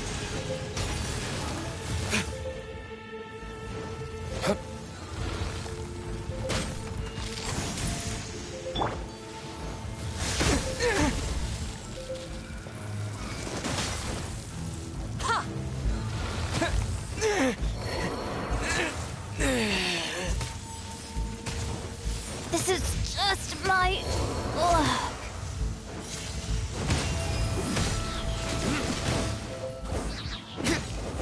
My flame.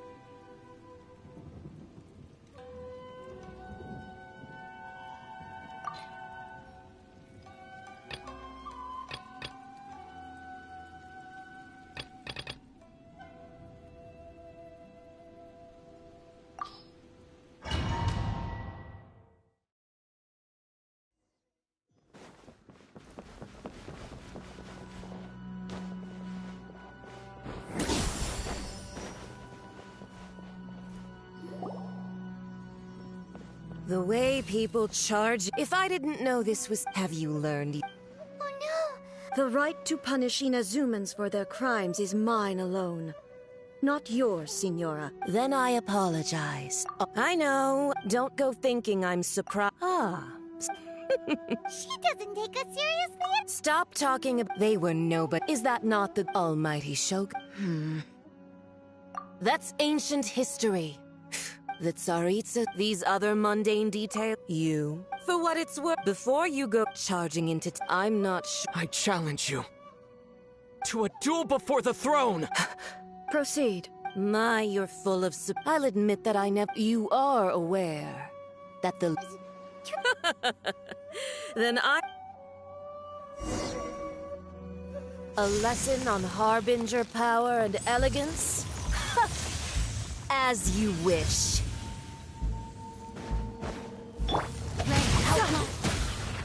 Your fate.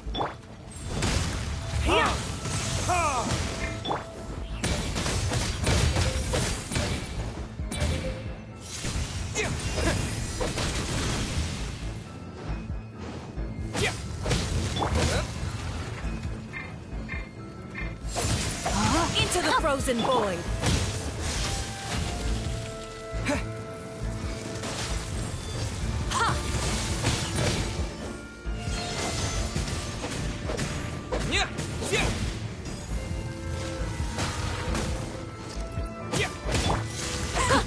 Detestable.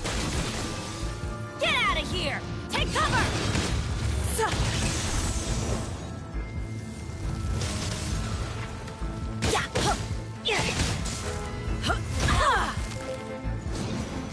Out of the way! Into the frozen void.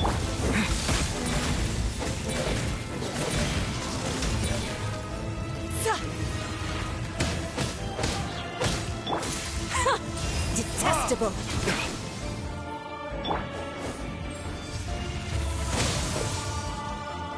Tactless rodent.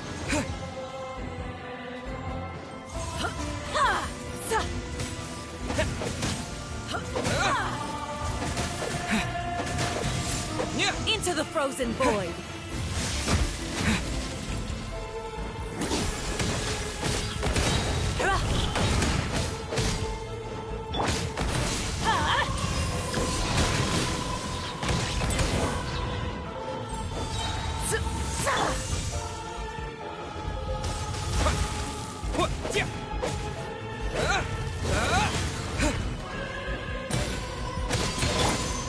Time for retribution!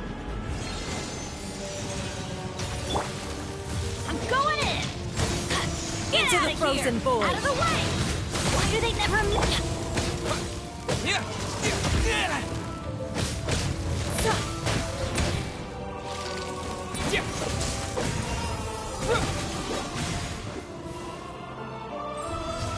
Rain, out! You've got some nerve laying your hands on me! Harbinger power has become burdensome. I will manifest my destiny anew. Await my emergence and tremble, traveler! You have reason to be afraid.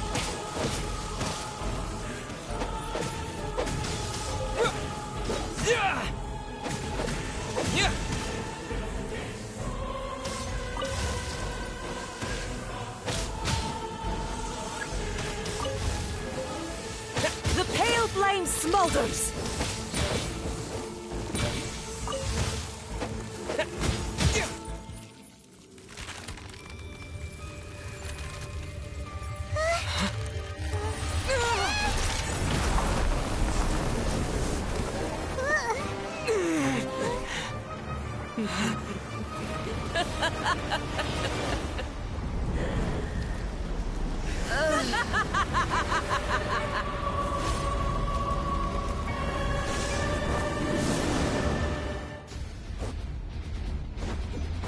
Pale flame, lay waste to frozen shell and witness my suffering. In fires of sin and retribution, your soul will be incinerated!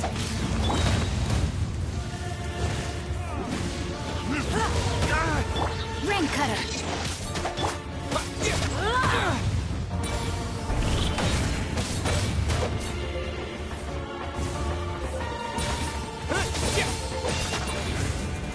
Not every wound will heal! Off we go!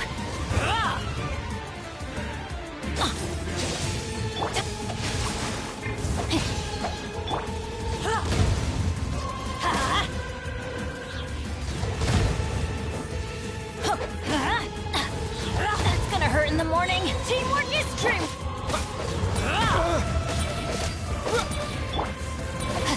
Time to act.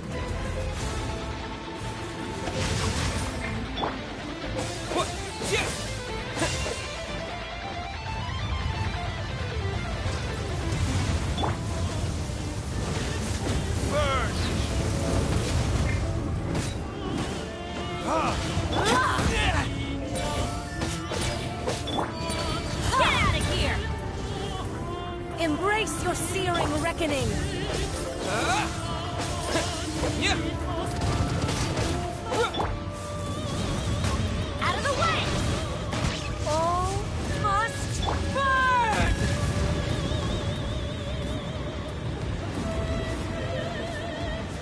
body and mind.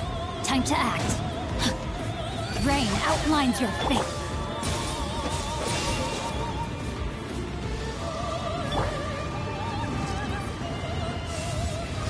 Adventure time. Take cover! Off we go! Adventure time.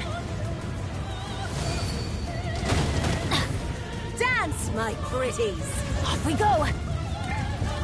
Let's light it out!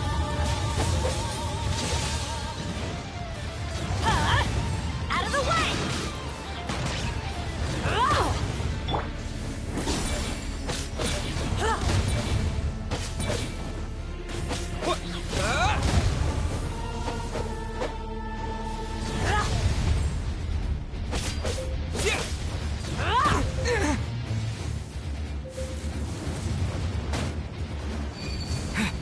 Embrace your searing reckoning!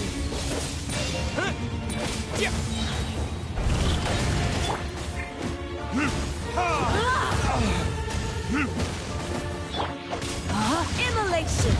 A cherished agony. Do you feel it?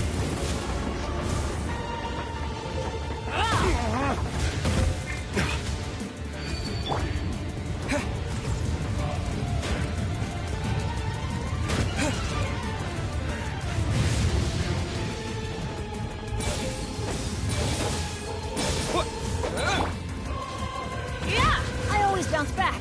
Just watch me. Go in! Not even ashes will remain!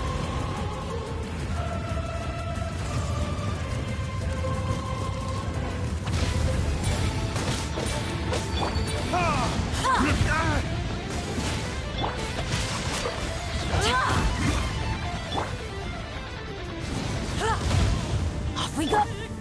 Embrace your searing reckoning!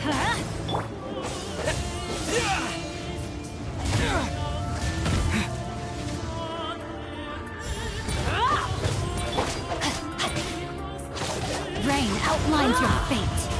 Let me read you a verse. Not every wound will heal!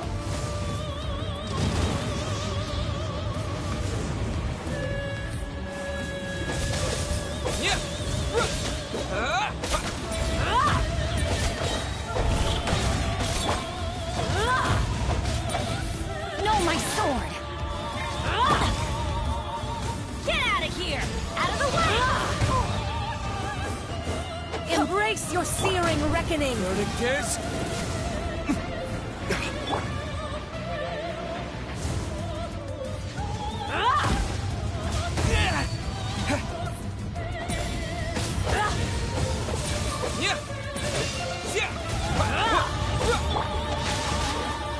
Not every wound will heal!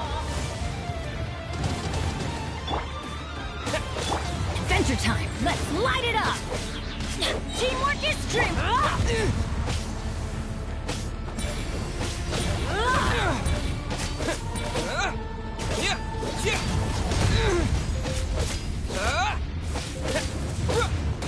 Rain outlines your fate.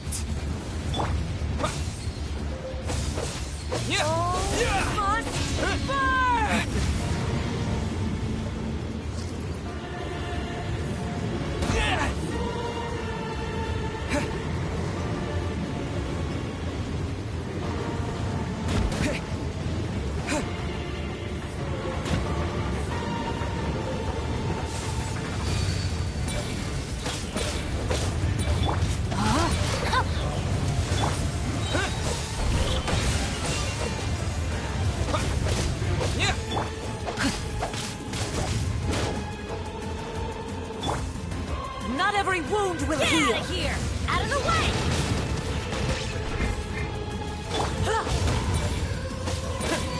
No, my sword! Ring cutter!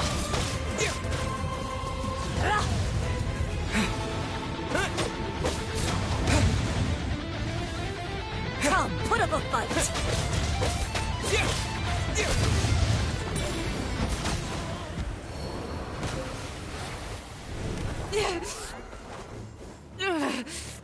So strong, but how?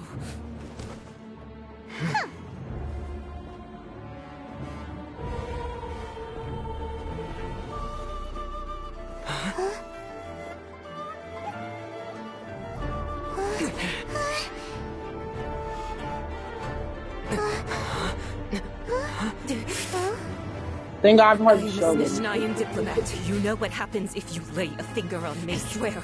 If you strike me, I will make sure... The Fatui will make sure that your precious Inazuma... Stop! I order you! And you! Filthy rats! All of you!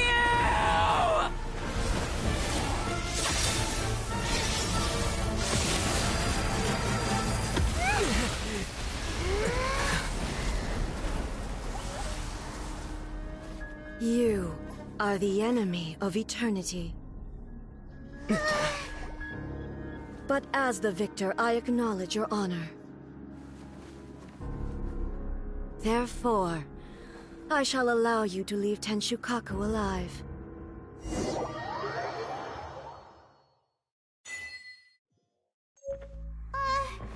Raiden Shogun isn't gonna let us off just like that, right? Oh, the air feels suffocating. It must be the Raiden Shogun's almightiness.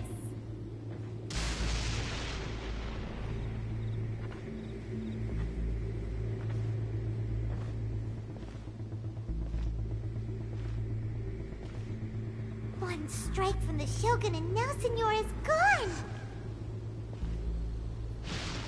She got what she deserved, but Paimon still can't help but feel upset. Why are they doing it?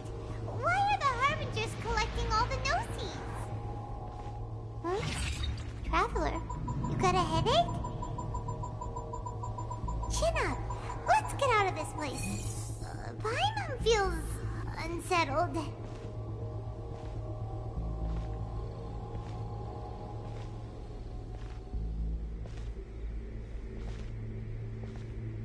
Also, when the Shogun executed Signora with the Muso no Hitotachi, it was unbelievably powerful. It seems impossible to defend against. And if so, we've got no hope whatsoever of defeating her in combat.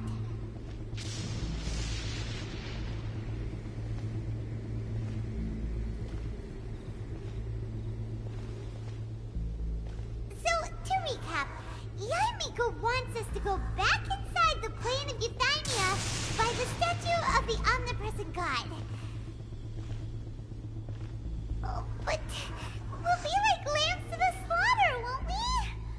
Oh, maybe we could put this plan on hold for a while?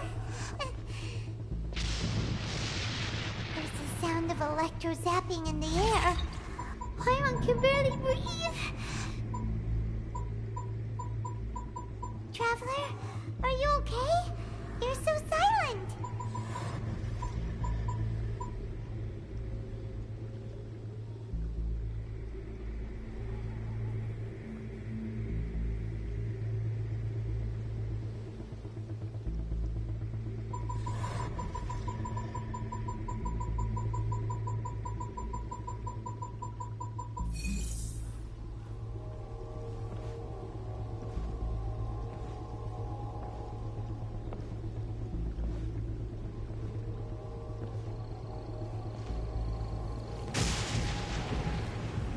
Sounds like there's a lot of noise coming from outside Tenshukaku. Has a fight broken out or something? Oh, the guards seem really nervous. Well, let's go see what the situation is, shall we?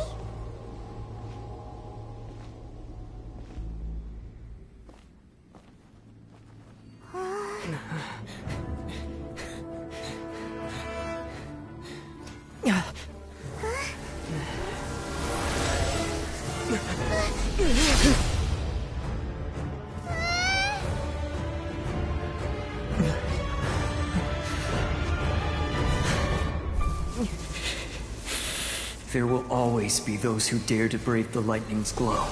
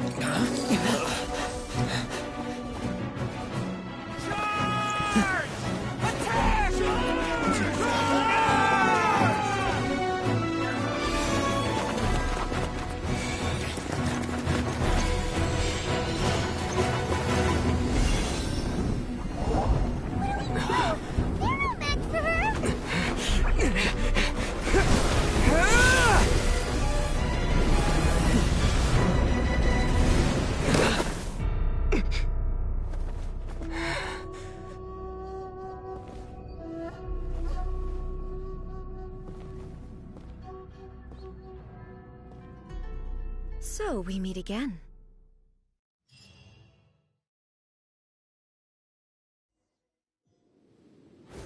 Indulge my curiosity. What is the reason that I find you standing here before me once again? Do you hope your foolhardiness will shelter those people? Or was it simply a means of seeking an audience with me?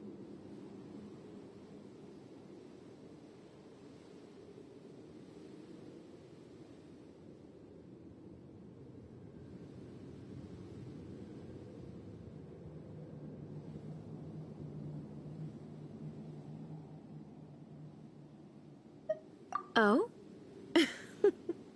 Surely you didn't rouse me from my state of eternal meditation only to tell me this. If so, then you underestimate me.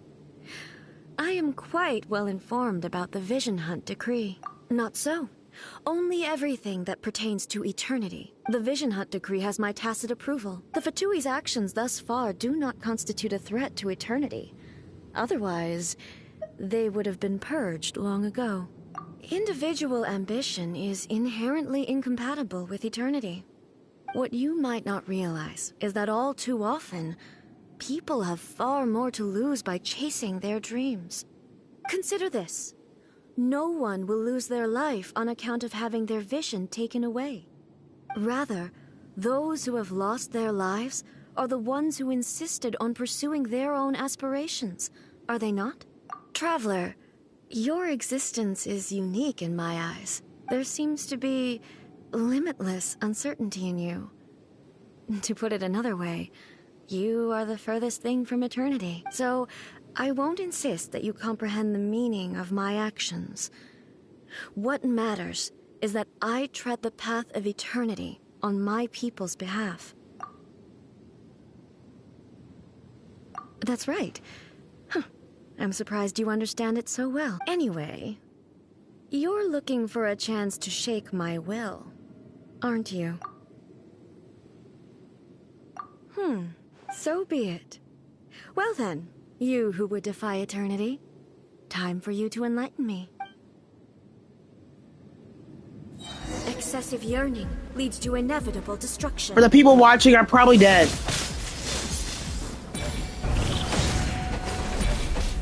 Witness the power of Gua. I'm going in. Time for retribution.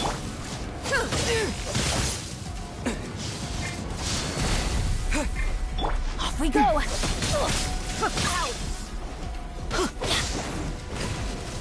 Inferior. Adventure time. That's gonna hurt in the morning. Let's light it up! Lightning falls on the land of eternity. Rain outlines your fate. Body and mind. Strike dead. Inferior. I will mold you into the foundations of eternity.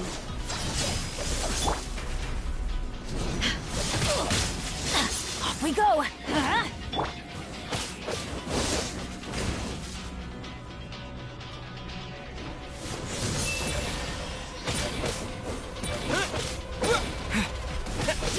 Strike dead.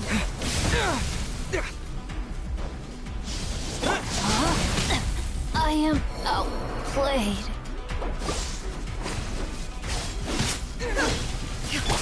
I have taught you everything I know.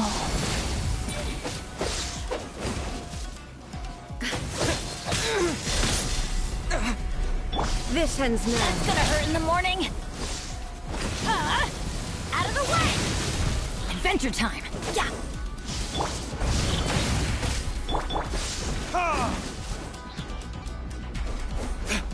You are an enemy that requires special attention. Instabilities will be removed.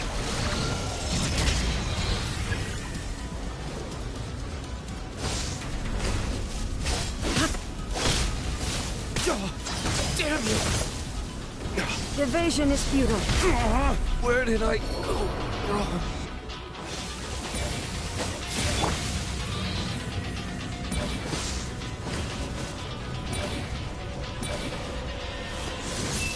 Off we go! This ends now. Benny's adventure team! I have failed you.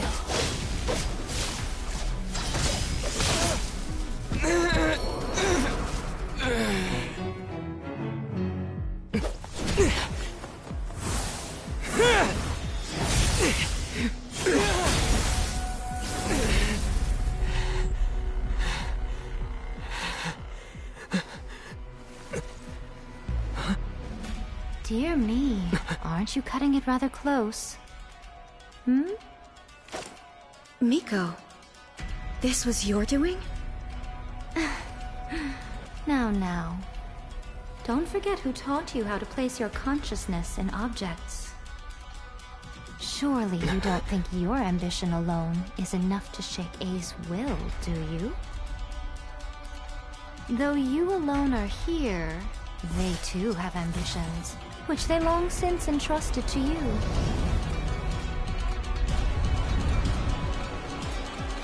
Now then, close your eyes. I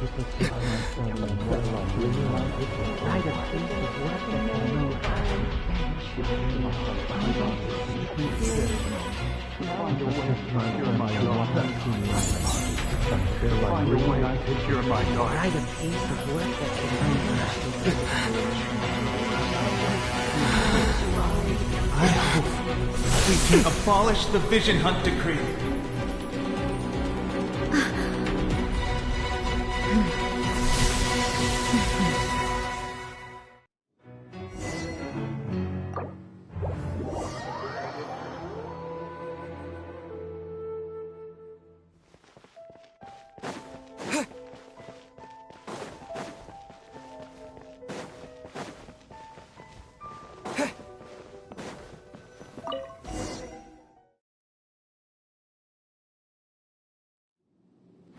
Indulge my curiosity. Do you hope your foolhardiness will shelter those Oh?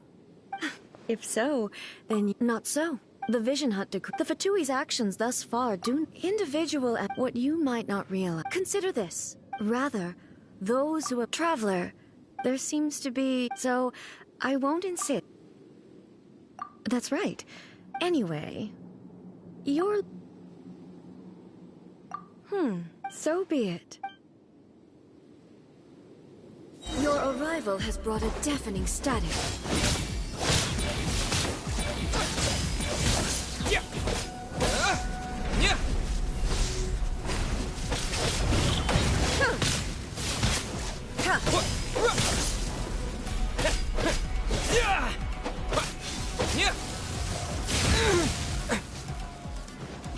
This ends now. Inferior.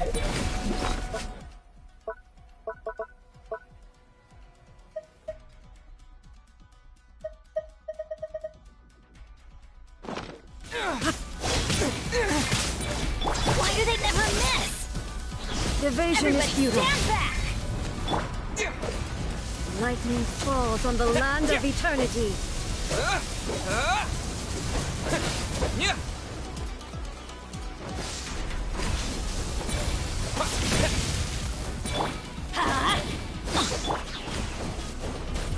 Verdict. Let me weave you a verse. Rain outlines your fate.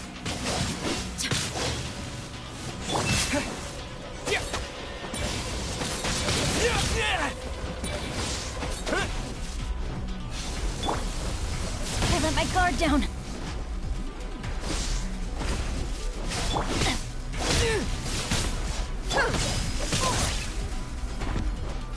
Get out of here!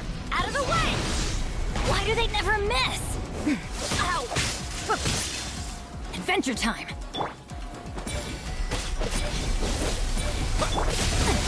Time to act.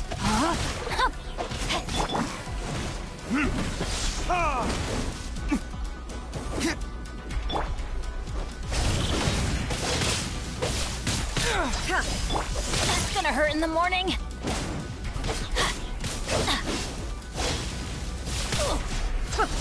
Why do they never miss? Let's light it up! Inferior. Ow! Instabilities will be Adventure time. removed.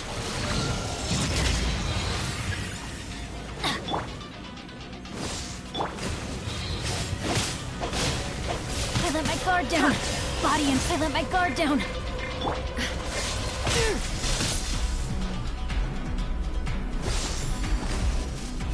Strike dead.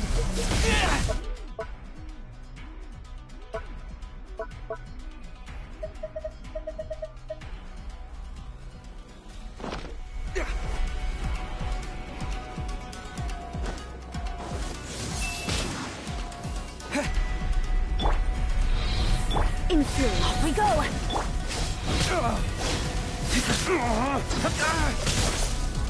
Inferior.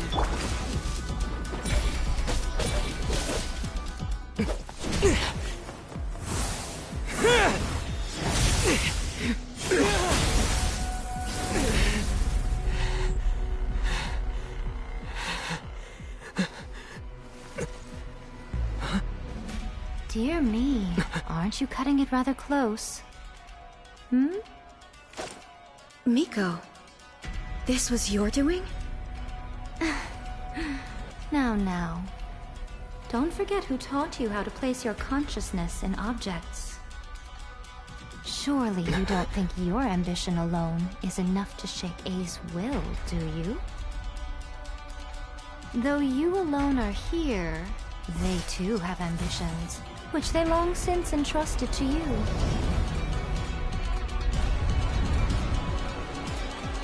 Now then, close your eyes.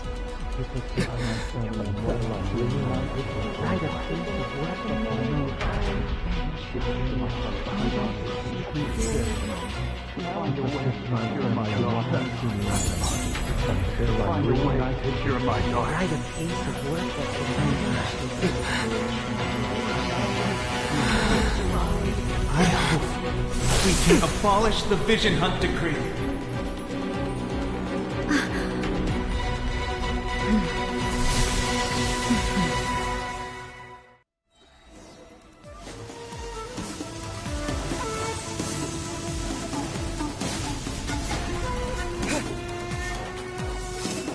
Thunder. Your verdict is decided. All will be severed. I'm going in! Why do they never miss? Ring cutter! No, my sword! Time for retribution! All desire can be broken.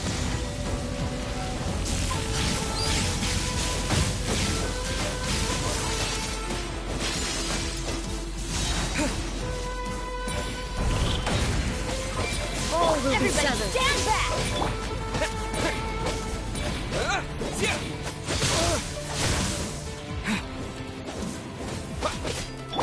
Burn!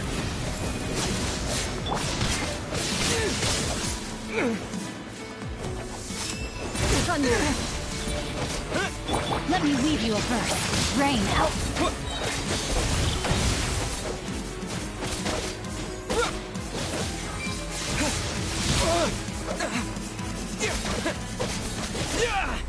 I'm going in! Verdict is...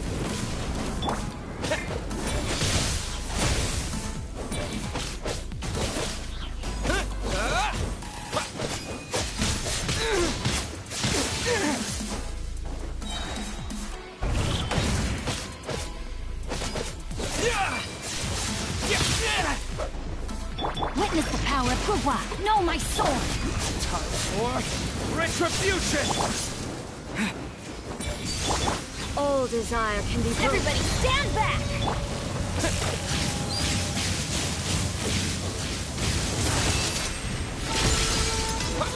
This one, the fleeting shadow.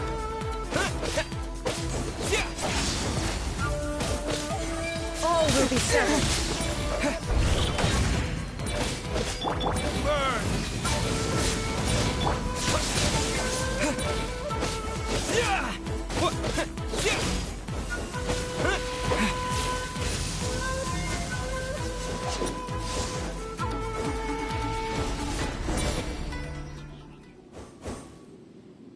You've lost, eh? Yes. Why can you not trust your people? And in the power of their ambition? These ambitions have transcended space and time. They are something that no one can snuff out.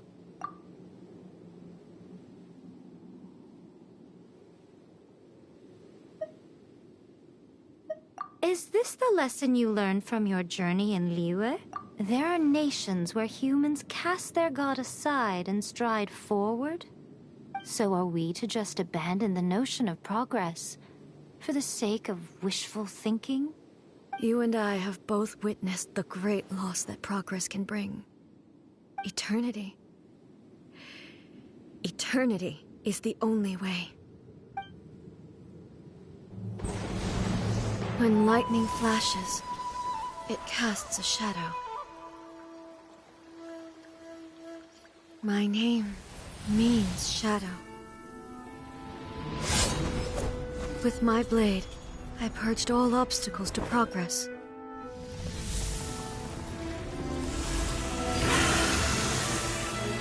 And yet, something was lost with each step forward. In the end, I even lost her. The tales are still retold in the shade of every Thunder Sakura. But the wounds left on our nation by that terrible loss still ache. Never stop searching, even if only for a brief flash of light. If nothing else, we have the present moment. She said that once. But I've seen a nation stride forward and lose everything to the heavenly principles. Perhaps only if time stands still will the lightning's glow never fade.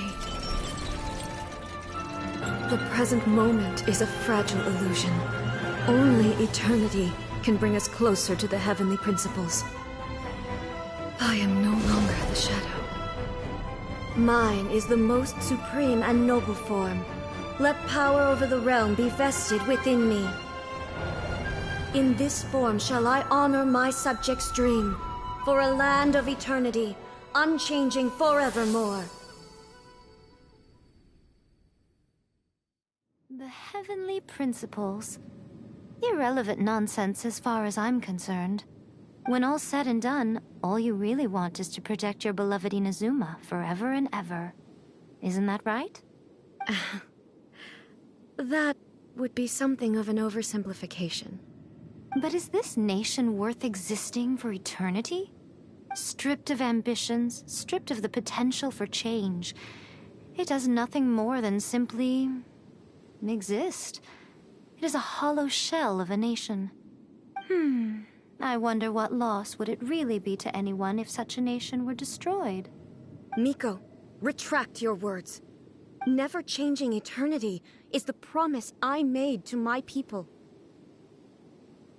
But what your people need from you is not your promises. They want your attention. Your divine gaze.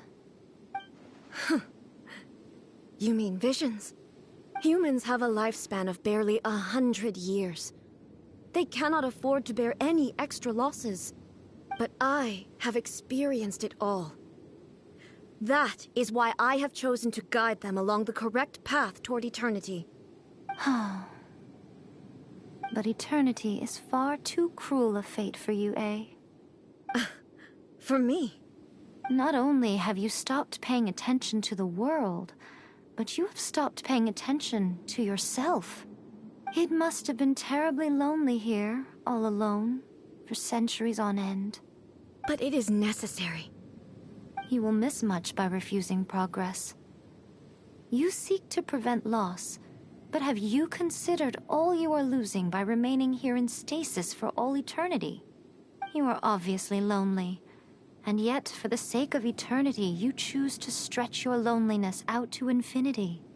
Tell me this. Why is the sky here that was once so dark glowing again? Why now? This is your plane of euthymia. It's your inner world. So it can only mean that you are happy to see me again.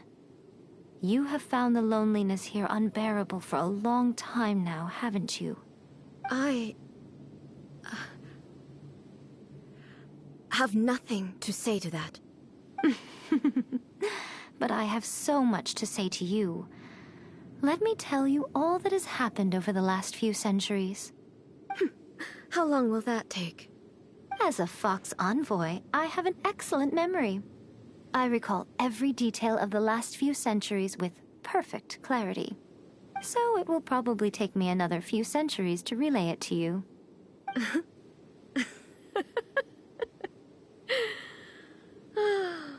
Miko, I never thought I would have the chance to meet with you like this again.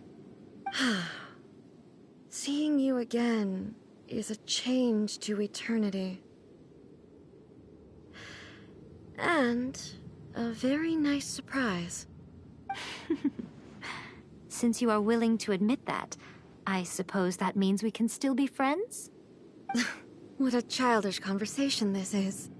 Anyway, now that I have been defeated by you and your plan, I will honor your wish to abolish the Vision Hunt Decree. But, with regards to eternity, and the question of whether this nation should move forward, I need time to give it some thought. You are the one who's been acting like a child from the very beginning.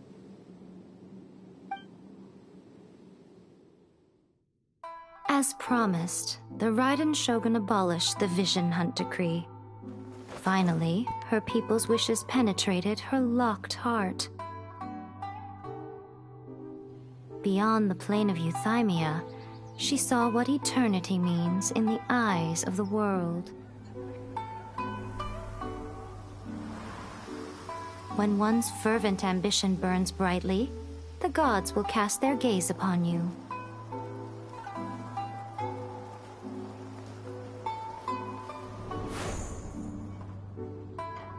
Some ambitions have the power to heal wounds, to bring victory, to inspire hope.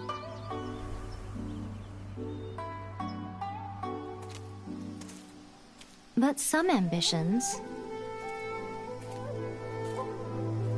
outlive their masters long after the soul ascends. They remain as they were in the beginning.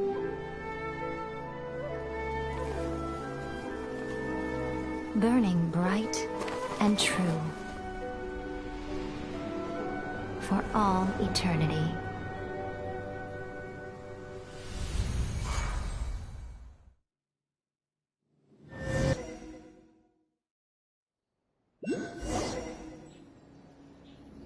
So what did you guys do in the Raiden Shogun's plane of Euthymia anyway? Is the Vision Hunt Decree abolished?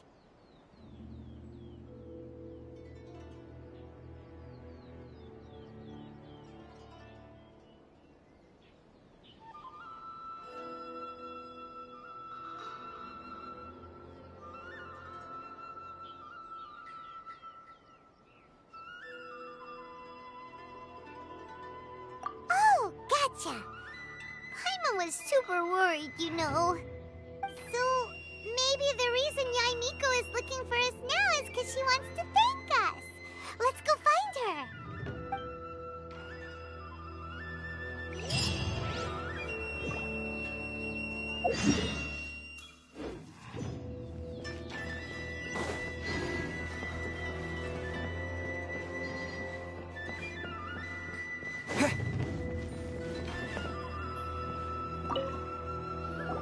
Why, hello, if it isn't the triumphant traveler. And why might you be visiting the shrine? A sign of piety, perhaps? You literally told us to come meet you here! I was just joking. I've been waiting for you. Seems like someone's in a pretty good mood. Mm-hmm. Catching up with an old friend I hadn't seen in years was truly delightful. By the way, I heard that you had a duel before the throne. Defeating Signora head-on in a duel means that your strength exceeds my expectations. Still, you did end up victorious. I gather congratulations are in order. Sure feels good to finally thwart the Fatui plan for once. They caused plenty of trouble along the way, but at the very least, they didn't get their hands on another Gnosis. Wait a second. Did you say Gnosis? As in, the little thing that looks something like a chess piece? Yep, that's the one. You've seen one too? Gnosis belong to the Seven. They're what keep them connected to Celestia. Oh. What's wrong? I handed that over.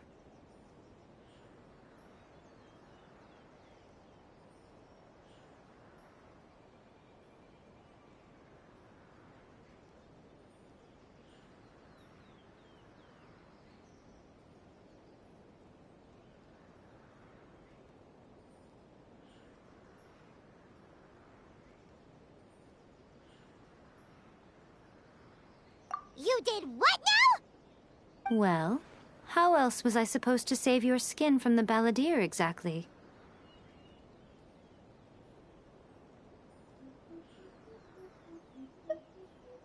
The balladeer is number 6 of the Fatui Harbingers. In terms of strength, he is superior to Signora. I'm not the kind of person who risks life and limb for any old reason. You did... for once, Paimon just does not know what to say.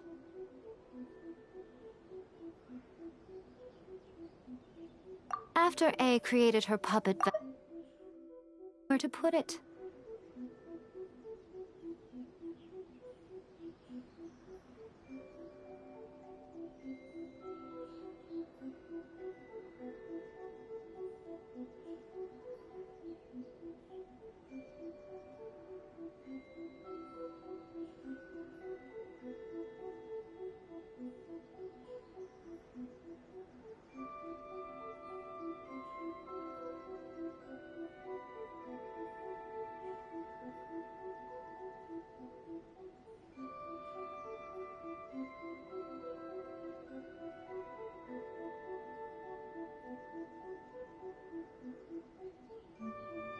As her erstwhile closest friend, A handed it over to me, and I've kept it in the Grand Narukami Shrine ever since. She no longer needs the power of the Gnosis, and in any case, she tells me she has severed ties with Celestia. Thus the Gnosis became not only useless, but also a potential source of conflict. Is that not a good bargain, exchanging it for the one at the core of the plan? Judging by the results, at least, I dare say I struck a good deal. When you put it like that, Paimon has to agree.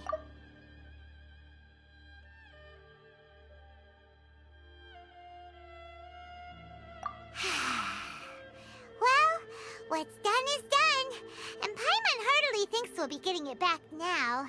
Let's leave the past in the past. So anyway, you still haven't told us why you called us here today. It's to thank you. Really? You intend to travel all over Teyvat, and the time has come for the Inazuma leg of your trip to come to an end, has it not? As a mark of my gratitude, I will answer any questions you may have about the road ahead or the events of the past. What would you like to know about? Sorry, I haven't a clue.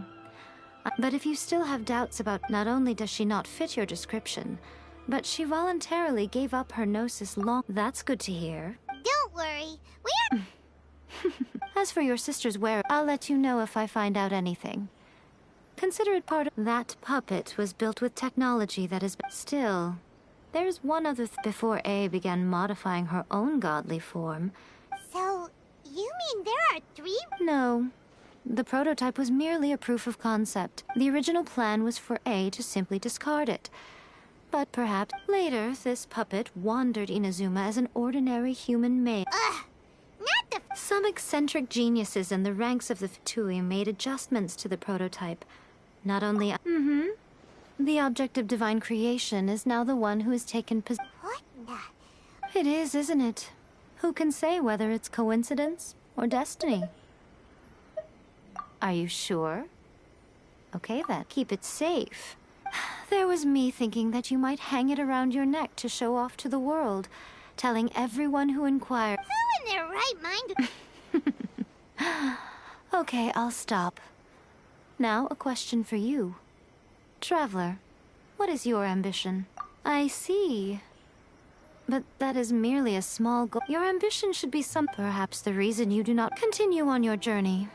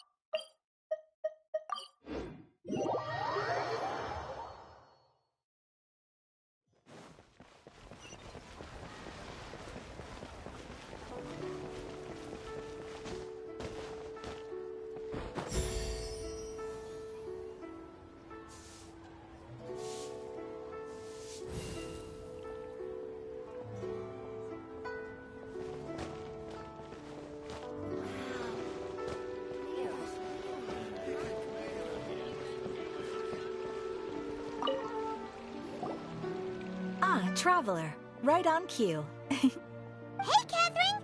Got any new commissions for us today? Also, how come you look so happy to see us? What have you done? I went to the shrine to draw a fortune slip earlier. The shrine maiden told me that it is the season for an unexpected reunion. Catherine? Drawing fortune slips at the shrine? Is it just Paimon, or is that the most unusual thing ever? Wait, no, that's not the unusual part. We're in Liyue. You went to Inazuma and back in a single day? Even I have a private life, you know. Okay, so when you say unexpected reunion, you mean running into us, right? Who can say? But the anticipation of knowing that an unexpected reunion is due is making me happy to see everyone I cross paths with today. Fair enough. Even though we see each other pretty much every day, whatever makes you happy. Wait, are you saying? Oh, Paimon gets it. Well, let's just hope the Shrine Maiden was right. Fingers crossed we find... I'm sorry. Did I say something? Oh, it's nothing. Yes, as a matter of fact, I do. Really? Does this mean the I will leave the requester to fill you... All right then. Thanks, Cat. Very well. Ad Astra Abyssosk. This time you are truly bound for the Abyss. Good luck to you both.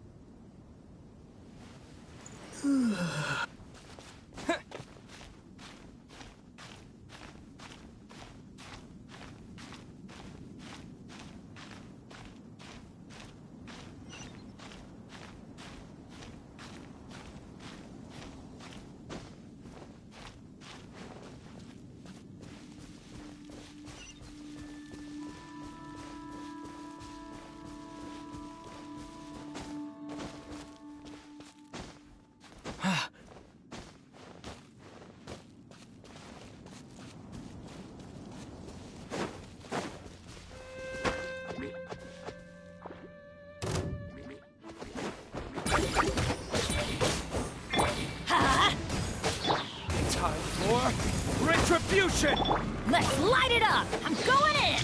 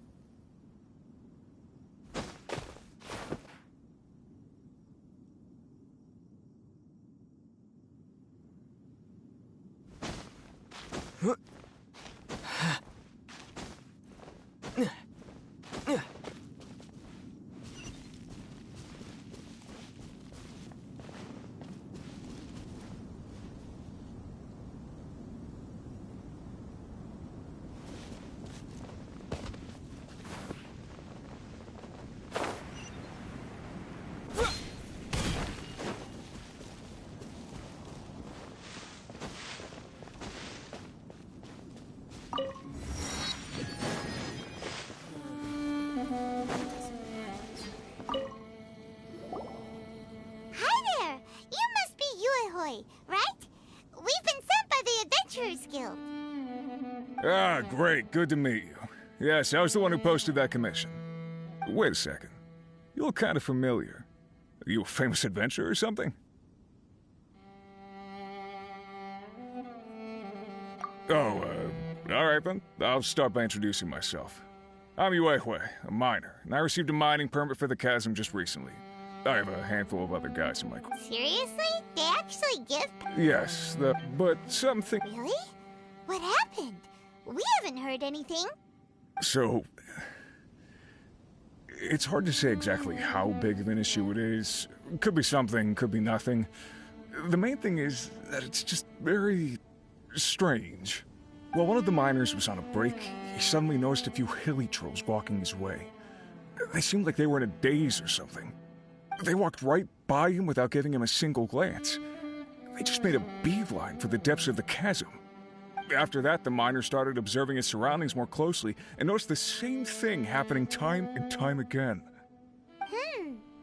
Are the hilly trolls just curious? Maybe they just want to take a peek inside. Not likely. The strange part is that in all the time this miner's been watching the hilly trolls, he's never seen any of them come back out. It seems to be a one-way trip. Once the hilly trolls go in, they never emerge again. And it seems to be happening more and more frequently as of late. What are these hilly trolls up to? What happens to them after they go inside? Is there a disaster brewing? These are the kinds of thoughts going through the guys' heads now. Everyone's driving themselves crazy worrying about it. Paimon's not surprised. Paimon feels spooked just hearing about it. Exactly. The deepest fear is the fear of the unknown, you know? So we have to get to the bottom of it before everyone can put their minds at rest. Do we really want to take this commission? Thanks, Mr. Miner, sir. We need to consider it first.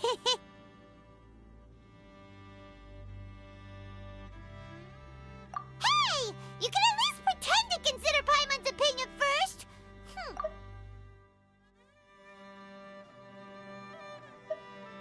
Oh, so that's where you're coming from. Well, okay then. Maybe we will find some clues about your twin.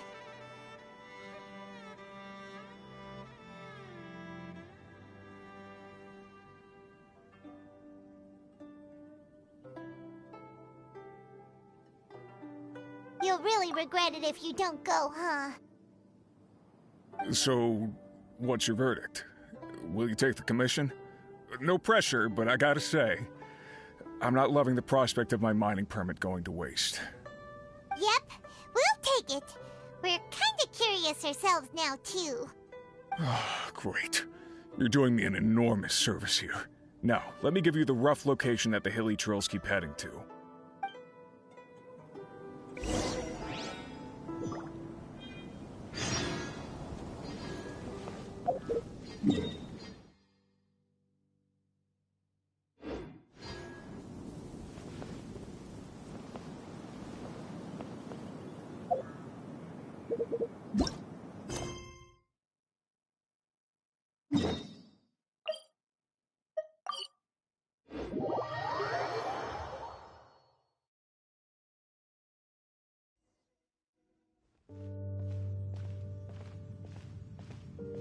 What the? It's a city? A whole city that's floating in the air!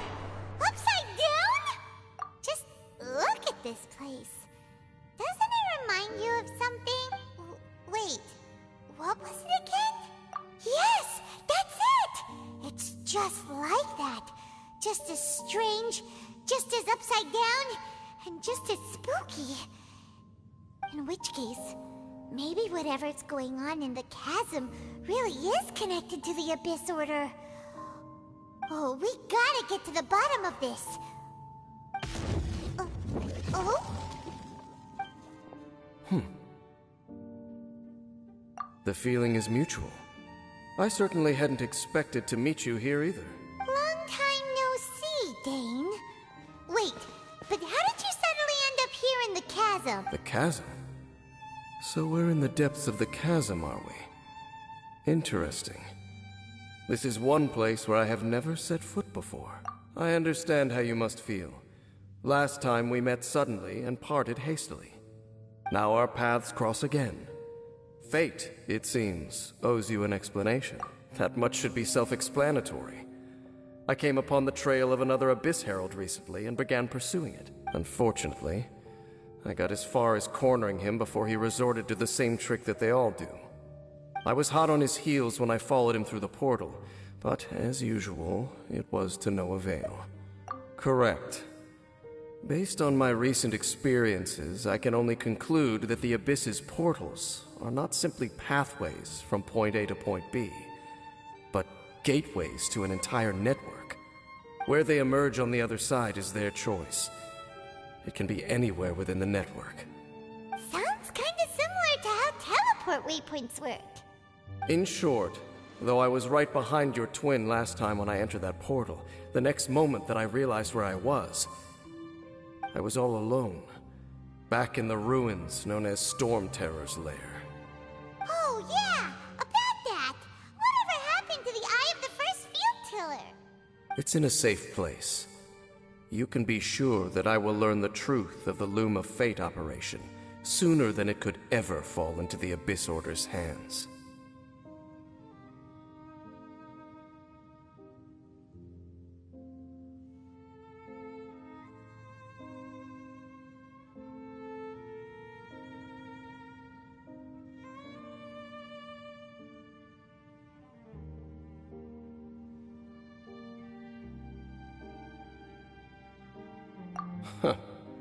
So that title stuck in your memory.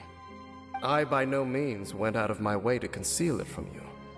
It once stood for the glory of Conria, but now it is but a cruel joke. My curse to bear. Twilight Sword was my title as captain of the Royal Guards when I witnessed the destruction of my entire homeland firsthand. I believe my reluctance to raise it in conversation is quite justified. Sounds like your sister was right.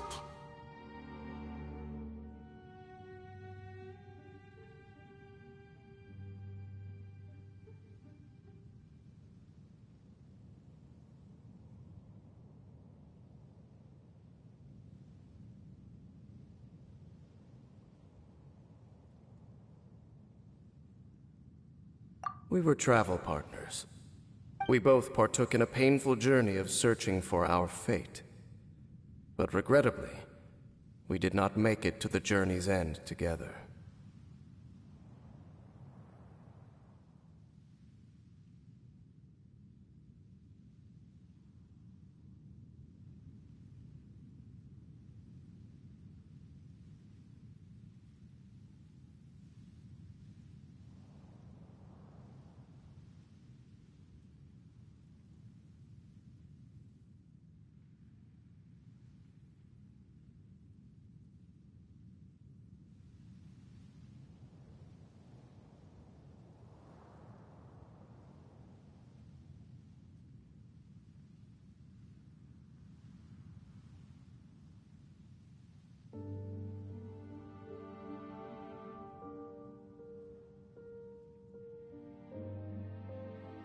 Before you continue questioning me, I ought to warn you.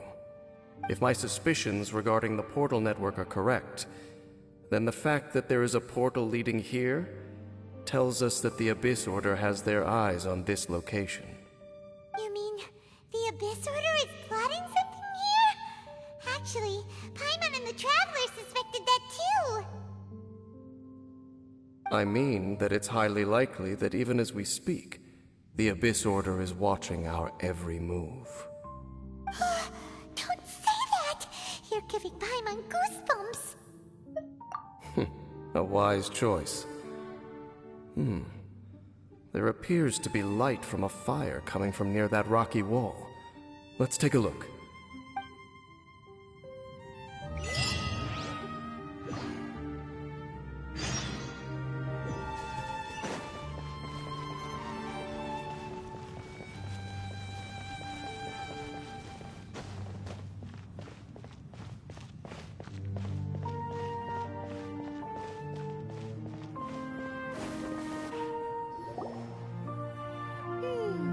There are signs of hilly churl activity here. Could these be the hilly churls the requester was talking about? Requester? In fact, hold on. You still haven't told me what you're doing here. I doubt that most travelers would have any reason to venture down this way. We took a commission from the Adventurers Guild to investigate the chasm. Apparently a whole load of hilly churls have been gathering here, and the requester wants to know why. And now it looks like we finally found our first clue. Do you want the answer? Huh? You mean you know something about this? As it happens, I do. It's understandable that you did not perceive anything unusual. What makes this place so strange is that the environment here weakens the effect of the curse. Curse? Oh, Paimon remembers! Last time you guys were saying that Conria's people were cursed to immortality or something. For centuries, I have suffered daily from the curse that was laid upon me. But here, I suddenly feel a small amount of relief from this suffering. And right here, right now, I can feel my body sending a strong message to me. It is telling me, stay. So, this place weakens the curse? That's pretty incredible. But how? That I shall need to investigate. But to the best of my knowledge, the Abyss Order does not have the technology to achieve this.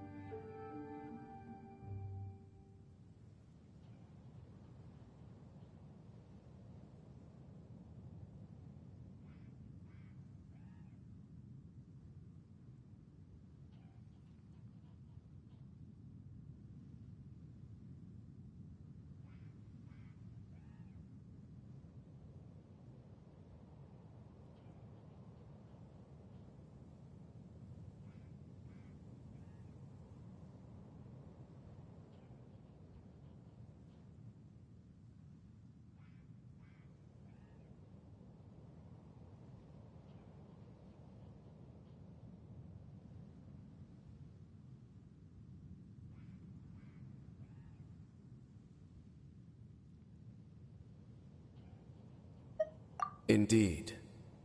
Do you know why Hilichurls wear masks? It's to hide their appearance, lest they catch sight of their reflection in a body of water. Compared to how they remember themselves, it is a terrible sight to behold, one that causes them great despair.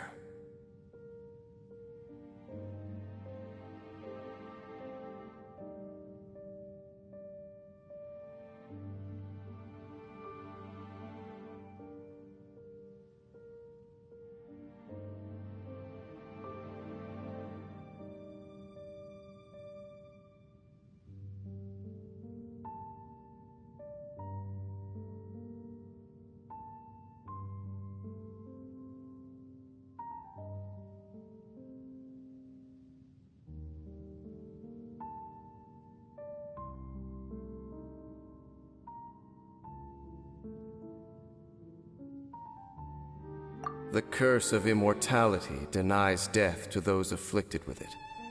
And yet, it does not truly mean that they will never die. So, you mean there's a way to undo it? No. I mean that the body and soul will continue to be eroded until they are virtually non-existent, even if death is not the form that this erosion takes. When the Hilichurls realize that the end is nigh for them, it seems their instinct is to seek out a calm and dark corner of the world in which to finally say goodbye to the centuries of suffering they have endured. And of all the places they could lay down to rest, one that can ease the effects of their curse would surely be their first choice. Wow. That's so... Conversation's over. Brace yourselves. What is it? We're under attack.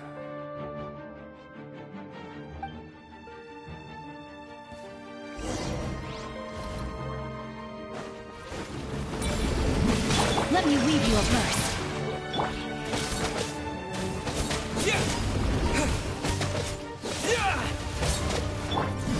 Get out of here! Out of the way!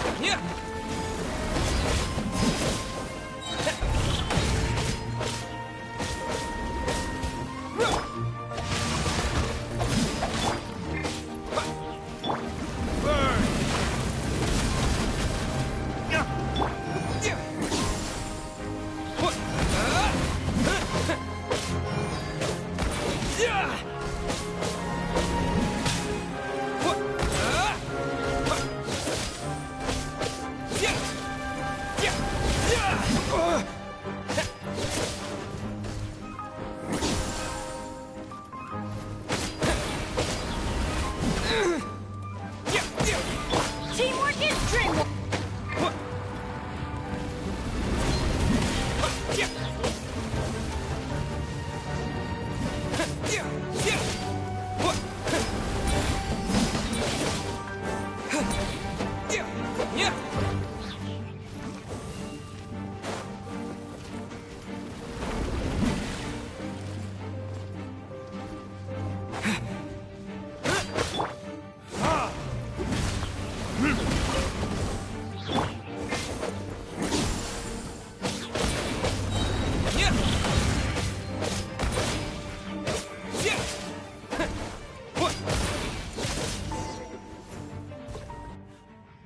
What were those? And why did they attack us all of a sudden? Black Serpent Knights. They once belonged to the Royal Guard of Kanria. Wait a second. Royal Guard? So, they used to be your troops? Yes, they were. But now, the curse engulfs them, and they fight with none of the honor they once had. Because they've become pawns of the Abyss now? Let's continue on. Wait! Dane! Seems we missed one. Wait, stand down. There's something different about this one. It's disappeared. What the heck? What was going on with that one? Was it trying to say something? How is this possible? How could he have retained self-awareness for 500 years without it? But more importantly, why did he seem so familiar?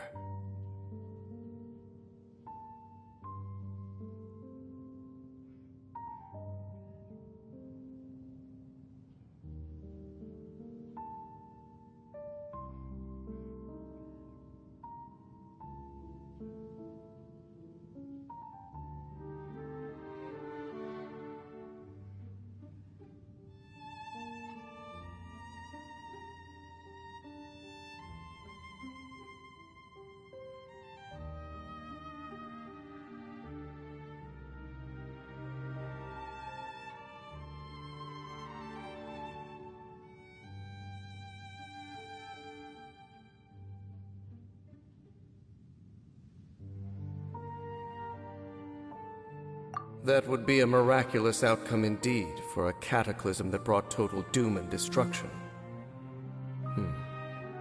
Or perhaps it was just a coincidence. We should press onward to the city.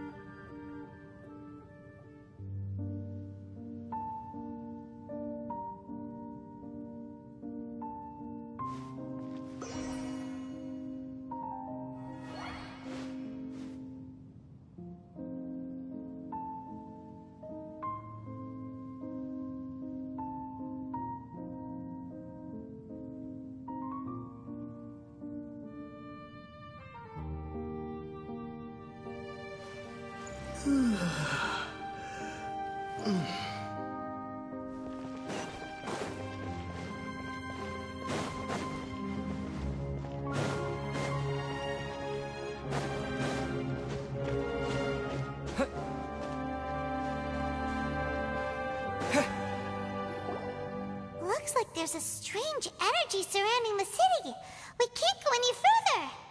Guess there should be a mechanism or something around here, right? Traveler, looks like it's time to get into ruin exploring mode.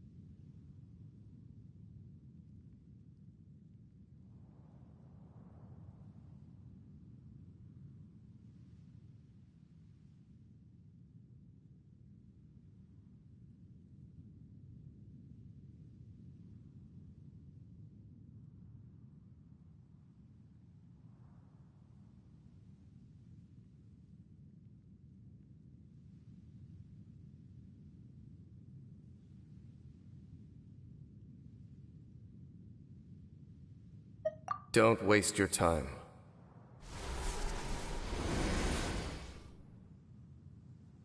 Huh? Conria's technology, abyssal power. Two things I couldn't be more familiar with. They're just cheap tricks to me. Okay, so the Abyss Order really is trying to hide something here, right? Dan seems like he really understands what's going on here. No wonder the Abyss Order doesn't want him around.